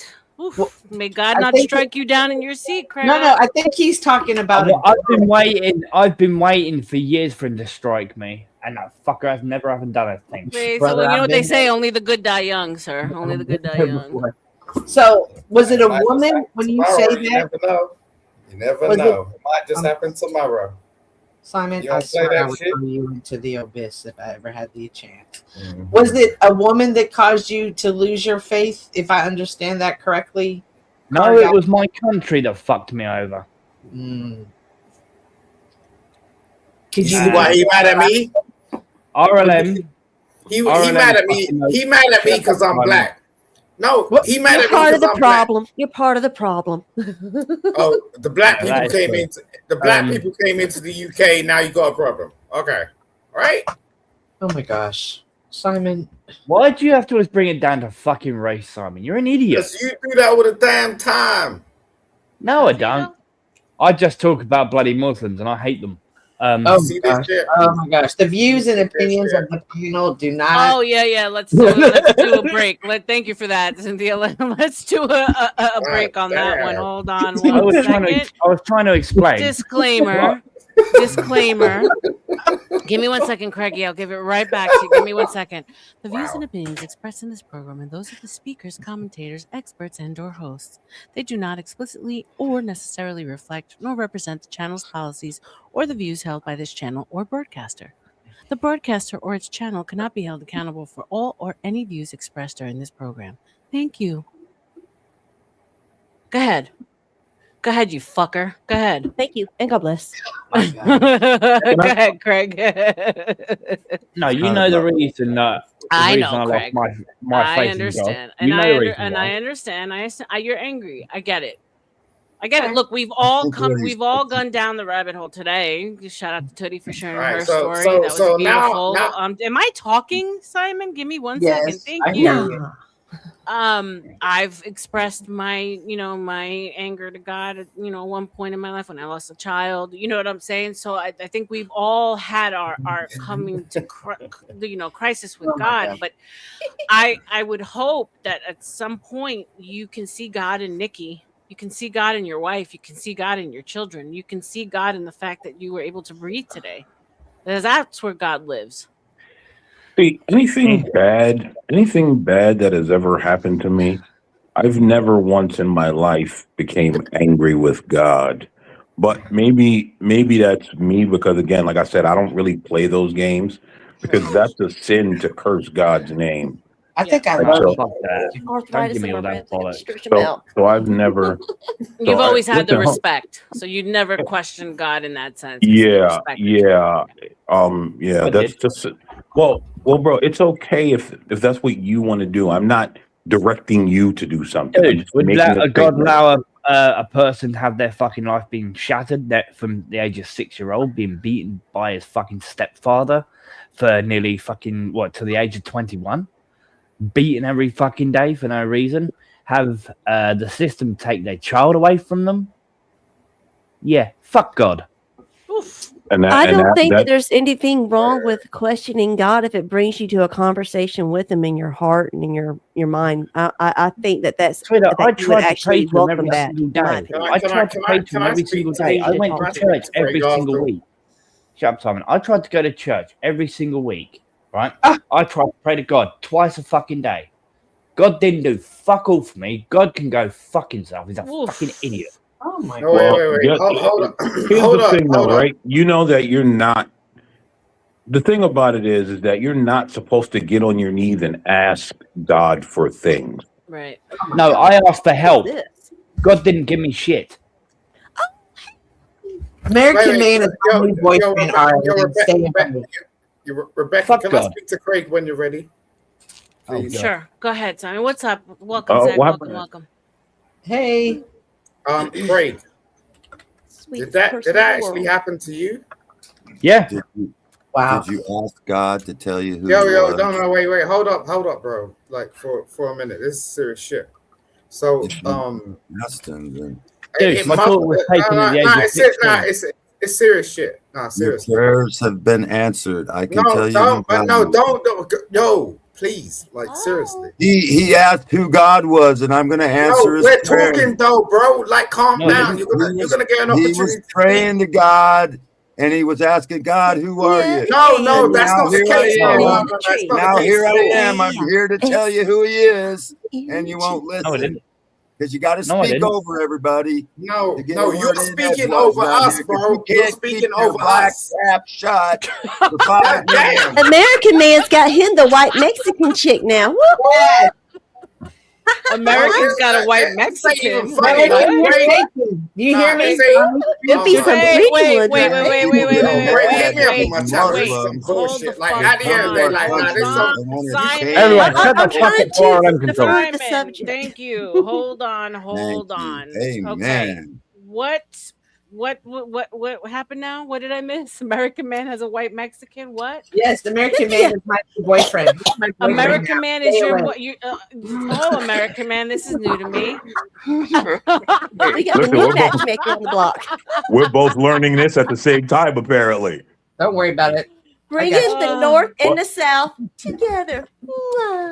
But here's something important I wanted to say. Simon, I was gonna bring you right back up, Simon. Well, Yeah, hold on. Go ahead. Yeah. Here's the thing, though. I agree with him, right? The show. I can't. Screw the Muslims, right? I lived among Muslims in their country. We like you guys just see them on TV. I lived among them for years. These people are savages, and liberal white women don't know what they're cheering on. That's why you're my man. Like I've lived among these people, been in their homes. Yeah, they're not These here to people are savages. They didn't come here to assimilate. They came here to take over. Yes, and they openly say it. That's the part that gets me. They openly say it, and everyone just tries to ignore it and act like they're good people. Well, there you are. Here's one for you. Look at my country. Look at my country, for Christ's sake. They're already taking over my country. You guys are next. And I'm here in Dallas. I know like what has predominantly been the Latin jobs, such as lawn care and car repair, has been dominated by the Muslims. They come in. You wonder why our cars are so shitty now. They come in. Like they're my lawn people for my apartment complex, which is crazy for me to even see that. And when my car was down this week, it was a Muslim that came in. And the scripture says that when a nation becomes degenerate, its enemies will come in and destroy it. Texas ain't Texas no more, is it? No, It's no longer Lone Star. The UK has become a third world country. Yeah, we know about the UK, but like to bring it to America, like I'm so far, like I hear these things, right? And Craig tells me a day in and day out, he's always warning us. It's his plight for the Americans, and shout out to Craig. But like my thing is that like you hear about these things going on in the country, but yet I'm so far removed from it because where I'm at, it still hasn't been, I guess you could say, infiltrated. Do you live in New York? Do you live in New York? I know you're from New York. A lot of the UK and Brits have rejected God. I asked them a question. What do you expect? You curse God and you think he's not going to like discipline your nation for like that? Yeah, I mean that's rough. Fuck off. God ain't doing that. My fucking government's doing that. Shut the fuck up. Okay, guys. This is not productive. So hold on. Go ahead, Zach. Go ahead, my love. Shout, guys. Give him a second. ERLM, may I share my story to tell why I believe in God? And I'll apologize now, because it's kinda long. That's what she said last night. So we've had your personal story here. Is it the same one that you said before? Because it was beautiful, but we did have your story about your birth and your mom and your life. So is that the story you're talking about? Okay, cool. Thank you, my love.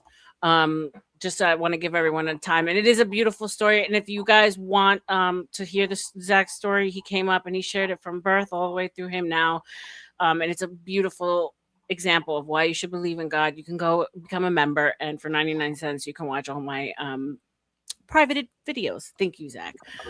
So Craig, you do have to see where Rocky's coming from. Yeah, like, and I love you, but when you're in a constant state of negativity and anger, ultimately, and cursing God, like outright, shout out to you. You're more, free to do so. But you got to understand, even if you don't believe in God, energetically, vibrationally, you are attracting what you are putting out all the fucking time. Mic drop.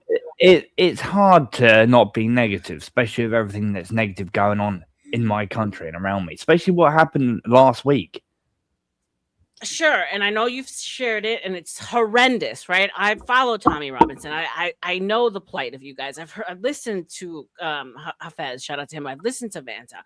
I get it, but I wouldn't believe what Vanta says anyway. You're in a loop of negativity and anger that is eating you up. And I'm saying this as someone who cares about you outside of YouTube, because I've gotten to know you and your wife, lovely lady. It starts with your mindset. Married? Yeah, he's married. It starts with the mindset, and it starts with how you. Shout out to Nikki. And it starts with what you put out into the world. And if all you put out is hatred and anger, because that's not you, you've actually been extremely kind and shown me parts of humanity from you that I've seen. So I mean, it's got to stop at some point, right? It's like we make fun of people in these YouTube streets. I'm not going to mention any names, but we say that they're constantly in a state of victimhood and always using that as a way to fucking, manipulate other people in their pockets. Well, your state of anger is pushing what good could come into your life away. You got to see that, bro. I agree 100%. And even in the midst of, I'm having a horrible week, but I was still found every day so many things to be grateful for. And it could actually be worse than what it is. You have to be grateful for something, right? You have to start with gratitude for something in your life, as hard as it can be. And I am not walking in your shoes, Craig, so I can't possibly imagine what you're going through, my love. And I'm saying this from a good place. But because I know people in my life who are very angry and, angry at God and just angry and, and it doesn't benefit you at all. I mean, you just reunited with, someone important in your life. Like there's certain things that you just got to kick back and say, okay, this is bad, but I'm grateful for this. And even if you're not grateful to God, be grateful to your wife, be grateful to your children, be grateful to whatever little plate of food you can put in front of you, however small or tough it might be. You got 2 legs and 2 arms. Like there's so much. And let me just say this real quick, right? And I'm not even referencing your story, Guy. I'm just saying, like, a lot of people like just expects God to change circumstances in an instant. Someone earlier was saying, much earlier, was like, I've been praying for world peace, and it's like, look, No, I never asked that. Hold on. I never said you, bro. Again, I'm He said he's talking taking it about away from you, and he's speaking generally now. He did start with that. right? Like God's not just gonna make world peace just because like you asked for it. And again, I'm not talking about you, just because you asked for it, and then all of a sudden, God's not real and he's a terrible person. Like that's just not how it works. He's so smart. Yeah, I mean, your new man, Cynthia. Your new man is the bomb. I'm kind of jealous of you. I'm just saying. Smart. You lucked out because he just came on the market again. Just What saying. She snatched him up. She snatched him up, honey. She said, "I see a good thing when it's out there." So, here's the way I look at God. God is like a rock on the, I see God in everything. So when I say a rock, I see the beauty in every single thing that is around us because it was here. It's here because of God. That rock is neutral, right? It's only going to do good or bad depending on the person or that comes across it.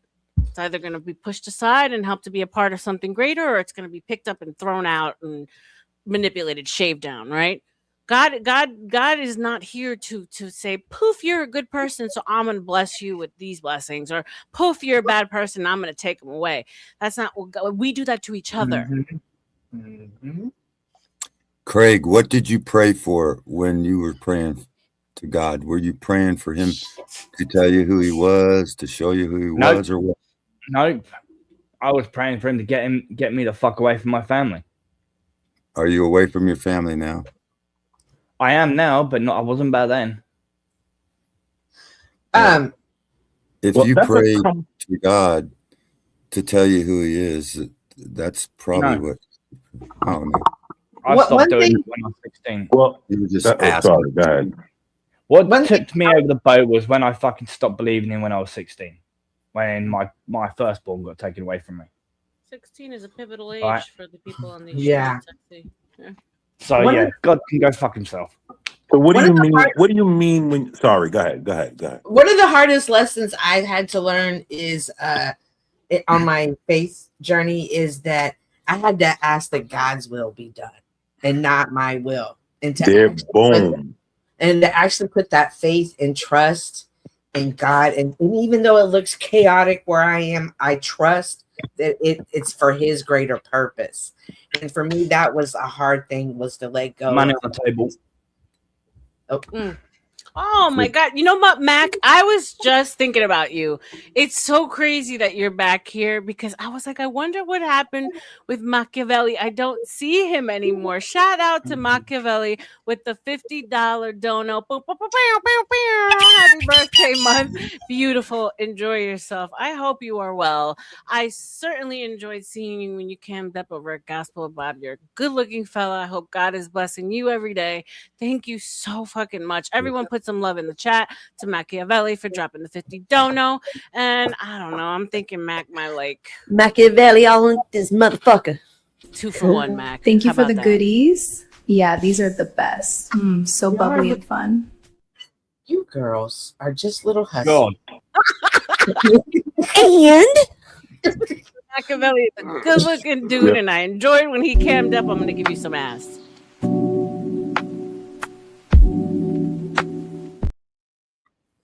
I think he'd rather have your ass. I would too. Shit. Tootie sure knows her rap references, boy. She's hood life. Don't let the little Southern girl fool you. She's thug life, yo. That's why her and I get along so well, because she is street thugging for real. Thank you, Mac. Thank you for being here, sir. What's up with 8 Ways? Welcome. Thank you for being here, my love. What? Go ahead, Zach. Go ahead, babe. I think he was saying hi. No, he says when he wants to say something. Honestly, if you're always negative, you attract negative things. Facts. The reason why I smile and throw good vibes to others is because my life ended for 27 minutes, no breathing or anything. Ooh. God wanted me to be here to help others feel loved and appreciated. Meh. I love it. Yeah. God Shout out bless to you. his story. Like I said, if you want to go back and listen to his story, it's a beautiful one. But yeah, I mean, words couldn't be truer and words couldn't be better. But like, the Craig is gonna have to do that for himself. So we're not gonna pile on or go any further with this because honestly, I mean, it is your As I life. said, I'm It's sorry. not, I'm still it's not pissed my off life. from what happened Yeah. earlier on tonight. So What happened earlier? Talk to me. Tootie knows. Oh no, what happened? What happened? Tell us. Don't leave us in suspense. What did I do? What? You know what what I happened did. earlier on tonight. I already told you. What happened? Oh in yeah, earlier. yeah. What happened last night? Or Well, this it morning? would be Yeah. last night for me. But it was I was actually asleep. It was when I logged off earlier on. I tried to go to sleep for a couple of hours. Told Tootie straight off. Yeah. Okay. So okay. I guess it's cryptic, but you know, I pray for you, Craig, and I pray for you and your wife. And one of the first things I told you when I first met you is if I could like sponsor anybody and bring them over here, you guys would be them. I am sorry for your situation. It sucks when I hear the stories about what's going on over there. Like I said, I can't even fully understand it because I'm so far removed from a Muslim takeover here in Central Florida. I'm too busy looking at the fucking Indians and the fucking Puerto Ricans that seem to be lazy as fuck, and those are my people, so I can say that. So yeah, I just like I don't even know what I could like. What happened was I actually tried to go off to sleep, and some brown piece of shit tried to break in through my back door. Oh, somebody tried to break in? Oh yeah. Did you cap this them? was in broad daylight. Did you cap them? We don't have guns over here. They can't have guns over there. What? Basically, because he was rattling with the fucking door, I unlocked it and I literally forced the door onto him because my door opens outwards. And literally, it's even harder because my back door is actually in my bedroom and it's 2 feet from my bed, my side of the bed. I actually have to sleep with a knife underneath my bed every single night. You know what's interesting about all of this, and this is where I'm wary about this of American men actually as well. Like at some point there has to be a big message and a statement made. And I kind of don't understand why the natives aren't sort of going on like this weird spree where they're making statements, because at some point even the government needs to understand like that this shit's been going on as long as I've been alive, and that's 40 years. So, American man, to the point you're saying, I said lying. the same thing. I said the same thing because I said, as men, and shout out to men, as you guys know, I'm team man, right? I'm not judging men, but like, there comes a point where, like, you know, what have you done to fix the situation as a whole? I'm not saying you as an individual, but if you follow the story of Tommy Robinson and everything that he's done for the country over there and everything that they've put him through because he's done. Oh yeah, he had a whole set of new say that dentures. in this particular situation, when it comes to his country, their hands are fucking tied, bro. They've taken away their weapons. The government leans completely on the side of the Muslim. The government is completely paid off. So the place. Right. I mean, there's a huge sector of Pakis that are just trafficking children, doing all sorts of horrendous things over there. So and there's been revolts. If you've seen, there's been protests. I mean, Tommy has been thrown in jail. I don't know how many times, defamed. You want to understand? Here's the thing, though, right? The 80s. Here's the thing, right? And I'm going to preface this by saying I understand it's easier said than done. Yeah. Right? Understand that. The police are locking up. Hold on. No. I know what's going on. I'm not disagreeing with that. But here's the thing, right? If you really want to make a statement, there has to be bloodshed.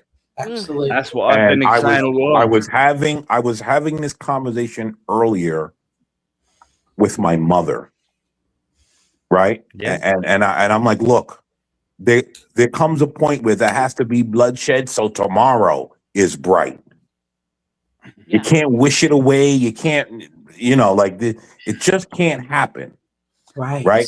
Let me tell you, all it takes is one grand gesture, maybe two, and people will start to get it. Now, it's going to be ugly and people will have to sacrifice their lives. But let me tell you something, and this is a fact. If Islam comes to this country and one of those filthy camel jockeys... They already are. They're already there. Hold on. Let him finish. And one of those filthy camel jockeys put their hands on my daughter, we're going grand statement. Believe me, manifesto and everything. Dude, they're already in New York. They've already invested in New York. I understand all of that, bro. I know American politics. I understand all of that. Well, I don't know if I'm allowed to say it, but RLM knows what I want to happen to them. Yeah, no, but I think what American Man's saying is facts. It's facts, and I think that I've been saying that all along.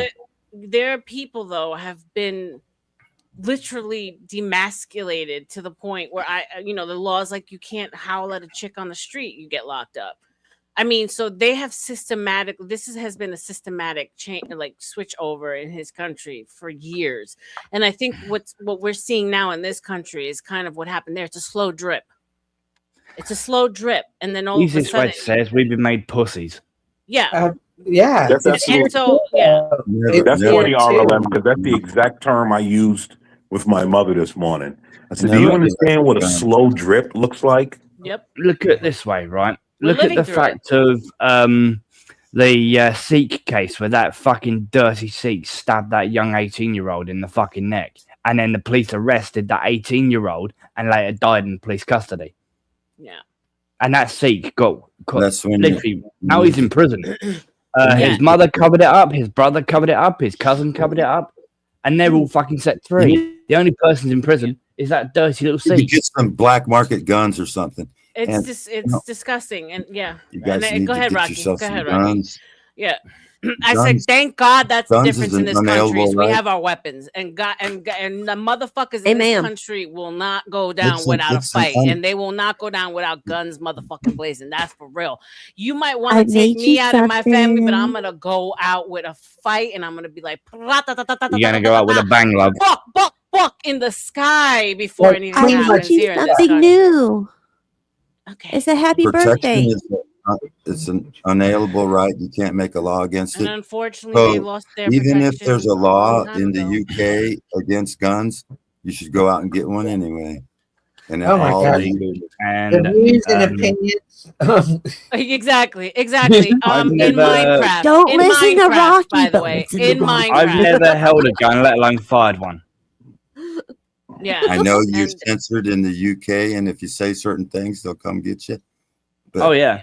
The police are more That's another interested thing. in. They just did that in Canada too. It's a slow drip, and it's making its way here. The freedom of speech, the false premise of the freedom of speech that we were given here is lies. It was just to collect data, enough data for Neuralink just and banned whatever VPNs in the Elon Musk UK. is. But it's coming. It's coming. We can see it here with the Twitter. words that we can't use. I mean, we see it. So I'm going to do a little quick break. The a flock- little break to flock see what Cuddy cameras. did Yo, for thanks for the the dono. channel. Peace. And let me remove. Hold on. RLM. One more time. They've actually Hold just on. banned Give me a VPN. second. Give me a second. Sorry. Okay, one more time. Yo, thanks for the dono. Peace. Okay. That's a good looking black bitch. Okay, baddie in New York. That was for you. That was a piece of home for you right there. I told her, I says, you know what I really need? I said, I said, I need a caramel chocolate sister with some good hair. Thank you, ma'am. That she's gorgeous. Tell me she ain't Appreciate it. fucking gorgeous. Back in the late 70s, early 80s, Love her. when no matter what race a chick was, they understood collarbone theory.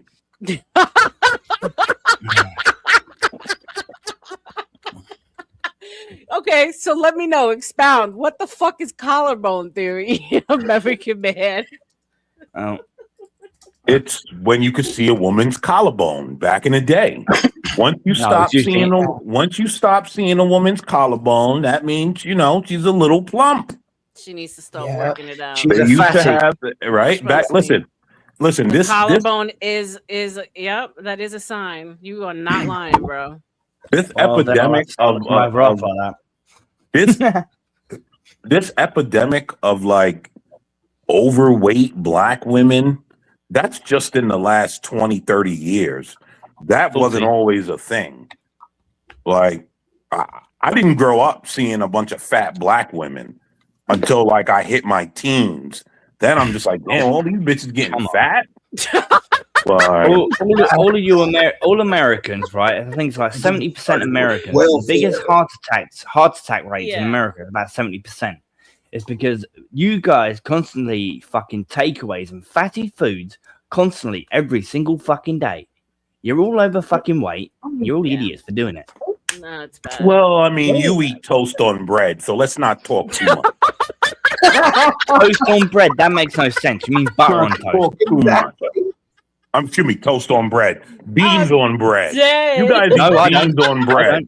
Let's not talk too much, all right?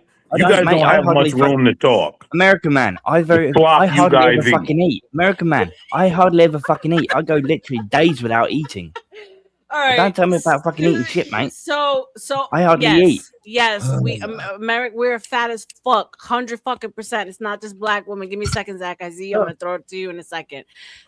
It's all people, okay? I don't want to single out any particular group. It was actually interesting because I barely go out into the real world anymore because I just can't with the fucking vampirical demons that are out. Like I see them all and I want to stay the fuck away from them, right? I'm good at home, but I was like, God damn! I did the Walmart stroll, and I was like, don't ever do Walmart. Holy! And not only is it like weight, but it's like the body shapes are literally changing in women. It's almost like because we're spending so much time on like laying down or sitting down or like bed rotting and all these terms that they use now, plus the food. The fucking back is an extension of the ass. The ass is an extension of the back. It's fucking nothing but big backs walking around. Big ass titties, big shoulders, no waistlines, and then these little skinny legs. It's like this weird body shape that has taken over in America. I'm like, God damn. Oh, come on. A lot of women in America have that ass hanging out the front of their shirts, men don't want to fuck these days. I mean, like in Spanish, we say sin natra or no ass at all. You know, like it's like this like epidemic of no ass at all. And it's bad. It's like they gained all the way to front and they lost their asses. I don't know. Because back in the day when women were thick, at least they had big butts and they had curve to them. Now they're just fucking SpongeBob. What up, Patrick? Welcome. All right, Zach, I'm going to throw it to you. Go ahead, my love. Even help fight. I don't care. I love my country and I'm tired of the communist Islam takeover. Thanks. Fuck Islam, burn a lot of them. Oh God bless America. Okay. God bless America. Literally, it burns me. It burns me on the inside when you see videos of God. Shout out to you, Zach. There's no better words. Like when people like want to talk shit about this country or on this country or I hate this country. It's like, yo, are you the most ingrateful son of a bitch in life? Like we are the luckiest people alive. Literally. What have I been saying all along? Yeah. Bless you even be on this app right now. There used to be two great countries in the world. There used to be UK and America. Now it's just America. Fuck the UK. Get me and my family and friends out of the UK into America. And fucking just nuke the living shit out of the UK. Let it fucking burn. Can I ask you a question now? Are you gonna come here and assimilate, or are you gonna talk your shit like the rest of the foreigners? Because I'm gonna be honest now. Now I'm gonna keep it real. I'd rather keep the money in the country instead of fucking sending it out. If you're not gonna come here and assimilate and denounce the UK, I might not want you here. I gotta keep it real. Dude, I've been saying for fucking over a year now to RLM and everyone, right? I would literally move to America and actually burn my British citizenship. I would burn it. But we don't want no atheists. We got enough atheists in America. Stay over well, maybe if he was accepted in a country that actually gave a fuck about him, his faith in God might actually get restored. Well, that's true. That's true. I'll go with that. It I'll can go be with that. win. Look at Titty I being see her nothing but winning fabulous with self. Yeah. I mean, look, let's be for real, guys. We don't hear problems of Brits coming here not being able to assimilate. We don't hear shit about them. Why? Because they are us. Let's be for real, right? We don't hear. I mean, I've only ever seen outside of maybe Russians. God, American man, we know about the Russians in New York. Cash, no tax. I mean, they've taken over South Florida. God bless them. But at least they brought money, right? They tend to stay to themselves. But when it comes to the white bread that comes over, we don't hear about it being a problem because they are us. I don't know. Let's just be for real. If you think about it, right? Hundreds of years ago, thousands, whatever it is, right? You monkeys would actually be fucking still in the fucking jungle if it wasn't for us Brits. What the? Oh my gosh! I feel all types of offended right now. You know that. Was he trying to upset me? He's trying to affect you, American man. He's exactly trying to trigger you, sir. I don't listen, right? I don't. Here's the thing, right? Because I'm a man of a certain age and stature, low-level whites and Hispanics and Africans and all that make these comments. I mean, you wouldn't even have the English language. I just leave them alone. But let me say something about the Brits. I accidentally walked into a British bar in Manhattan, and I'll tell you what. No. I told a man, make me a vodka and cranberry, right? I went to the bathroom, come back. My man gave me a full vodka drink. I took a sip, and it hit me. I was like, and the dude just looked at me and nodded his head. I was like, God damn, bro. I've always heard that they can super drink. Well, that's not proper British bar then. Yeah, I'm wondering if that was just their regular. It's crazy. Yeah, that's a British bar because we usually do it by 25 to 50 ml shots. Yeah, that's a great quality. Bring that shit over here. We need some more Well, drinks. calm down, Rocky. Calm down. We don't need No, we don't, sir. Yeah, calm down, Rocky. For the love of God, no, we fucking don't. I've had my fill of How drunks. much fucking pussy have you snorted today, Rocky? Jesus, man, calm the fuck down. Oh my gosh. This guy said if it wasn't for us, you monkeys would be in the jungle. Yet you're over there crying about Muslims. We need some more foul mouth. Go do something. Go do something. You don't play with me. I'm not these Mate, guys. if I could do something, I'd be wiping every single Muslim off this planet. Oh, God. So you're weak. So you're weak. All right. I'm sorry, RLM. I'm sorry. No, I'm telling Craig it's enough, bro. You've said it now. It's like a call to action. As many times as you say it, you understand TOS, sir. And you don't accept it in your own channel. Please don't do it here. I let you say it a couple of times. You get it. You're venting. You come here to vent. But goddamn. The opposition. The ops, yes. Please. We know who you're talking about on this panel today. Get it. Thank you. Yeah, you can like a code word like ragheads or something. RLM, you do know that it is the fight, and it does go back to Isaac and Ishmael, right? Yeah. Yeah.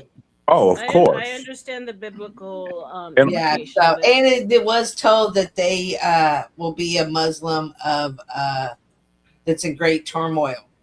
I mean, a country that's in great a people that will nation will be in great turmoil, which I think they have just definitely been that their whole entire that I've ever heard about those type people. So, and also, that like they actually are the same people with the same practices.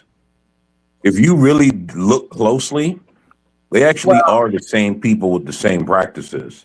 Well, like they try to separate themselves. Go ahead. Sorry. Go ahead. Well, except for the whole, like when they're holding up one, they're saying that there's only one God, whereas we believe in the Trinity. As a Christian nation, we believe in the Trinity, and whereas they considered Jesus a prophet, but Muhammad was the last person that God ever talked to. We know different. So it goes all the way back to that, correct? Am I wrong? Well, yeah. Well, okay. So I thought you were talking about the two people in that region, because that's what I was referring to. But they both believe that as well. Thank you for being here, Zach. God bless you, baby. So here's a question: which one's worse? I They're both the same people. Okay. Like I'm telling you, there's no which one's worse. They're both savages. I've seen what happens. I'm not talking about CNN. I've seen it with my Yeah, you own lived eyes. over there, right? You said you lived in Israel. You said for a time. Yeah, Almost 3 years. I didn't get to ask you why is it? I mean, is it a secret or? I'm curious.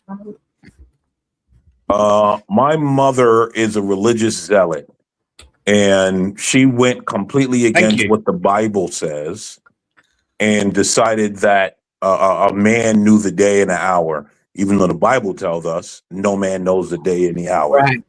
And so she moved us to Israel to wait for his coming. Wow. And so I lived there almost 3 years. That's and I've seen what happened. Like I've seen actual, like, you know, they make you believe that the Palestinians just randomly walk up and start doing stuff. But there's a lot of things going on. I've seen houses get mowed down with families in it. I've actually seen things that, like, you know, people just think is not happening, and they think, no, these people are so great, God's people, and all this foolishness. Dude, it's ugly. It's ugly. Absolutely. Now I see what you're saying. They're both the same. Yes, they're both the same. That's fascinating to me that your mom had. I have to go back to that if you don't mind me asking. And the minute I'm like, yeah, it's fine. It's not a sore spot for me. How does one pick up the family and go to Israel? It How does she wasn't. even do that? It was a group. It was a group. Interesting. It was a group. So It became way more interesting to me, American man. Just saying.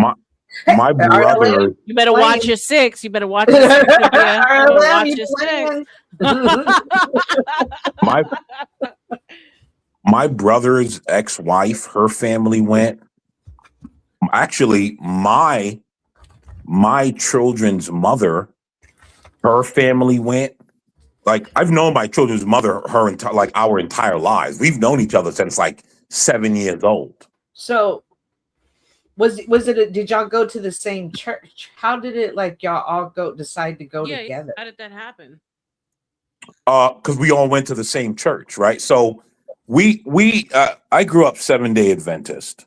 That's why I said in the comments earlier, like, I can't go with any other denomination, right? Because I grew up my entire life 7-Day Adventist, right? I only went to church on Sunday the first time 3 months ago. I've only ever gone to church on Saturdays. Yeah. Oh, okay. I see what you're saying. I've never been to a church on Sunday. I don't even feel right getting up on a Sunday going to church. But anyway, I'm veering off. What's up, Patrick? Welcome. Yeah. So, you know, we just the church and the group, and they decided that this pastor was bigger than God, I guess. And some people picked up and went. Some people didn't. Some people, you know, in the church were well-to-do. They were able to buy a home there and have keep their homes and businesses here and go back and forth. It was fascinating. It was fascinating. That was the Seventh-Day Adventist. Yeah. Yeah. So I was a Seventh-Day Adventist for like 2 years. Interesting. Would you say that it was almost cult-like? Yes, I mean, I'm not gonna, but here's the thing, right? Let's not blanket that No, I'm not. I'm just trying to understand, like, okay, to pick up and leave a country. It's cult-like, correct? And to go to another country and not just be there for a couple of months chilling, be there for a couple of years. Like, you literally went waiting for the second coming of Christ. Yes. And that's not people just don't do that. Like you gotta legit like that's huge, right? Before I knew someone who did that. That's So I mean, shout out to your moms. I mean, and you had that experience. That's fascinating. before y'all decided to pick up and go, were y'all a pretty tight knit community? And if so, how long? And what did that look like? Like, did you go to church every day or just on Saturday? Or did y'all break off into y'all sub? Was it the 25-20 prophecy? Well, if you remember, right, I said that I've known my kid's mother from 8 through the church, right, from 7, 8 through the church. So you got to think that you know, and like I probably remember being at that church at about 6, 7, but around age of 6 or 7. And so, yes, everyone was tight. Everyone took care. Everyone took care of each other. So yes, we were tight. And what was the second question you asked? So was it just once a week, or were y'all like? No, we went Friday night, Saturday. So basically, we almost followed the Jewish calendar, except we believed in Jesus. So we did Shabbat, like Friday night to Saturday night. That's the main, and then so we would go to church on Wednesday. That was the midweek where we met, and then did service, and then Friday night we would go, and then Saturday morning we would go and be at church and do what churches do. Right. What year what year did you move over there? 97. So it's a 97 thing. And, because remember, Christ was coming in the year 2000. I remember. So you say it was savage over there. How old were you? And did you go to the school system there? No, I was homeschooled. That's the reason why I'm not a mouth-breathing plebe, and I know how to think for myself. Oh. Did you ever hear the Seventh-day Adventist? They call it the 25-20 prophecy. No, what is that? Oh, it's an off branch.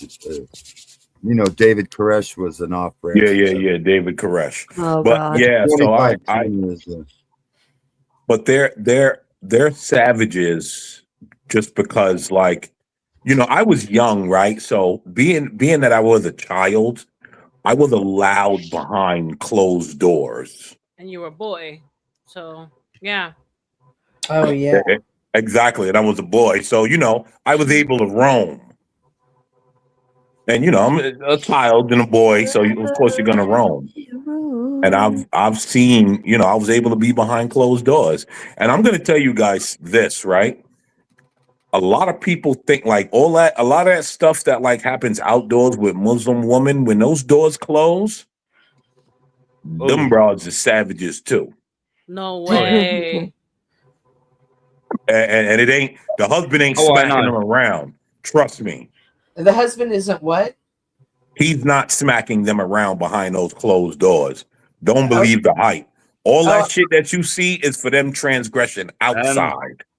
That is a bit of a fib because you see. This is what I don't like. Converted to Islam. My ex converted to Islam. This and her is what I. husband Hold on. Here's the thing, right? Here's the thing. There's always going to be woman beaters. There's woman beaters here in America. Yeah, right? there is. There's always going to be woman beaters. Right. But what I'm telling you is, in a Muslim household, behind closed doors, when a woman take all that off, she's the same nagging broad as every other chick. Oh, yeah.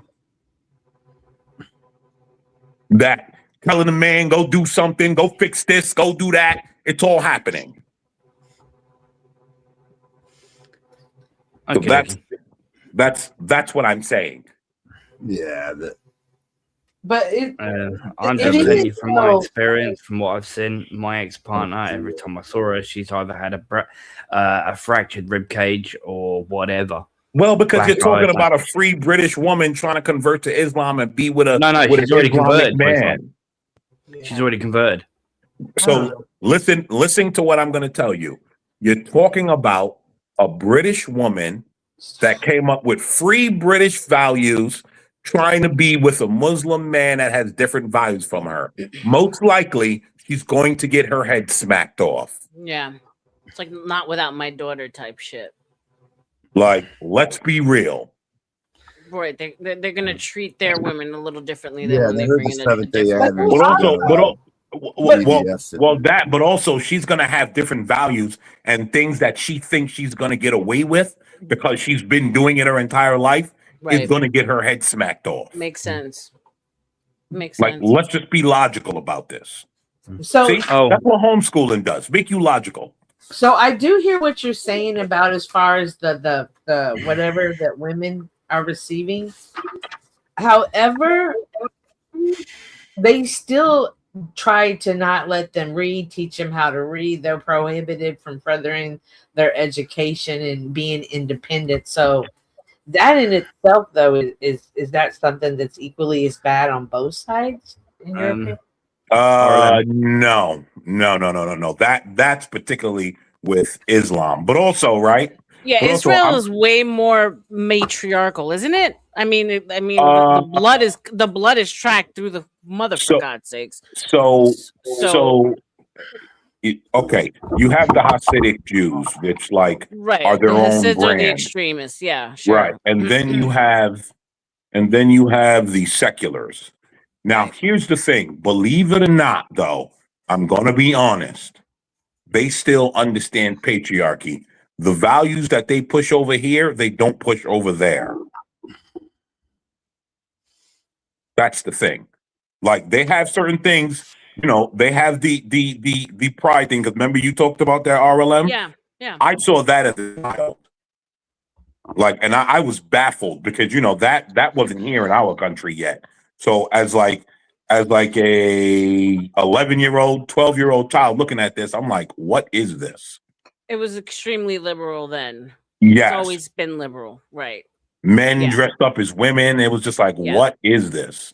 Yeah, Rocky, don't be playing anything that's going to make us get in trouble. I can get a strike for something like that. Yeah, don't play anything Rocky puts. So I always was conflicted with the whole the and understanding now the arm of control, right? So let's walk it back. How small hats can be liberal at all, right? Because I come from a family of a man who comes from a communist country, right? And so people who have gone through communism normally tend to lean conservative, right? Because they've seen what socialism and communism does, which ultimately now I understand the push, the agenda that comes from said people. But so I did ask a friend once who's considered Orthodox, also her father's, they're billionaires, they can run Miami, and I said, I was like, I said, can I ask you, because without being insulting, I'm just curious as to why is it that people have been so oppressed throughout the centuries, throughout history, but yet you lean towards the side of the oppressor? And she said, because they've always, and with the blacks, they align with the plight of the black person specifically. They don't. Hold on, let me finish. I said, I'm going to walk it back with you, okay? And she said, well, because of the Don't oppression, yell at me, woman. Yeah, I know you like it. So I because they can see that their people have been through oppression, just like the blacks. That's why they align with them. Now, understand, this was her telling me from an honest place. She's not she might come from a family who controls the world. I mean, her father owns Miami Heat, Carnival Cruise Line, so billionaires, yeah. But it was coming from what didn't feel disingenuous. Like, she knew what the fuck is going on, right? She's just, her, as far as she knows, her grandparents have numbers tattooed on their arms from the Holocaust. Now I understand the agenda behind things, but it always threw me for a loop. I just didn't understand like the Jews are the most liberal in this country. You know, the quote unquote, let me say, small hats. And I just think I always compared it to Cubans and how they've been persecuted through communism and how you would think that they would align more with the conservative people because of that. So, well, I'm going to say this, right? And sure, maybe she's genuine, right? I'm not going to question her motives. I don't know the girl. I don't know the woman. So I'm not going to question her motives. I mean, I know the family. Right. I mean, you know, I've been with them in a surface level. I can't say that they weren't behind the scenes plotting the end of the world. But out of the people that we know that run shit, billionaires are considered paupers to these people. Yeah. So right? Yeah. Again, right? I'm not going to question her motives. One thing that I know is that it's a subversion for them to quote unquote align with the blacks, because they don't. They're the element of using the blacks to destroy America. Yeah. I agree with that. Yeah, I can see that now, right? So I was saying I'm walking back as to when stealing all their talent from them. Yeah, like when I was younger, and I just couldn't correlate and understand. Like, it's like I've told you guys time and time memoriam that my dad, like I grew up in a conservative household. Like, you couldn't be anything else. You were kicked out if you said you voted for anyone else, right? There was no options. There wasn't like, no, like, we're conservative. This is why, and fuck if you come home ever with liberal mentality. But now I fully understand, right? There's an incentive for them who quote unquote run shit to do what they do. I get it. There are a lot of things that are said that, like, we as Americans just sort of ignore. That's said out loud, that's done out loud, that we just ignore because, like, we want to be quote unquote good people.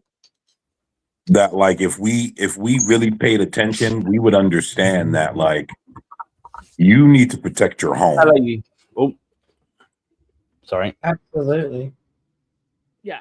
When it comes down to it, you know, and it's you're putting the foot to the pavement. Yeah, you need to protect your own.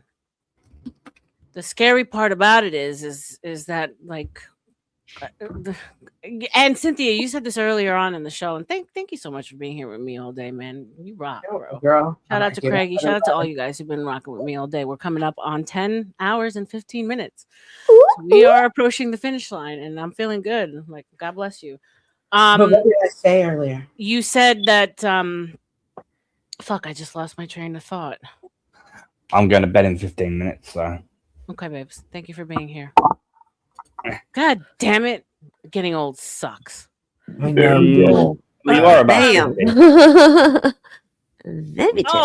you said that you don't think you would see certain things in your lifetime. I beg to differ. Yeah. I used to say that when I was younger, right? Because knowing that I grew up Mormon, we've been preparing for the second coming since the day. Like, Mormons are taught to go and buy food for the pantry, have storage, have food and water and everything you need for, like, the end. Like, we're the G's when it comes to prepping.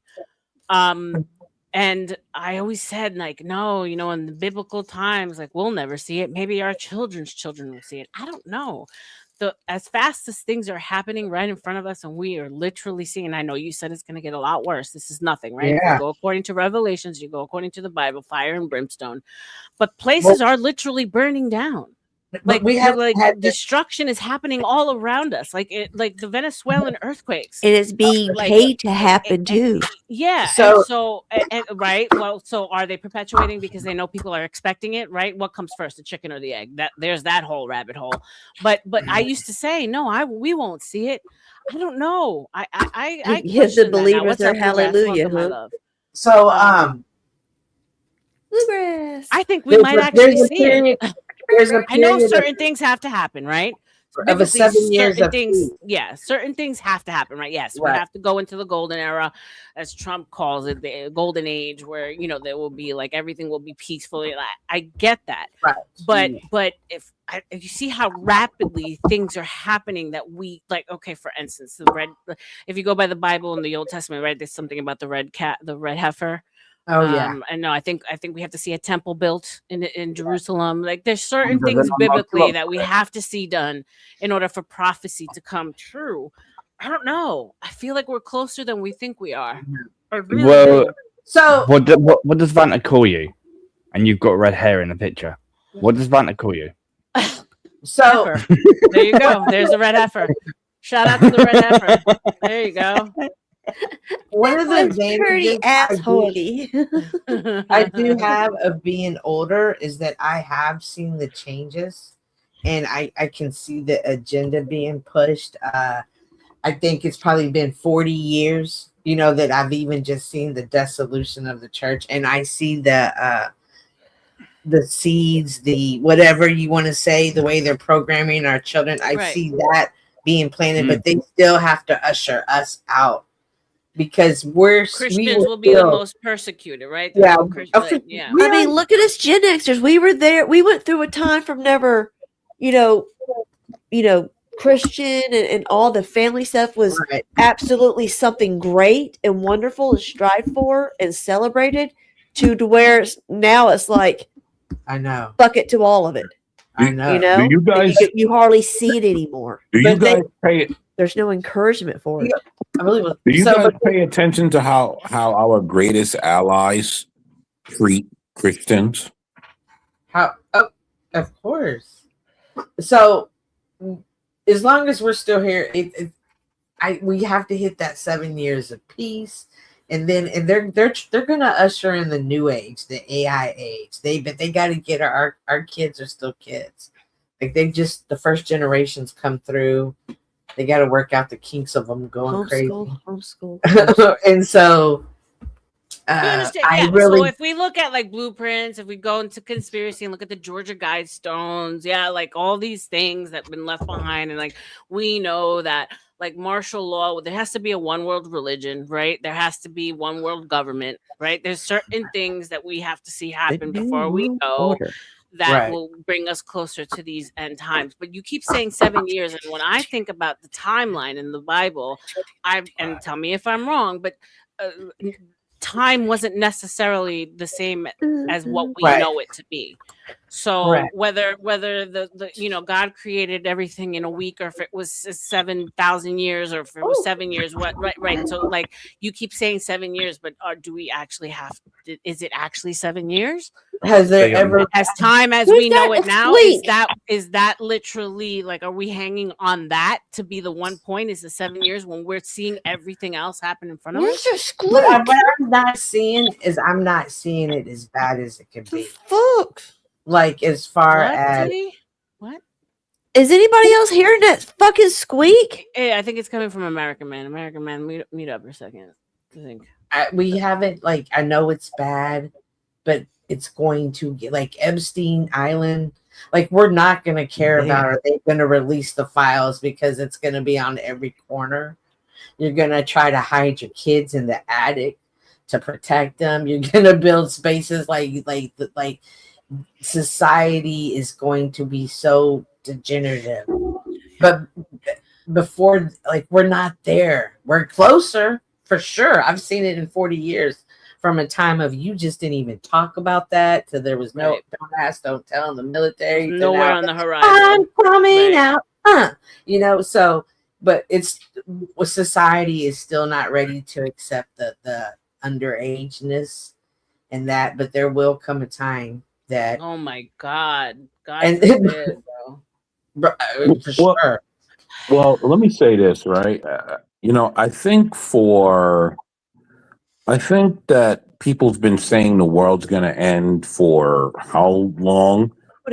Like generations and generations have been saying this is the moment, this is the time, right? And again, if you understand the Bible, no man knows the day and the hour. And so I don't necessarily venture into like, I don't necessarily venture into like, well, it's getting close. This is close, right? I could see things, and I see, but we don't know how much longer this has. No, this we can don't. go on. This can go on for another 100 years. Facts. And then come to its end. Yeah. We do not know. Yo, RLM, salute, Tootie Bug, Craig, pleasure to see you. What up, Nuns? And Welcome back. Tootie Bug, listen. Can a fat old man put a little stress on a chair? Oh, please. That's the question. Fat old man. Shut the fuck up. You are not a fat old man. Stop it. No, but I think Stanley is. Oh, Lord. Shout out Oh, to no, Stanley. no. It's Nightish who's a fat old man. Oh, good. He needs to reinforce the chair, doesn't he? Just can't help yourself, Craig. Oh, I can't. No, I can't. I don't like it. He had to get one for the road. Fuck, he did a drive-by shooting. Pew, pew, pew. What up, Nunzio? What say you, sir? Welcome back. Yo, appreciate that. I was just taking care of some business before and some other sectors I had to attend to. You know, I didn't want them to come over here and start shit. So I didn't. Oh, thank you. And shout out to Bambi. Your homegirl came over and showed some support. So shout out to her. Oh, salute. Appreciate that. Yeah. Yeah. I'm working on something in the background, trying to get collect a few people in this. I'm gonna send it to you, but I don't want many people to know about it. You know, of course. If you get over to Craig, that'd be a good thing too. Okay, cool, for sure. Shout out to you. You guys already know by now. DMs have been aired. Like anything that I've said in the back, people have put out in the forefront about me. But I don't do that shit. And I have yet to share not one single thing. So secrets are safe with me. I'm a vault and I lock shit up. Yeah. Shout out to you. Yeah, I don't do that either to people that I fuck. It's just like once you go, unfortunately, once you cross that barrier, like for me at least, I did look like I can never trust you again, like an actual person, right? I think what stays behind the scenes should be behind the scenes. Well, you know, of course. Well, you know, there's those old New York values. You got to keep your mouth shut, sort of. Even if you have a falling out, you take care of it in the background and you keep going. You know. Me so personally, there's I don't have falling those outs with people that I fuck with. I don't agree with having falling outs. If you had a fell out, you didn't fuck with me to begin with. You just revealed yourself. That's what it is. Right. You know. Well, I mean, I don't disagree with that, but people go their separate ways, blah blah blah. But the thing is, you don't get to sling in mud just because you went to separate ways. That's the point that I make. Went after Ert because he was disrespecting a close friend of mine. So I hit him with the palm bomb. Right. Yeah. So here's the thing. It's funny because I'm constantly like hit up in the back with like, but you should expose you would clear your name of so much of these people think this about you and think this about you, and you're letting them share shit when you could just clear shit up by sharing it. And I understand, and trust me, I've tossed and turned in bed and said, fuck, it would feel so good if I just did that. But I have to say to myself, who am I fucking proving? Who am I proving to what? Right? Dust. Nobody. There. And two, I don't do it to protect the people who've hurt me. I do it to protect the people who are in my life. And so they understand that they are always safe with me. And I do it to protect my name in the future, that you can come to me and you can trust me and know that shit's never going to be put out. I have certain code of ethics, I guess you could say, that I just run. That's just how I run my life. So trust me, today's Throwaway Thursdays. I've had people like, yo, we could do a stream and we could do bra, bra, ta, ta, ta, ta, ta, ta, and that shit will be epic. We're getting people to but for what, yo? You don't mean shit to me. No, these are straight facts. Like these people don't mean, they're dust. So you want to share messages that are sure, cool, share them. You want to poke at me? You want to do stream? Cool, Just bro. be sure to share the whole fucking thing. No, but but look, if these motherfuckers want to do that, right? Look, no, just saying to be shared to share be sure to share the whole fucking thing and not just little clips that make you look better. And that's the thing; things are being shared out of context, right? So, because you know, Toots, like we've spoken extensively behind it, but it just like for me, then you can't trust me. You're gonna look at me side eyes if I share something because you say, "Gotcha, you could do this to me." Nunzio, you're gonna look at me side eyes. Craig, Cynthia, you're all gonna look at me side eye, and that to me is more important than what these motherfuckers think about me in these fucking whack ass streets.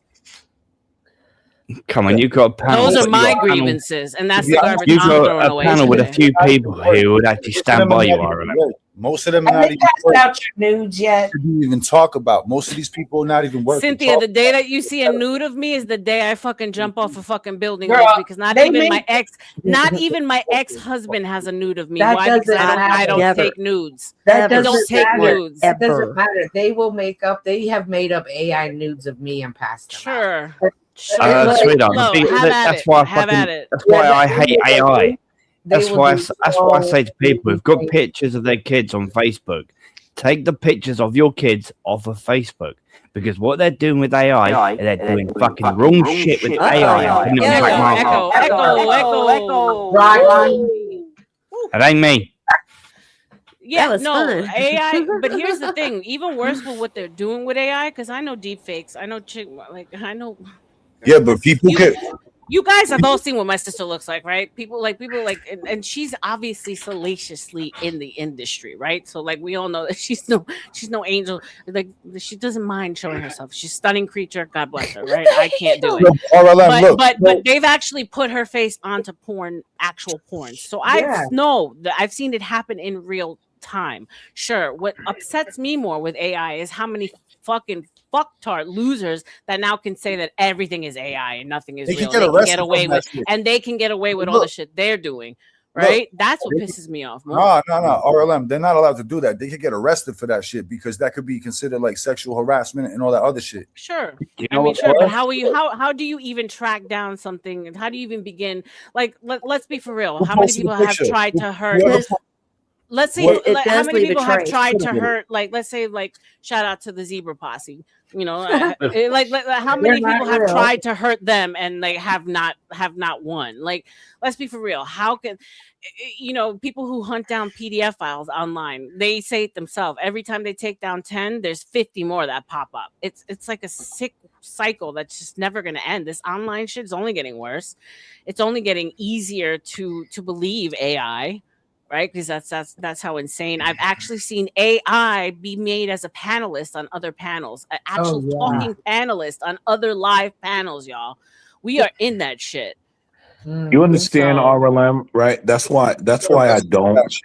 Yo, people could be held accountable for their actions nowadays. Trump just instated a few new laws about this internet shit. Yeah. You understand RLM? That's why I don't go be in people's discords and friending people on Facebook and doing any of that. Listen, there's only two people on the internet that know what my children and my ex look like, and one of them is Blacks. I love Black. Shout out to And you Black. see He's how fly, me and yo. Blacks move Yeah. together, right? Yeah, facts. I love him. He's like, I love him as a person so deeply. Shout out to Blacks. Lindsay, you can hop on whenever you want, honey, because I know we need to talk. I know, girl. I know. I'll do my very best. Well, yeah, Later, though, you won't find. we'll drive to the airport again. I'll catch y'all later. All right, Nuns. Careful. Be safe, love. Look after it. Stay safe, bro. You as well. Salute. God bless all y'all, for real. Thank you for having me on. God bless Of course. Thank you for being here. So, Yeah, I mean, that's what- here's the thing. Like, and Cynthia and I have talked ad nauseum about this, and she's made me like look at certain things, and like and it's like it is the world we live in. It is the world that I choose to put myself in. So I am no victim here, right? I put myself here because I could easily take myself out of it. And I guess it's something that I have to tend with if I want to do it, and I'm not going to stop doing it, no matter how much people try to hurt me. So. Oh my gosh, I'm gonna be on my best behavior, Lindsay. You have to know how to turn it off, RLM. It's not even so much step in it and out it. And earlier when I was talking about the things with my parents, also remember I'm a Latina that worked at an all-black strip club. That was at the height of it being this time to work at strip clubs. Like we had Super Bowl, OnlyFans. so that was no easy walk either. So At it all. definitely taught me how to stand strong in these spaces, and also understand I have to limit what I tell people and what I reveal about myself.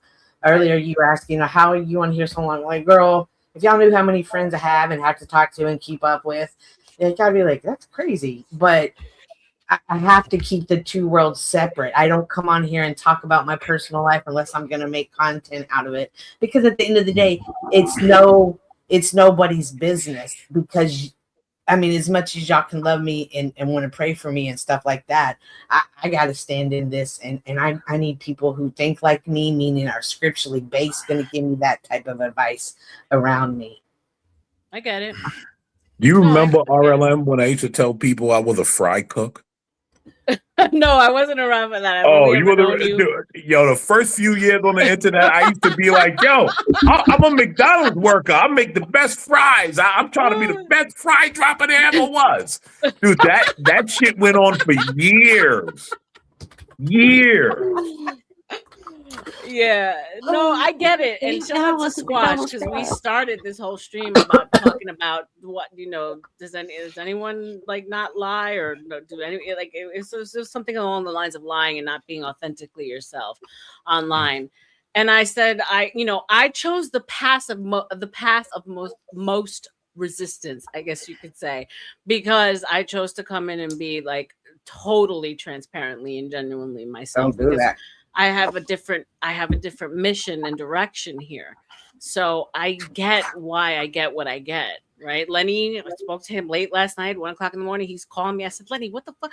Like, I know it's got to be something important because you're calling me, right? And he's like, I told you, RLM, the bigger you get and the more you're known, the worse it's gonna be. Yeah. And I said, Lenny, Thank you for that. He called me. Yo, I swear I was counting the hours because he did all of CT and then went on to Latinos. He must have done like 16 hours. Yes, shout out to Lenny. Dude, I did see him on Latino. Bro, he went hard in the paint yesterday. That's probably why he didn't show up today. I'm disappointed because he told me he was gonna come, but that's okay. I'm forgiving. I said, Lenny, you yourself have done like 10 hit pieces on me already, bro. So like, I mean, I get it. It's getting easier to deal with for sure. So you really have to be cutthroat on here and turn off your emotions. Like it can't be the same way you are because this is your business. This is what you're investing your time in, and you're not going to let anybody destroy it. And it sucks. It does suck. You know what I mean? Because you're like, damn, I liked you. You were cool. What happened? Every time, bro. It never gets old. Right. You can ask Titty. I'm like, God damn, that's just damn, I'm disappointed. I don't say I'm mad or I said, God, man, that one too. Damn it. Yeah, but that one too. Well, you have to balance it out. The way I look at it, the way I work is the way you see me is what you get. Maybe this is a product of me being cold, but like I don't take YouTube serious. I don't take the people serious. And here's why, right? Because I see numbers, right? Numbers. And go. See you guys later. Thank you. Have a great night. Be safe. Right. Numbers, right? I understand numbers. So what happens? Everybody on YouTube is a millionaire. They're living their best life. They got 30 homes, yachts, and boats. The numbers don't bear that out, right? And that's and that's the reason why I came to YouTube saying I'm a fry cook. That's the reason why, right? I listen, everyone, right? RLM, you've heard me say all the time, I make $10,000 a year. 20 grand a year. Hey, you live in a shanty. I'm poor, right? Yeah, for sure. That's it. Everybody leave me alone. Mr. Plumberman, Shaba, do it for me, Mr. Plumberman. Well, guess what? You know what happened? I exposed myself on CT one day. That's what happened. I was up on a scaffold doing a big commercial job. A big commercial job in Walmart, I think it was. It was a huge job. No. That was a clubhouse. That was on Gospel of Bob. On Gospel of Bob, I remember, and it's a commercial job. Well, on Gospel of Bob, yes. And I think some people was, you see, he works at Walmart, or he's lying, or yeah. I was there. I remember it was like one of around the first time that I met you. The funny thing is, Lenny was calling me and telling me. So CT had some dude pop up yesterday. I was watching the show. It was funny as fuck. Lenny was like killing it, banger after banger. Shout out to Lenny. And some guy comes up, Miguel Beretta, and he's showing off a McLaren in his driveway, right? And of course, I'm like, boom, squirrel. I'm like, oh, that's a nice car. Someone's actually showing their vehicle. This is not. They're not just talking about it. They're actually showing it. And so this is interesting. Let's see where this goes, whatever. And I was telling Lenny, I was like, bro, the biggest people just expose themselves all the time. Now, maybe I could be wrong. Maybe the dude was rocking it like that and he's driving a fucking McLaren. God bless him if that's the case. But he pulls the car out of his fucking garage and like he turns the camera on. He shows his neighborhood. And I was like, all right, something doesn't add up here. Me being the internet sleuth that I am, I'm like, you don't fucking park a car like that in a neighborhood like that. Right. And then Lenny was like, yeah, and then it's got Montana. So we were going back and forth as to what we think it was, because you come and you show your wealth, but the wealth doesn't balance out in the money that you're giving back to the creator. Now, sure, you can be a cheap fuck and you just don't want to give no money. But then I was like, if anything, this dude is probably working on the car. He's probably wrapping it, putting some special paint on. Because this wasn't just any car. This wasn't just a basic BMW or a fucking basic Mercedes. This was like a fucking McLaren that he had. No, you can rent those things. You can rent them. You can rent them, sure. But it was just interesting to me how he made sure he had to show his Rolex, he had to show his McLaren, and then he was talking about not working. Obviously, it felt like some kind of a dude that was going to start dropping crypto links in the chat. So I was waiting for something. Go ahead, babes. But yeah, so long story short, everyone's a millionaire, everyone has something, or I see it's the opposite. Everyone's broke, everyone's woe is me, everyone's like hungry. No, people don't have, they don't know where their next meal is going to come from. It's like this interesting like dynamic of like people who say they're extremely wealthy, people who say they're poor and they need all the money that you can give them, and then people who are just in the background. And those are the people that actually interest me the most. The ones that are hiding in the bushes, that are barely ever fucking commenting, that come into your chat like dates like today and drop $100 dono, drop $50. And that to me is where my interest is. The ones in the bushes that come out every once in a while and say, hi, I like you. I'm here to support you. Keep doing what you're doing. American. Yes. Olive, you've seen the way I live. You've seen my home. Yeah. No. So they drove all the way through to the bathroom. You've seen all the whole fucking flat. Don't bring it to yourself. Like I'm not talking about you when I say what I'm saying. I think maybe Miguel Beretta was his name. Palomino. Yes. Go ahead, yo. I think I'm gonna bounce.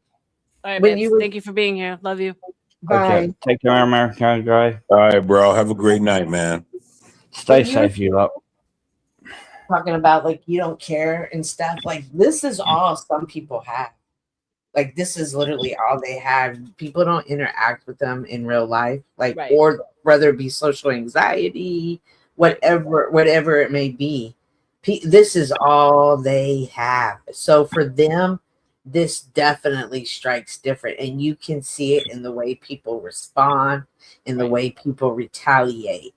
I always say it's like I don't care how you are when you're nice. When like, oh look at so and so, they're doing such a good thing. No, I want to know what you're like when you're mad. You know what I mean? So yeah. And it's so easy to come up here and just think, oh yeah, they're cool like me, and not really know the psychological battles they are facing. But one thing I've learned is they can't hold it long. Like it'll pop out. It eventually shows itself. Yeah, they can't pretend forever. Yeah.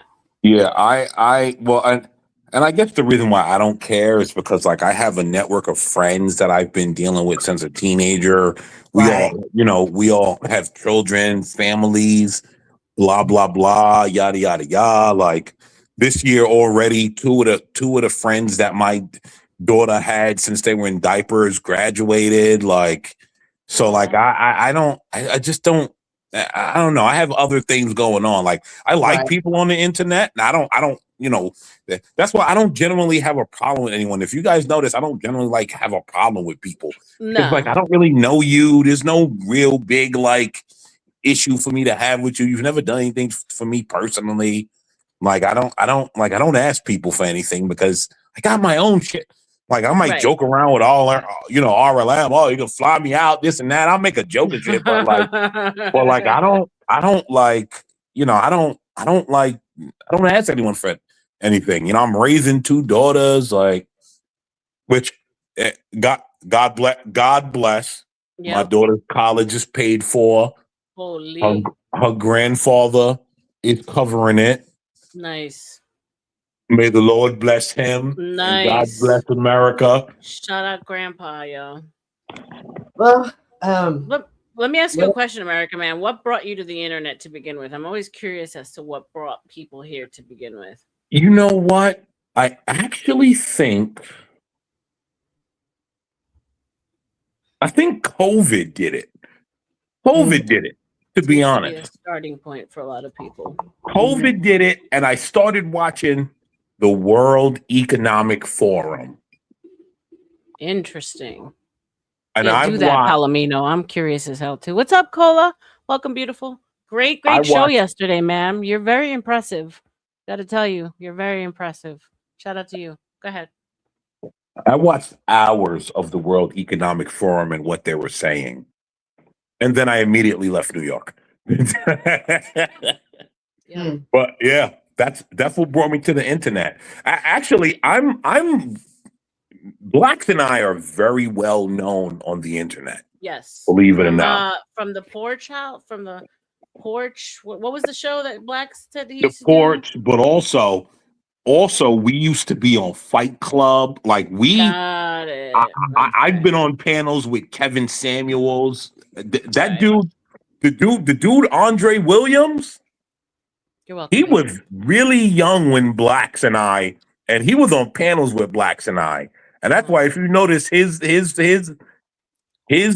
content and the way Blacks and I talk, they align because that dude Andre Williams came from young hearing Blacks and I talking wild on the internet. Interesting. Fight Club is one of those things I wish I was around for. Because man, so many of my favorite creators come from there, and so I just like if shit gets wild now, and I heard that's tame in comparison to the shit they used to go down in Fight Club. Let me tell you, I used to love hearing Angry Man talk about it the other AM.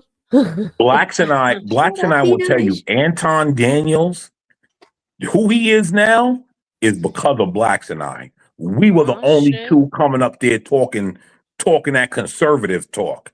Right. Anton wasn't talking like that when he first started Fight Club. Right. Really?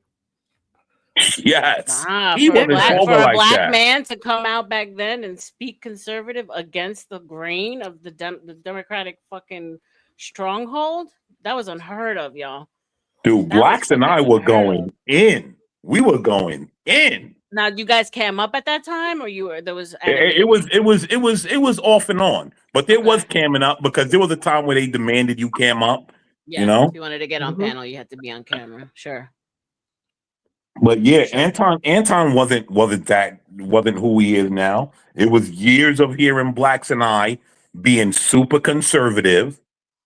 That like him again, like I said, right. And I'm not saying we are the greatest. I'm just saying like these guys were. I mean, if you know where Andre Williams came from, and he was younger. I didn't even realize Andre was as young as he was. Blacks had to remind me. Like 2 months ago, Blacks texted me. He was like, "Yo, Andre asked me about you." I'm like, "Who the fuck is Andre?" He's like, "Yo, you don't remember?" When did Candace Owens start her whole grift, her conservative grift? Because I don't think I know. Way before the pandemic, though, right? I think like she was in the earlier Well, no. She was with She was with Daily Wire, and to be honest, right? I think she's always been slightly conservative, but I think she went full bore when she married her husband. Well, it could be, but I think she went full bore when she realized that I guess whatever happened with Shapiro and those people. The Democrat part of her YouTube career, because I did a thing on her. I did a stream on her, and I find her to be obviously extremely fascinating as well. I love her. Yeah. So I mean, I was a Candace Owens fan when people were like, ugh. You know, I was like, yo, she's a G out there talking the way she does, being a woman of color in these streets. So what you're saying is that the earlier grift of being a Democrat was more of a grift, and she's always because here it's interesting. You don't hear much about. She talks about her family and her upbringing and stuff, but you don't like her family doesn't really come out. I think her brother has a channel, but you don't hear much about her as far as like people who knew her back when to say what she is or really isn't. And yeah, obviously she married British royalty, and we all know what happened. Well, there, here's the thing, right? Here's the thing. Most likely, her family is Democrat, right? Yeah. More than likely, right? You won't hear anything. No one will ever hear anything from like my family. They're all Democrats, right? Most of them. Some of them are slightly in the middle, but they're not going to go out their way to come out and do some hit piece and all of that. Like, do they know that? happen. Like, are you open to your family about the personality that you've had on YouTube for these many years? Or they know who I am. Well, they know who you are. Anything. There's one thing to know who you are, but like I always I keep my family for the most part and friends and old life separate from this. Facts. Because of just the implications that can have on me. My sister knows, she watches every once in a while. My parents don't watch, and I do that for a reason. They know what I'm doing. I keep it separate. So people know what I believe in. They know what I stand on, but are they here like all up in my shit? No, I keep my in real life world separate from this. So that's what I'm asking. Does your family know? That this is a pastime for you, that you're you're an American man online, or how does that even work? The things that I say on YouTube, I will say to my family because I truly am conservative. Right. This is not like conservative for the internet. Right. Yes, right. And also I take my computer with me. Oh, get out. And so when I go to my family's house, they hear me, right? My cousins and everyone, they all know. They're like, "Uh-oh, here go this guy going on YouTube, doing what he do. Here we go." I love it. Right? So like they know. Yeah. What up, Lenny? I've been summoning you all day, sir. I've been number one, you had a show that was deeply based in, I gotta make a beer run. You had a show that was deeply based in religion and all that, and I don't do those. Okay. See my beer? So Lenny, I got beer. So I don't. What are you drinking? That Mexican shit? Look that Mexican mix you drinking? Yeah. This shit is the bomb right here. I hear that. Bloody Mary mixing beer. But that's the thing. Like with me, being from Chicago, which is a totally blue, no matter who city, and being a known figure, I can't fake the funk on any of. I told people, I said my first opportunity to vote was when Harold Washington ran for mayor, and I didn't vote for him. Yeah. Okay. You didn't have to knock me in the head for me to know the Democrats was not the way to go, because I grew up looking at everything steadily getting worse, right? It's clear that you are who you are because we've seen you interact with your family in the background, right? So like I have no question that there's no internet personality that people don't know about. And the Bible was definitely, today was a Shenanigans day, and it just stayed on the Bible, and we took it deep. So I appreciate the conversations we had. Yeah, so that when I heard this, I said, yeah. But the thing with me. This is what really left in there real quick, Lenny. Go ahead. My oldest daughter is growing up to be such a beautiful conservative racist. I love it so much.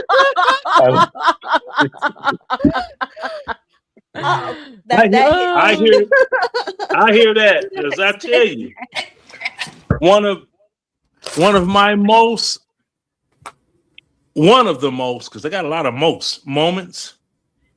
I went to Chicago, all right, and I went to a party on the South Side, like where everybody knows my name, and I had on a Trump 2020 hat, and I had on a Trump 2020 shirt that said "Make liberals cry again," and I'm right there in the party, right, and I'm taking pictures, and I'm like, all this. No one will take a picture with me. Nobody would take a picture with me, of course. Because they was like, and even when I went to the bar, I always had some place to, if it's an empty seat and I went to the bar, the person to the right and the left of me was like, ugh, and they moved. Wow. They moved away. And I was just sitting here like, okay. And then I'll just show y'all y'all's true colors. oh, well, I already know what their true colors because they're colors. Now, the thing about it is, I say, okay, you say the Republicans are racist. Okay. What have the Democrat Party done recently for black people? Meaningful. Absolutely nothing. Absolutely nothing. And now, see me. Don't do that. I ask you a simple question, and what do? Well, what about Black Wall Street? What about Emmett Till? What about now? Like in the present now? Now can we now? And all of this business of the Democrats and Republicans switch parties, they can't prove that because it never did happen. And I was just sitting there like, you all are just, I don't know how you all became mentally trapped the way you are, but I love it because I'm not like y'all. You can see it, yeah. I'm not. I just. But when you were the DJ personality, when you were like in your moment, in your time, like in Leonard Remix, Mm-hmm. Yeah. Were you still on the Republican train, or was politics politics not even like a conversation at that time? No, politics wasn't a conversation. I was just being right. But it wasn't an online persona. You were your DJ online, this is and free. That was No, that I'm was saying free. No. I'm not. What I'm saying no. is I didn't say free. No, I didn't say free. I said pre. That's like when I was DJing, right? And I had to play different blocks of music, right? And NWA came out. I ain't play that shit. I was like, no, I'm not playing that. Now, EPMD, BDP, Thus and So, East Coast rap, man, I was killing it. But let's that also West remember Coast something, shit. Leonard. Say again? Well, let's also remember something. Politics back in the day, remember, politics was private back in the day. Right. That too. So during his time, he could be a conservative and it wouldn't matter because politics was private. Everyone was just getting along. Right. But then you had some aspects of life in general that were just like hell to the no. Like the first time somebody had gave me some Luther Campbell's music, I'm like, I'm not playing that. I'm not playing that. Oh my god! I'm not playing that. And they're like, no, man, I'm not playing that because you know what? There's always two DJs per club. There's always two. You got the opener and you got the headliner. Yep. That music is for the opener DJ to play. I don't have to play that shit. He'll play it. Somebody say, hey, we want the some downstairs part of the club. Yeah. Is that why you didn't play it? Because it's smut. That wasn't quality at all. What made it smut? Like, I'm trying to figure out. What made it smut? What made it smut was the lyrics. Correct. Here you go. Hold on. Let me get with Pinky Tuscadero right quick. At home, This is got out my black book for my freak to call. Picked up the 7. No.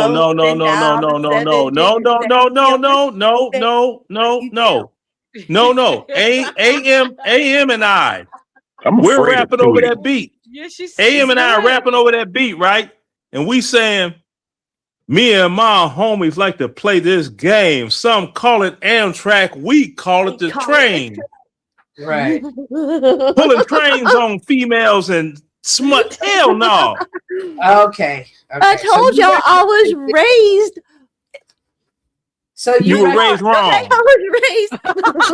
You were raised wrong. My mother was listening to this shit, okay? Yeah, you were raised wrong. Yes, I was. And also, You don't want to know the shit I witnessed growing up. Listen, I'm going to point Just something accept out, it. right? You were raised wrong. I think it also comes to the person, because I could remember a time where when I heard Nelly's tip drill, I was highly uncomfortable. No, dead ass. Right, and this was like Yo, as a you teenager. just got so New York, dead ass. But that's so simplicious. What up? You know, that's simplicious. Well, no. You, Hold on. You straight paying for it. She looking for the money. It got to be the money because it ain't your face. Anita. Mm-hmm. Right, and so I heard that song. I was like, this might be over the top. And I think what's happening now, people don't realize, is that the reason why India Ari came out and said what she said about this stupid. Good Lord. Well, no. Hold on. No, I'm gonna say this. What I think Throwback is cola. happening. What I think is happening is her point is leave strip club music in the strip clubs. No, I get it. I put it in CT's chat. I'm like, yo, because I don't listen to Young Miami. I don't listen to City Girls. So when they were talking about the song, I had to go and reference this new song that everyone's talking about. The fucking, God forbid, JP has his little girls dancing to on YouTube, for the love of God, bro. I was like, what does this even look like right now? This is so bad. You know, that I'm actually watching it. Going back to what I was talking to you about, Cynthia, about being in the mud with the pigs, right? I'm here enjoying it and saying, what am I watching right now? And I listened to the song and I'm like, have I reached a certain age where I don't get it? Yeah. Because I literally don't get it. But when you watch the video, RLM, can you not see that strip club music? And it just needs to stay in the strip club. It doesn't little need to girls leave the at strip 7, club. 8, 9 years old are dancing to it, bro, and doing a whole thing to it. I'm sorry, I'm not gonna stop listening to my Kilo Ali. It ain't gonna happen. Okay. If I could go into the doggone garbageness of rap after it left the East Coast, there was a hit record on Ice-T's first album that was total garbage. And I remember the lyrics. 1 2 to 2 2 3. I'm the DJ. I'm the rapper called Ice-T. That's DJ Evil E. Islam makes the beat. Your girl looks so sexy. I want all of y'all here with me. Come and do that stuff that your mama calls smut, girl. Let's get butt naked and fuck tonight. God damn. And who did Ice-T marry? Coco. Did you just not see her pictures of her 4th of July? Yeah, she's banging, bro. I want her doctor. No, did you see the original one that he had? That's what made the album sell. Shout out to Coco, the first bro. chick. I mean, the first chick. Yeah. And I'm like, the best shit he ever did was never he was with Body Count, though.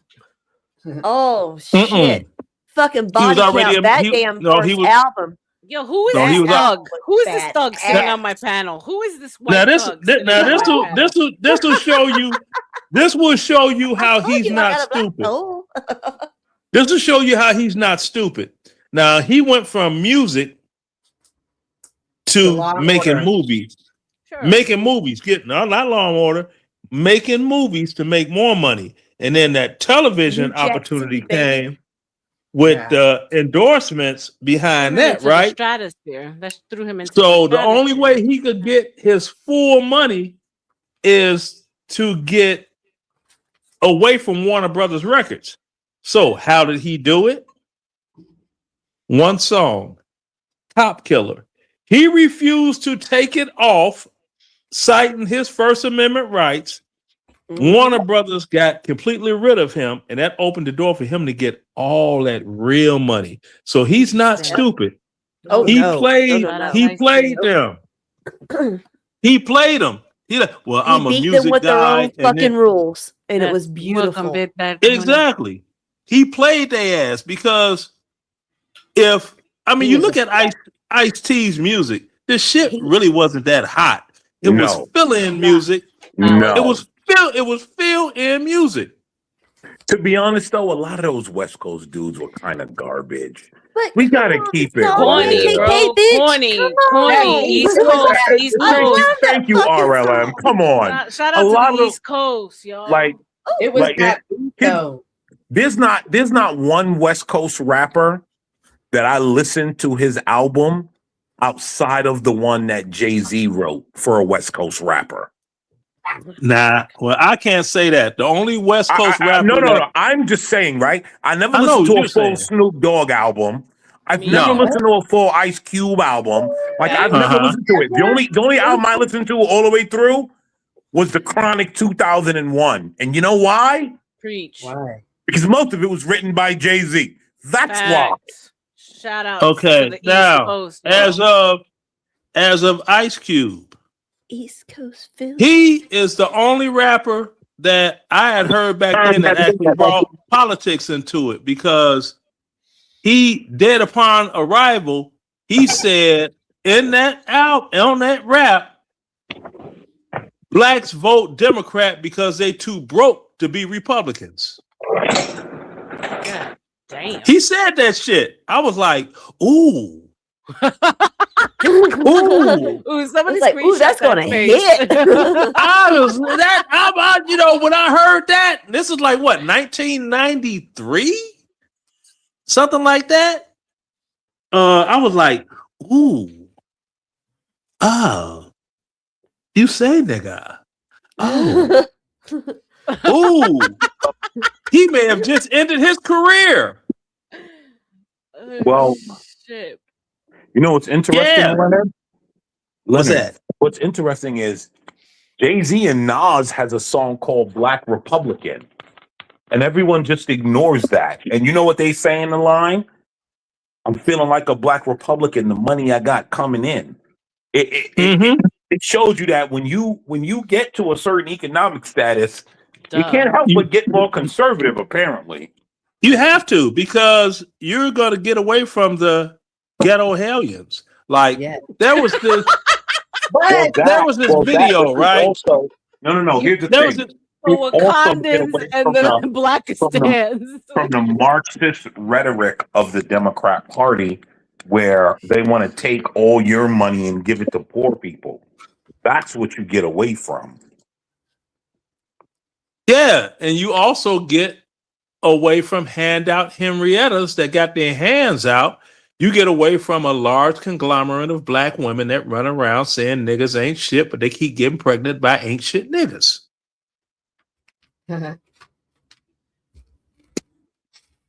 You know? And that's where you find your kinship with the fellow lame ass niggas, as we're called. Yeah, I worked with Timbaland when Dre hit his billionaire status when he sold Beats. Yeah. So I was a part of, like, because I did like his gifting, his private gifting. So I sent Dre a basket, him and his wife. I was like on behalf of them, whatever. And I was like, that was one of the first times of like the black greatness, right? When people were like, oh shit, like Dr. Dre just hit, like he just hit like billionaire status, like Beats, and it was this like thing, and you could see that, yeah, they understood that they had to leave the music industry, they had to diversify. And then they had to brand, and they had to become a brand, like Rockefeller, like I've been into the Rockefeller offices, Rockaware offices in Manhattan. Like I was just in New York with that time, that special time. That's why when we talk about East Coast, West Coast, I'm like, I just can't really, there's no fucking comparison, period. Yeah, you got, there was poets, there was actual writers dropping fucking bars. Yeah. But you got with the Beats by Dre thing, the beautiful part about it. Not beautiful, beautiful. You got to put the vowel on that motherfucker. Beats by Dre actually was a bootleg version of Bose noise canceling headphones. and he sold it in the nick of time to Sony. So Sony had to deal with the brunt of the lawsuit for the product. Smart motherfucker. Shout out. Genius. And you know what? And I can't give him credit and say that Well, you know who he told him to do that? orchestrated it. Jimmy I told can't him to say do that shit. Who? But I can't say he orchestrated that Jimmy shit. Hold on. Yeah. Jimmy got a bag off of that. But hold on, Leonard. I have to disagree with you, right? I have to disagree with you, Leonard, right? And here's why. Mm-hmm. When you listen to Bose, because I'm a Bose man. Me too. Right? So I grew up with my family having Bose in their home. Bose 601s, baby. Right? That's what my mama had on her Kenwood rack system that fucking was And so 5 I'm gonna feet say tall. this, right? Beats was not a knockoff version of Bose. No, I'm talking about the headphones, the noise canceling Bose Beats is headphones. trash, by the way. Hold on. Like shout out to him, but Beats are trash. The headphones. The thing about Beats is its name is actually what it is. It's just made for you to hear that boom, boom, boom, boom, boom, boom, boom in your ear. That's all it's made for. When you listen to Bose is well-rounded. Everything is even. It's beautiful. You can hear every note clearly. So Bose is completely Beats was totally made to be different. I like the skull candies because you can adjust your audio how you like them. Skull candies, I've never tried. But I understand what Lenny's saying. It's nothing that actually the quality. He's talking about the headphones, the whole movement of the big headphones, the Beats. What are we talking about here? Bose. But what are we saying though? Because like we're not talking about Vogue. We're talking about Bose. I have had Bose in my homes since goddamn. Lenny, the 801s and the 901s. And the thing that tripped me out with the 901s. Competition. No, hold on. I'm not doing that. I'm just saying with the 901s, they came with this weird like equalizer thingamahughes with it. They had to get hooked up because the 901s, they had 8 like 4-inch speakers, 4 on the top, 4 on the bottom. And then they had the it looked like the ass end of a jet engine. And those speakers were great. The 901s were on a pedestal and they sat on top of the pedestal and all that. And the they were the square. The backside looked like a chevron, and the front was angled, and they were terrific sounding speakers. Now you had some kids that went to like Mendel High School, one of them Catholic high schools. All the way back to the story, though, right? Because I think your point was that we're talking about Beats and the headphones, not the quality of the product. Hey, just cut me off and let me. No. Well, I still want to keep him on the original conversation, so don't take it too far. Right now. Right. Okay, with that, this is going right in with AM what he's talking about. This guy. Family bought him a Bose system to be a DJ with. Wrong. You don't use Bose systems for DJing. No. You use them for home listening. Bose is high fidelity. You listen to Bose. Right. If you're gonna DJ, you get Sherwin Vegas, Electro Voice, JBLs. That's DJ speakers, not Bose. JBL. Go ahead, Cynthia. So RLM, when you were saying earlier, like at a certain point, they left the music industry and they made the better choices. I see that. My personal view on that is they got deeper into the cabal. They got deeper into it, and part of getting the break off of it is that. So I never like it. To me, it just shows like what they'll do, and you can always tell who it is because it's the new it person, Tiana Taylor, right now trying to come up. Tiana Taylor is an interesting story though, because she was born into a music royalty. So Tiana Taylor? Is she coming up, or was she groomed for it? Wait a minute, Tiana Taylor? You mean the one that ate Sean Penn's ass out on that movie? What? What? Tiana Taylor did My Super Sweet 16. She comes from a music family. Okay, so we are was talking about born the same one. She's banging. Her body is stupid. Yeah, and she mimicked eating Sean Penn's groceries. I don't know about her eating Sean Penn's groceries. All right. Look at the movie before the last one. She just got a Netflix one that dropped. It's called the Rip. Oh my God! Don't let us go, Leonard. Stop. Hang on. So, did she come from the Winans? She comes Which from family did she come from? music royalty. Let me. No. Is it the Winans? It might be the Winans because the Winans have a stronghold in the music industry. You remember when you're talking music royalty, Winans? you must give a name.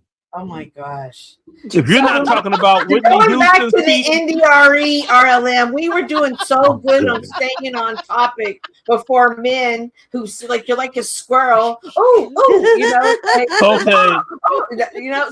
NDRE had one album that was bald. It's not about the album. It's about the message she was saying. It's about the message she was saying. I am not my hair.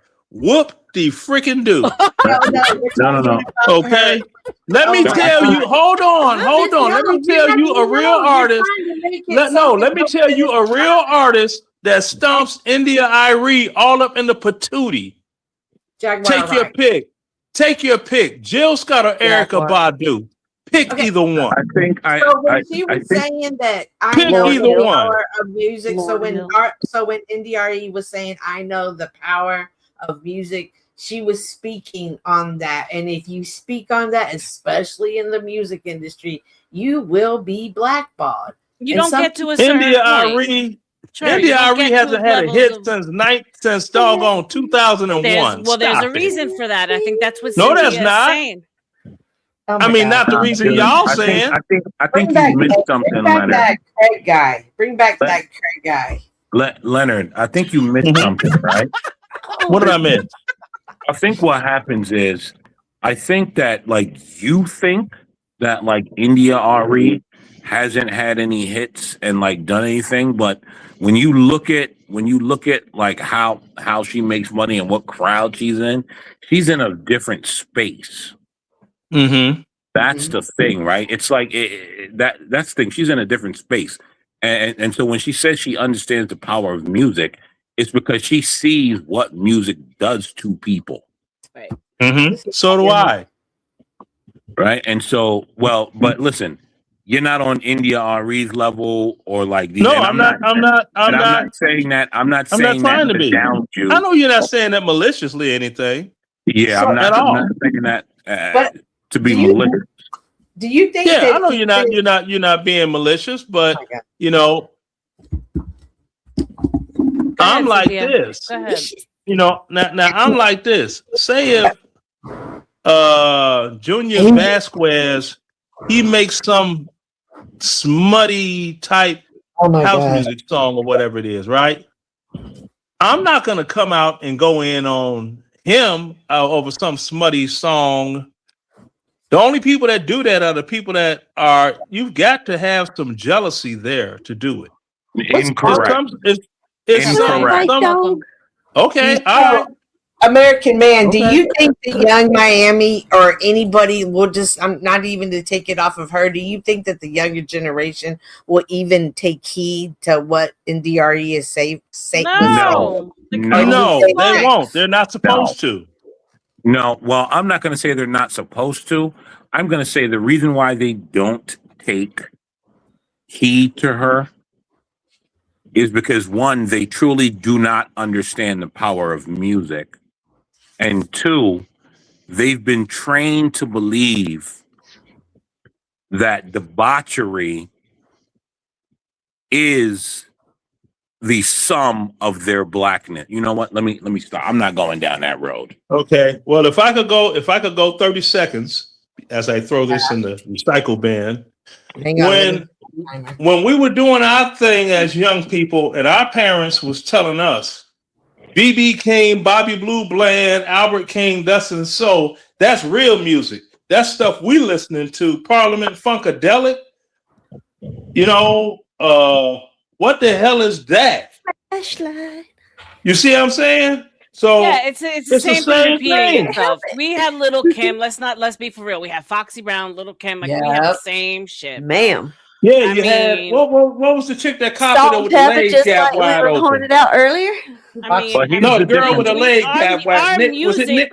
R&B created the simp epidemic that we live through right fucking now, yeah? But here's And the then you difference, RLF. don't go chasing waterfall. We had, I don't want no scrubs.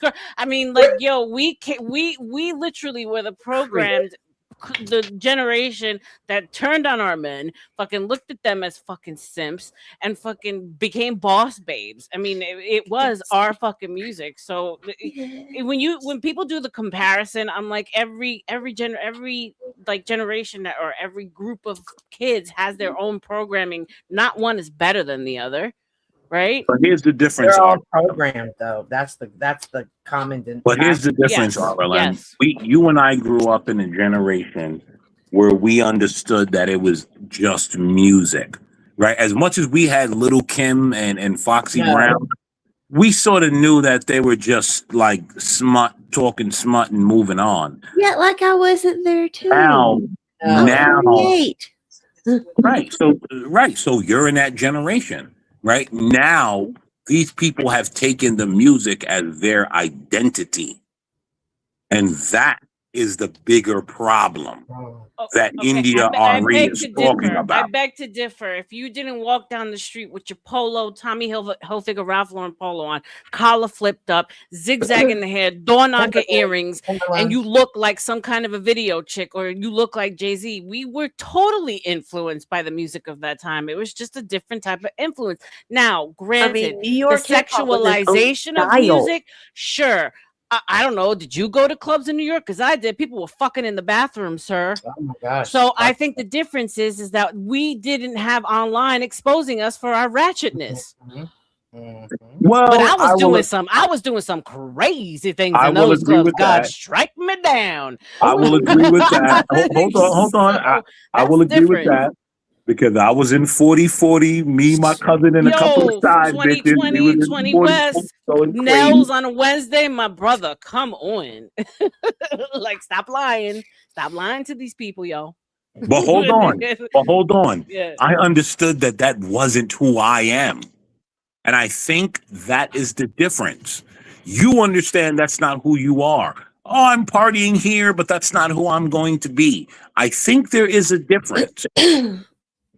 No, I think there's a difference. What we did have? We had the introduction of Club Kids. We had the introduction of Party Monster.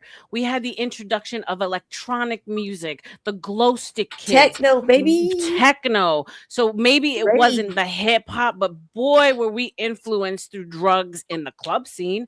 Leonard can tell you that, the creator of house music. Rock and roll. Oh my God, sex, drugs, and rock and roll. Ever go to the tunnel on a day when it was like the weirdos that were doing all kinds of fucked up shit? Back when Donald Trump and Mike Tyson was at the tunnel, that people act like they don't understand. And we were 13, 14, and 15 years old in these clubs now.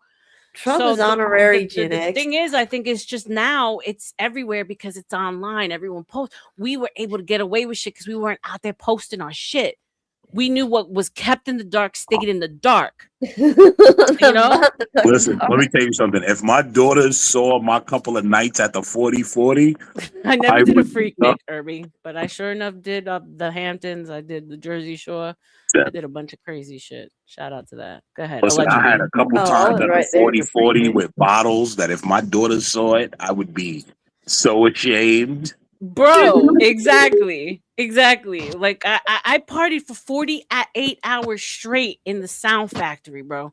You don't do that on water and booze. Hell yeah. Factory. Sound Factory, aka Pasha. I did 40-hour stretches up in that joint. I came out and I was like, to the sun. I fucking And that was smuggled ecstasy into Las Vegas during Memorial Day weekend, like on the flight. Allegedly. And that's the thing. In Minecraft. RLM. That's the thing. Like we had it was like liquefied. I think it was GHB, and they would mix it in. They would mix it in with the drinks when they bring the Kool-Aid out, and put all the fruit, the grapes, and all of that for the table with all the fruit, and we would be eating that, and the club would have this unique aroma, and everybody just loved being on everybody, like real close physically, and all. Man, we was having. Are you kidding me? Man, if my kids knew what was going on in the early '80s at them clubs in Chicago, let's not lie to the people. They would have been like, Dad, no, I don't know what you're talking about. I never done anything. I've been an angel my entire life. And let me get a number 10. I've been an angel my entire life. I don't know what y'all talking about. Allegedly, in Minecraft. Allegedly. Yeah, that's you, because it's some that it was like lost their virginity in the music box on 16th Street. Yeah. And they also had a place. They had a place on 13th and Michigan in Chicago, right? And one of the DJs, Jesse Saunders, he's supposed to have been like chaperoning Lisa Ray of all people. It was called a Playground. You could always find her nearby in the back seat of someone's car on 13th Street, east of Michigan Avenue. Oh yeah, it was wild. It was buck wild. So I think you guys are different. Getting it in. The music that I grew up listening to, we more were pushed on being drug dealers and not drug users. So there was the two ends of the spectrum, right? So you had the party kids who were doing the drugs, who were doing so many drugs. Holy shit. I remember, like, allegedly in Minecraft, they dumped out everything into bowls and they would call them party mixes. And you just grab shit and just throw it in your mouth and see what happens. Oh my God. Like, it was insane. But you got to remember, Cynthia, that we weren't looking at drugs that had fentanyl in it, that were laced with things. I mean, as bad as it sounds, it was a lot safer. Right, so like it was like a summer of love type shit where everyone's like dancing. I mean, was there a lot of fucking happening? Sure. Was there a lot of like debaucherous orgy type shit? Yes, absolutely. People weren't zombies like hung over in the fucking street. You know what I'm saying? It was different.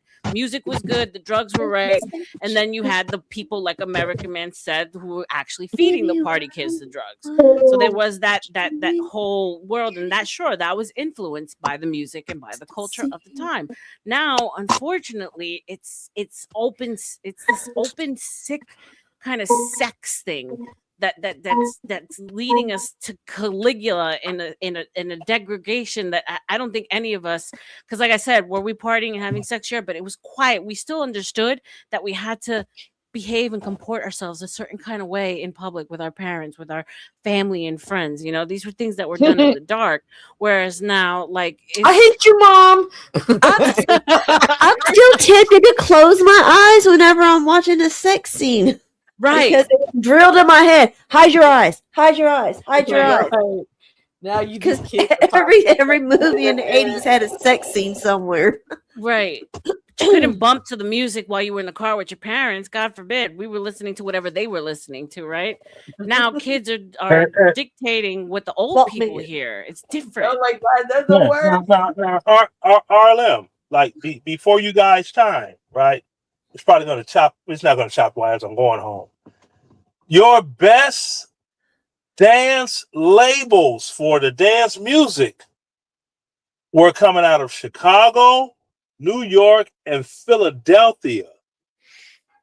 I mean, come the hell. That was you went to a party back then. They played Bad Luck, Teddy Pendergrass. Oh, it's game over. Love is the Message, MS, Mother, Father, Sister, Brother. You can still play that song today. Literally anything that was put on West End Records that Larry Levan mixed, or South Soul, which was out of New York, or Emergency, or Prelude, because that's the one that released a little bit of jazz, and D-Train, all of that stuff. Oh man, talk about a time. It was a great time of independent record labels that had nothing to do with the majors. Sure.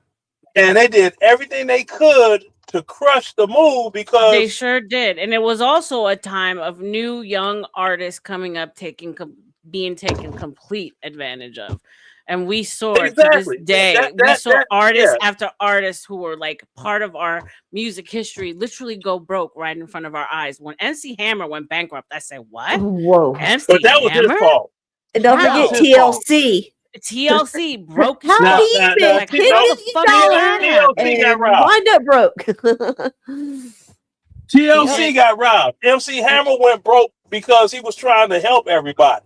Yep. Oh, that's that. He had everybody in the neighborhood employed. Yeah. That's that nigga mentality, right? That's why poor stay poor and the rich stay rich. He was trying to. We always try to.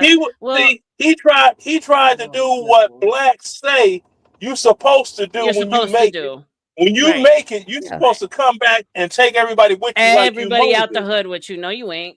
No, you motherfucking ain't. I'm not even. I'm the one with talent. That's you. We'll see you. I don't even want the women. I'm sitting here like, you know what? You used to call me Lynn the Nerd. So keep it moving that. Keep me at being Lynn the Nerd. Because you are a ghetto hellion. I'm like, you're a ghetto hellion. And say if I mistakenly get her pregnant, now I've got that contaminated nigga DNA in my bloodline. And I'm not happy. I believe the I'm not having it. No niggerism in my bloodline. Fuck that. Hold on, Leonard. I believe the term is coined. I'm sorry. I get survivor's guilt. Sometimes. Survivor's guilt. Yep. Right? That's the term. Now I tell you this. I don't have survivor's guilt. No. Right? I don't have any of that. Listen, whether I'm rich or poor, I'm not helping none of you people. I'm shaking you off like a bad rash, or like an STD that I caught on the weekend. I'm shaking you the fuck off. None of you people. Listen. I get rich tomorrow. Y'all gonna be like, yo, what happened to American Man? He ain't never gonna see me. Right, your families will be the worst ill wishers on your ass, coming creeping around the corner trying to take every goddamn thing that you have. Nah, fuck around by now. Listen. There's a couple of see you in the next members, life when we're both chickens. There's a couple of family members, that you send a check to, and after that, whatever you do with that check, do with it. Don't look at me anymore. I gave you what I can give you. It's interesting. Like I told you, I worked privately with Timberland and Monique for years, and I would go to the family cookouts. Right, I was there, like I was in the family, fully embedded, and you see just like the whole family coming through, and you see you just see the burden on the man's face, because you could tell clearly that he's the one person that made it. In like, how much is this shit? Everybody in those cookouts, sure enough, came out the hood, crawled out from under a rock just to come to Uncle Tim's house.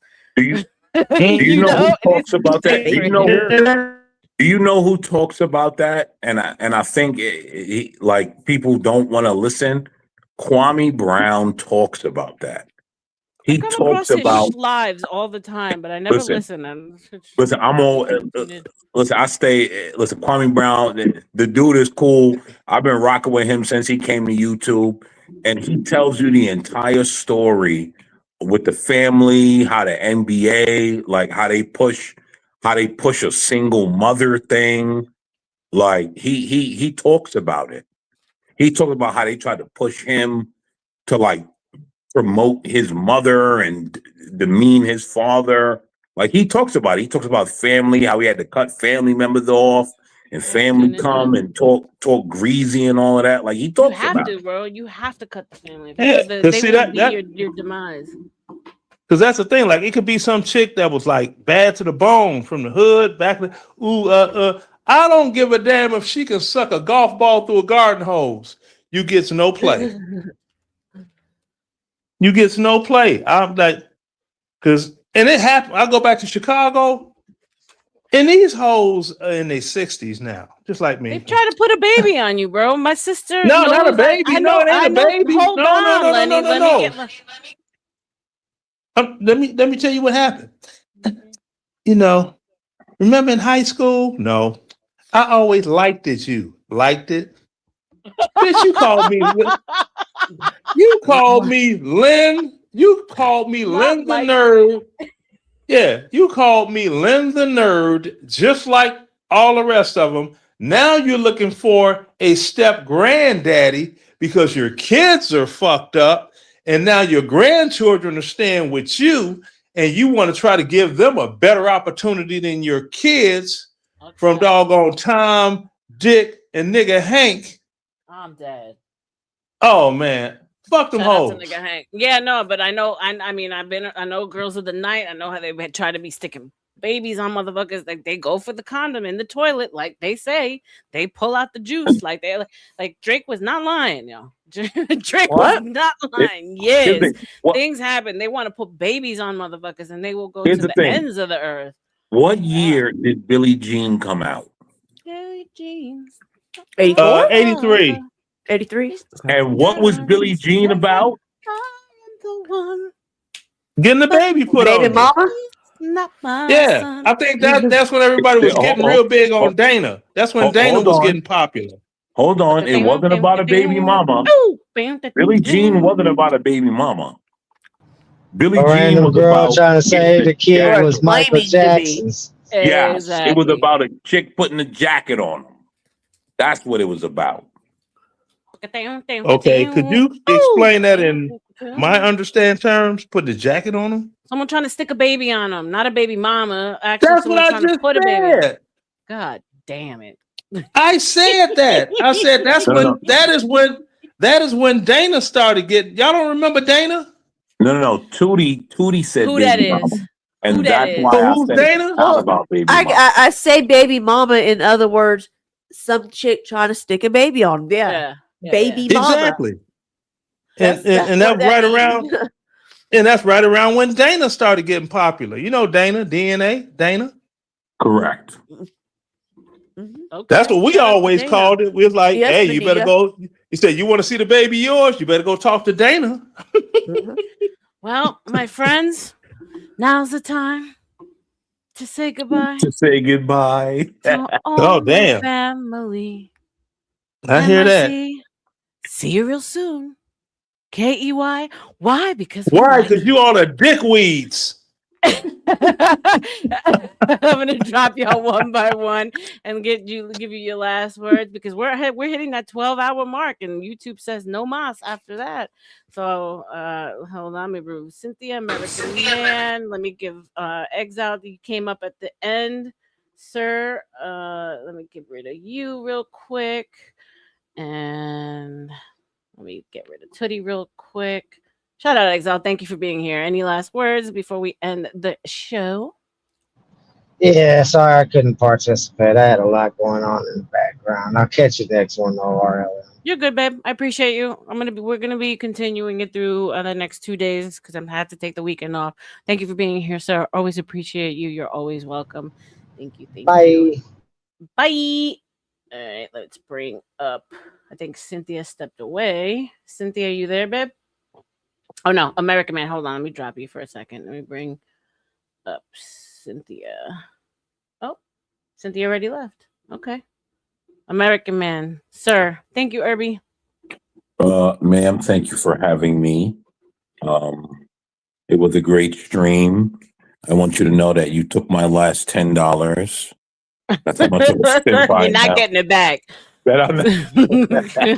And don't try to do a charge back. What's up, Ross? Thank you for coming back, my love. That's how much of a simp I am that I gave you my last 10. I now have no more money. But good stream. Thank you for having me. And when are you coming back? We're gonna hit it again tomorrow. Mañana? I'm going hard in the paint, so I'll be back. Will I do another long stream? I don't know. Today was such a banger. It's hard to top it, but Tootie will hold me accountable. I'll be back tomorrow for sure. And how long are you gonna be Probably off? not going to start as well. No, I'm just taking the weekend, so I'm taking Sunday, Monday, and Tuesday. I'll be back on Wednesday, God willing. Okay. Well, enjoy, have fun, and I will see you mañana. Okay, baby. Thank you. Good night. God bless. Thank you for the Good night. dono. Leonard, you came in late. I was summoning you all day, but I appreciate that you stayed away because it wasn't a topic you were interested in. So Yeah. That I don't get on to disrupt somebody. Hey, I'm going to text you a video of Tana Gardner. Now I don't know if you remember this old song called Heartbeat. And they used it for that song Hot Stepper. Here comes the Hot Stepper, murderer. I'm the lyrical gangster, murderer. Right. Now they Still living like that. Hell yeah. Yeah, they sampled that from a song named Heartbeat by Tana Gardner, right? Her banger was Work That Body. I'm going to send you that video. Cool. That song, you put that song on, that bass comes on. Don't. Everybody be like, oh.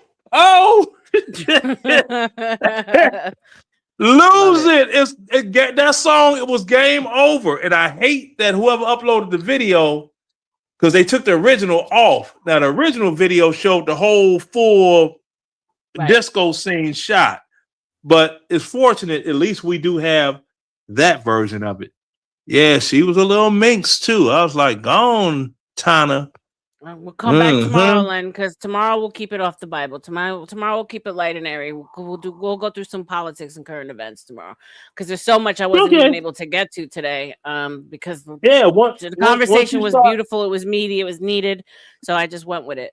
But definitely, Tootie, we still have the cruises to cover with Tootie. We have the fires with Snow. We have current events. We have politics. We have what's going on over in Iran. So we'll do that tomorrow. Simon, my love, I'm ending the show. Thank you, Lenny. See you tomorrow.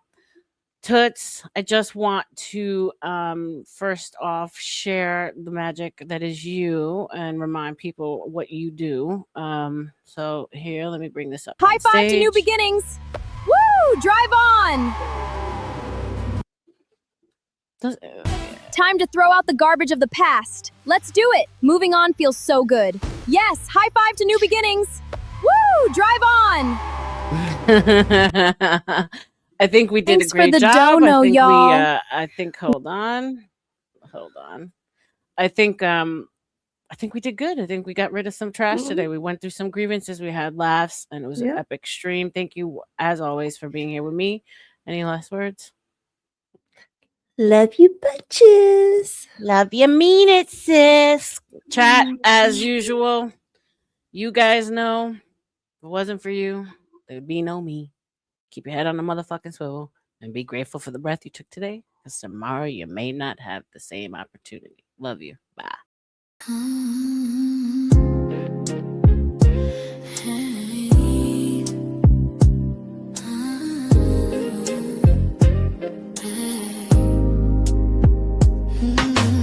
Late night glow from the studio light, silk voice drifting through the midnight. When she walks in, every head turns slow.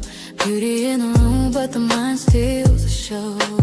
Conspiracies whisper through the mic tone. Psychology breaking down the unknown. Politics, love, and mythology. Every page turning curiosity. Open up the book of RLM. Every secret gotta look again. Late night minds when the truth begins. Turn the page in the book of RLM. Yeah, they watch what they listen to. Every chapter got a different view. From the heart to the mind within. Turn the page in the book of RLM. Classy aura, but the tension's deep. Questions that keep the whole world from sleep. Religion, love, what the truth might be. Every story got a mystery. Eyes on her, but the mind pulls in. Every word like a velvet wind. When the night gets quiet again, they come back to the page within. Open up the book of RLM. Every secret gotta look again. When the truth begins, turn the page and